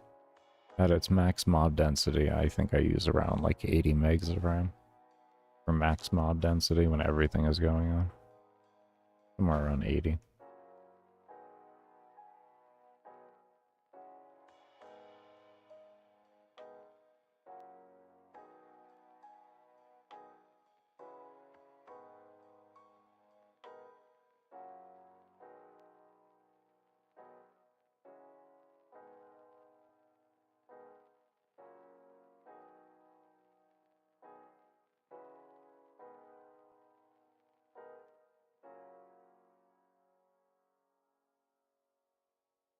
I still do wonder how long this is going to take.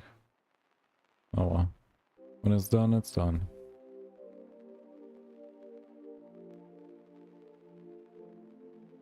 It will be good for us to know. I guess I could set all the objects to a long respawn. Because my respawn... You know, that's a really smart idea there. We're so close, though. We're so close. We should be, at least. We should be.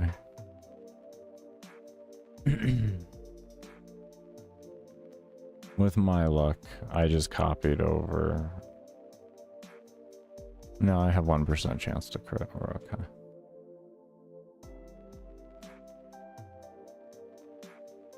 Okay. That is the white damage build. Yeah, we're okay. We're okay.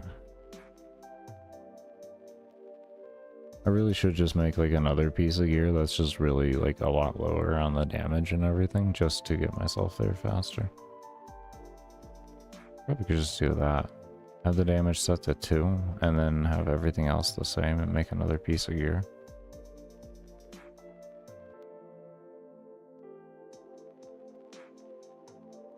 Would that be faster than waiting for this right now?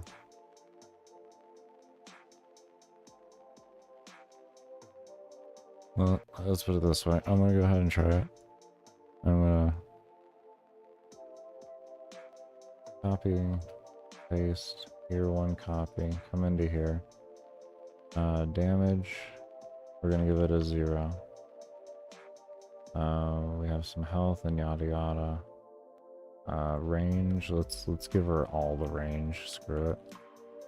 12,000. Is it 1,200 or am I stupid? Okay, that was 12,000. I'm stupid. Okay.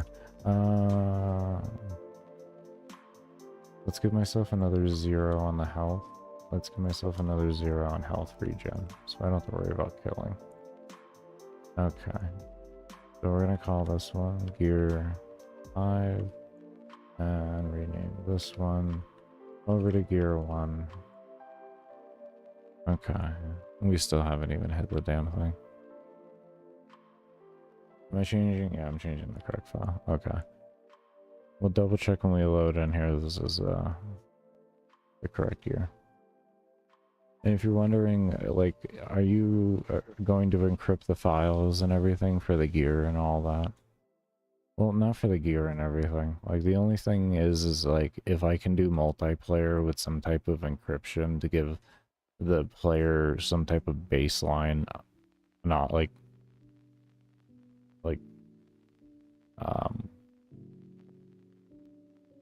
just not have everything laying out there for everyone to see, if you will, you know, then I will.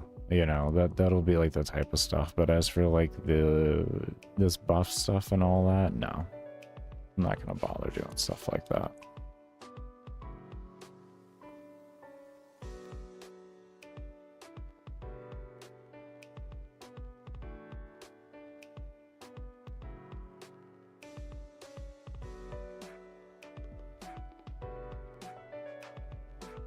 This is kind of what I thought would happen here.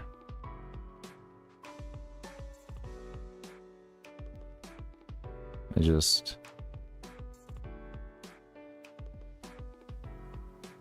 just becomes a massive grid on top of you.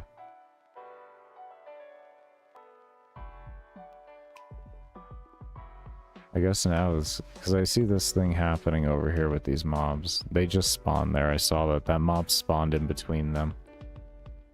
Okay. Doing this actually just gave me a good idea of what's going on. Okay, so this is what this is not exactly where we want endgame to be, but we are in a phenomenal spot outside of the fact that the place for, or the check system for spawning is kind of faulty. We need to work on that a little. But outside of that, we are in a phenomenal situation. Are we actually holding pixel density too? We're looking good on stream too. That's nice. Hell yeah. That's what I'm talking about. We got the grid. We got the grid going. We got the grid going. That is a grid. That is a grid. And look at this. Moving through it, not too bad at all. Starting to get outside of the grid. Mobs are starting to move around. Oh, we had a little bit of a performance hiccup there. Wonder what happened there. Wonder what happened. Oh, look at that. Wonder what's happening there. Are you guys finally finding a place free? I wonder if that's the mob stacking on each other. This little stuff interactions here like this. I wonder if that's that. And then them getting free. I don't know. Because we do have a fair bit of those here. Just around. Can we go away here? See if we get any...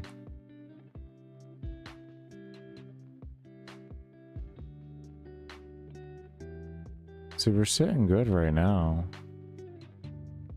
I feel like that's spawning or something. That's got to be spawning. That's got to be those mobs getting unstuck or something like that.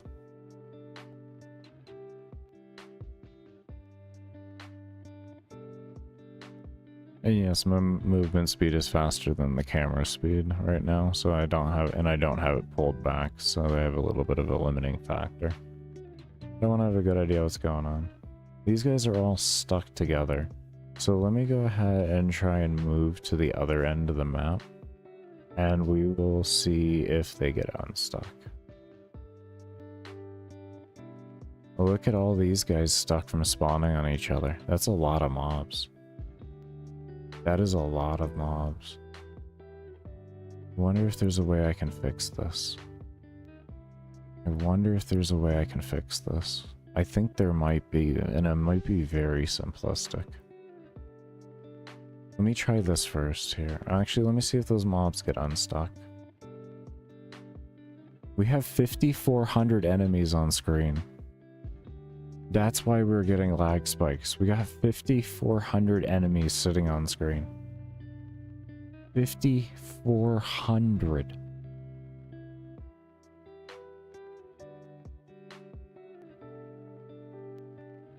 With 5,400 enemies? You know, I think the little tiny bit of lag spikes are not a bad thing. Because I guess, honestly, the likelihood of this happening is very slim outside of the player making memes. This took a meme for my performance to drop. It took a literal fucking meme. Which is making a no damage build with nothing but survivability. What is that? What else is that besides a meme? I'm actually dying right now. I am actually dying.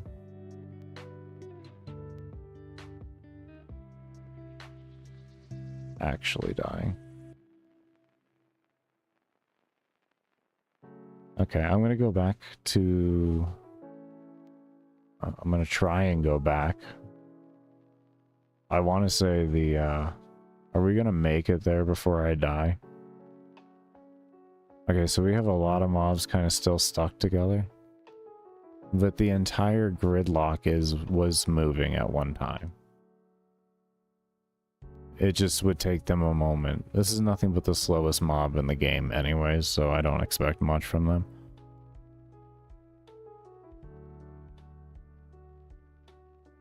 Ah. Oh. You guys okay? You guys could fix yourselves. They created their own wall. Okay, that might be a problem with it itself. I don't know who started it. There is ways to break it though.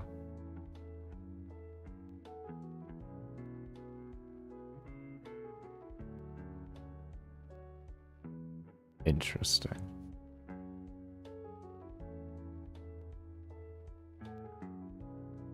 Okay.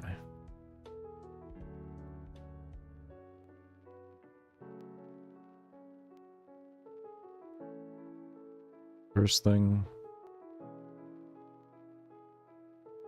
I want to do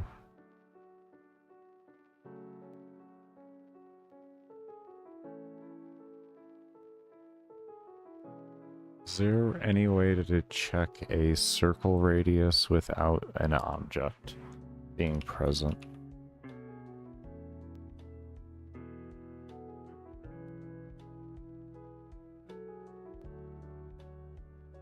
We just do all? I could probably do all on the circle.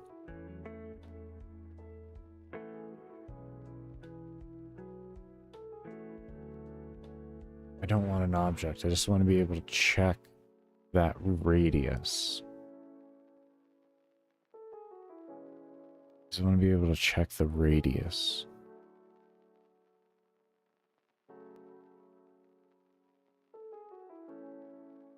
How do we check the radius? Would it be like a point and circle or something like that? Something in a point?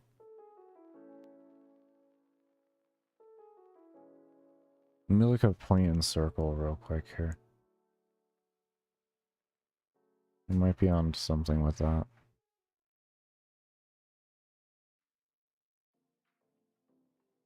This pulled up for y'all. It's time for the manual. It's time for the manual. Time for it. It is time to stare at the glorious, glorious manual. Oh, manual. What will you teach us today?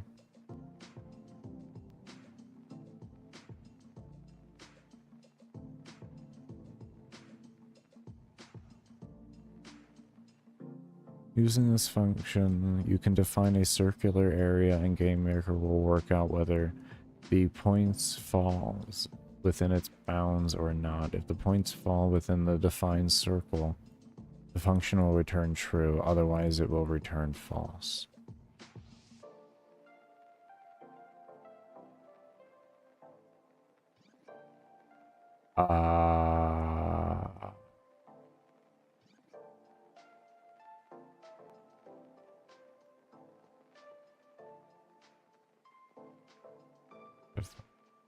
X to check circular area. The X coordinate of the center. Wait, the X coordinate of the point to check. The X coordinate of the circle center. And the radius of the circle.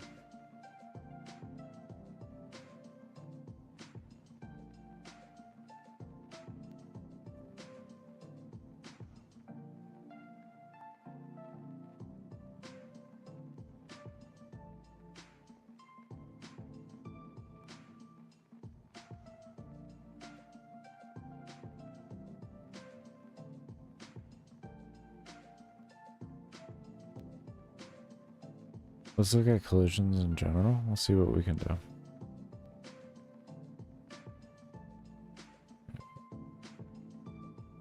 Collision. Thank you. I hate when it's all highlighted. It just drives my my OCD crazy. Collisions with tile maps. No. Bounding box, no. Simple collision checking. Place free, place empty.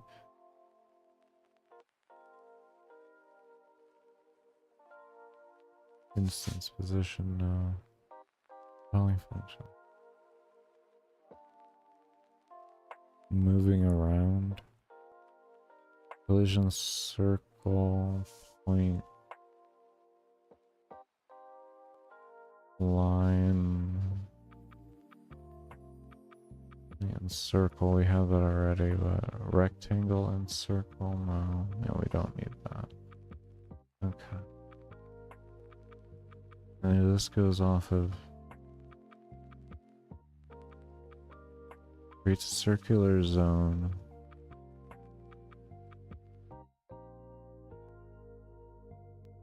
This actually might be exactly what I was thinking it might be, but... XY radius object. Object can be all. All. Beautiful. We don't need perfect.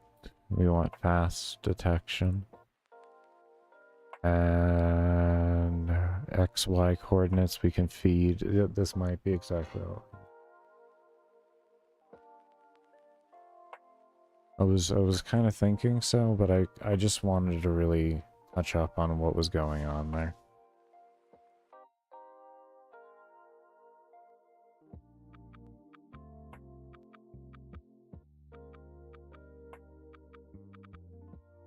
Okay, so we have X, Y to check, so we have that, and then we have the radius at which we want to check. And we want to give it a radius of, let's be fair, and give it 100 radius because we have a 72 pixel. So we'll give it a little breathing room so that its code can work, you know what I mean? And object, we're gonna do all. And then false. And whether the calling instance, if relevant, should be excluded does not really matter. We can just say false anyways. Oh wait, should be excluded? If it has to make an exclusion on all already, I think that would be an extra step, wouldn't it? Wouldn't it be better just to do all and not have to have an inclusion if we're doing all? Otherwise, we would want to run all.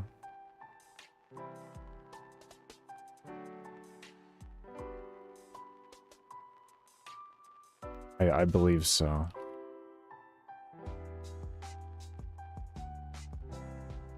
I mean, the thing, it exists off the map. That's why I'm saying, like, and it doesn't even have, like, any type of image or anything like that. So.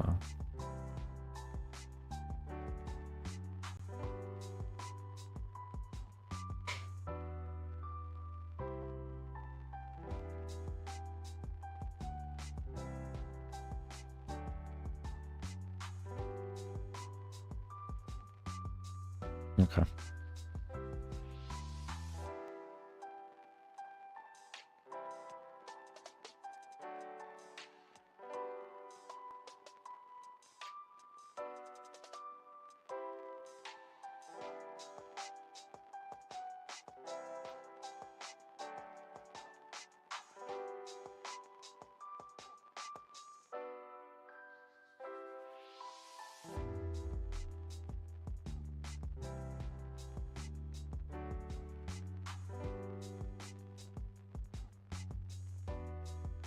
Wait, is this returning correctly, right?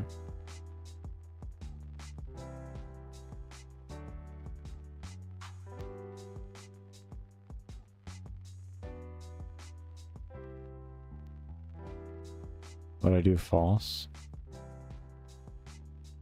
Hold on. Let me look at this. I think we do false. If collision circle equals false.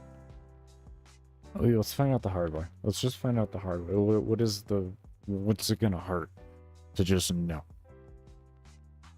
100% and just get to see it. I believe we should be doing false, but you know what? Let's have some fun with it. It's not like it's gonna hurt anybody. Yeah, see, there's nothing on map. There's nothing on the map.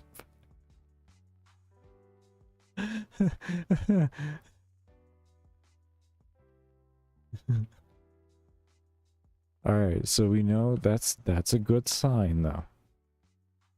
The code is working to a regard, so we're definitely doing well. Like I said, if that was true, it's probably just not going to run the code at all because you have to be detecting, it has to be within the radius of something. Now here, I did this correctly.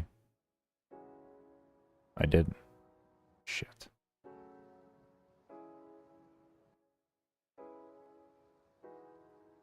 Okay, so that is our problem here, is the command. So I'm not using the command in the right place. Why am I not? The center of the circle, the check. Yeah. The radius in pixels from its center to edge. An object instance tile map ID.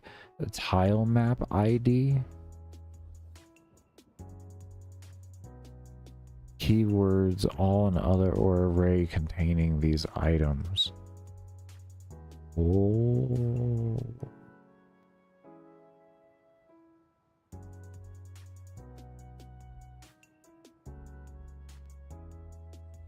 Oh.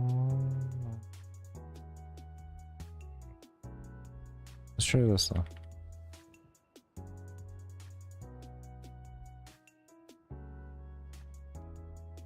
Otherwise, we'll just make a specific parent just for this.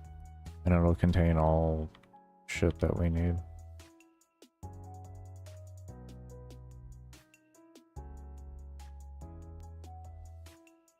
Why am I just...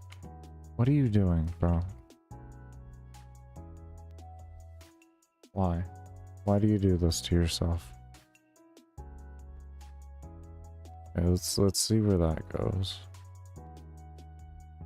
I'm thinking like it's no. Well, I'm still not doing it right. Okay, so that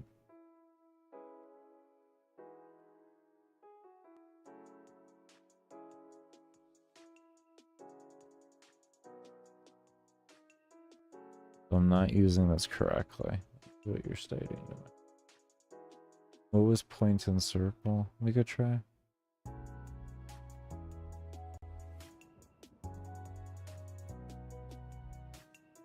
No.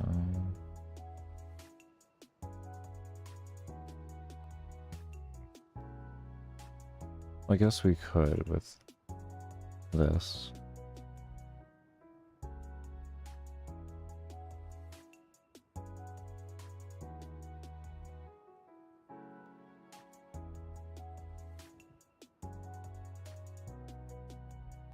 Actually, let's try that.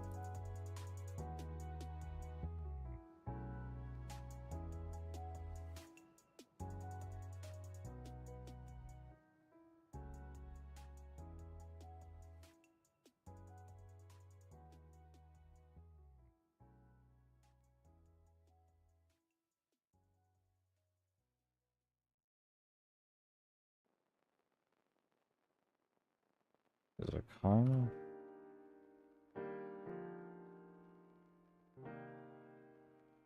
Okay, what else do we do with this?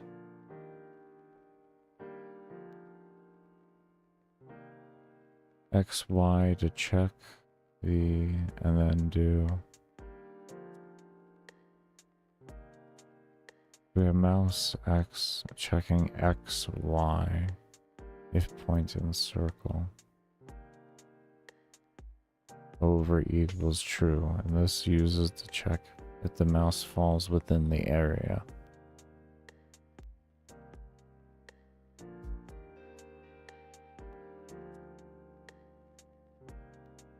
So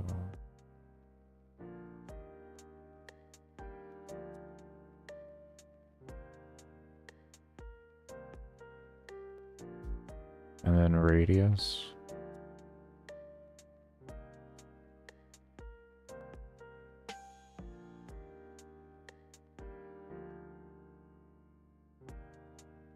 Okay, so this checks for collision of these at an XY in the where X and where Y here, and 100 pixel radius. That's how that should read.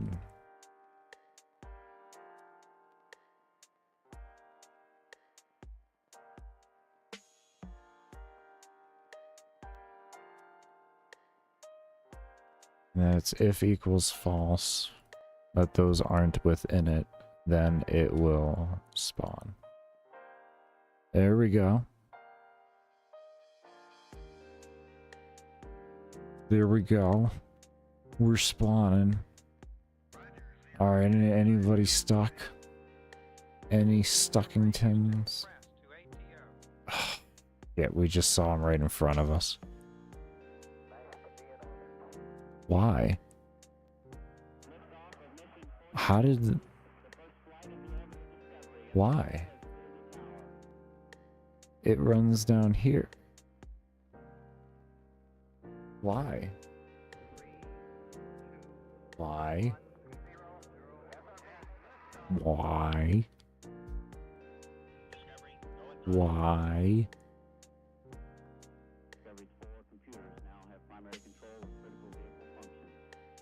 Excuse me.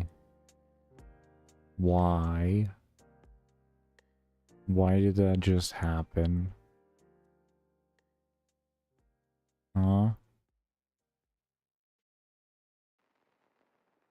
Excuse me. Can we have a conversation about the order of operations that just occurred? And I need you to come in this weekend.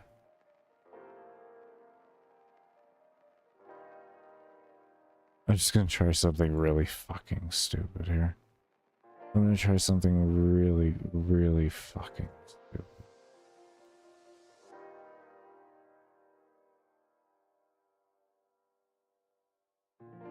Like, this is just so stupid.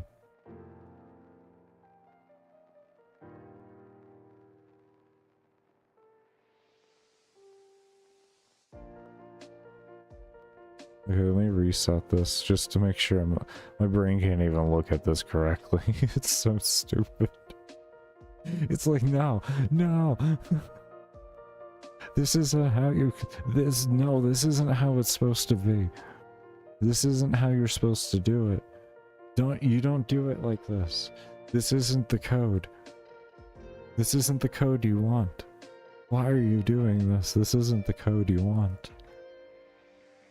Guess what? It's the code I'm trying, damn it.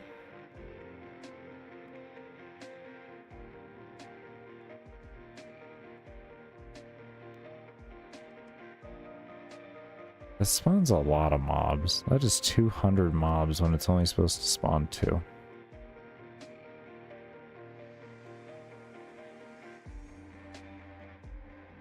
Well, I guess this is updating every second, and that thing is going 30 times a second. Yeah, no, that's actually correct then. Yeah, no, that's correct. Holy shit, did we just fix it? Wait, did we just fix it? No way. No. Okay, no we didn't. Okay.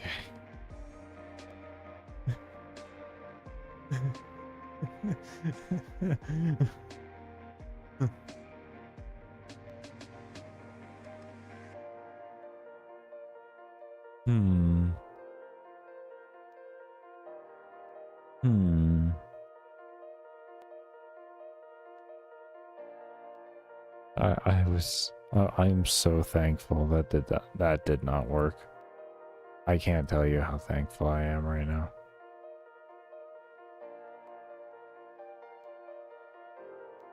My brain was about to fry at how this engine worked if that actually made things more efficient and work correctly. Like, it would have changed the whole complexity of things. So they're spawning at the exact same time, which is our problem. They're spawning at the exact same time in 2 different locations that at the time aren't actually. So maybe a sequence would make sense. I've never messed with sequences before. I always find them to be inefficient.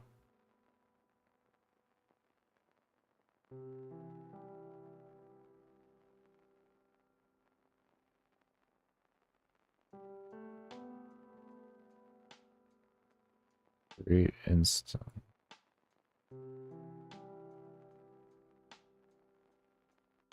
I really don't like sequences.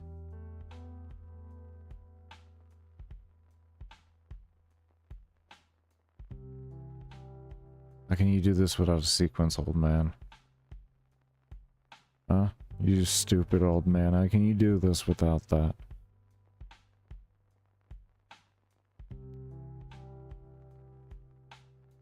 Don't you?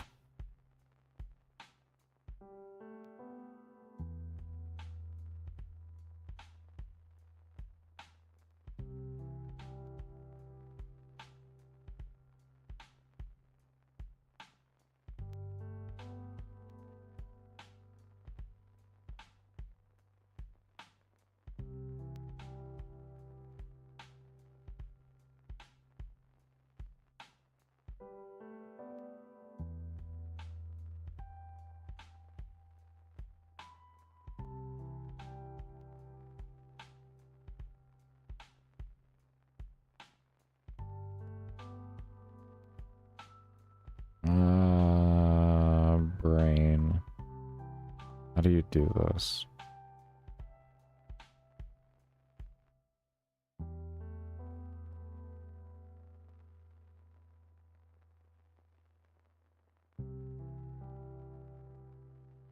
That would be a really inefficient way to do that.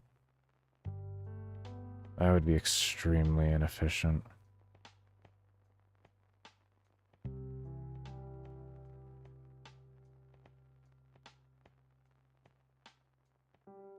They're spawning at the same time, so all of this is running within the same step, essentially.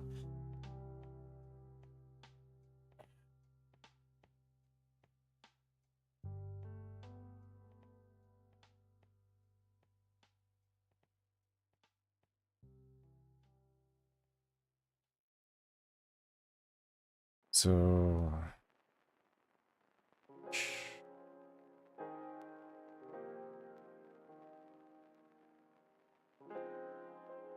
I'm gonna go to the restroom here real quick. I'm drinking a lot of water. Be right back. So one thing actually I thought of while I was taking a piss, because I was sitting there thinking.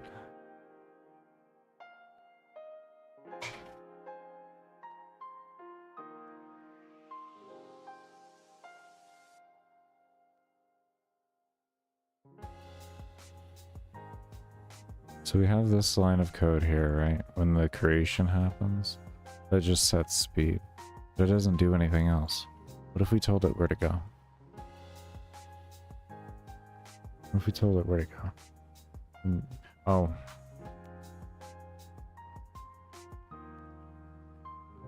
Well, the code works for spawning mobs. That's what matters right now. It spawns mobs, so...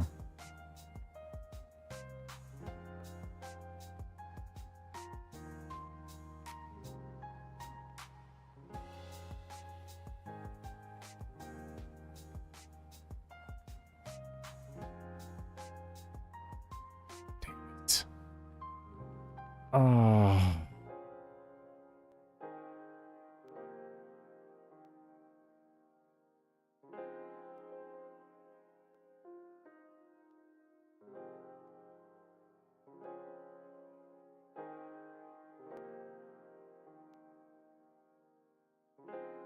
Well, it does get told what to do when it spawns, actually. It does. Because I tell alarm 11 to go off. Alarm 11 is this here. So it gets told immediately what to do. So that is not the issue. I didn't think about that. Ah. No. No. No. So why is this spawning multiple of them right there? Like,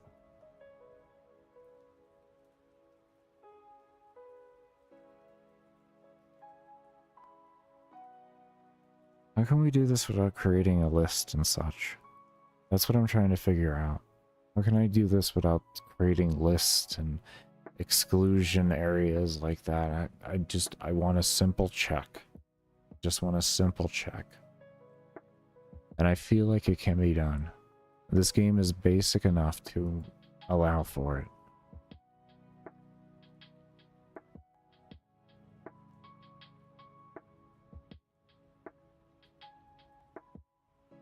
I really thought the point and circle would work, but it doesn't, which is just weird to me. Maybe I'm doing the point and circle wrong. So let's try and reformat the point and circle. What we're going to do, if I can do this, is we're going to take this part here, and we're actually going to place this up front.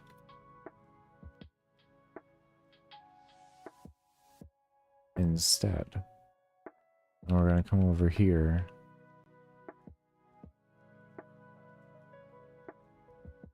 We're going to do that. And we're going to see... I mean, they are spawning at the same time, which is a problem within itself, but maybe this might help a bit more. Otherwise, we could do an else, but we're only going to have one mob at a time then. But at least we'll do 4 different checks to find a free place every time. Most. I don't really want that though. I'd like to have multiple mobs spawned.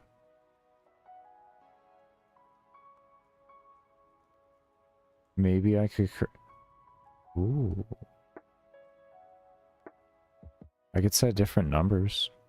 So essentially they're going to be dedicated to spawn in different quadrants.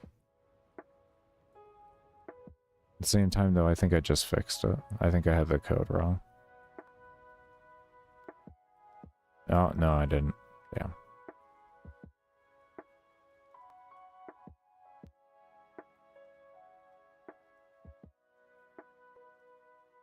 We could do that.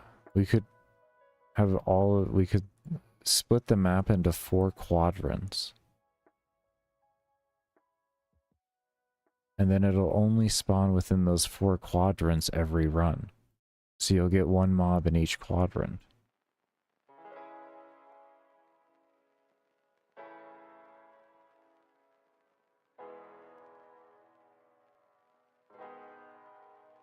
So essentially, we do 12 and 5,000 here.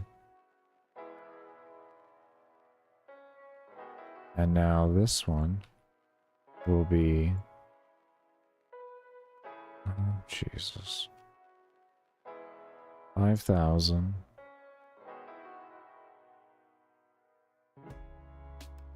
To 10,000. Do 5,000. We'll do 5,100.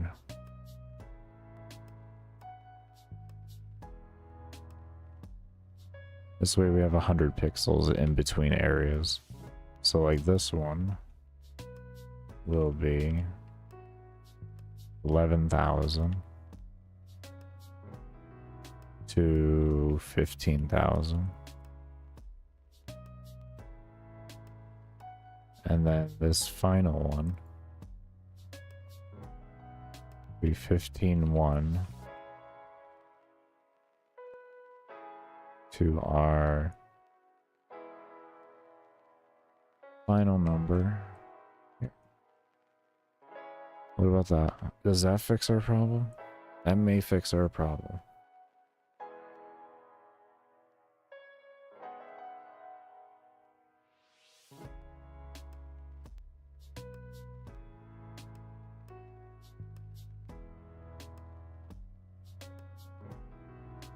At least fixing the mobs spawning on top of each other. We can kind of work around other things. Just shit. Come on. How?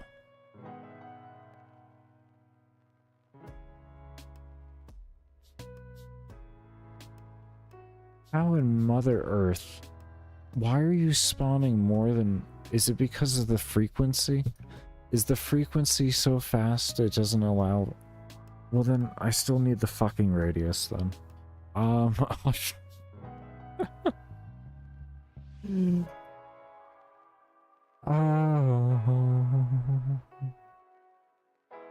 Okay.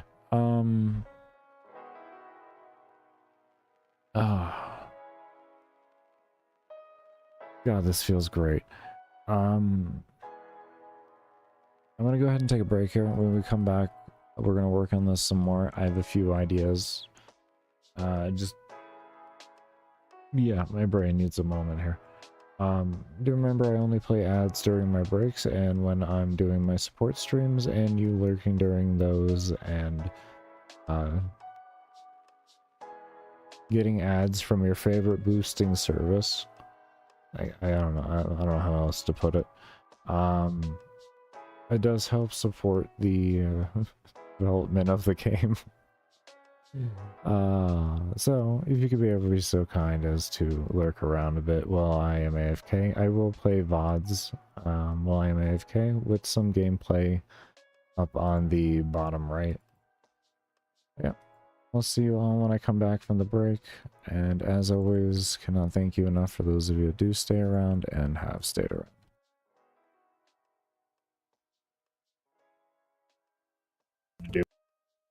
It was create an alarm to run 2 steps after that to delete it so that it wouldn't run that. It's like the type of little stupid shit I have to do sometimes with this engine.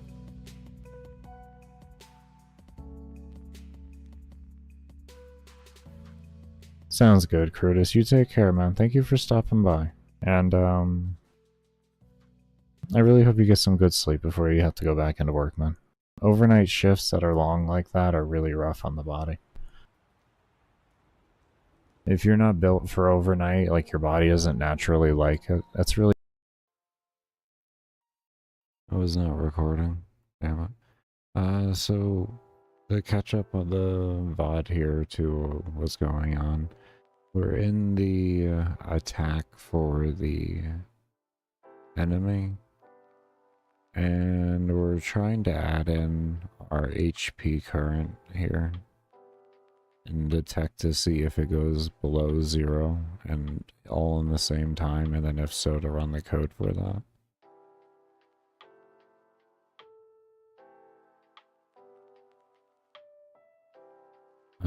Yeah, that's where we're at.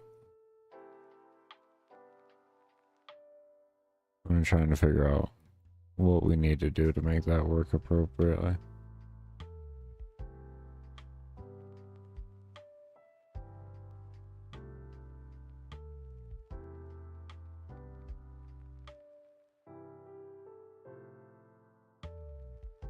Remove this.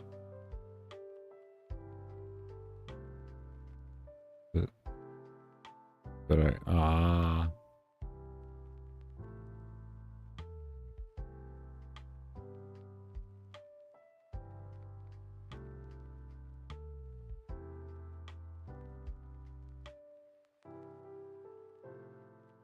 You do that.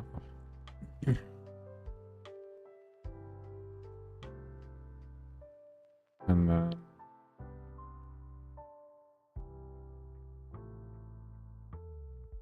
I guess we're sending alarms then.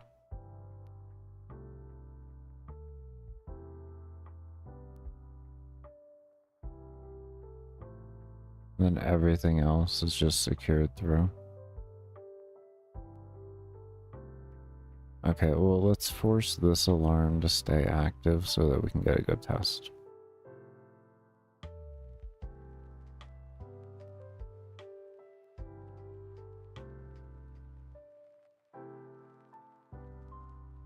We'll do that just so the code consistently always runs, and we don't have to worry now.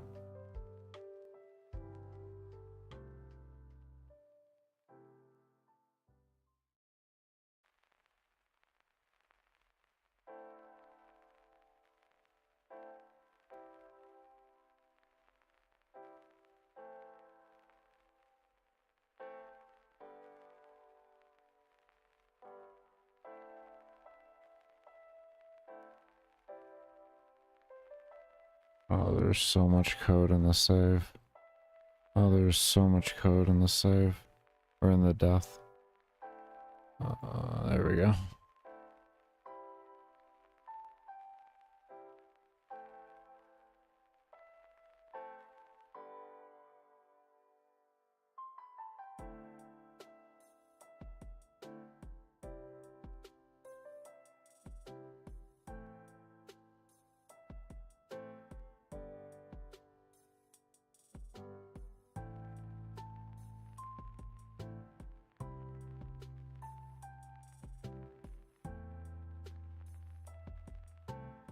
Yeah, that seems right.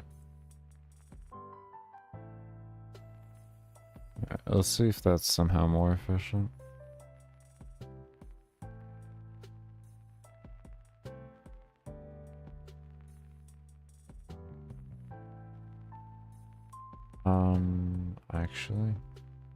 Actually, first, let's set this at its highest timer so that we're getting a clear indicator of how it's going. This is the fastest it'll be going. So this way we fully know it's working. Because we're not allowing it to go through its rotation there. So it's going to be working a little different on that end, so... We have a few extra mobs because of that we can account for. What we're looking for is like an increase of like the 300 that we had there before. Type deal.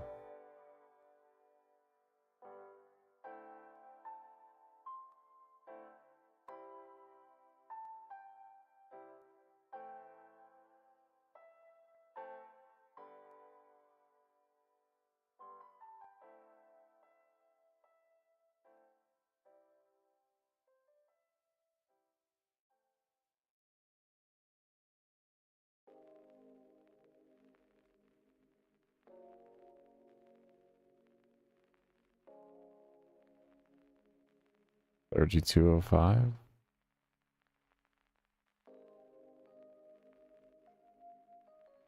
Okay, so we're at 3205 there. Okay.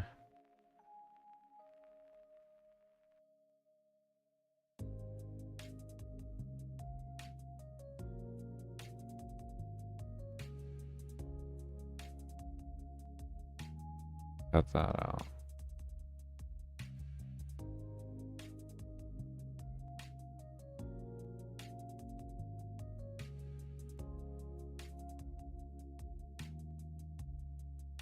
Oh, I can take that out. Leave it in. Leave it in. Don't take it out right now. Right now. We're trying to test. Do that yet. Don't do that.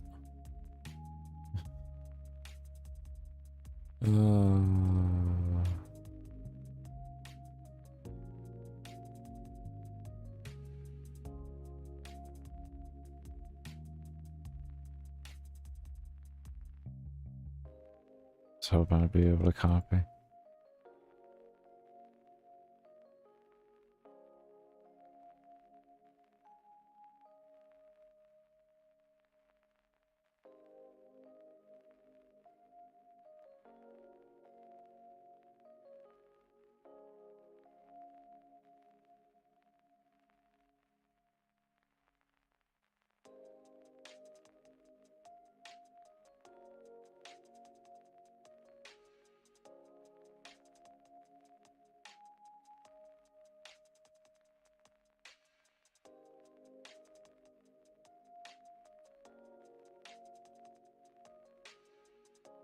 Oh, there's this too. Interesting.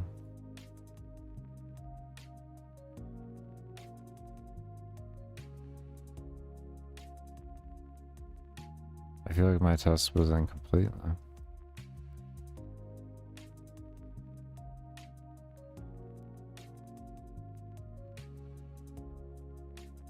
I feel like my test was incomplete now. I forgot about that alarm. Okay, well, let's test this and then we'll throw it back in and then we'll test again. And we can set the alarms first that we need to set, then paste that in, and then worry about the stuff within there. I think that's the best way to do it.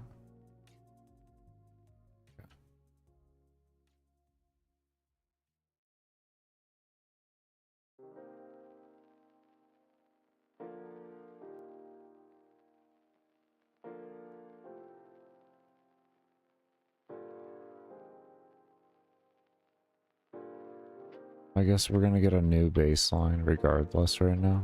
So let's just go ahead and take out that one if check, since we're just going to have a new baseline.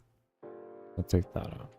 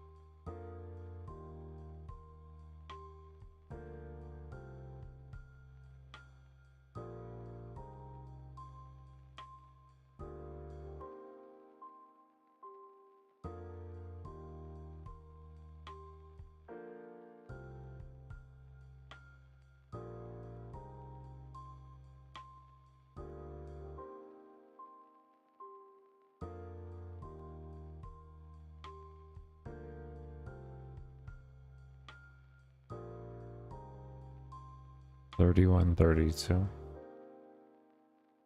I recall a higher number before, to be honest. 31.42.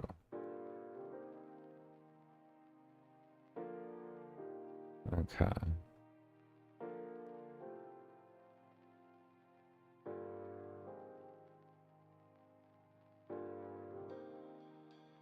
Make sure we have all of these set appropriately.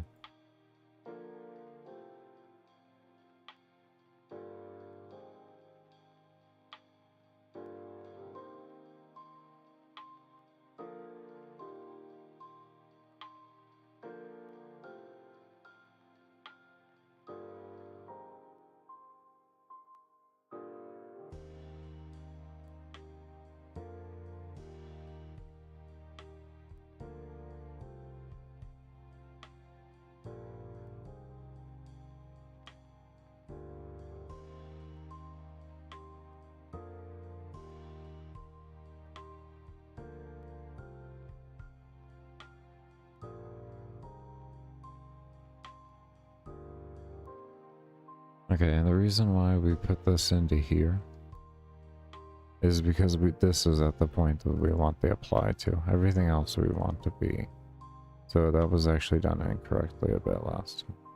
And this one here actually can go to a self as well, because the applying to only applies into this sector here.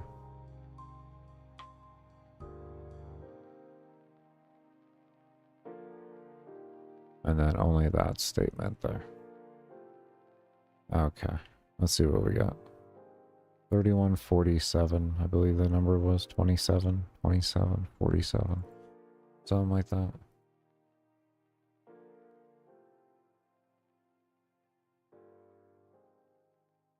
Or 31, 3147, 3127, it was something like that.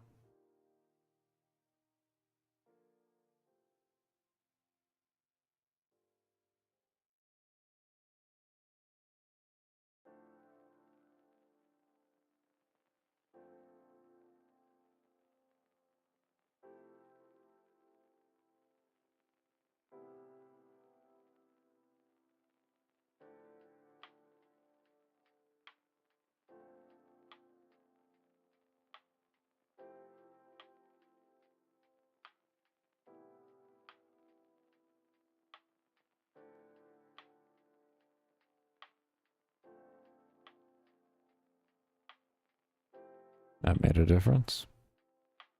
32, 17, 19, 20, 32, 20.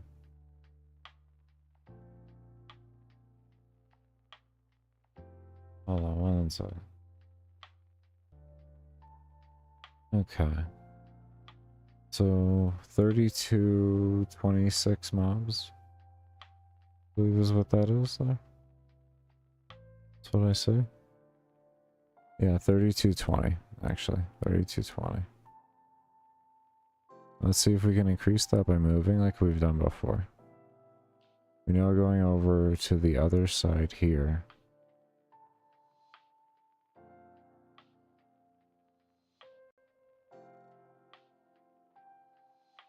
Before has netted us an improvement on the max density.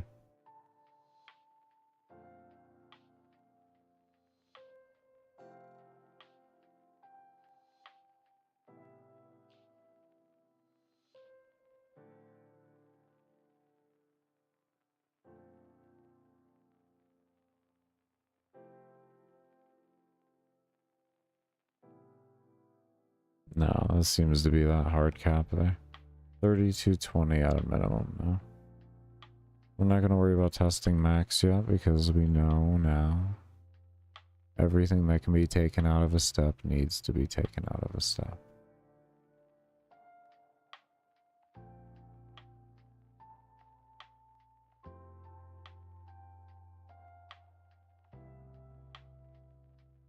So I think I should be moving these into steps.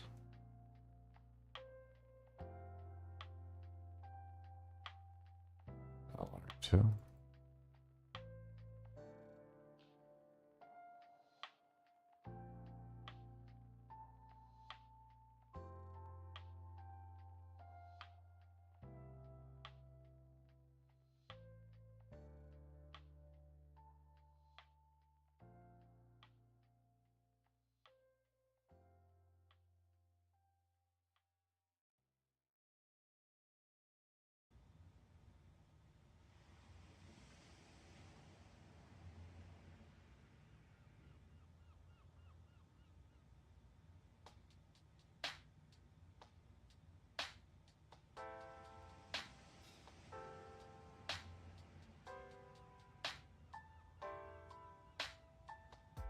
Will that work correctly?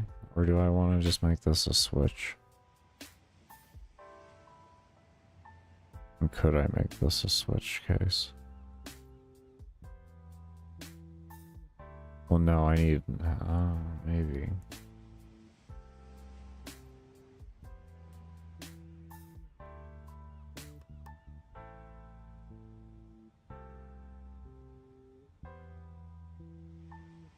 No, I had tried it with my HP system. It didn't want to work correctly.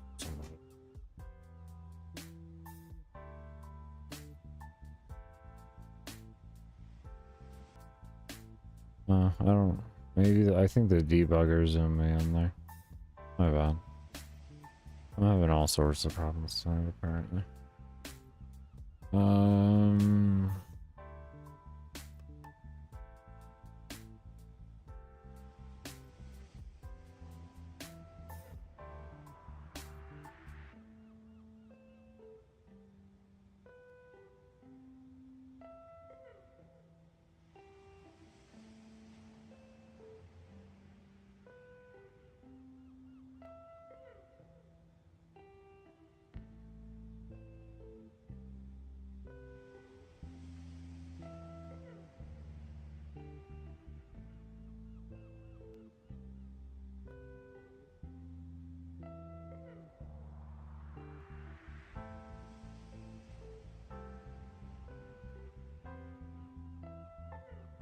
I think this might still work fine.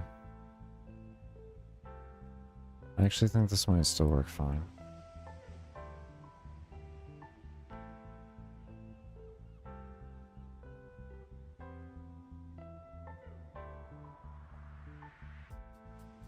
We'll have this check every 10 steps.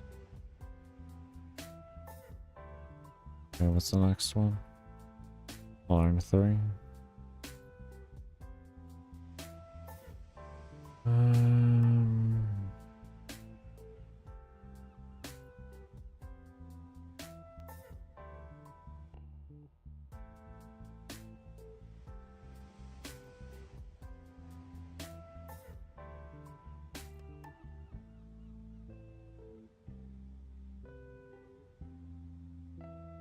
I guess alarm 4. Yeah, and then alarm 5. Okay. Just get that opened. Okay, this will be our next thing we test.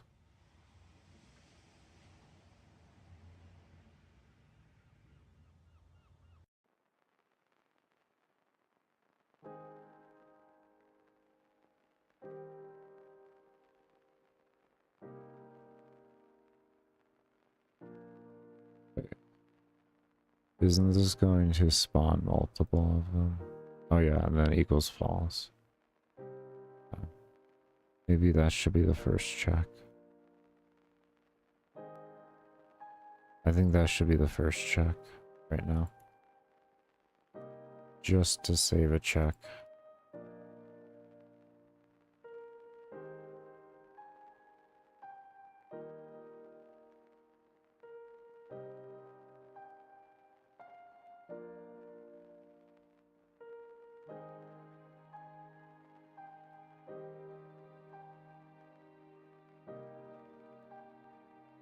That.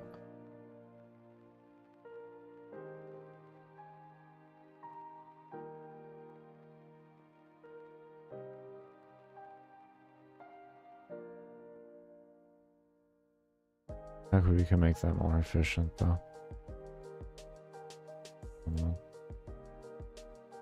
How can we make you the first check appropriately?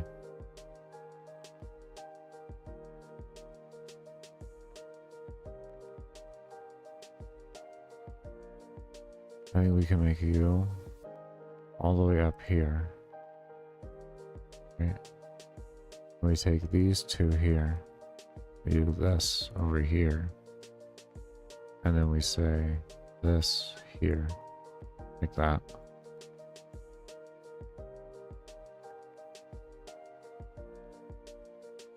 Right? No? No? No, that doesn't feel right. No. No.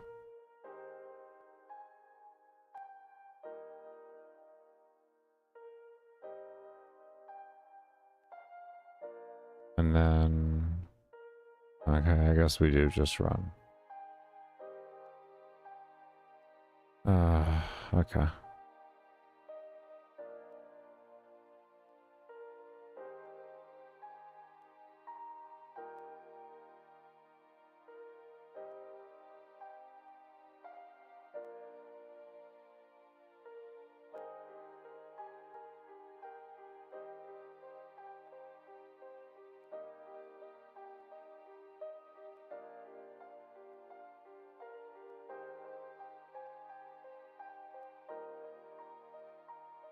Okay.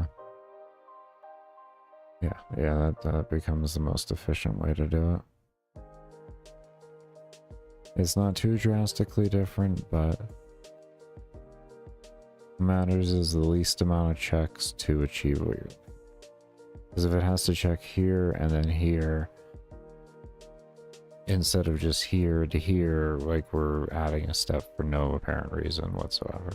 And like the whole point of doing this is literally to gain as much efficiency as possible, so if we see something, we definitely should take the time. Definitely should take the time.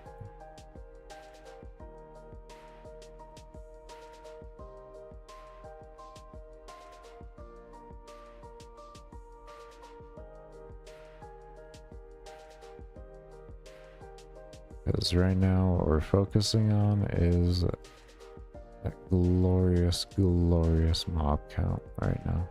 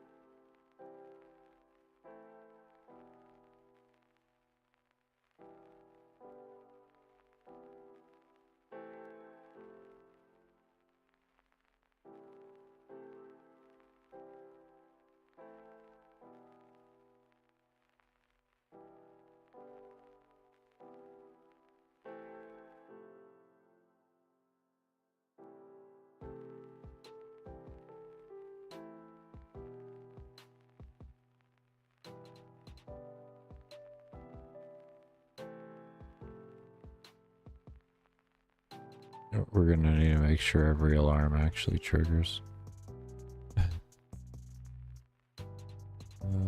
Lordy.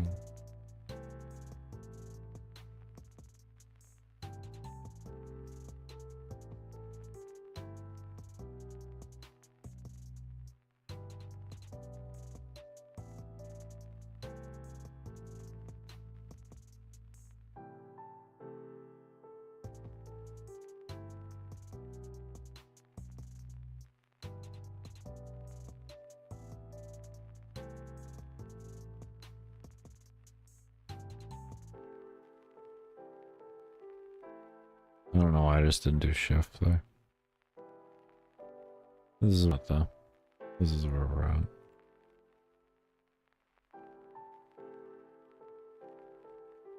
Oh, why would you? Oh, you did that to yourself. Your OCD is gonna make you do it.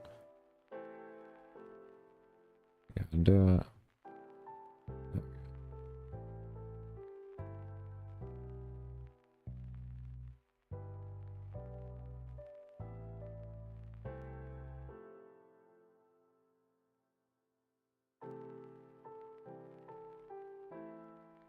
We'll do 2 just to get them going as soon as possible. That's always important.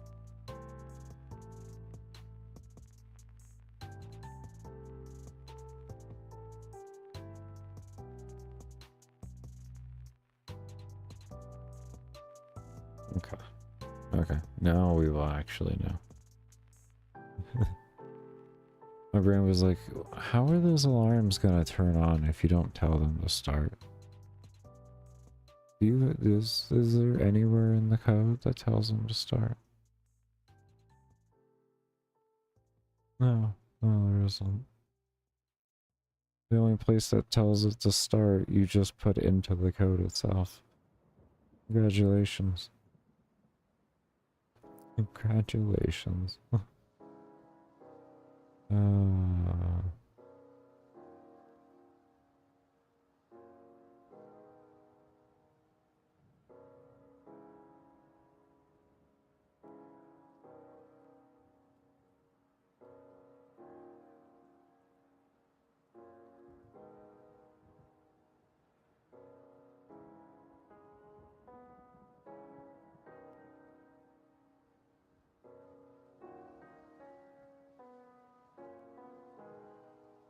$31.78. I don't think that changed.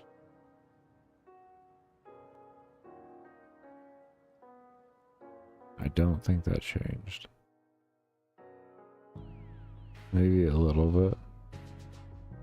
Maybe a little bit. Nothing crazy. What about a top end, I guess? Let's go to our little spot.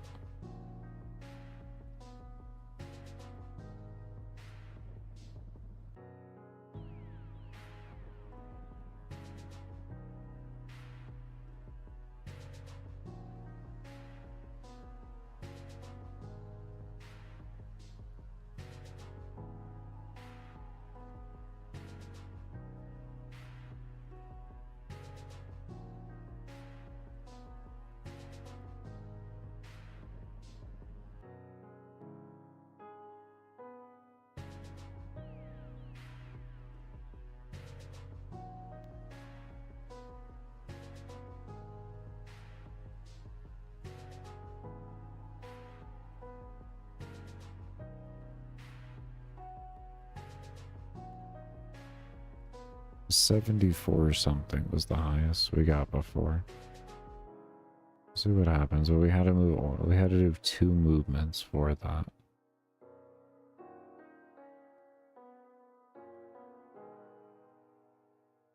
I believe it was 74. 71. Sorry, 71. 71.27. So far, looks like without even the second movement, we may beat that. There's 7,000.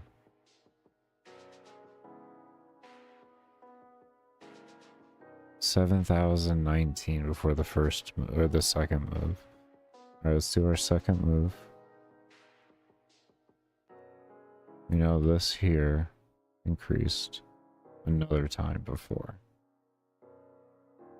Yep, there goes the number.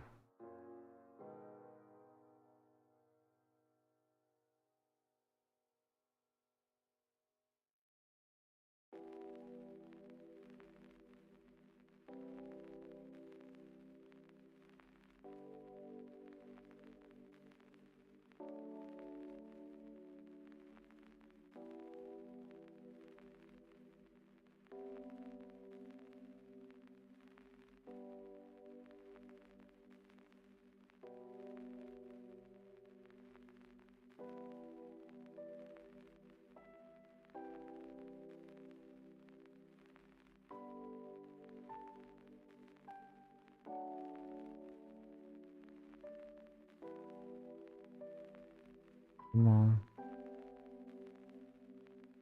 Don't do this to me. Don't be more inefficient. Ow. How are we more inefficient?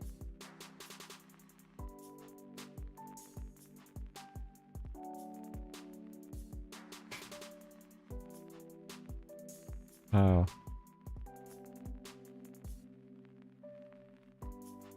Alright, one more move. We did do 3 before. Maybe I had one more increase with it. I don't. Oh, man.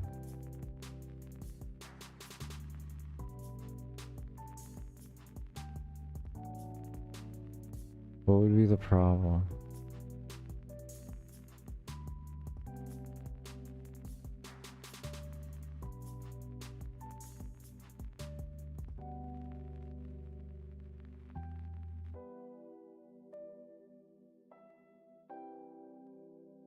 Maybe something to do with the alarm? Will we set it up in the NPC?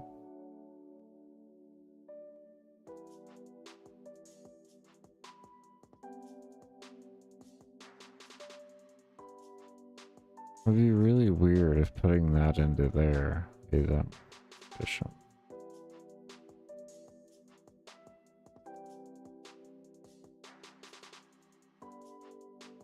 So it runs in every 10 steps instead of every step. And actually only runs when collision happens every 10 steps. So it's really hard to believe that would be my problem.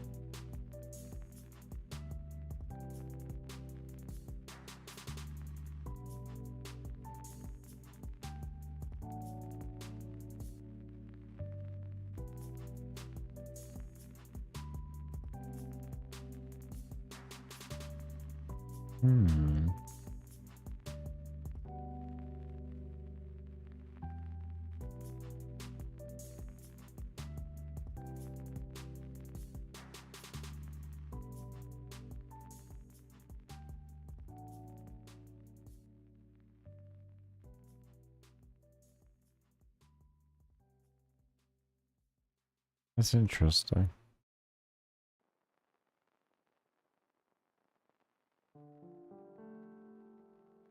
That's extremely interesting.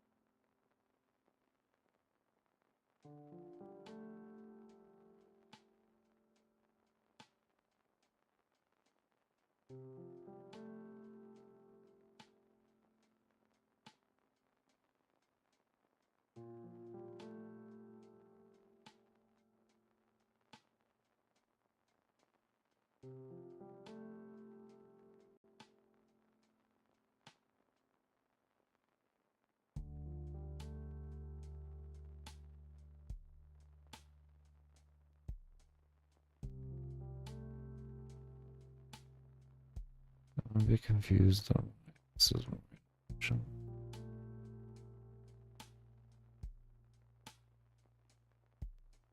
Is the alarm setting that much of a problem?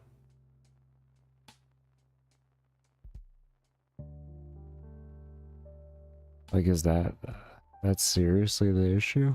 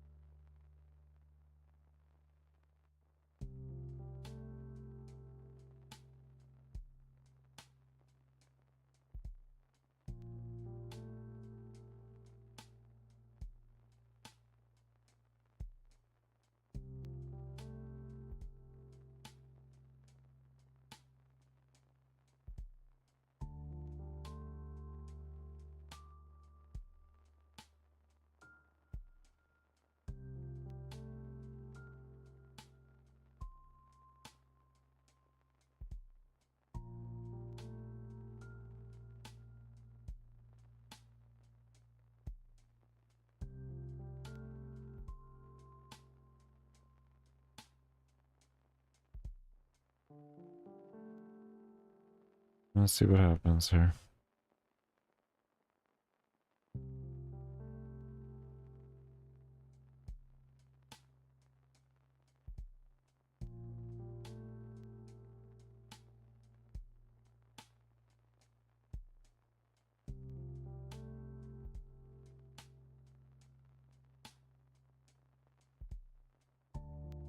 If it is more efficient, then we gotta go back and work on the abilities.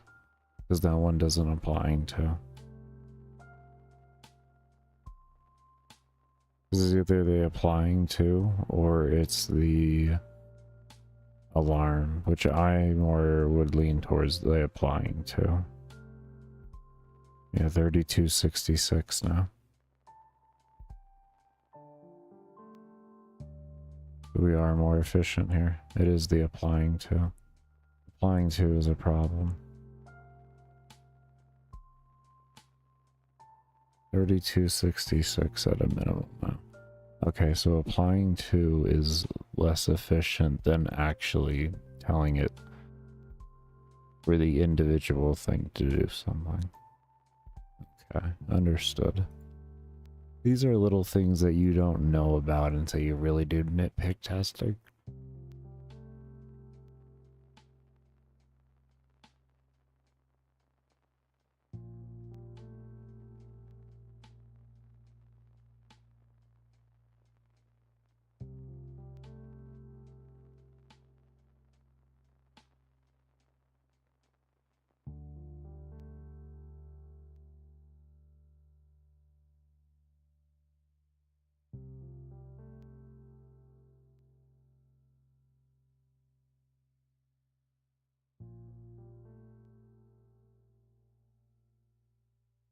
Do I apply to other? How do I do that? Oh, okay, never mind. Just stupid. Only do Young Soul right now.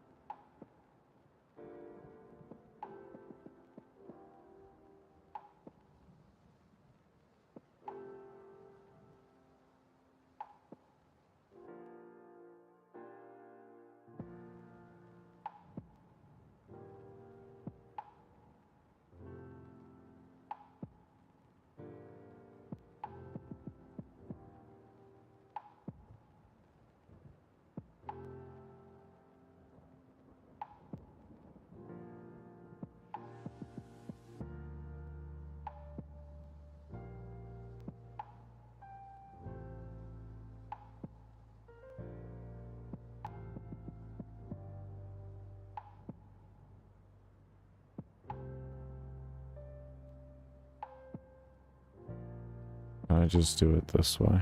Or do I have to actually call the individual other? I might have to do other, but we're gonna see. Huh?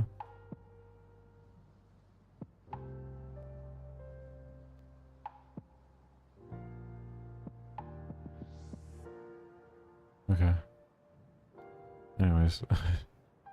So we have that, else into that. And then we have that running off the tail end of everything. Cool. Tries and kills. If it can't kill, it will slow if slow exists.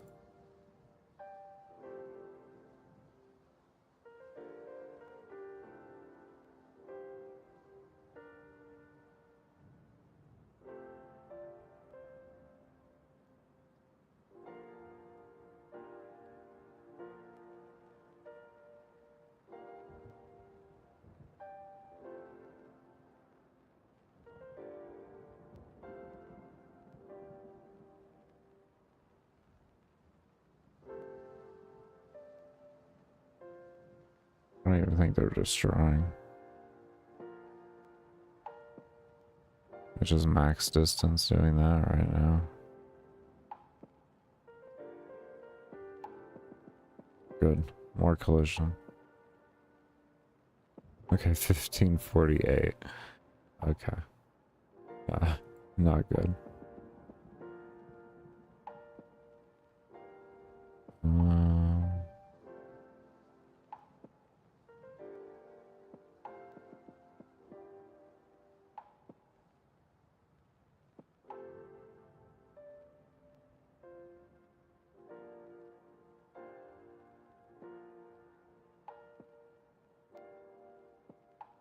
There we go.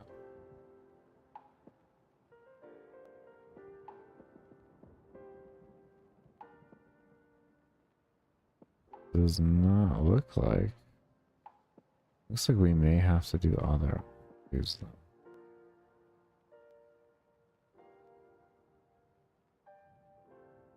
Oh. Oh. No, we may not have to. I may just have to learn how to code. I may just have to learn how to code. Good news.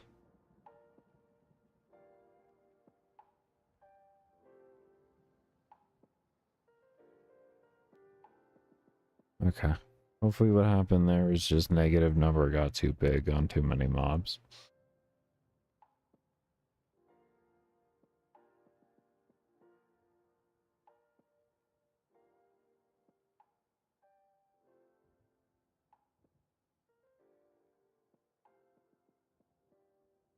I don't know.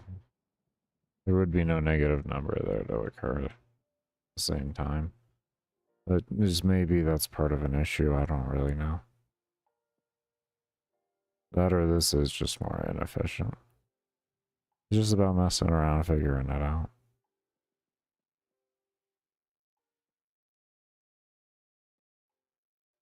Yeah, 15, 18 again. Okay. So this... What if I did... Oh, what if it's applying to everybody? What if it's applying to everybody? All the instances. All of them. All of them. What if the checks are happening there?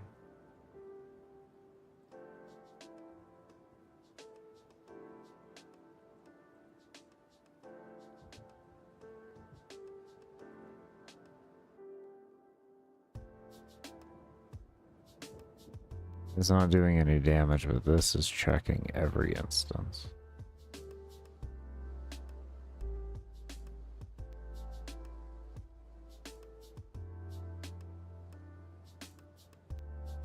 Because we had it on other before. Man. Wasn't set to a unique one.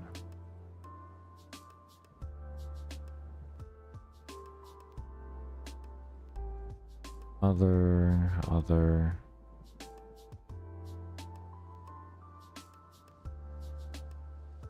That's fine. Other.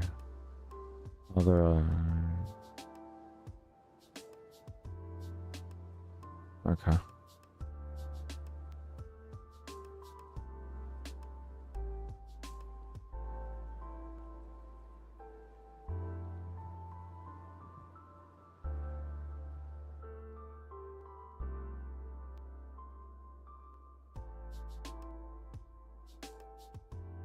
Why aren't they destroying either?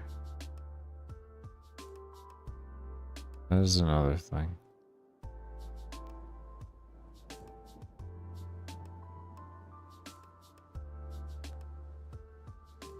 Destroys there.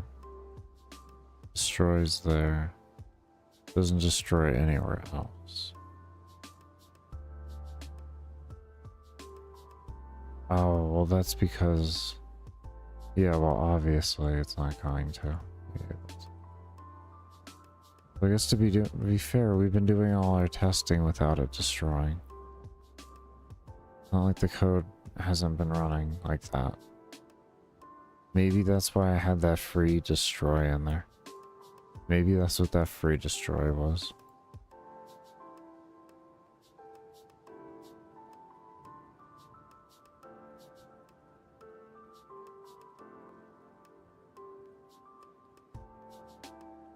Did you really just...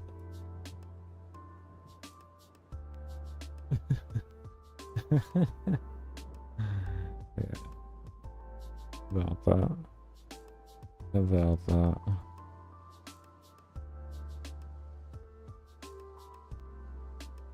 There we go. Okay, let's see what happens.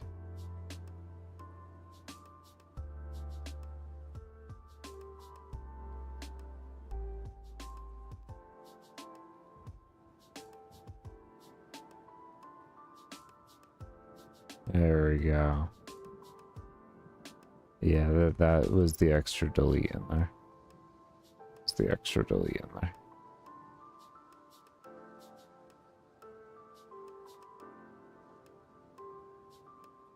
Was the delete in there that we saw?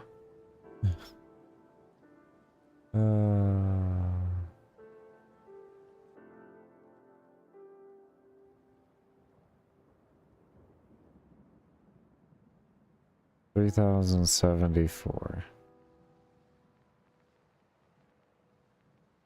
I think this is too many sends for it. I think it's too many for it.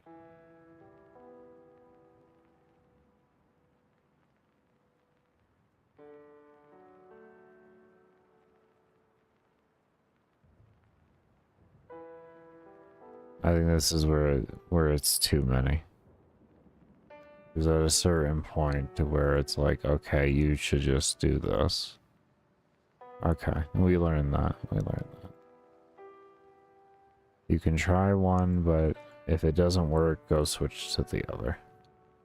And figure out steadily on which one's going to give you the best overall results. Sometimes it might even be that, you know, you have to just set up nothing but global variables or something like that, or just rework the system in its entirety to work better.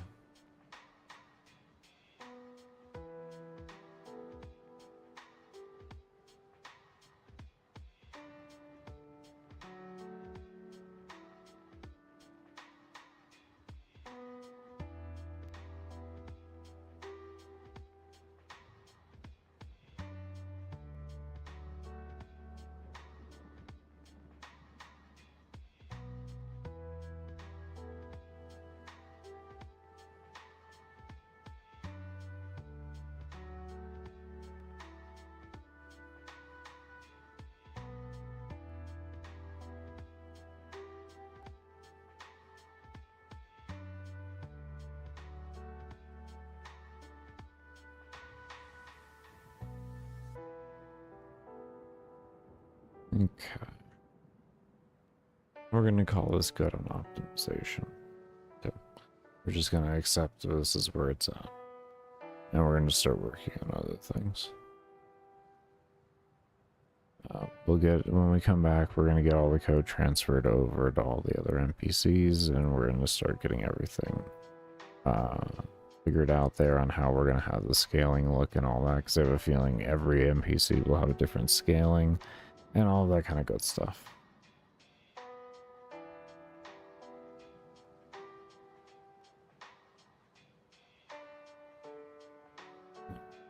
Very happy spot. It's at least 3,000 mobs on a min count. I can't complain at that with my computer.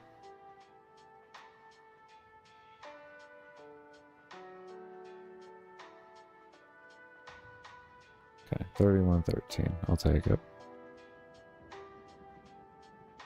Okay. I'm gonna go ahead and take a break here. When we come back, we are gonna continue on with it. That's good, everybody. I hope you all are doing well and staying safe. What's good, D? How you doing, man? So that out.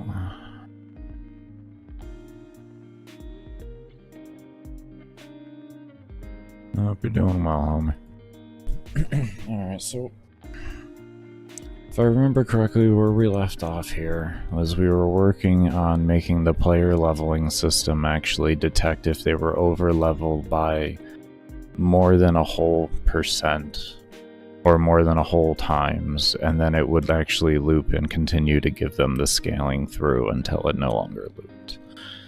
And we were implementing that into the enemy thing. Why do I have this second if here? My timer. You know what? I didn't change it over. There we go.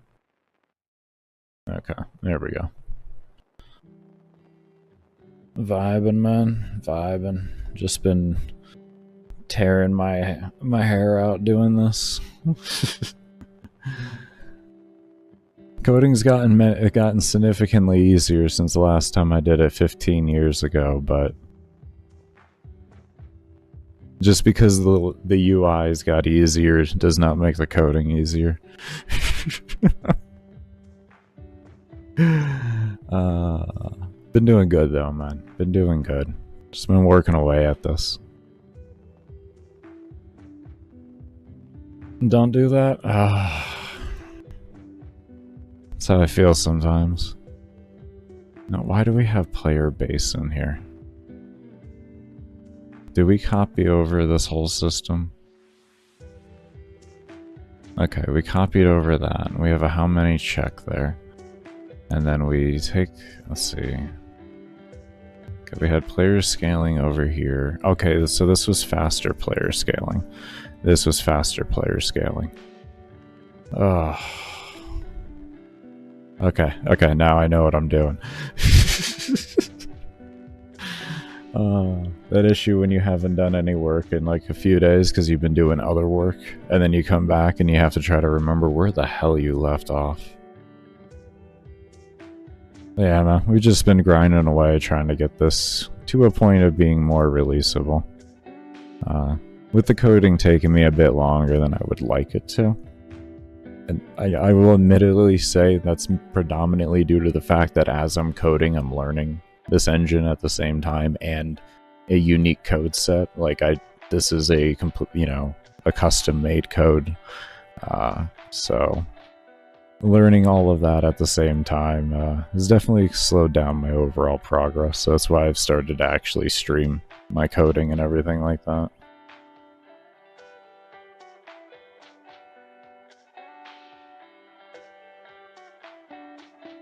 Okay, why do we have player base in here though? We're checking with that, and then we add a level, and then this one minuses that, and then this makes the XP per level to that.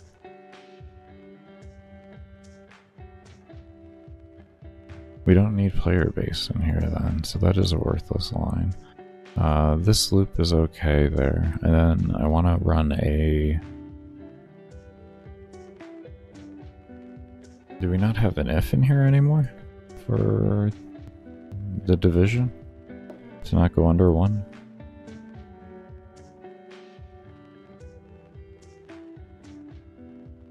Oh, I do not know. That's probably why I had this empty if variable in here earlier. As I was doing if... Oh, that's okay. So that's why I had the player base in here, is because we were creating our initial scaling and it wasn't going to go under the initial scaling. So we take that there. Okay. I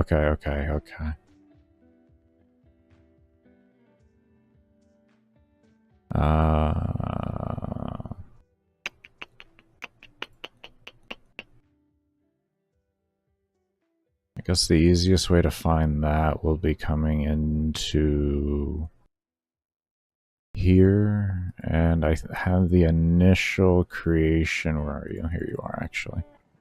Yeah, you, the holder of it all.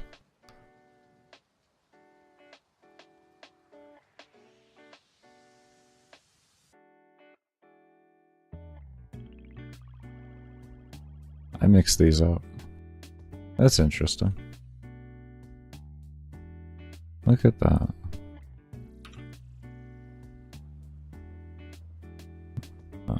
Oh, I hate carpal tunnel. Please work with me. I just want to do the little button right there. There we go.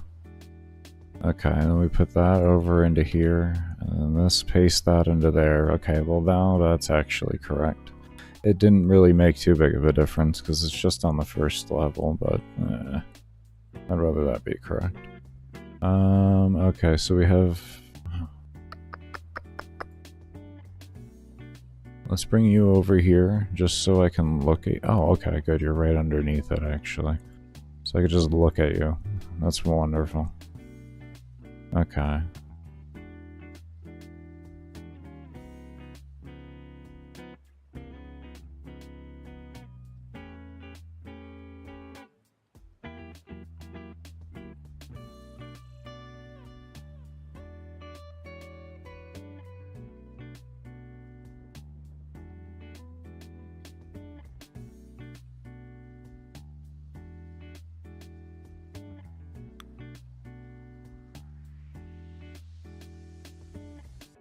First off, that needs to be swapped. That's just a problem waiting to happen. Since we swapped those values, we had to swap these as well into where they were in the creation slot so that the code could be read correctly for the values when it was time for it to be read. Player scale.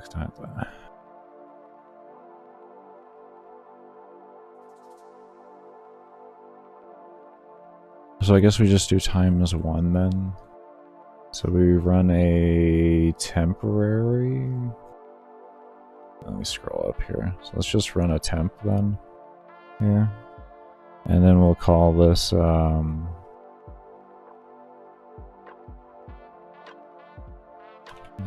max. We'll call it min XP. Yeah, we'll just call it min XP. But having a stroke on me. They had an update today, and it is working a little bit better. The engine isn't as laggy, which is nice. They cleared up a few memory leaks and such. I still have a few things that are going to cause me problems. Predominantly, when I load up my larger maps, that's going to be where my problems lie. But outside of that, like they cleaned up a lot of bugs. I'm extremely happy about that.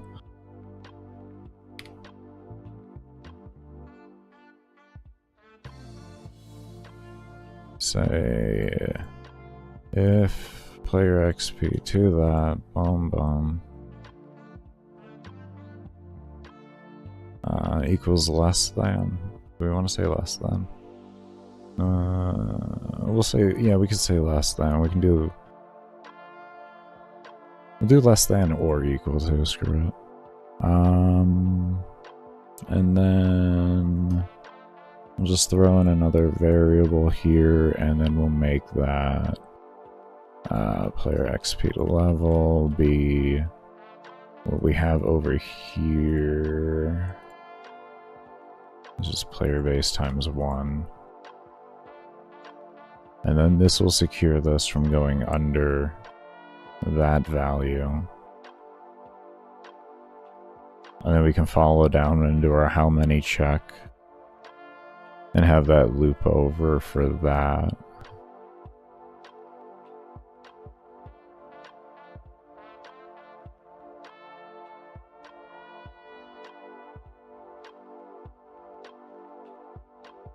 Which I guess probably would be wise to recopy this. And then we come down to this else. We'll take that. Let's do that. To that. I should have left one variable in there just to make it easier for me. And we could paste that into there, I think. Okay, so we have this else here, and then it'll break when it's under 1. We have the division check happening here. We have the engage of the loop.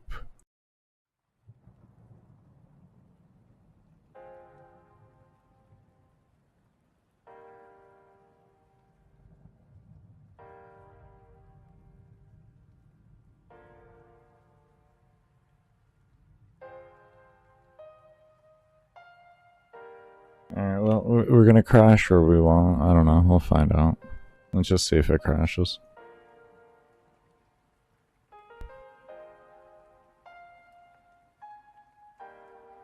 The hope is it either works or it crashes, and not that it doesn't work at all. And then nothing happens. That is a pure hope right now.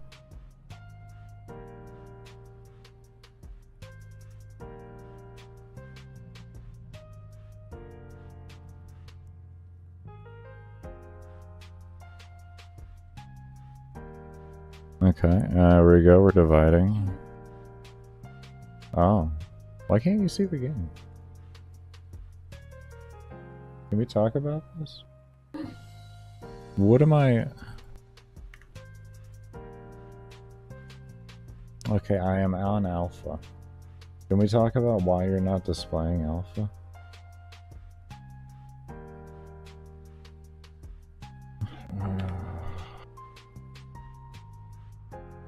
You want to fight about it? You're literally on the layer above the damn game.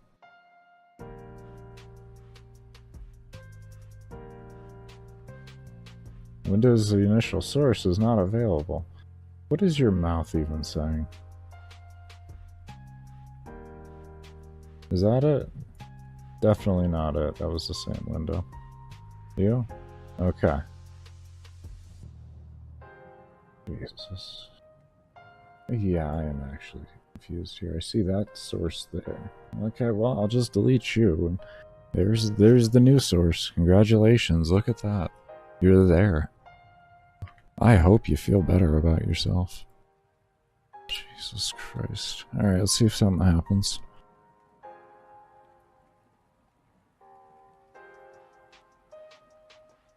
Okay, XP is going up as normal.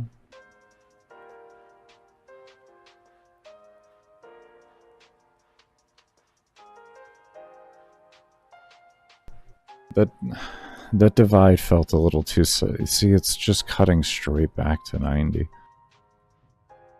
Kind of wanted a division by 2, so I'm kind of confused at that. I'm gonna have to really... I want to take a look back at that.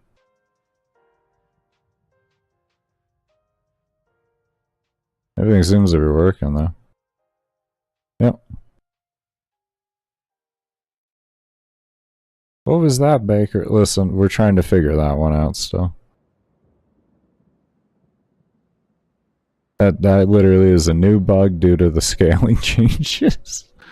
Pretty much it's from my health going under 0, and then it not... Like, the damage happening so fast that even one step in the game, even though it's a 60th of a second, isn't fast enough to pick up my character dying, so my health goes into the negatives for a second. For like a 60th of a second. And there's just that much damage that occurs during that, to where it causes that. And I'm trying to work around that there. That's something down the line for me. Anyways.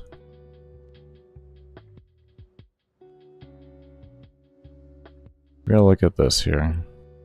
Okay, this divided by 2, and then if XP equals less than or equal to this, is player base getting adjusted or something? No, player base can't be, because player base is, that's the base, not scale. Scale gets adjusted, base doesn't. So why are you having issues detecting?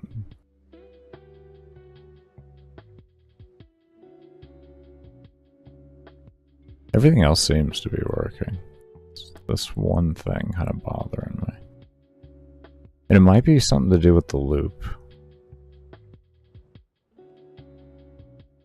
It might be the loops, or it could be the fact that we have alarms being triggered over here. And maybe we need to figure out combining this alarm system into these here. Still haven't worked on these yet, but these are our enemy scaling. They don't count as much right now.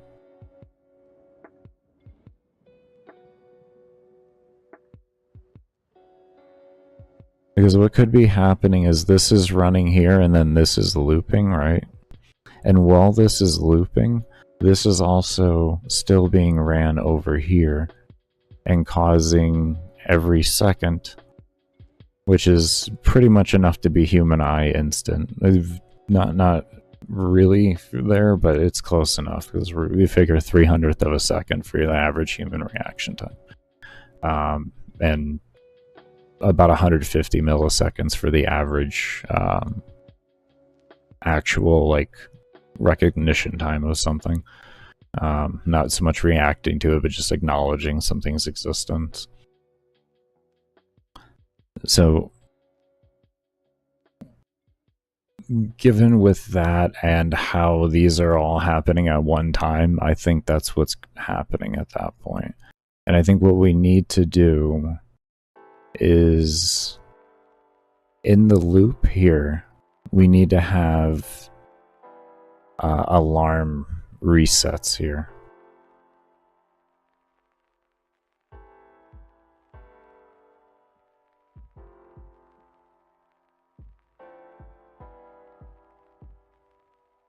And I guess what we'll do as well is we'll take these if variables here, and these will be the initialized triggers.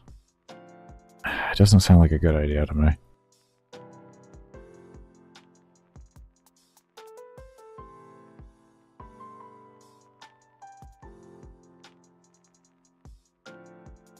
Because if we take the loop out of here, right, it's probably going to go down slower. We can leave that there, that's not going to hurt anything.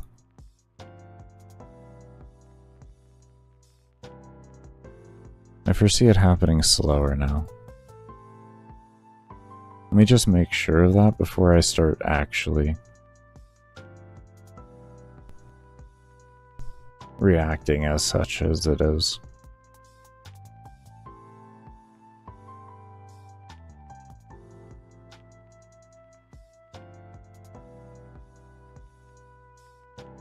Yeah, you see how much slower it's going down now? It's the loop is reoccurring due to the alarm.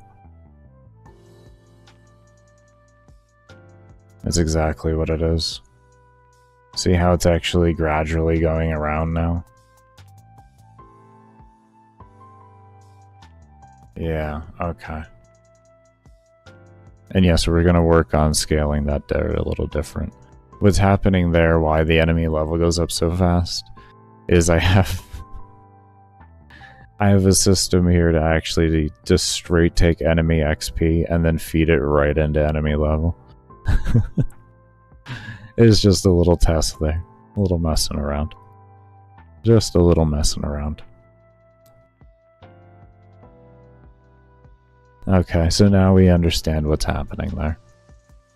So at least we understand why that's happening, and now we understand that what we need to do then is figure out an alarm system to make it work correctly on where we need to place alarm resets.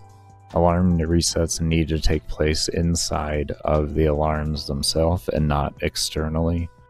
And only can one or the other alarms be procced by one of the alarms procking the other for initial trigger.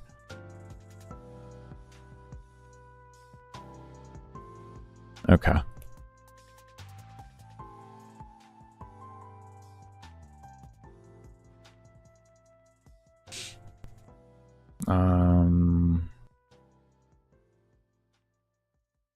How is that gonna look there, Baker? How is that gonna look, you stupid ass? Okay, so we got alarm 0. Let's just, I want to copy, we're gonna do copies for right now.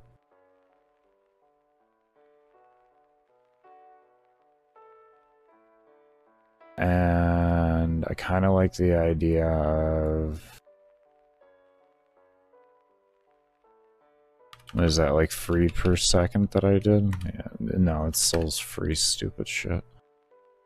Souls per second, there we go. I don't even know my own values anymore. Souls per second, let's see, we say less than 100. Here's the thing with this. That's going to be really real-time updating at that point. Is that going to work well?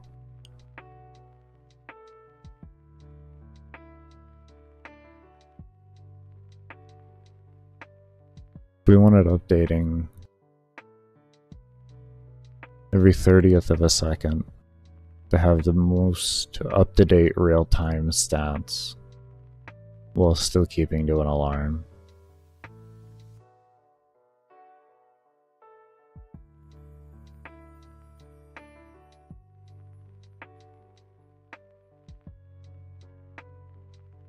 I guess we could just allow, as long as the loops don't occur in...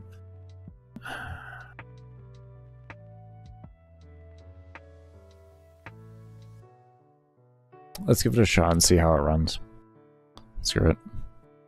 That may have not made sense to anybody there. Just give me a moment.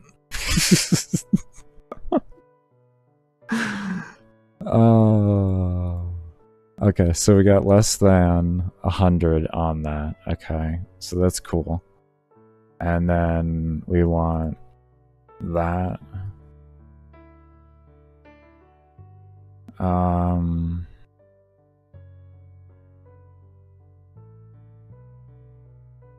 You can kind of do that. Right? Okay. And I feel like I'm gonna have to throw so much unnecessary code in here. Oh well. I feel it actually. It's not unnecessary, it's completely necessary. What I'm wanting to do is gonna involve me having to just put in more code than I wanted to put in for it. Is there a way I could shorten it though? Like maybe? Like, because what I'm thinking here is like, if we read into this right here, and then we have like an else here that does more than 100. Okay, it's frozen. What's frozen? The what? Like, you're scrolling and it wasn't scrolling. Huh? Why is that? What is going on today with this thing?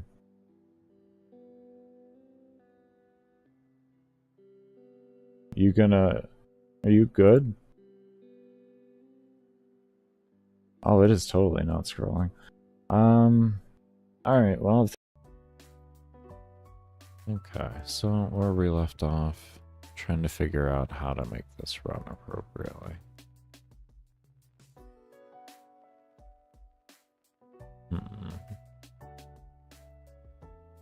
We're tossing around ideas.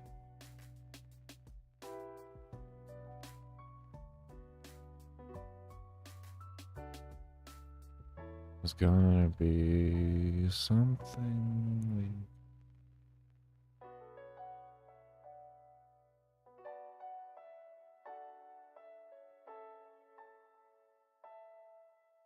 How do we make them move spots?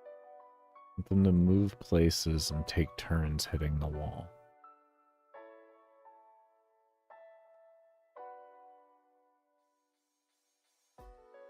But we can't do the move outside.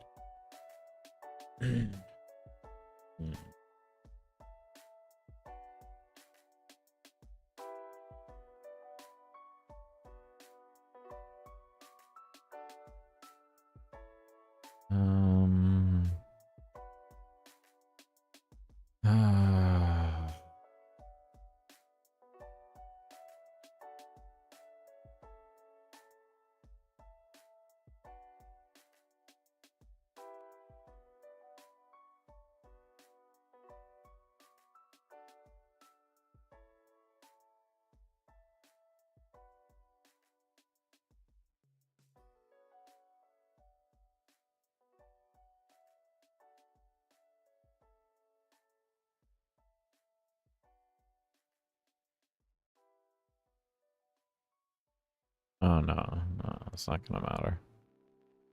I was thinking for something else, but it doesn't matter. Predominantly the motion blur. But I was like, well, animation speed isn't gonna.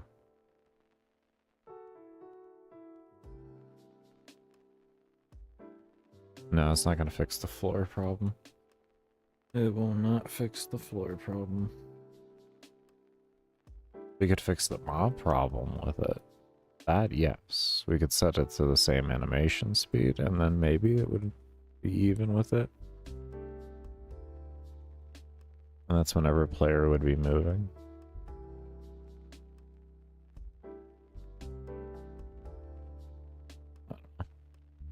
I'm not gonna focus on that right now, though. What matters is we figure out this current problem.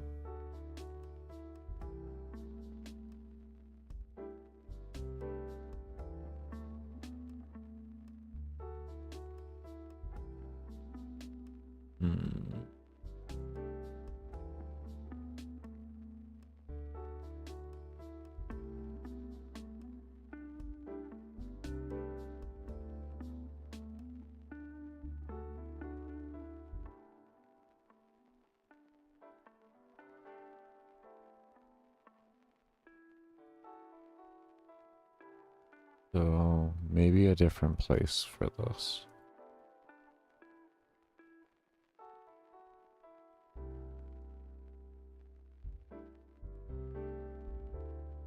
Maybe we want it in here.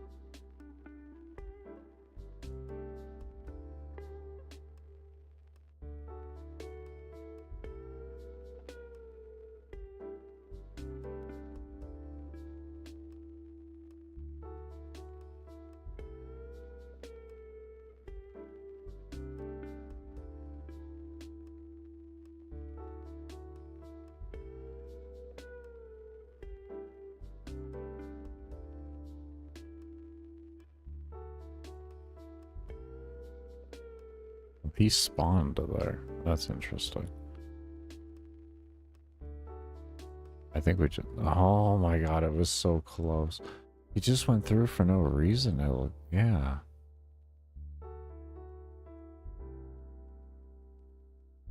That's not no reason. Okay, something...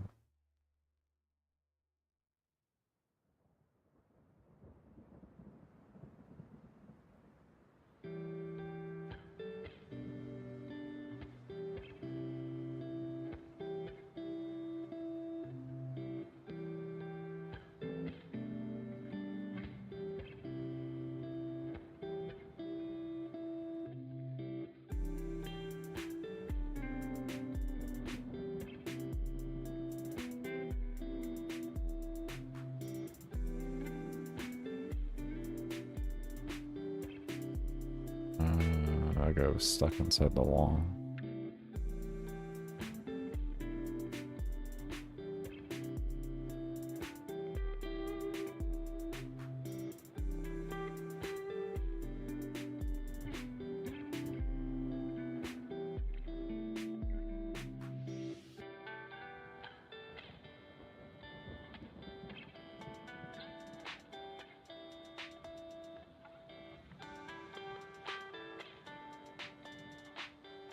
Had good results with that at 10. See if that kind of adjusts things.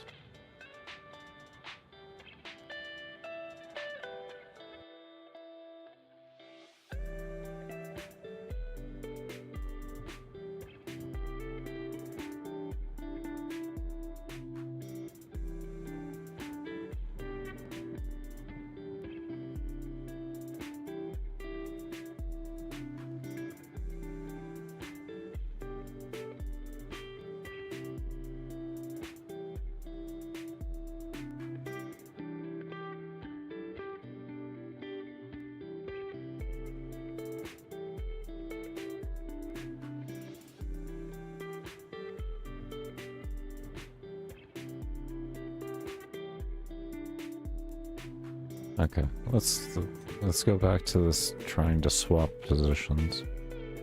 How do we swap positions?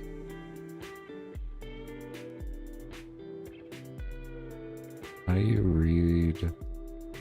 Is there a way? How to read another instances XY game your studio. Let's see if there's anything in here. How to reference the XY.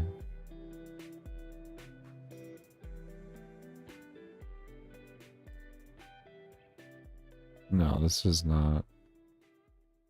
In any two instances of the same object. Actually, yes. The user clicks a button which creates an instance. This calls a create event.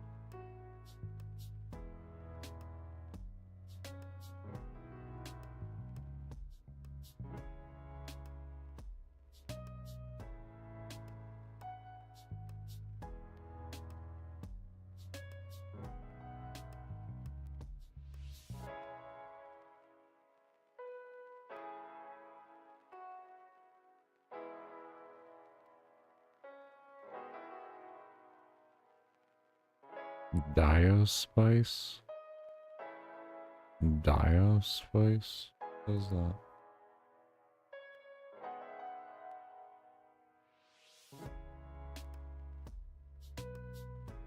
How did you... I'm stupid. How did you spell that?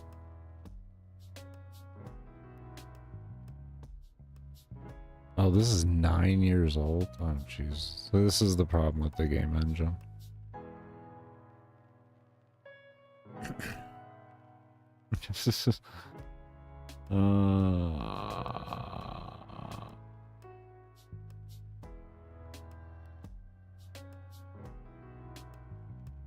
Let me see if I can find anything else.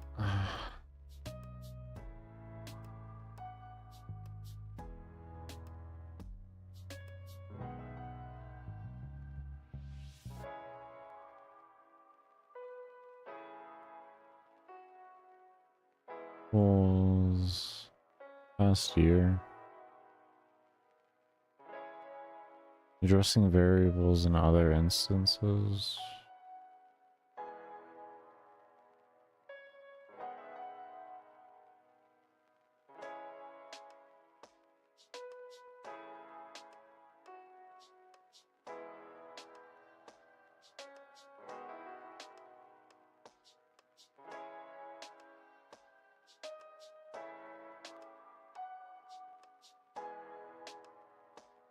Object ID. There.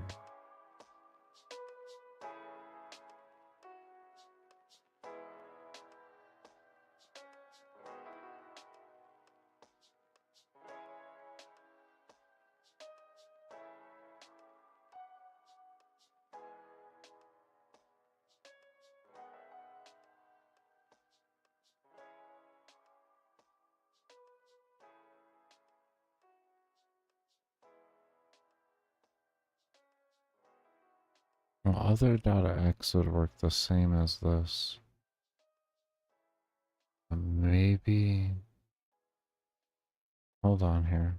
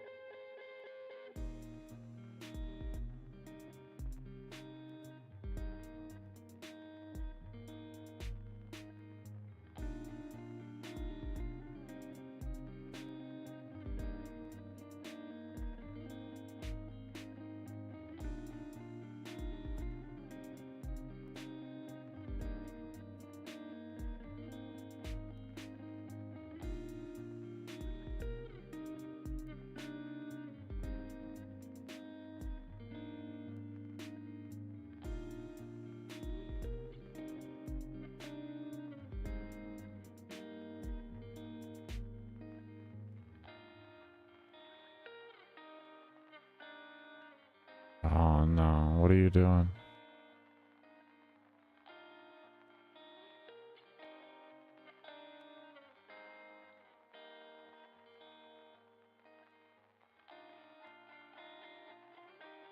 Okay, we're getting somewhere. Wait a moment.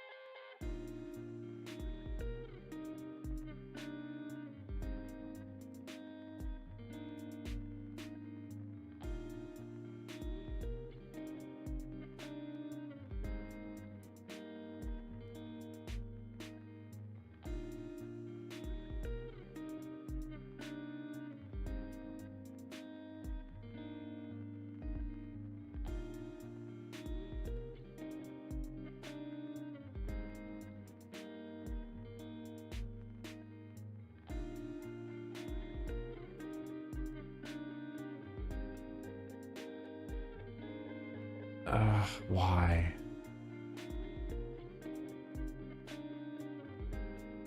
It's so close.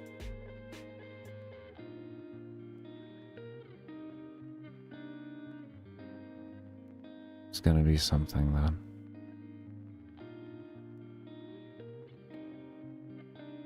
This isn't what we need. We need something else.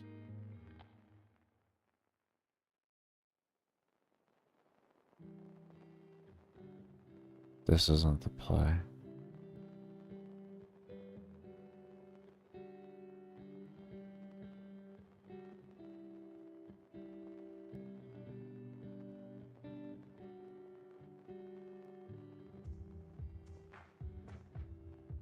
We need them to keep not in the code.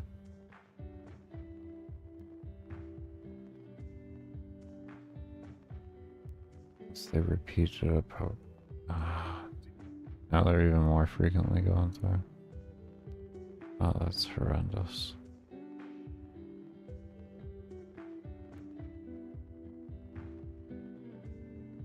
Oh, you're so close. You're so close.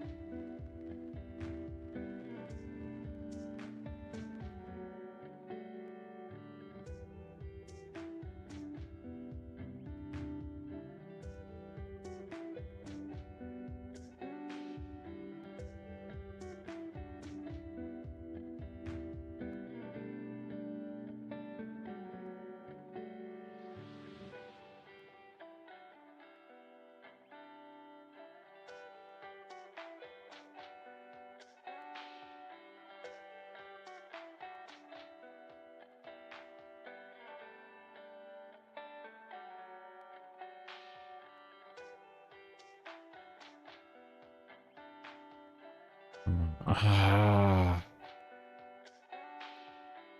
What is the exception? What is the exception? What is the fucking exception? What is the exception? What is the exception? We're getting so close. I mean, this is actually getting really close now. This is very close to happening. What is the exception? What is the exception? Is it that here we can't run this at all? What do we run then?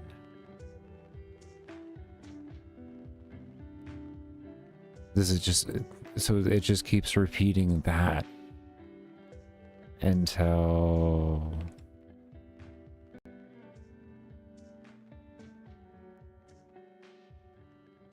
maybe.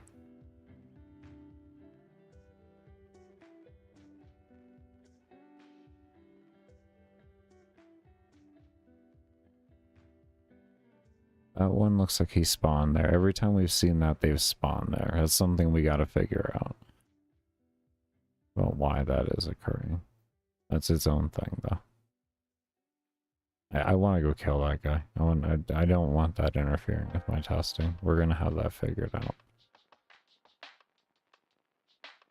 I want this corner, though, too.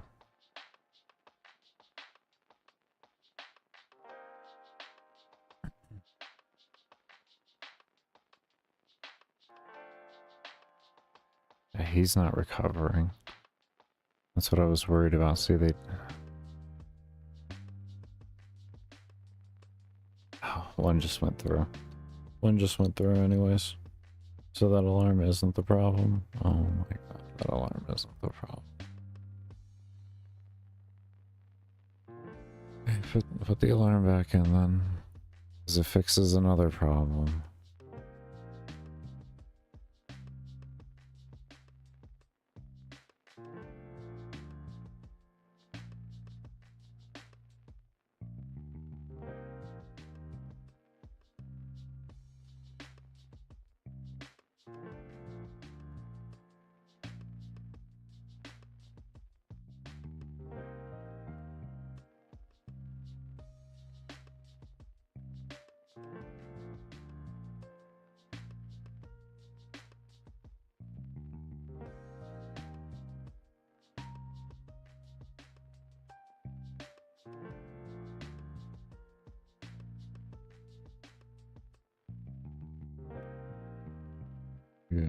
Some game maker magic.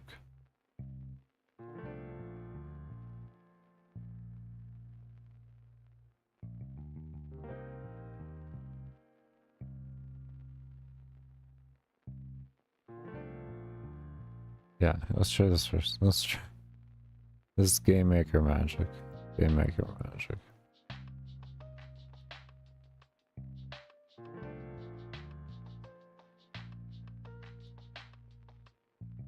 Let's see what that does. There's no promises on this. Just gonna have fun with it. I'm so close to something right now.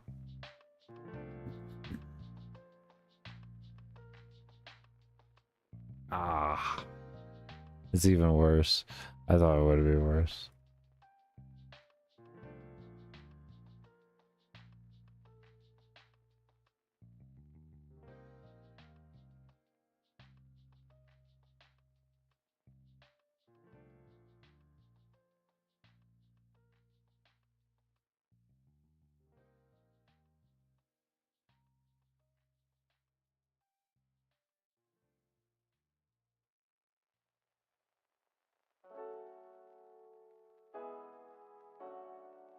Could I just like set speed to 0 maybe?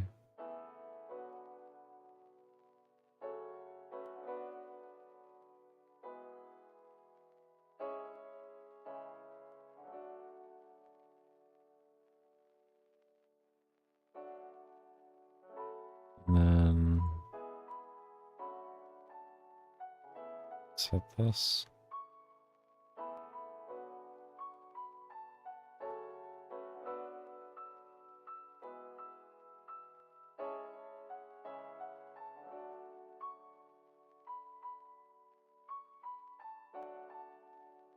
Maybe we might have to move the other alarms out and do a different spot, have them trigger differently. Okay. Okay, that's definitely not what I wanted. That was...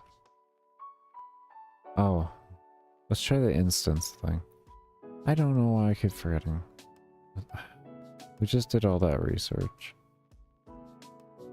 We just did all that damn research. Well, because it was the same thing over here. Other.x, other.y is the same thing. Which is that over here. So we have them switching places there. And now... we need to figure out what they need to do after that.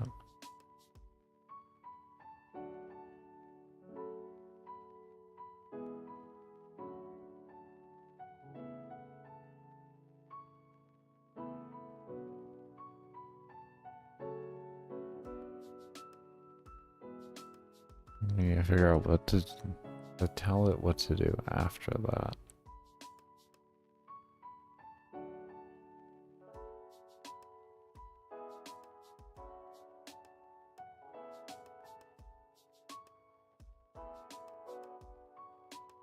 What do we tell you to do after that?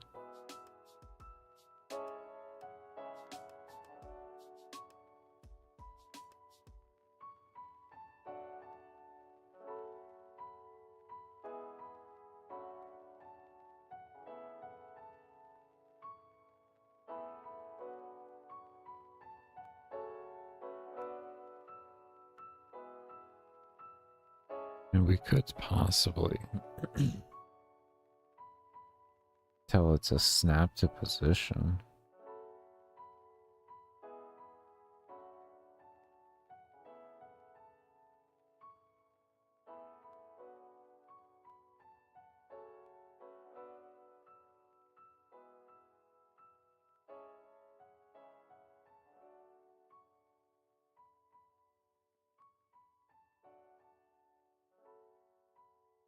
Not too sure.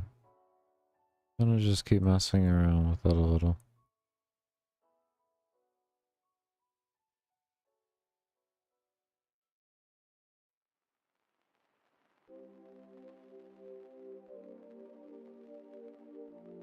We're definitely getting there.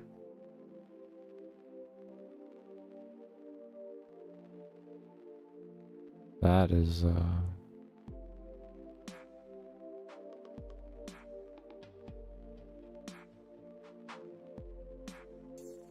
so that's what you would say that, you know, you could say that that didn't work. You could definitely say that. Yeah.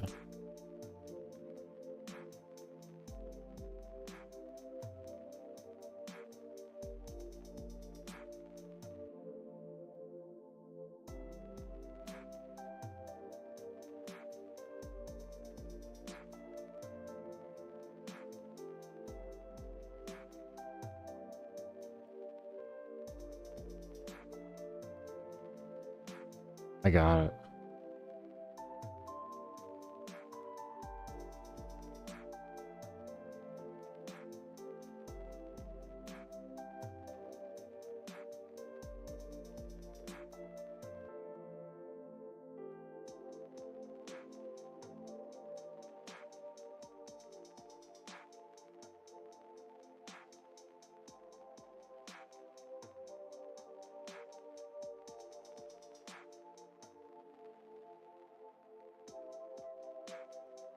Alright, hold on here.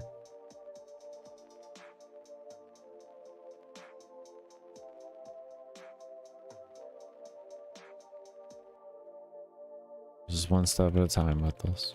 So, first thing we're gonna do is this.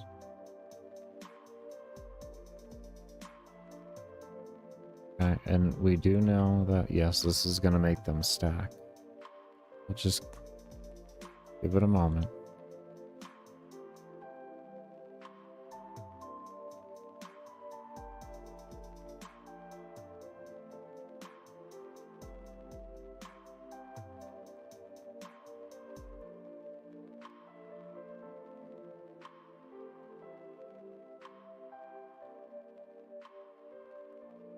I want to see that it does it first so I can confirm I'm on the right step. Okay, we got 1, 2.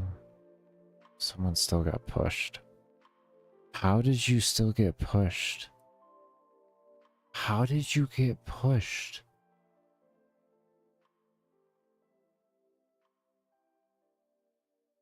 What?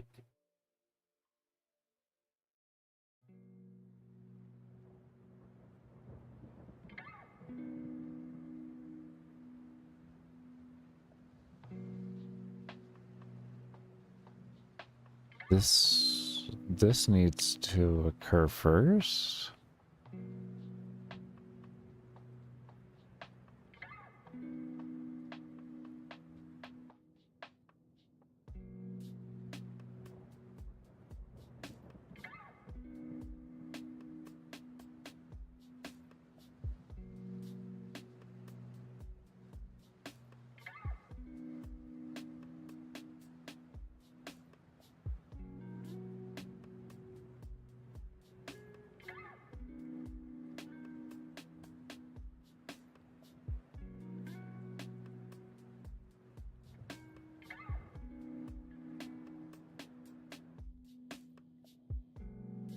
We'll keep that like that first with the alarm, and then we'll move the alarm around and see.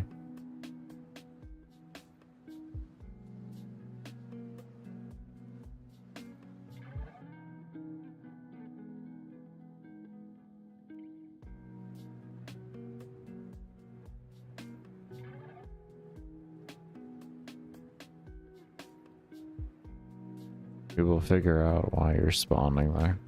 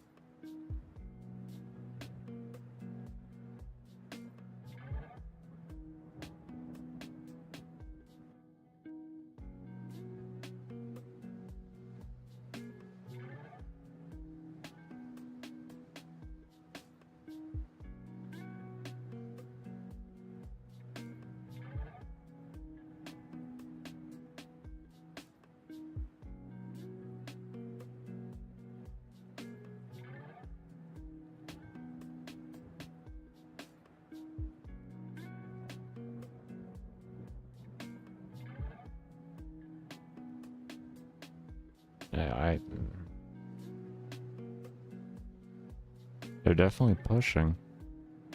It's not like I want.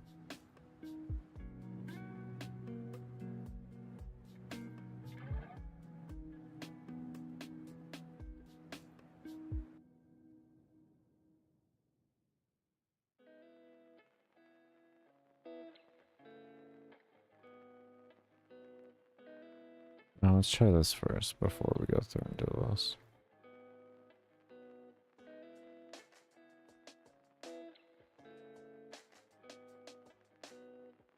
Can I... Thank you. I don't know why I was doing that. I was being a pain.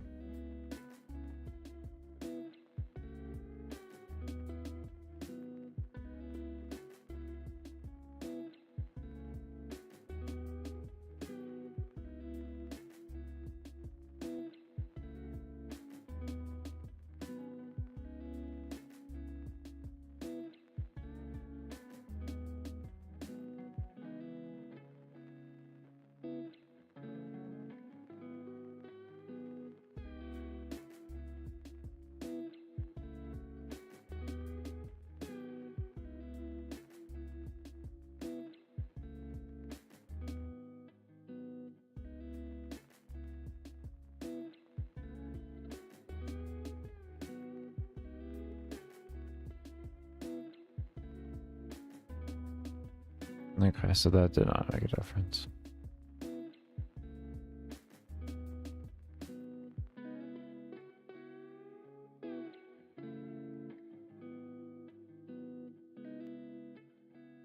This, on the other hand, gave us a little bit better results. We'll try putting the alarm second this time.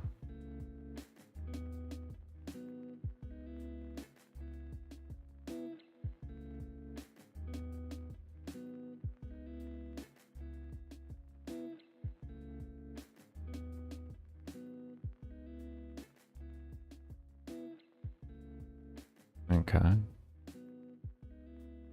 There we go. The alarm placement. There it is. The alarm placement was everything. Good, good. Okay. Alright. Yeah, we're gonna go ahead and take a break here a little early. And when we come back, though, we are gonna go ahead and keep it going. So, let's clean up our workspaces. What we're gonna work on is integrating all of the current hit system or collision system into what's it called? Into all the other enemies.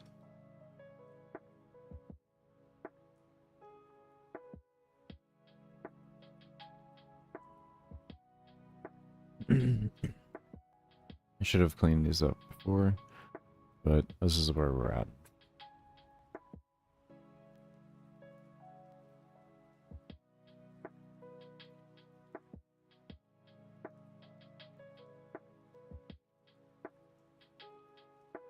Okay.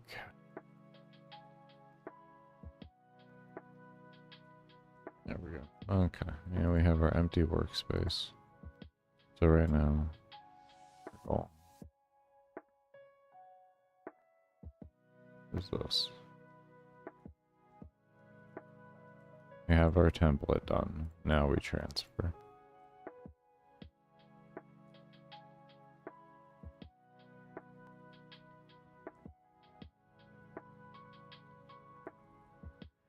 Oh, I don't think I needed anything from the create.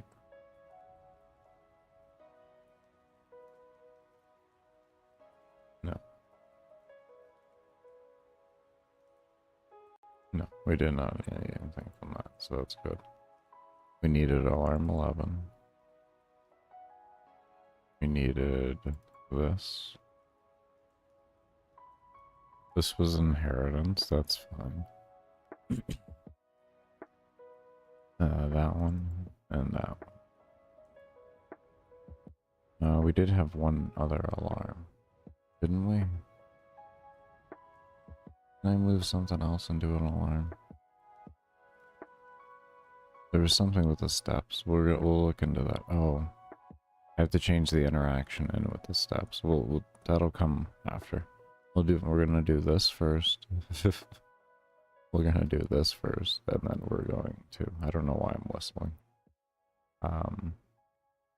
We'll do this, and then afterwards we will work on everything else with it. So right now, we need to make an alarm. That was alarm 11. I want to delete that. I want to inherit this.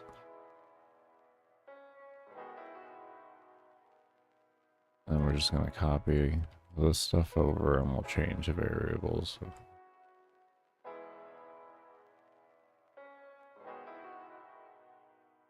Okay, so there's that.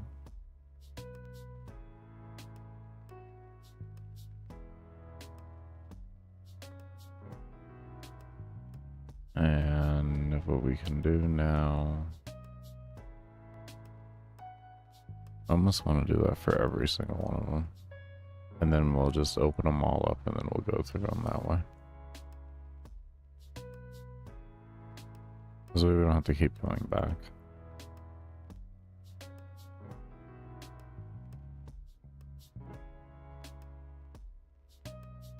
You know, honestly, let's copy alarm 11 too, instead of making it.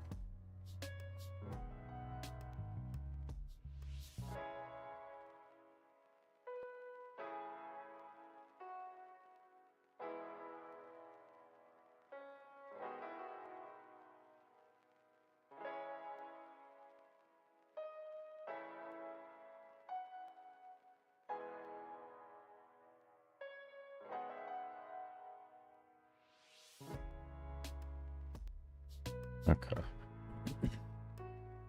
That's all copied over now. Let's go ahead and open these over here.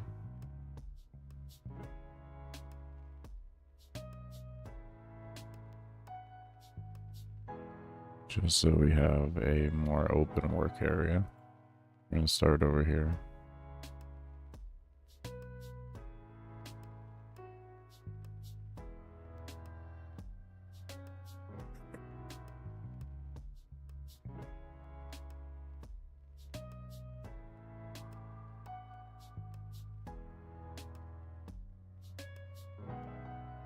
Okay.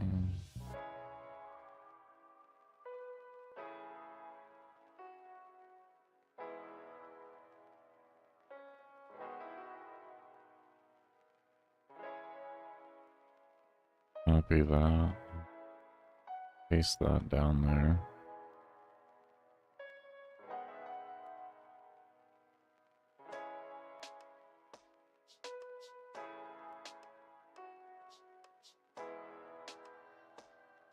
Alright.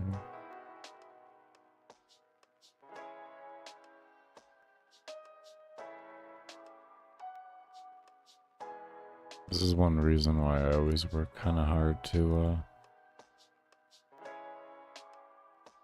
make the systems that I make, is when it comes to mass integration into things. I like to always make it as easy as possible. There's nothing worse than having a just terrible day of that.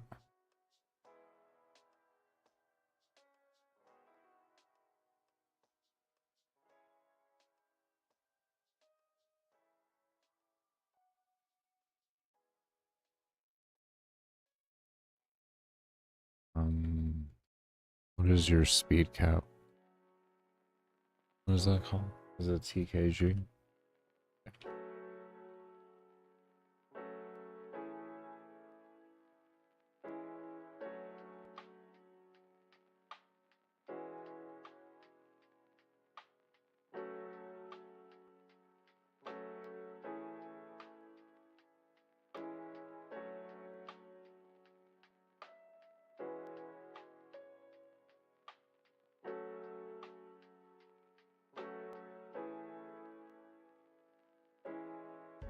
Getting there.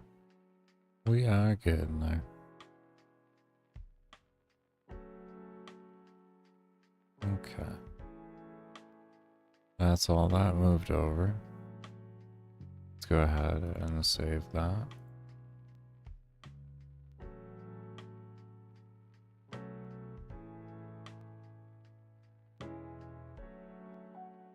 Now what we're gonna do is come over here. Here.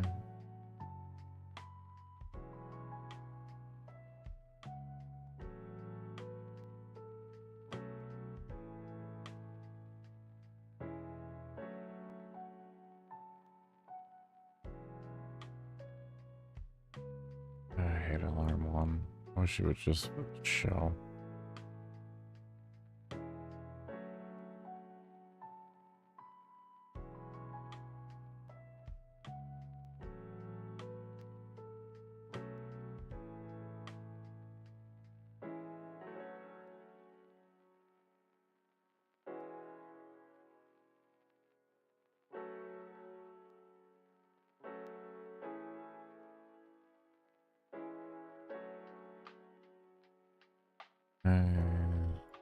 Nothing else.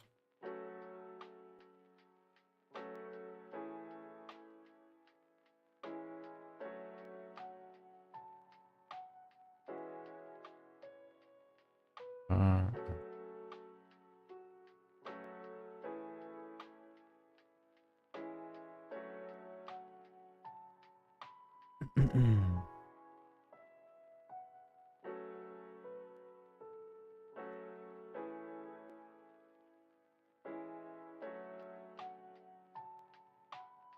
Let's see how that does.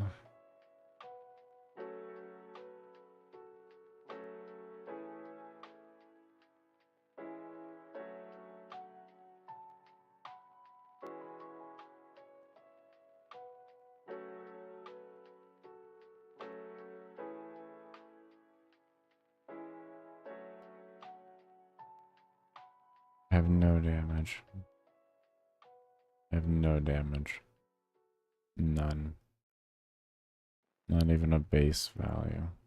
I guess the base value doesn't matter right now. That's not gonna save me. Which one has 0 damage? You do? 120,000.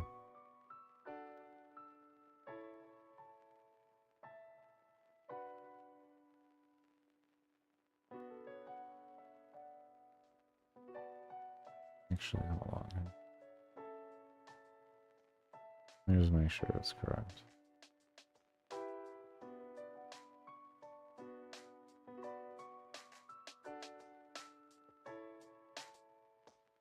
There we go. Okay, 2,000, 20,000. Range. Let's just do a 12,000 range.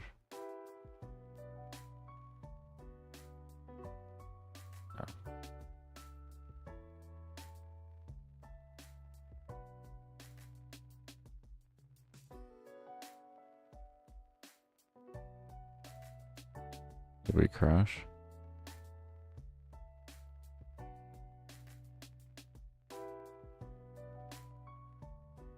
We launched them. Okay. I didn't see that. It opened in another window, if you're wondering what happened. Or it opened, for some reason, in the back of the game engine. It usually comes forward. I might have clicked or something like that. I'm not going to put it past that. Okay, we got an error.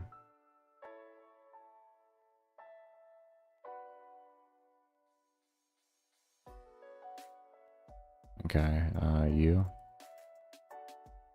And we had collision. Step object for young soul. For object keeper card.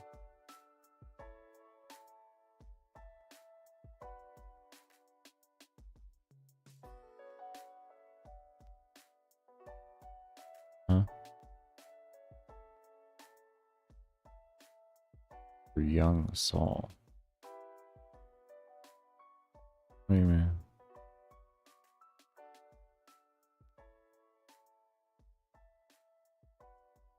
A step object. Event a young soul.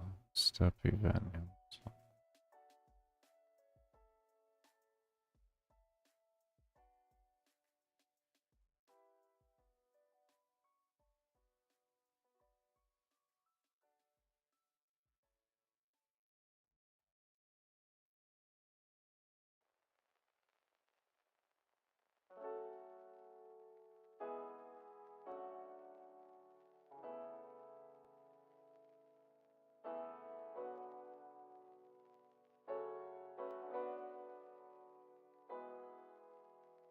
Wall move. Wall move equals.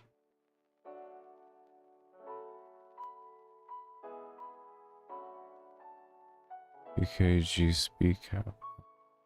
What do you mean? Oh, Jesus.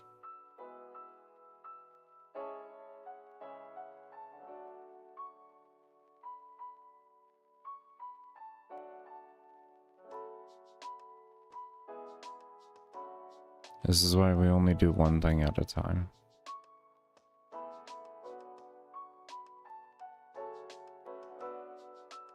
When things go wrong, it's easier to find.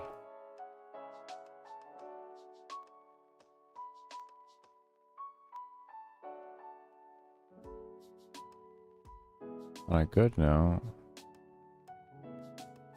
this seems to be the only error.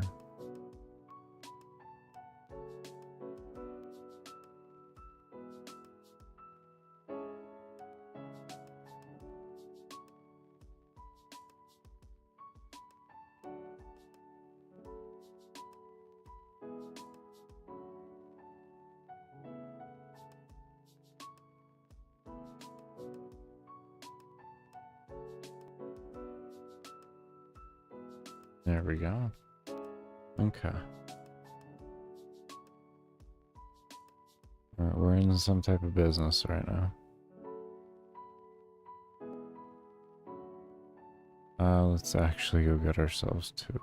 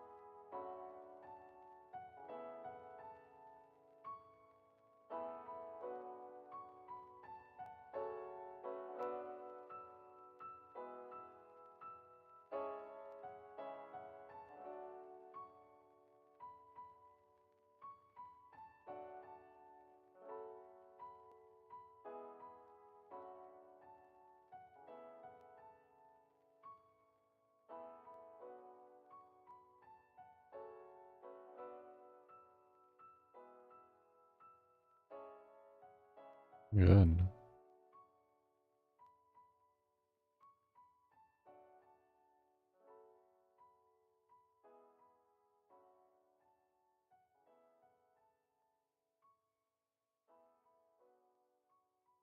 It's looking really fucking good.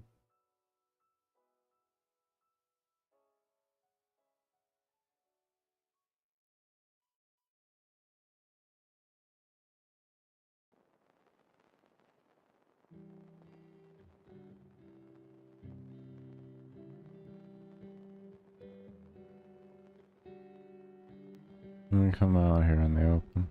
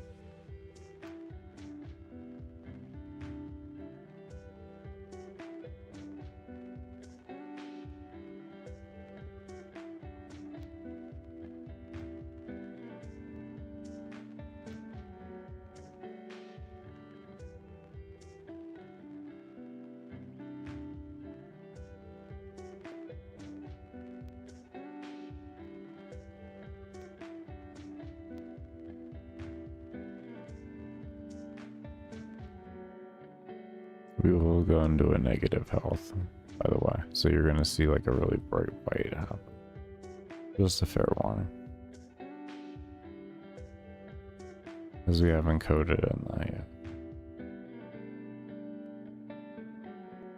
Only one enemy has that.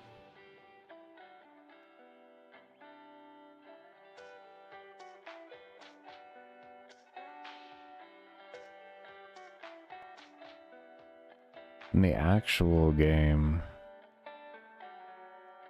the flow of mobs is completely different than what we were experiencing earlier.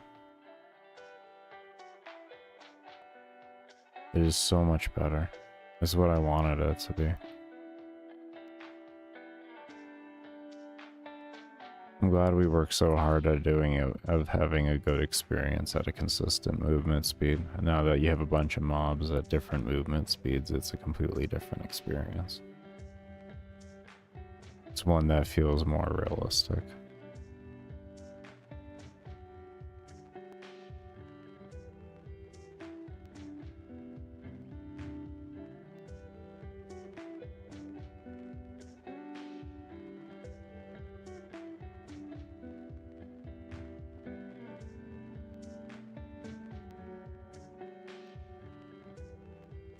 And our mob count is lower because we haven't worked all the efficiency in. I expect the max mob count to not be something amazing, but we'll see. Could be wrong. Who knows? Yeah, it looks like it's just going down. That's fine. We're testing right now the collision. That's what matters. And we still have a little weird collision happening on occasion. We just did.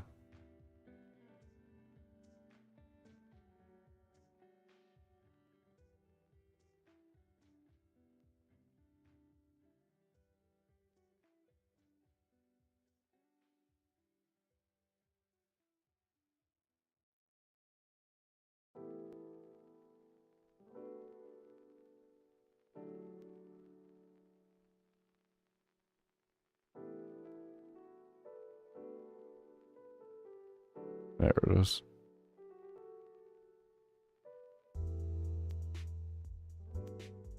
$14.50, $14.60, somewhere in there. It's not spawning more though, it's just dropping. Okay, well, that works there.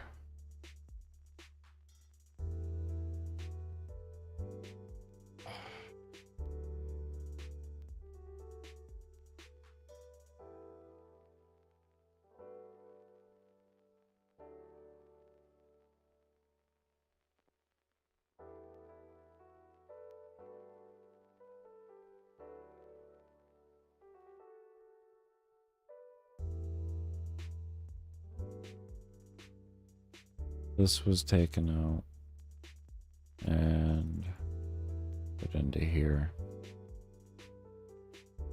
You next.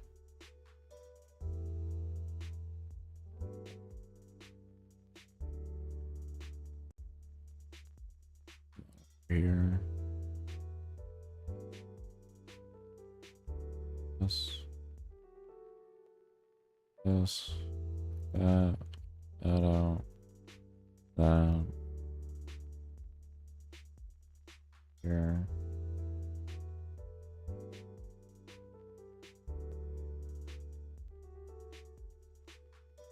That. That.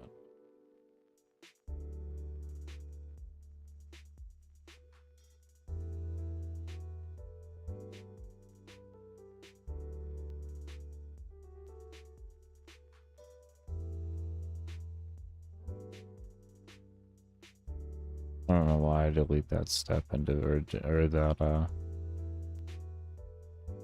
the empty if variable there. I'm deleting the step anyways.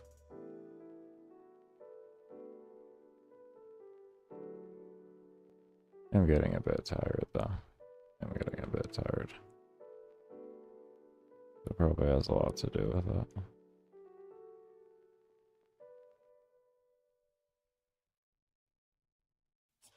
Oh, there you go. See, at the end, I remembered. I actually had to intentionally. I had to intentionally do that. It took a lot of intention. It took a whole lot of intention. Okay. I got that transferred over. Let's go ahead and test that.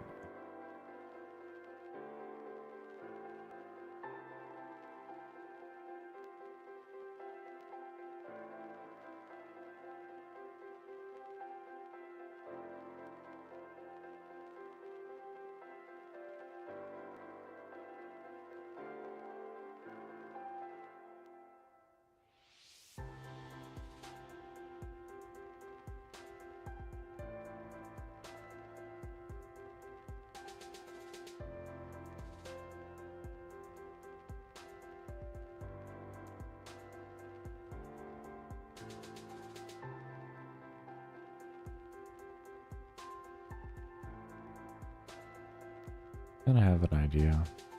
I might take each of the lines of code, the different if variables in the reset, or not the reset, but the death, and I might just attach each of those to a object and have a unique object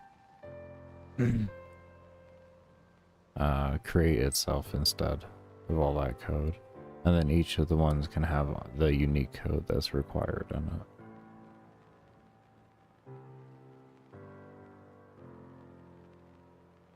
This way it frees up that area there, so when I need to work on it, it'll be easier to work on. I think that's what we're gonna do.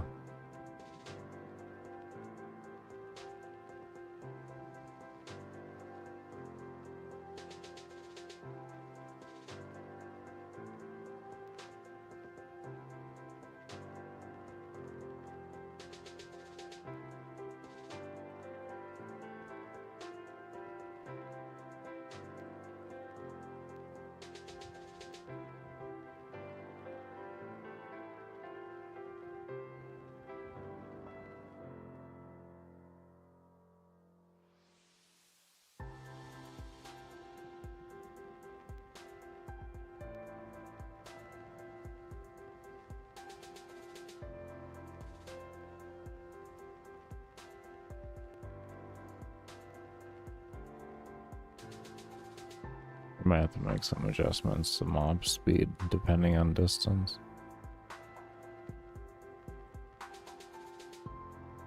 Probably run that in the main alarm. Yeah. Increase the distance if they're like more than a certain amount away like I used to have. This way we can fill up the map faster.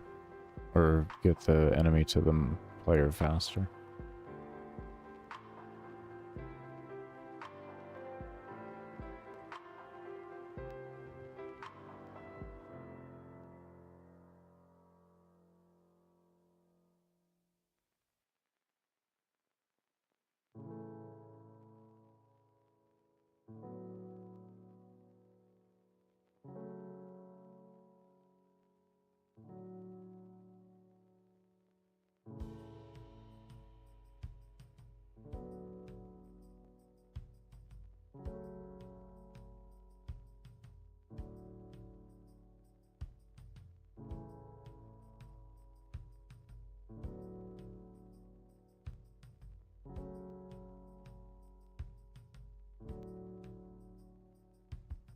Oh, come on, mob count.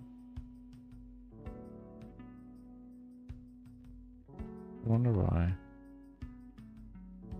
I wonder if it's my kill rate or what it is. I don't think it's the kill rate. We do have a 12,000 range, to be fair. I have to remember that.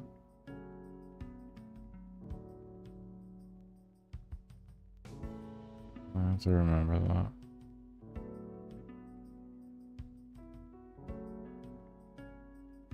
We still have other optimization to do as we go through.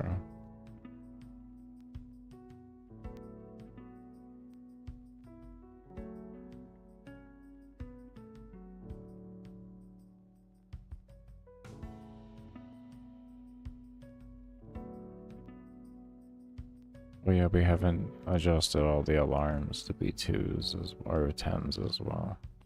All that. What about all that efficiency? We got a lot of work to do on the mobs. Got a lot of work.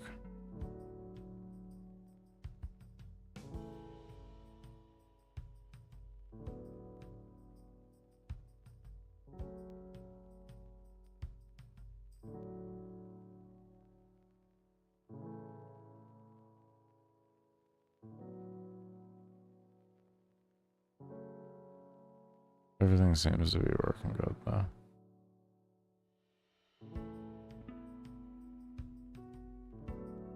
Welcome home, Columbia. Beautiful, beautiful. Discovery's 4 computers now have primary control of critical vehicle functions. Liftoff of mission 41B, the first flight of the orbiter Discovery, and the shuttle has cleared the tower. Discovery Houston, trim, ATO.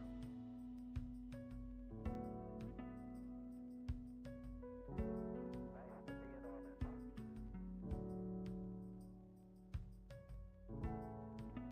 Beautiful, beautiful. Good. Looks good.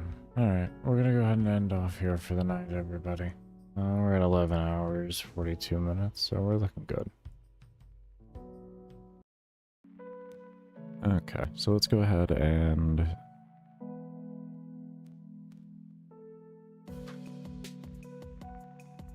we'll say if equals true here on this, and we click, what we're gonna want to do is...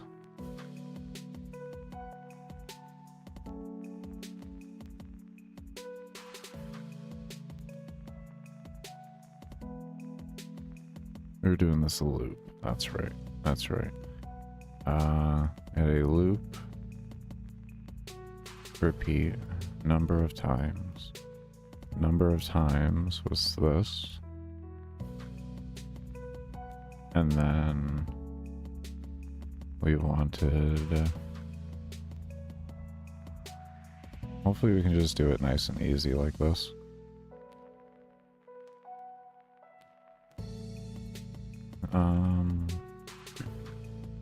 Oh, what was your name? I don't even remember. I don't even remember.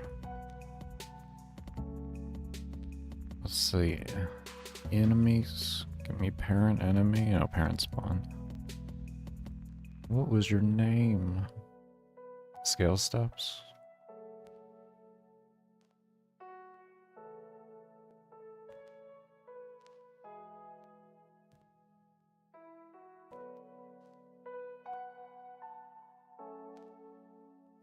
Okay.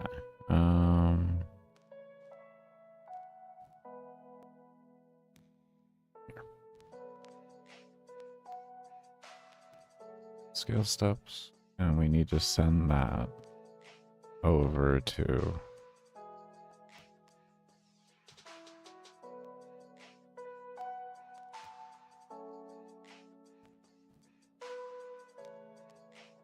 okay.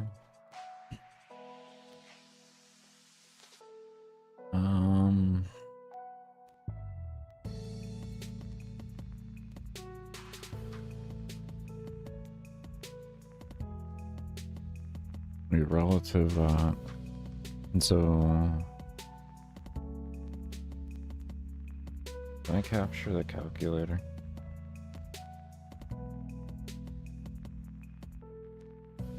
Yes. On the if expression,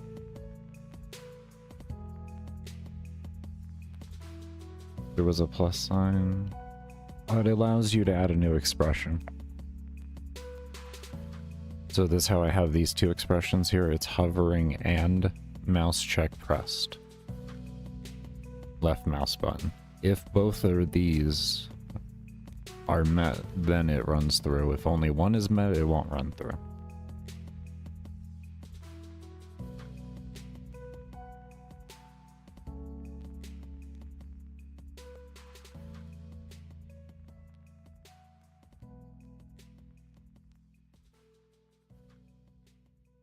Yeah, and hovering is a value that we set over here as function. We called it position meeting, and we took our X, Y coordinates of our mouse on the UI and to the actual ID of the instance itself. So if there's multiple instances, or if we're not, or if we're just drawing it, this can be registered no matter what. And then we have it as the target of hovering. So all of this kind of goes into hovering.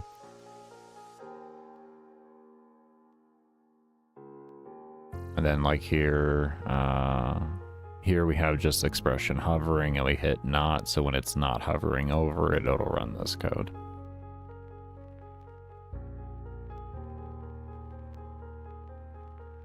Yeah, generally in this engine, when you see pluses, it means you can add extras of that same thing onto it.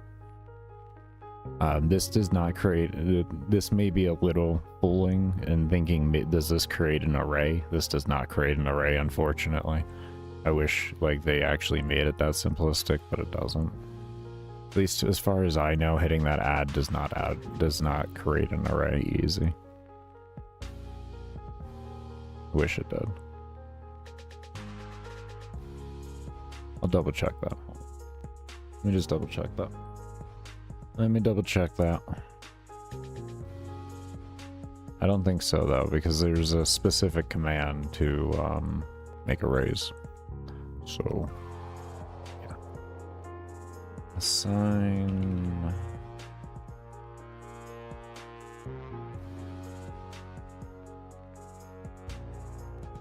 variable.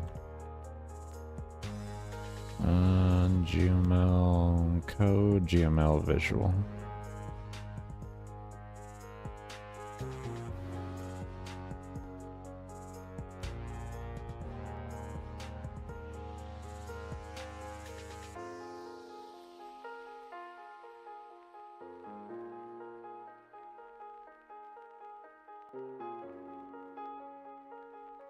You can add additional variables in the same action by adding the plus next to it to give another variable name. Yeah, no, that does not create, that's what I thought. That's what I thought. Yeah. That does not create an array. It'd be nice if they had some type of visual thing to help with making arrays. That would be nice. Because otherwise, like, you don't... It feels weird making an array in these, because you have to there's command just for that, just array create, but like it feels really awkward typing in this tiny little space, you know. Don't you just need the X coordinate for what? Sorry, I have just sat here and just rambled on, Homer. Are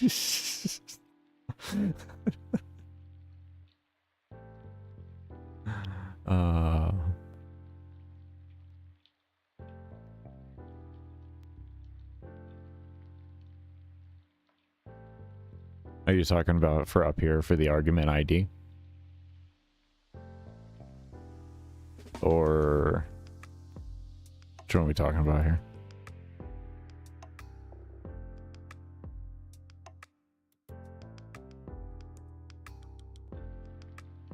So we know we got 3, we have 100 values, we have a max of 3 and a minimum of, what was our minimum again? 1.3 seems to be. We're gonna make it 1.5. Actually, let's try 1.4. Actually, did we make a new version? When was this one made? 9/12? Yesterday? I did it with the 1.3. I was still seeing hiccups on occasion. We'll do 1.4 right now. Let me just do some testing with this. What I have running isn't going to make a difference. It's just about it staying stable. Oh, there was one thing I wanted to do too. There's one thing I wanted to do as well on here. It may help with stability. I don't know if it will or not. I keep neglecting to do this, and I need to do this.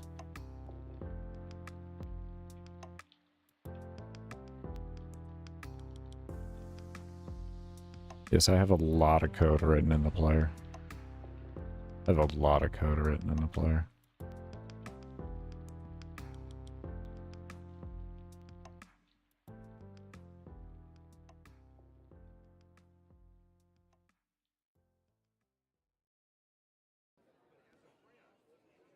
Though I have been looking at kind of like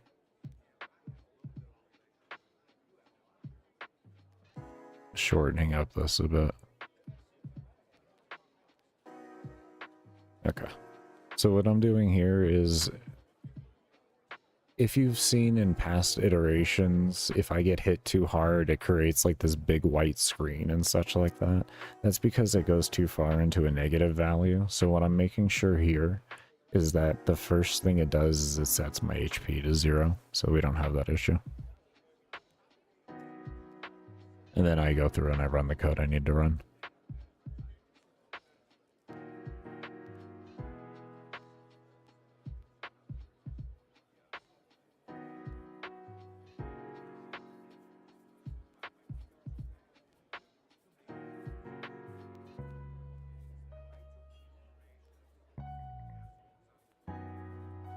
Okay.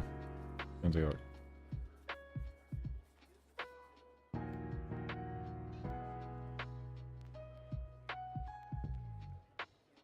You don't have the brain capacity to make card games? You mean like Hearthstone? Or are you talking like, Spire? Like Slay the Spire? What type of card game do you mean?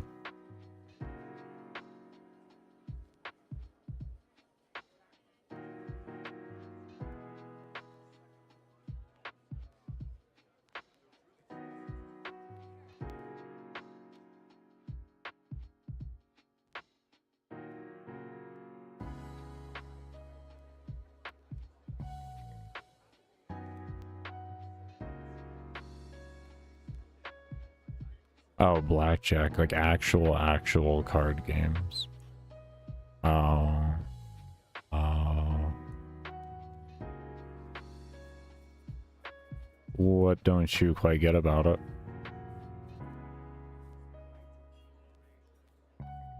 I can help you with the logic on that at least.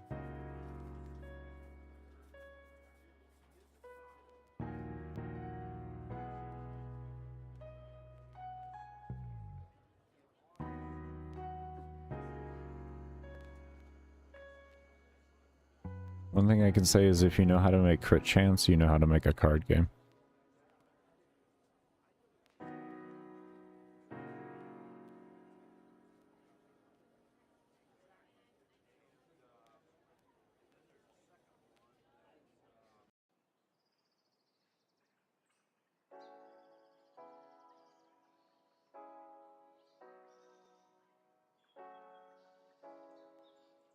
That was a project to do. It's a very basic iteration of a game, and it teaches you a lot of fundamental cores that'll expand you out a lot further. Because it teaches you arrays and how to read arrays fast. It teaches you about random number generators and conversion of those numbers into things. Teaches you about interaction and placement.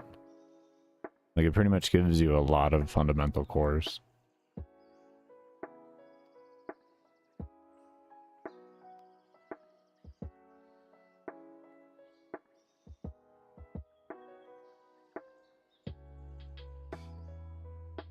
I think that's actually a pretty brilliant idea of them to do.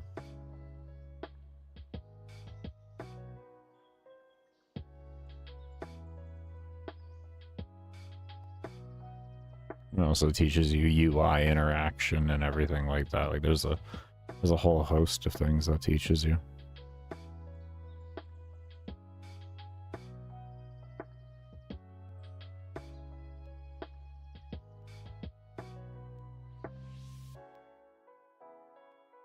So what we're testing right now is just seeing if my number was correct on stability or not.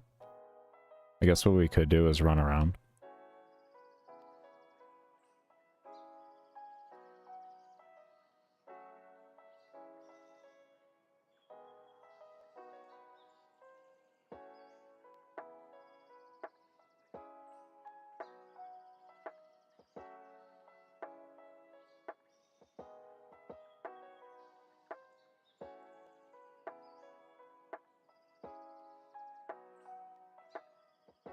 To be completely honest, though, I actually get better stability in the game when I'm moving.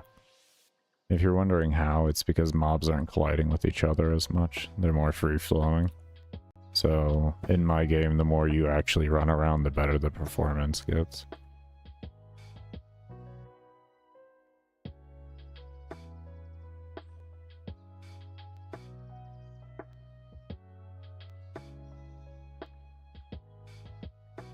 Oh.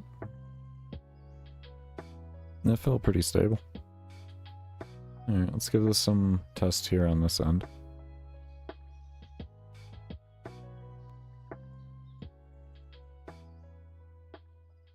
And then once I get this number figured out, I'll have my low number and I'll have my high number.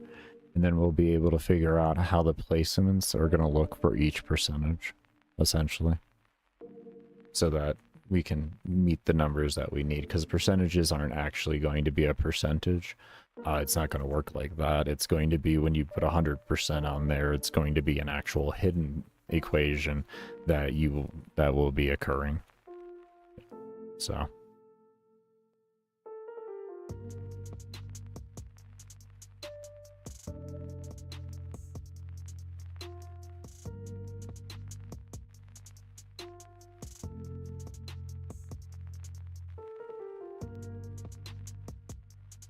you would have it store it into a list or something like that for cards already drawn. So it would be a separate thing. And they would draw out those values from the array, essentially, more or less. Or you could have, like, a false on them.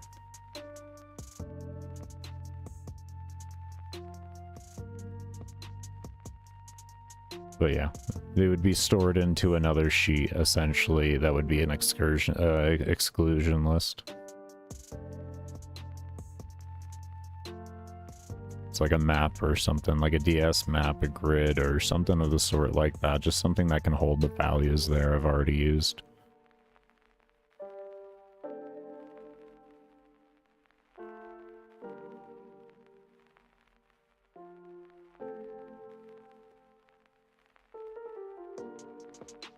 And essentially, if it does draw within that and it detects that, it'll redo it again. That's pretty much what you're getting, what it's getting out there by the end of it. So you have it repeat until meet of not used within that list that you have there, and then it'll draw that card out and then add it to that list and then repeat.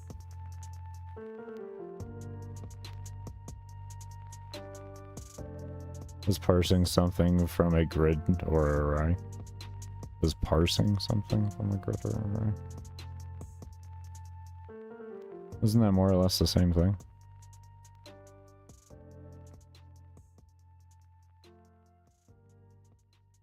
More or less the same thing.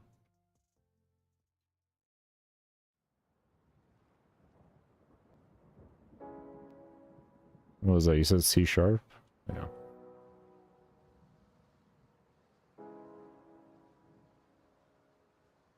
Oh, to convert a string to a floating point number?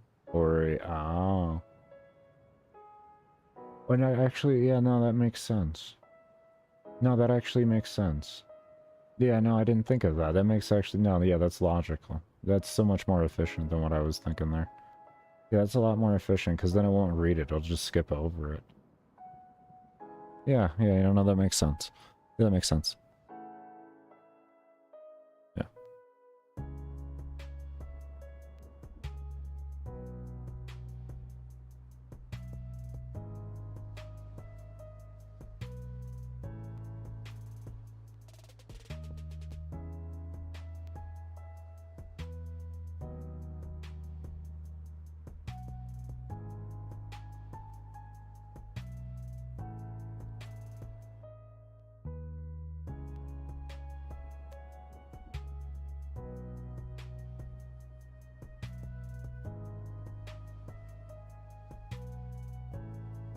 I guess kind of my first explanation about in the array of like having it turn into a true or false.